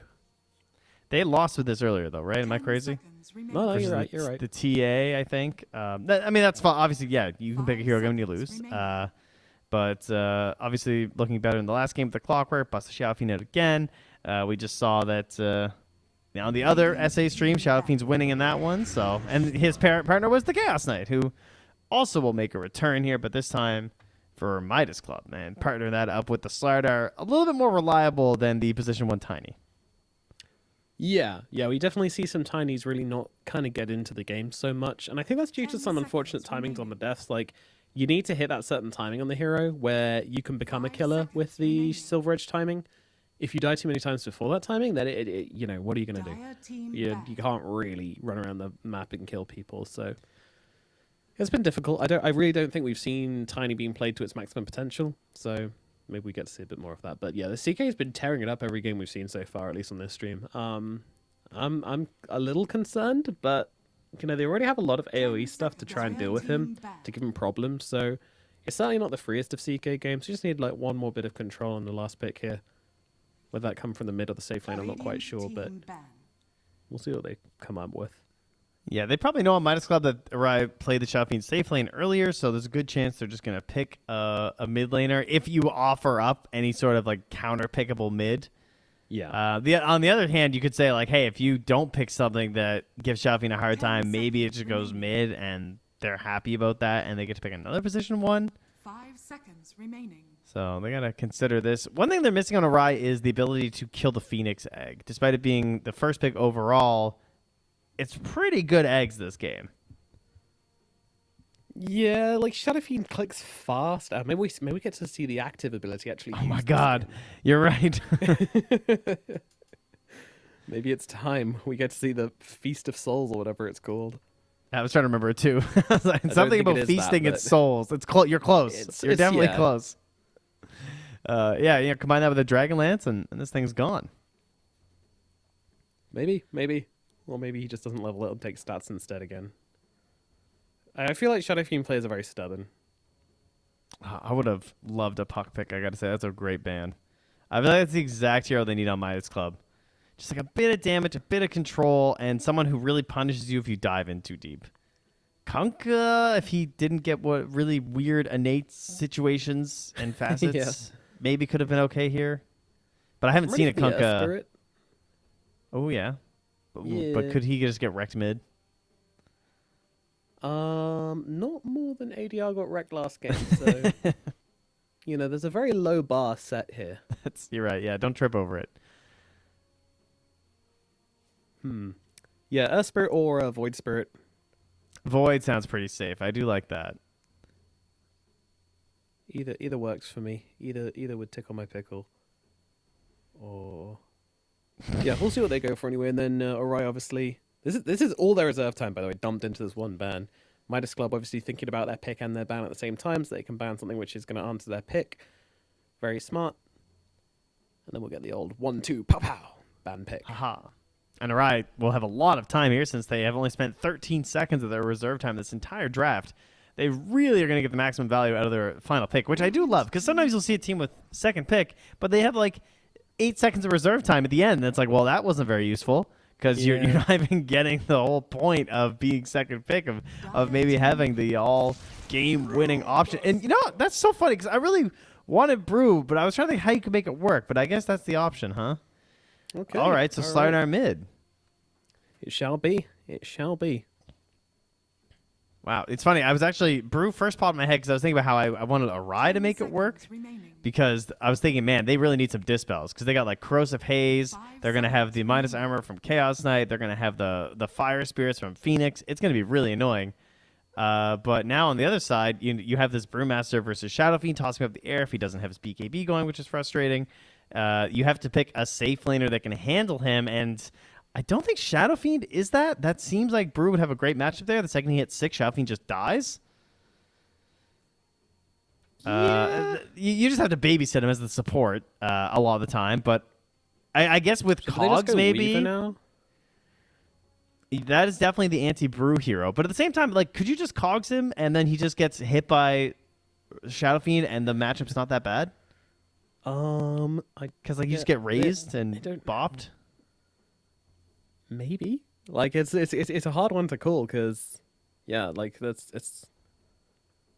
No, I think you're right. Actually, I think you're right. I don't think Phoenix does enough to really answer that. The one thing about Phoenix is that he's good at being aggressive in the lane, but he's very bad at kind of stopping the enemy team doing what they want to do. So, if you do just kind of set up for a combo like that, then Brew doesn't really get to answer.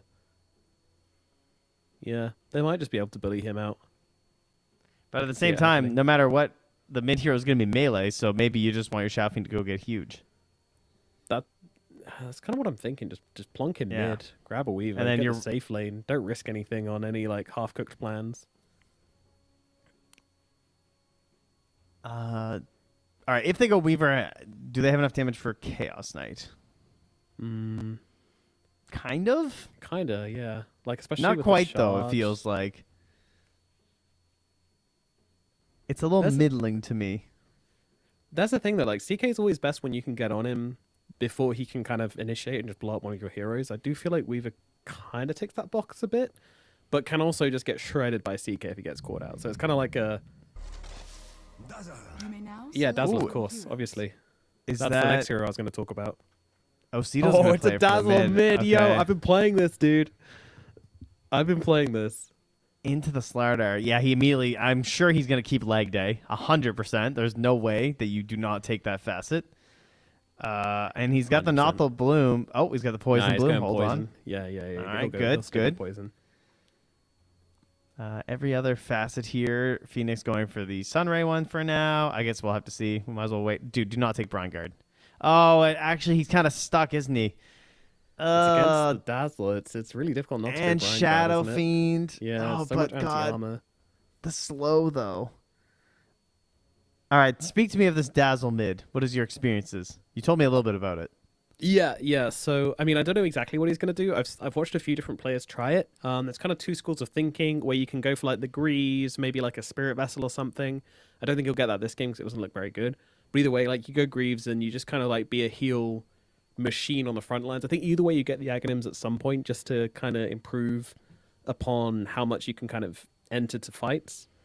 But you can also go for a more aggressive route where you go for the Aghs much faster and you get a bunch of damage. And then you try to kind of like be that frontliner who can also heal yourself up. With the Aghs, it will bounce around all the CK illusions. So if you get jumped, you can kind of keep yourself alive, do a bit of damage back to him as well. It's a very delicate balance though, because obviously he does so much damage that if he can kill you inside the stun, then obviously you don't get a chance to respond. But then if you can get off a heal, get off the shallow grave, and then yeah, second round, it can get spicy. So I'm really, really excited to see what Cito goes for this game. Man. Yeah, I'm really curious to see how this goes versus the Slardar, because the Brine Guard, it makes a lot of sense for the whole game. There's a Dazzle, there's a Shadow Fiend, but I hope the slow doesn't bully him too much. I feel like he's just gonna get poisoned and he just can't come back in. And what's the uptime on it? It lasts for 8 seconds and the cooldown starts at 27. Yeah, maybe this is fine. Maybe you just run away and wait it out. I don't know. I'd be Yeah. worried. It's pretty important not to let the poison touch, poison bloom thing tick off. Like it's 4 attacks, which is actually quite a lot. Yeah. So that one can be really annoying because it spreads everything around you as well, and just like it's a big nuke as well. All right. Well, I'll be curious to see if he ends up regretting not taking leg day. This will be a very interesting mid matchup, thanks to Facets, your newest addition to Dota 2. Giving the casters things to talk about until the game starts. Forever. I mean, truly, we can just go on endlessly right now. Like rolling out the barrel. Roll it out, FCR. He needs to roll out of this jungle right now, and that's not going to happen. Cogs bouncing around beautifully, and the first blood is going to go to Cito as well. So a fantastic start for this Dazzle in the middle lane. And immediately bringing himself out the Wraith Band as well. So not just the bottle rush here, but actually going for the stats. Interesting. He has 300 gold at a Wraith Band. Man, that's not fun. It is not. All right, well, I mean, he didn't want to roll the barrel up there, but now he takes it. So Aceto will start things off going for the Shadow Wave, which is a pretty good spell for just kind of messing with CS and securing range creeps and stuff. But as I said, he's going to get stunned up and lose range creep. Which ADR wanted to grab, so... And notably, Weave is an innate ability now, if you haven't been keeping up with Dazzle, so this is something that starts right at the beginning of the game, as we do get the kill. Nice. Yeah. Very good. Brambles and Stomp, it's a great combination. Wasn't expecting a level 1 kill from these two, but yeah, they get it done. Not too cocky going for the Fire Spirits and get caught in the Brambles through the trees. Always a tricky when you're playing against Dazzle. Against Dark Willow, sorry. Yeah. And ADR, he gets poisoned. He retreats back with the quick little Slitherine crush to then run. Doesn't even have a sprint yet. But man, this is looking familiar. It is a little bit, yeah. Zito seemingly having ADR's number somewhat here. Oh, did he get the refresh? He didn't get the refresh. Okay. That's good news for ADR, at least. It means he might get this range creep. Never mind. That's so petty, dude. I know. It's toxic. Oh my god, now his bottle's here, and he's just gonna go sit on this high ground. Alright, well, ADR, I mean, good luck with your next team, man. I mean, I'm ditching these dudes. They're giving me Slardar mid versus Dazzle. I'm out. There's no universe where he didn't ask for this, because everybody else is going to be like going, are you sure? Yeah, you're right. I know. Unless they were trying to force the flex too hard or something, but yeah. He's asking for a high five, but he only gets it from the tower. Ozito doesn't want to spend the time on it. Actually, to be fair, there was no other option. Like, they last picked the Dazzle. It's just a sick counter pick. Yeah, Shaman trying to get away, but Tiger's going to find him, connects with the right click, gets the right chicken, wins the whack-a-mole. It's bottom lane. More aggression coming out here. It's really non-stop in these side lanes. I can't look. I just can't. I physically cannot turn away from this middle lane. He has 4 last hits. It's 2 games in a row. I seriously, I can't help it. I have not looked anywhere else. He's just getting poisoned, and he's sitting under his tower, and he just can't do a damn thing. Look at this. Look at this. He's just trying to get back under his tower. He's not even trying to get to the creeps, and he's just like, no, you stay away. He also wants to trigger the Poison Bloom, because it's just interesting. Yeah, he wanted it. He wanted it real bad.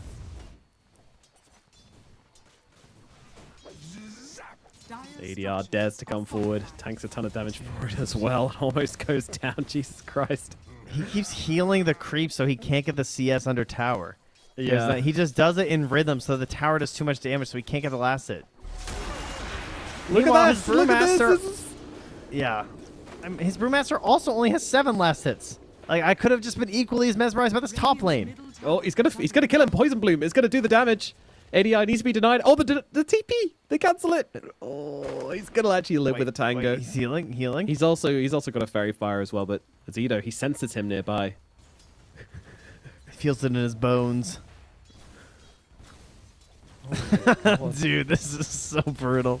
This wouldn't be as bad if it wasn't the back-to-backs. That's the problem here. It's the back-to-back smackdown. Famously, Slardar now really happy in the mid lane because he is the river, right, guys? He gets HP regen. He hasn't seen the river. It's the first time he's gone for a swim. He just got in the water for the first so time in dry ages. Previously. Yes. Scales are just falling apart. And this feels so good when you can do this as a mid laner. We can just sit on the enemy's high ground, just smack them anytime they come near. Like, my god. What's he going for here then? Oh, this... I mean, what does he do? Like, if he stands there to crush him, he's still going to catch up to him. Poison Bloom, go! Oh, dodges out the stun. He's just got his number. He's got his number, and he's just dialing it non-stop. That was a good fog, though. That was a good fog. Yeah, that was saved solid. his life. But he's just got to do a sad little sliver back to the base. A level 1 sprint back. God. Top lane. What's going on up here? It's a similar situation, actually. This is also super depressing for Midas Club. Although Tiger might be dropping here, trying to get out of this cogs. Not going to happen, though. The triple raise onto 2 heroes might be enough to bring down Heiko, though Heiko wands up, trying to keep himself alive, and he's still got the foul play to work with as well, so gonna be able to get himself away with that as they try to look for the hit, and they're gonna find it. Nice job there from Destroyer. Ready for it, and FCR goes down as well, so the moment you think you get a win up in the top side, FCR comes in and makes sure that's not the case. But down at bottom, Smash getting low, trying to run himself away. Costabile might be regretting this one, though, as Tiger respawns and TP's down here to help out.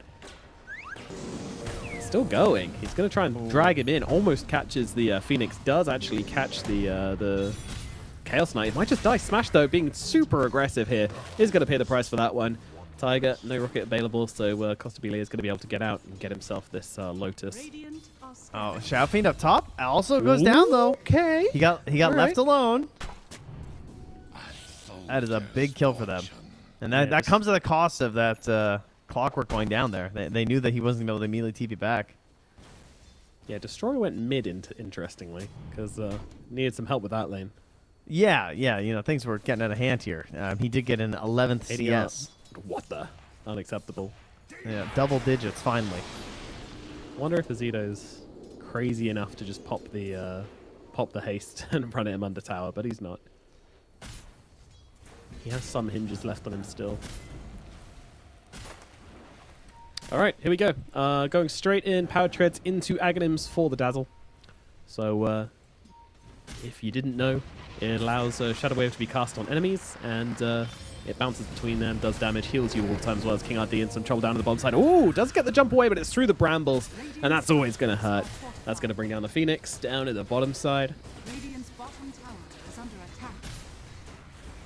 Just going to keep it moving. This is giving FCR some space up top to get his 6, but that's also partially why the Shadow Fiend's here, because he doesn't want to deal with Brew hitting 6 and just going for the immediate kill. I'd like to see someone come back with him, though, because like that's going to be the play. Yeah, Tiger's going to hop in. Very good. I like this idea a lot. Because you know they're going to go for the Shadow Fiend kill the second Brew hit 6. And he's trying to get it off this wave right now. This could be a great time to turn around for them. This could get awkward. He's trying to just raise him up. Goes for the Requiem. He actually fears him up in time before he can get off the split, but it doesn't matter. The rest of the team coming on through here. It's a bit of a battle up in the top side as Tigers managed to catch out Heiko inside the cogs, and with Destroyer coming through to help out as well, they might just be able to finish the job. They will need to catch out that chicken, and they do exactly that. Tiger brings him down. Now split comes through, allowing them to get the return kill onto Tiger here. Most likely the corrosion's out onto him, so they will just get him killed off. Not what they were hoping for, though. Disappointing play, yeah. Midas not happy with that one. No, having to split for that. Plus, you're still pretty low on resources here as the Brewmaster. Kind of hard to stick around. So I don't think he can really continue this push at all. And, you know, Shadow Fiend just happy. High five his Clockwork. Say thanks for tanking that one, bud. I'm back to farming.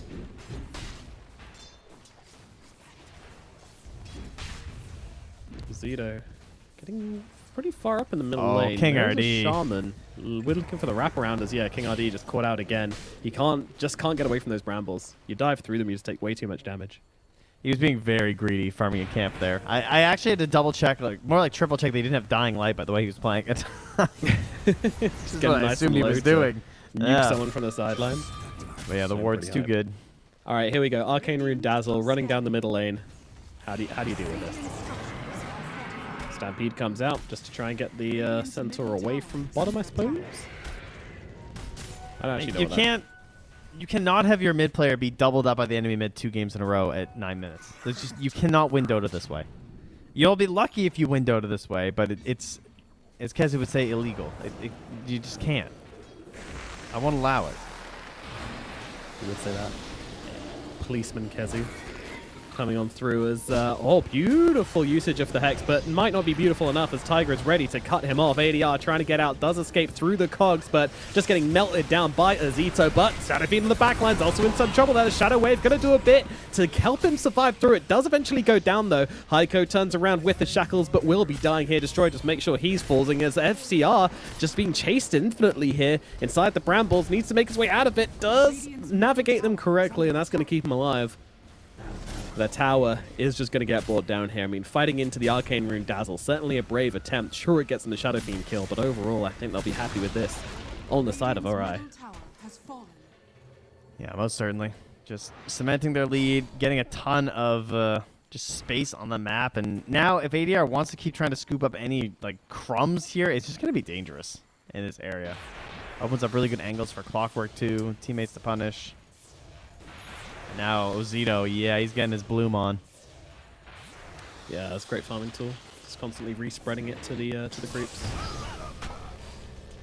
Okay. Top side, Shadow Fiend in trouble once again here. Did go down the once. Won't be going down the twice though as Destroyer comes in to help out with this one, and Heiko will just get dropped. Bedlam, an excellent spell to deal with those chickens is...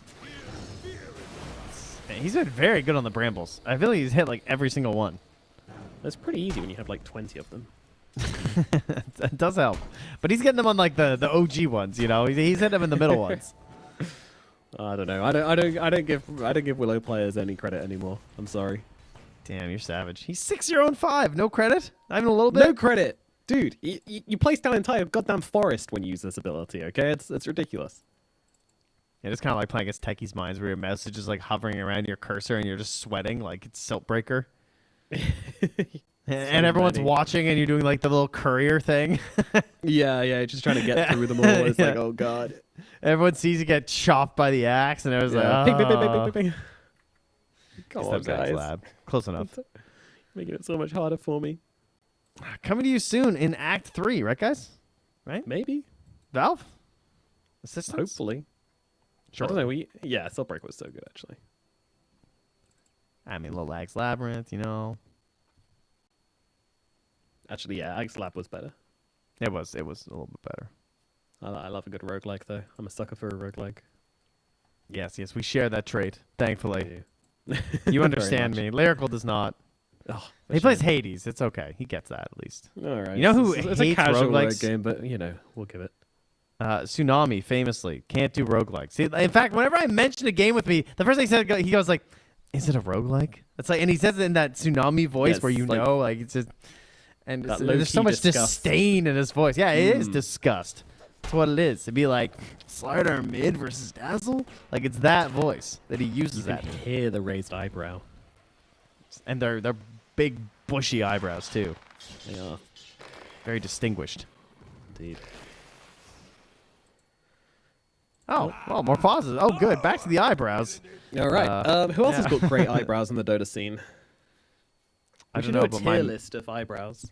mine would be F tier, but don't tell anyone. It's kind of like that episode of The Office where like Dwight's like, my nose is too small, and everyone's like, I never noticed that. That's like me and my eyebrows. I can't. Like if I tell you guys, you're gonna notice that they're weird. So don't notice. Look out for them now. Why are they weird? Speak on it. They're just like invisible. I have like none. blonde? Sort of, but they also just like don't grow in all the way either. I don't know what's going on there. They're just like half brows. Half brows. Interesting. Yeah. Have you but considered like definitely maybe? don't notice at the end of the game, guys? Okay, please, promise. Thanks. I'm gonna get you up in 1080p and 4K. Enlarge. Zoom in. Have you considered like doing like the eyebrow slit? Maybe making it look deliberate. Yeah, now you're talking. Get an This is a earring good in idea. as well.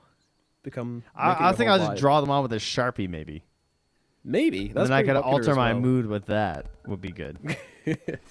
Something crazy happens, you just rub it out real quick, like draw some more surprised eyebrows on. That'd be a great bit. All right, well, now we have a plan here. Just in case we go 4 hours on this series, but it's not looking that way. Farai are going to keep this train a-moving. Yeah, these guys don't take a long time. Dazzle's They lose quick or they win quick, and I appreciate that. Someone casting at 3:30 in the morning, but it's my pleasure to do so. I mean, it truly is. Let's be real. Oh yeah, dude. This is just...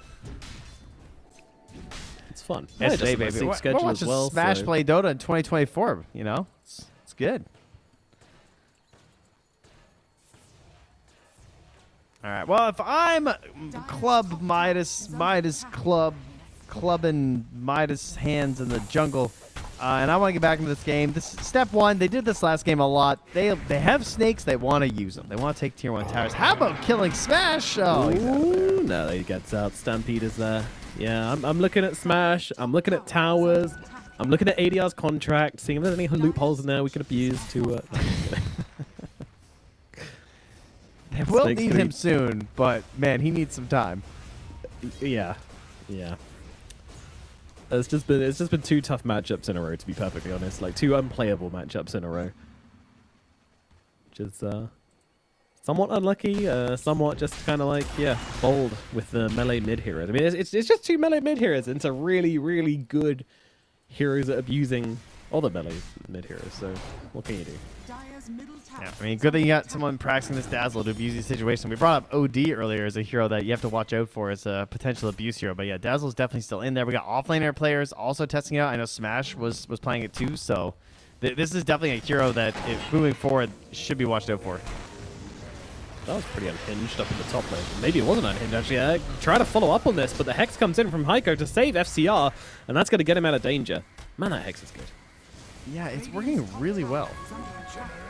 It's just level 1 as well, and it does this much. Like, that feels... I don't know. That feels pretty crazy. And it gives 10% bonus move speed, too, huh? Mm-hmm. Full purge. Be good. Well, basic dispel, actually. Not strong, but still. No, but it does have some weird interactions, too, because sometimes it can, like, end channels, and then I think I saw with the lasso, too, depending on how it moves you, it can end lasso. Because it can, like, break it based on, like, the distance. The 0.1 seconds of invulnerability really mess a lot of things up, I think. Yeah. Oh, a Yule Scepter here for Destroyer now.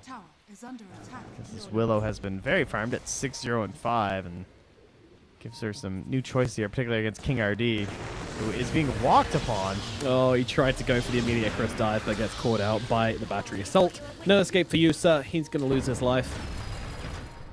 Oh. This is just such a... That last, like, second after that kill was just the most alright thing I've ever seen. Like, they kill the guy. Shadow Fiend just A-clicks down mid. Clockwork just, like, hook shots towards the enemy fountain. Just maybe it's going to land. I don't know. There could be enemies there.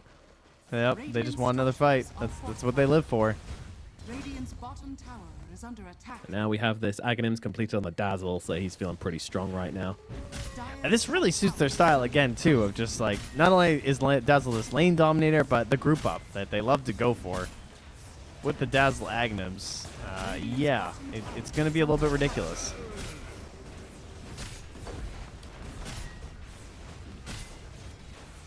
This tower's just gone already. The heals, the push, the tank from Smash, the damage from the Shadow Fiend, like it's all coming together right now. Midas Club, you know, we hope they were going to show us something new in this game. So far, at least, it's just been not there. It's not connecting, and sure, the heroes take a bit of time to come online, and especially so when ADR just gets absolutely crushed in the middle lane. And this is, I mean, you're not playing Sand King. You don't come back into the game by farming creep camps and Slardar. That's not how it goes, but he doesn't have a choice. Link Dagger is coming out to him, at least, so... That is true. That is something. But, yeah, they just, like, caught the waves mid, and now, like, he's just hitting mid-tier 2. I thought maybe they were going to, like, smoke up and try and be kind of sneaky heading towards Roche, but they see that they're not answering the call here on Midas Club, so they're just going to keep on ringing. Yeah, they can snake your tier 2. I mean, I would send Willow back to farm those. She might live. Maybe. All right, or just hit their high ground, sure. Seems Fair like enough. a good idea, and that's exactly they're going for it right now. 60 minutes in, and they're ready to go. I mean, They you've have got all two the lanes sustain high you ground. need. They're not going to stop. Okay, the lane has been cut, so ADR's come and cut the wave at bottom. FCR's been able to cut the wave at mid, so a lot of cutting taking place here. Whilst the top tower does get very low to the snakes. These are the kind of solutions that we were seeing versus them earlier, where they were just being ignored and then disabled, essentially. Being like, aha, we have removed the wave. He's going to grab the next wave, too, with the barrel. They're going to TP in, but he goes into the flare. Uh-oh. Uh-oh. FCR going to get caught out here trying to cut these waves, but, you know, you're feeling kind of decent about that death. You've dragged this team, which were just on your high ground, all the way back across the map. Right into their the own Wisdom base. Rune, either. You finally had an excuse to come back here and no Wisdomers? Yeah, that's illegal. They'll save it for 21, I guess. Just saving it for later. Little snack. Yeah, let it ferment. Yeah, Fine wine. That's why it's purple. Makes sense to me. Dire's bottom tower is under attack. All right, well, they can Roche very easily off of this push, I would say. Might as well. You have a Dazzle. You have a Shadow Fiend. I don't see why you wouldn't. It's on your side right now. Yes, I sir. can't think of a downside.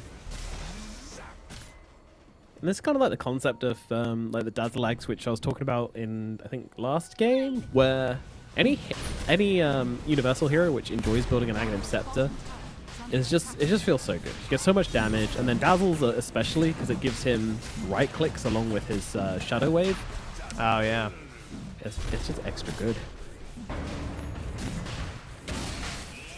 Now, will it be too confusing when he gets the shard and he is hexing people as well? Dire's bottom tower is under attack. I hope so. Love a bit of confusion. Haven't been It's gonna be a confused full enough this barnyard of series. animals. Yeah. Yeah. Gonna have chickens on one side, chickens being made on the other side. It's just chicken. Dire's middle Although I think tower Dazzle turns is it into under pigs, attack. doesn't he? He does, yeah. That was my barnyard, yeah. Multiple animals, I was thinking. Oh, I see. Otherwise, it would have been a coop. Yeah. We need a lion for the fish.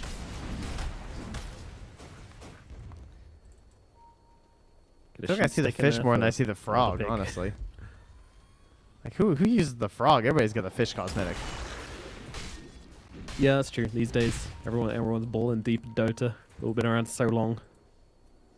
You've stumbled across it in a Candy Works or something by now.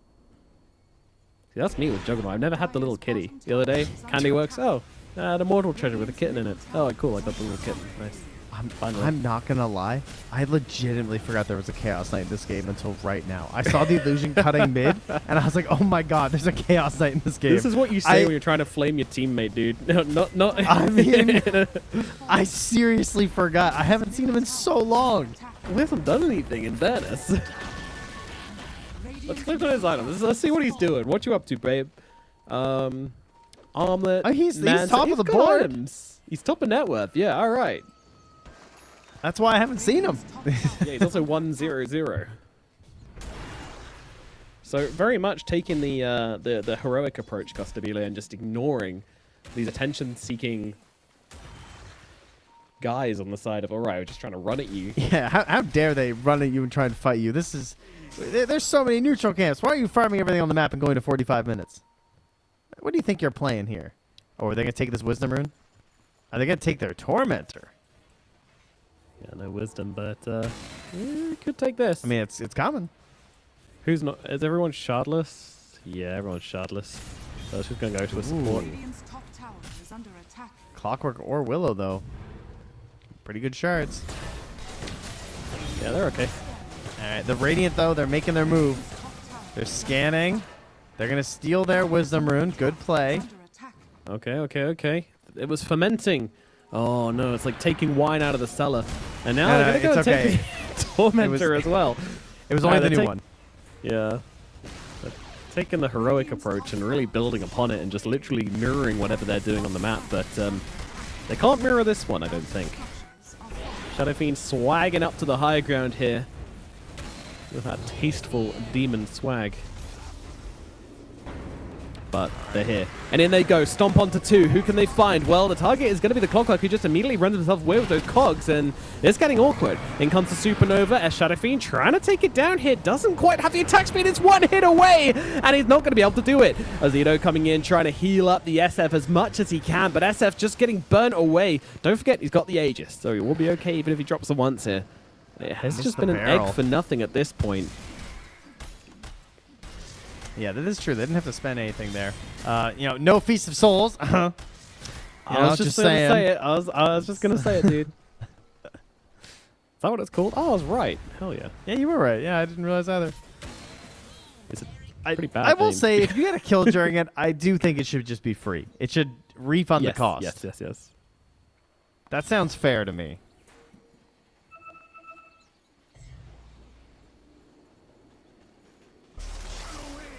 All right, we're setting up here again. They're trying to heal him back up. What's his armor at right now? 25. Okay. Stack it up, Dazzle. Stack it up. Yep, jump in, stun, his armor's down, but turn around and they've just blown up ADR regardless. There's your mid laner just completely gone. He's in the hot spot though. That hurts, but oh, beautiful timing on the grave there from Azito. That's going to keep him alive a little bit longer, and again, just topping him up with the shadow waves as well as they move forwards onto the Brewmaster. Brewmaster, he's got the split, but he's still going to be able to do so. He's dead. Buyback is available, but you don't want to use it now, but I'm not sure you got a choice. 25 seconds on the Slardar, no buyback available for ADR. This Shadow Fiend has just been playing on like 10 HP for the last 5 minutes. He's chilling. He can't do anything about it. They keep trying to jump in just to finish. They're just like, all right, just poke him for the Aegis. Just poke him for the Aegis. This would cost them a life every time. They're not even getting it. This is craziness. Hold on. 15 seconds. 15 seconds. Calculating. Hold. You have to snipe this. He's just going to die to tower. Good luck. Oh, it's unfortunate. All right. They're going to be able to keep him alive here. I mean, he's got the Manta. He's got the Pike. He's chilling. Not afraid. Chilling. Killing.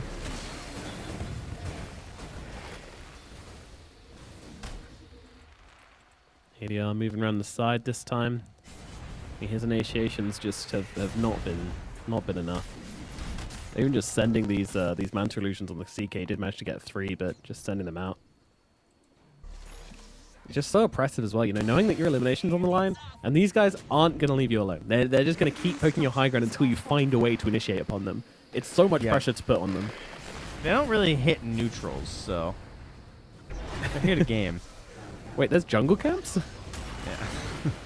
Here we go, 2-man stomp. They don't give a damn. Well, maybe they do. In comes the Phoenix, going for a little bit of a drive by Costabile. Actually kind of awkwardly on the high ground here. Might just keep him alive, though. He did end up... He was trying to drag the Clockwork up onto the high ground, but almost ended up getting himself down onto the low ground, which would have been very awkward indeed, but he gets away with it. Right, Midas Club finally. Keep their hopes alive. I was about to say finally they're going to go back on the side of Alright, but I'm not entirely convinced they are. Yeah, I thought so too. But they're going to stick around low here. They have great vision in the area. You know they want to fight. They're going to smoke up here. Wow, we're just going in, huh? All right, no jetpack to help out, though. That would be lovely. Wouldn't it? It's a very good item for sieging. Stinky Bramble on Cursed Crown. Yeah. No, also a very good one as well. Oh my goodness. Hiko, what are you doing? Yeah, there's no place for you, little man. He's going to get killed off here. He dared to leave his high ground. Big mistake. I mean, he thought he was swag because he's Blink Dagger, and he's like, I'm going to scout a little bit. If I can see him, I'm just going to blink, but then he gets hit by a flare, and he's just dead. Yeah, that's unfortunate. As a buyback does come in from Heiko here as they start the fight. I mean, Smash taking a lot of damage here. Maybe this is how you do it. Once again, though, the Grave is going to be there, but the suckback with Reality Rift. But no, it's not enough. Beautiful Terrorize coming, and now he's trying to finish him off with the barrel, but he might just die. In comes a split just in time. Tiger's going to try and hold him back. It's actually Destroyer's the one in trouble now. They'll throw the Dazzle up into the air, stop those heals coming out, and that's going to allow him to finally get a kill here. But Heiko taking so many hits. The Dazzle smashes so hard. And talking about Smash, he's running around the sidelines of the fight. Will finally get clonked by Costabile. But now, Costabile, he's in so deep. He's hexed up. He's in trouble. He needs some help, but he is going to find the rest of the team coming in deep here. FDL coming straight out off the split and trying to get a bit of damage down, but he gets caught inside the Brown Maze and is going to lose his life. The right click's coming through, and it's going to be a double kill for Elia. As now on ADR, he's just trying to make his way out on the back lines and should be able to sprint himself away. The hook shot through from Tiger, not going to find him. And ADR does survive for once. Okay, 2 for 1, but that was a dieback from the Shadow Shaman. That's probably going to end up being pretty costly in the recap there, but still a net gain. Huge gain, actually. Knock 1,000 off, and more importantly, get some XP on some of these heroes. Get the CK up, now level 16. Maybe we can get up to level 18 for that ulti. ADR, what the? He had an illusion rune. Okay, well, that's one way to die. So why was he there? You're asking me questions I just can't answer, my guy. He went on this big old journey after like the fight, like after he got away. He went down the river as Slardars tend to. He went downstream to lay his eggs or something. And then he found a great wave and was just like, I can split this wave and then stop the push. You know, it's a noble attempt, but yeah, ultimately cost him his life. And now the 2-man Hex, oh no, it's doing so much work. The Dazzle Shard, it's the first time we've seen it. It's absolutely tearing Heiko apart. He's now gone once again. They don't get anything in return. The buyback's coming through thick and fast. That was absolutely brutal. What a jump in from Smash. What a follow-up from Azido. This is just looking absolutely terrible for the side of Midas Club. Yeah, it truly isn't. Again, they're just piranhas circling here. A feeding frenzy. They don't plan on leaving. Yes, the piranhas circling you in the water, as they tend to do. Piranhas Like, surely they're going to go away. Vultures circling above. Yeah, they got everything. There's a couple shark fins in there, too. Circling on the land. And they go, trying to find us here. They've realized who they need to bring down, but who they need to bring down has a BKB. It's not an easy task. Tiger jumps across as well. They just want to blow up these illusions, and they're going to be able to successfully do that. Azido's a little bit stuck there, but we're going to help him out. And you might think, oh, he's TPing somewhere. No, he's just TPing to the outpost. He's going to try and get to this Wisdom Rune, I thought. That's something more tasty. Something more delicious. That is tasty. We don't need wisdom. Do you not know this team by now, Trent? They want damage. That's true. Thinking bad. Indeed. As MVP Violence Phoenix would good. say, the caveman Dota. They definitely feel like that style. Oh, no, don't watch. Can we just... Oh, hold? Hold? Still has Yules. Dude, he hits these brambles. He's a beast. Of course he does. That's 20, Trent. No, he knew. We actually got away, but they don't really care. They'll just take Roche instead. ADR, you can go do what you want, buddy. I mean, to be fair, now they've got a fish problem where this fish has gotten behind their lines and he can cut waves, so... They've also filleted him every time they come across him, though, so... I mean, to be fair, he's only 0-3 and 2. Got to give some credit there. His game seems like it should be worse. Yeah, if we don't look at the net worth and see that he's actually below the Dark Willow. Oh, he just went above the Dark Willow. I take it all back. Yeah, what a that's game right. ADR's having. That is right. Dark Willow's too busy marching down to end the game with her team to hit creeps.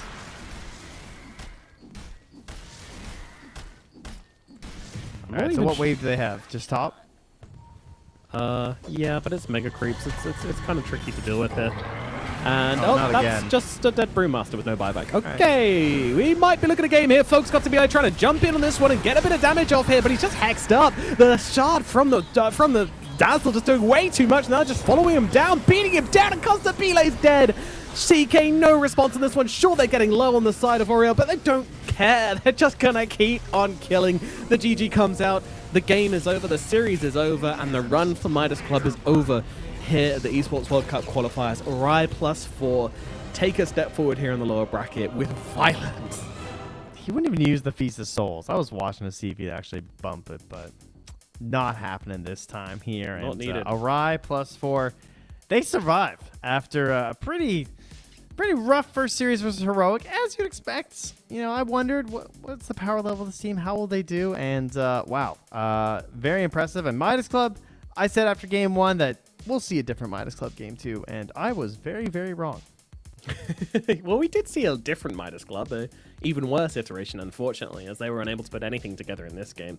Constabile looking good for some points of the game, but ultimately just couldn't convert any of that money, any of that XP into any sort of kill threat in the end. He did. And they didn't opt have to a not mid go- for 2 games, so... That does make things difficult. Yeah, that does make things difficult. ADR definitely needs to kind of go back and think like, okay, maybe locking myself into a melee mid laner against a potential counter pick is... I mean, the first game wasn't even counter pick. That was just a first phase Zeus, and he was like, give me the Sand King, let's go. Any plans he had to kind of counter that matchup were just completely thrown out the window, and the Zeus managed to get a really good first blood and a couple of kills, and yeah, they just get super hard. And this game, though, I mean, there's not really any excuse for this one. Like, this was just like a straight up, I don't know. You're locking yourself in with this Brewmaster Slardar. Like, it didn't even have to be the Dazzle. Like, they could have OD'd. They could have, like, raised it if they wanted to. You know, so many options they had on Ori +4 to just, like, it literally just pick your poison. They went with a Dazzle to keep up the aggression and the tempo, and it worked beautifully. So, you know, credit to them for that. But again, like, I don't think it was going to be hard for them to actually counterpick this mid lane. So I think that's definitely something you need to look back on and go, maybe we need to look at our drafting a bit.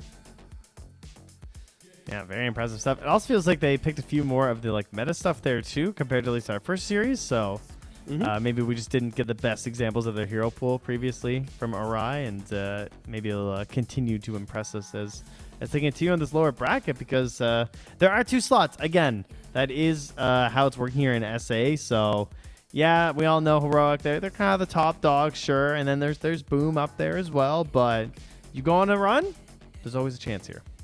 There's always a chance, yeah, those lower bracket runs, finding the magic. We've talked about TI Magic, well, EWC Magic might be coming up here for Ori plus 4. I mean, they certainly feel that the kind of team which could get some real momentum going. They've got that kind of own distinct style which they can bring. So, yeah, if they keep working on it, keep improving game to game, then who knows how far it will take them. I'm very excited to find out. But yeah, for today, we are all done on this stream, guys. That is going to be it. A quick ending, thanks to Orai just turning up with the aggression. So, if you're looking for more Dota, then, well, I'm sure there's going to be something around. Maybe the other SA stream's still going. Maybe SEA is starting up soon. I'm not quite sure. But, yeah, either way, you'll find some EWC action somewhere. That's right. Yeah, thanks, everybody. That was very good. And we'll be back tomorrow, and we'll just do it again. That sound good? Sounds good, buddy. I'll see you there. But yeah, thank you guys so much for watching, and goodbye.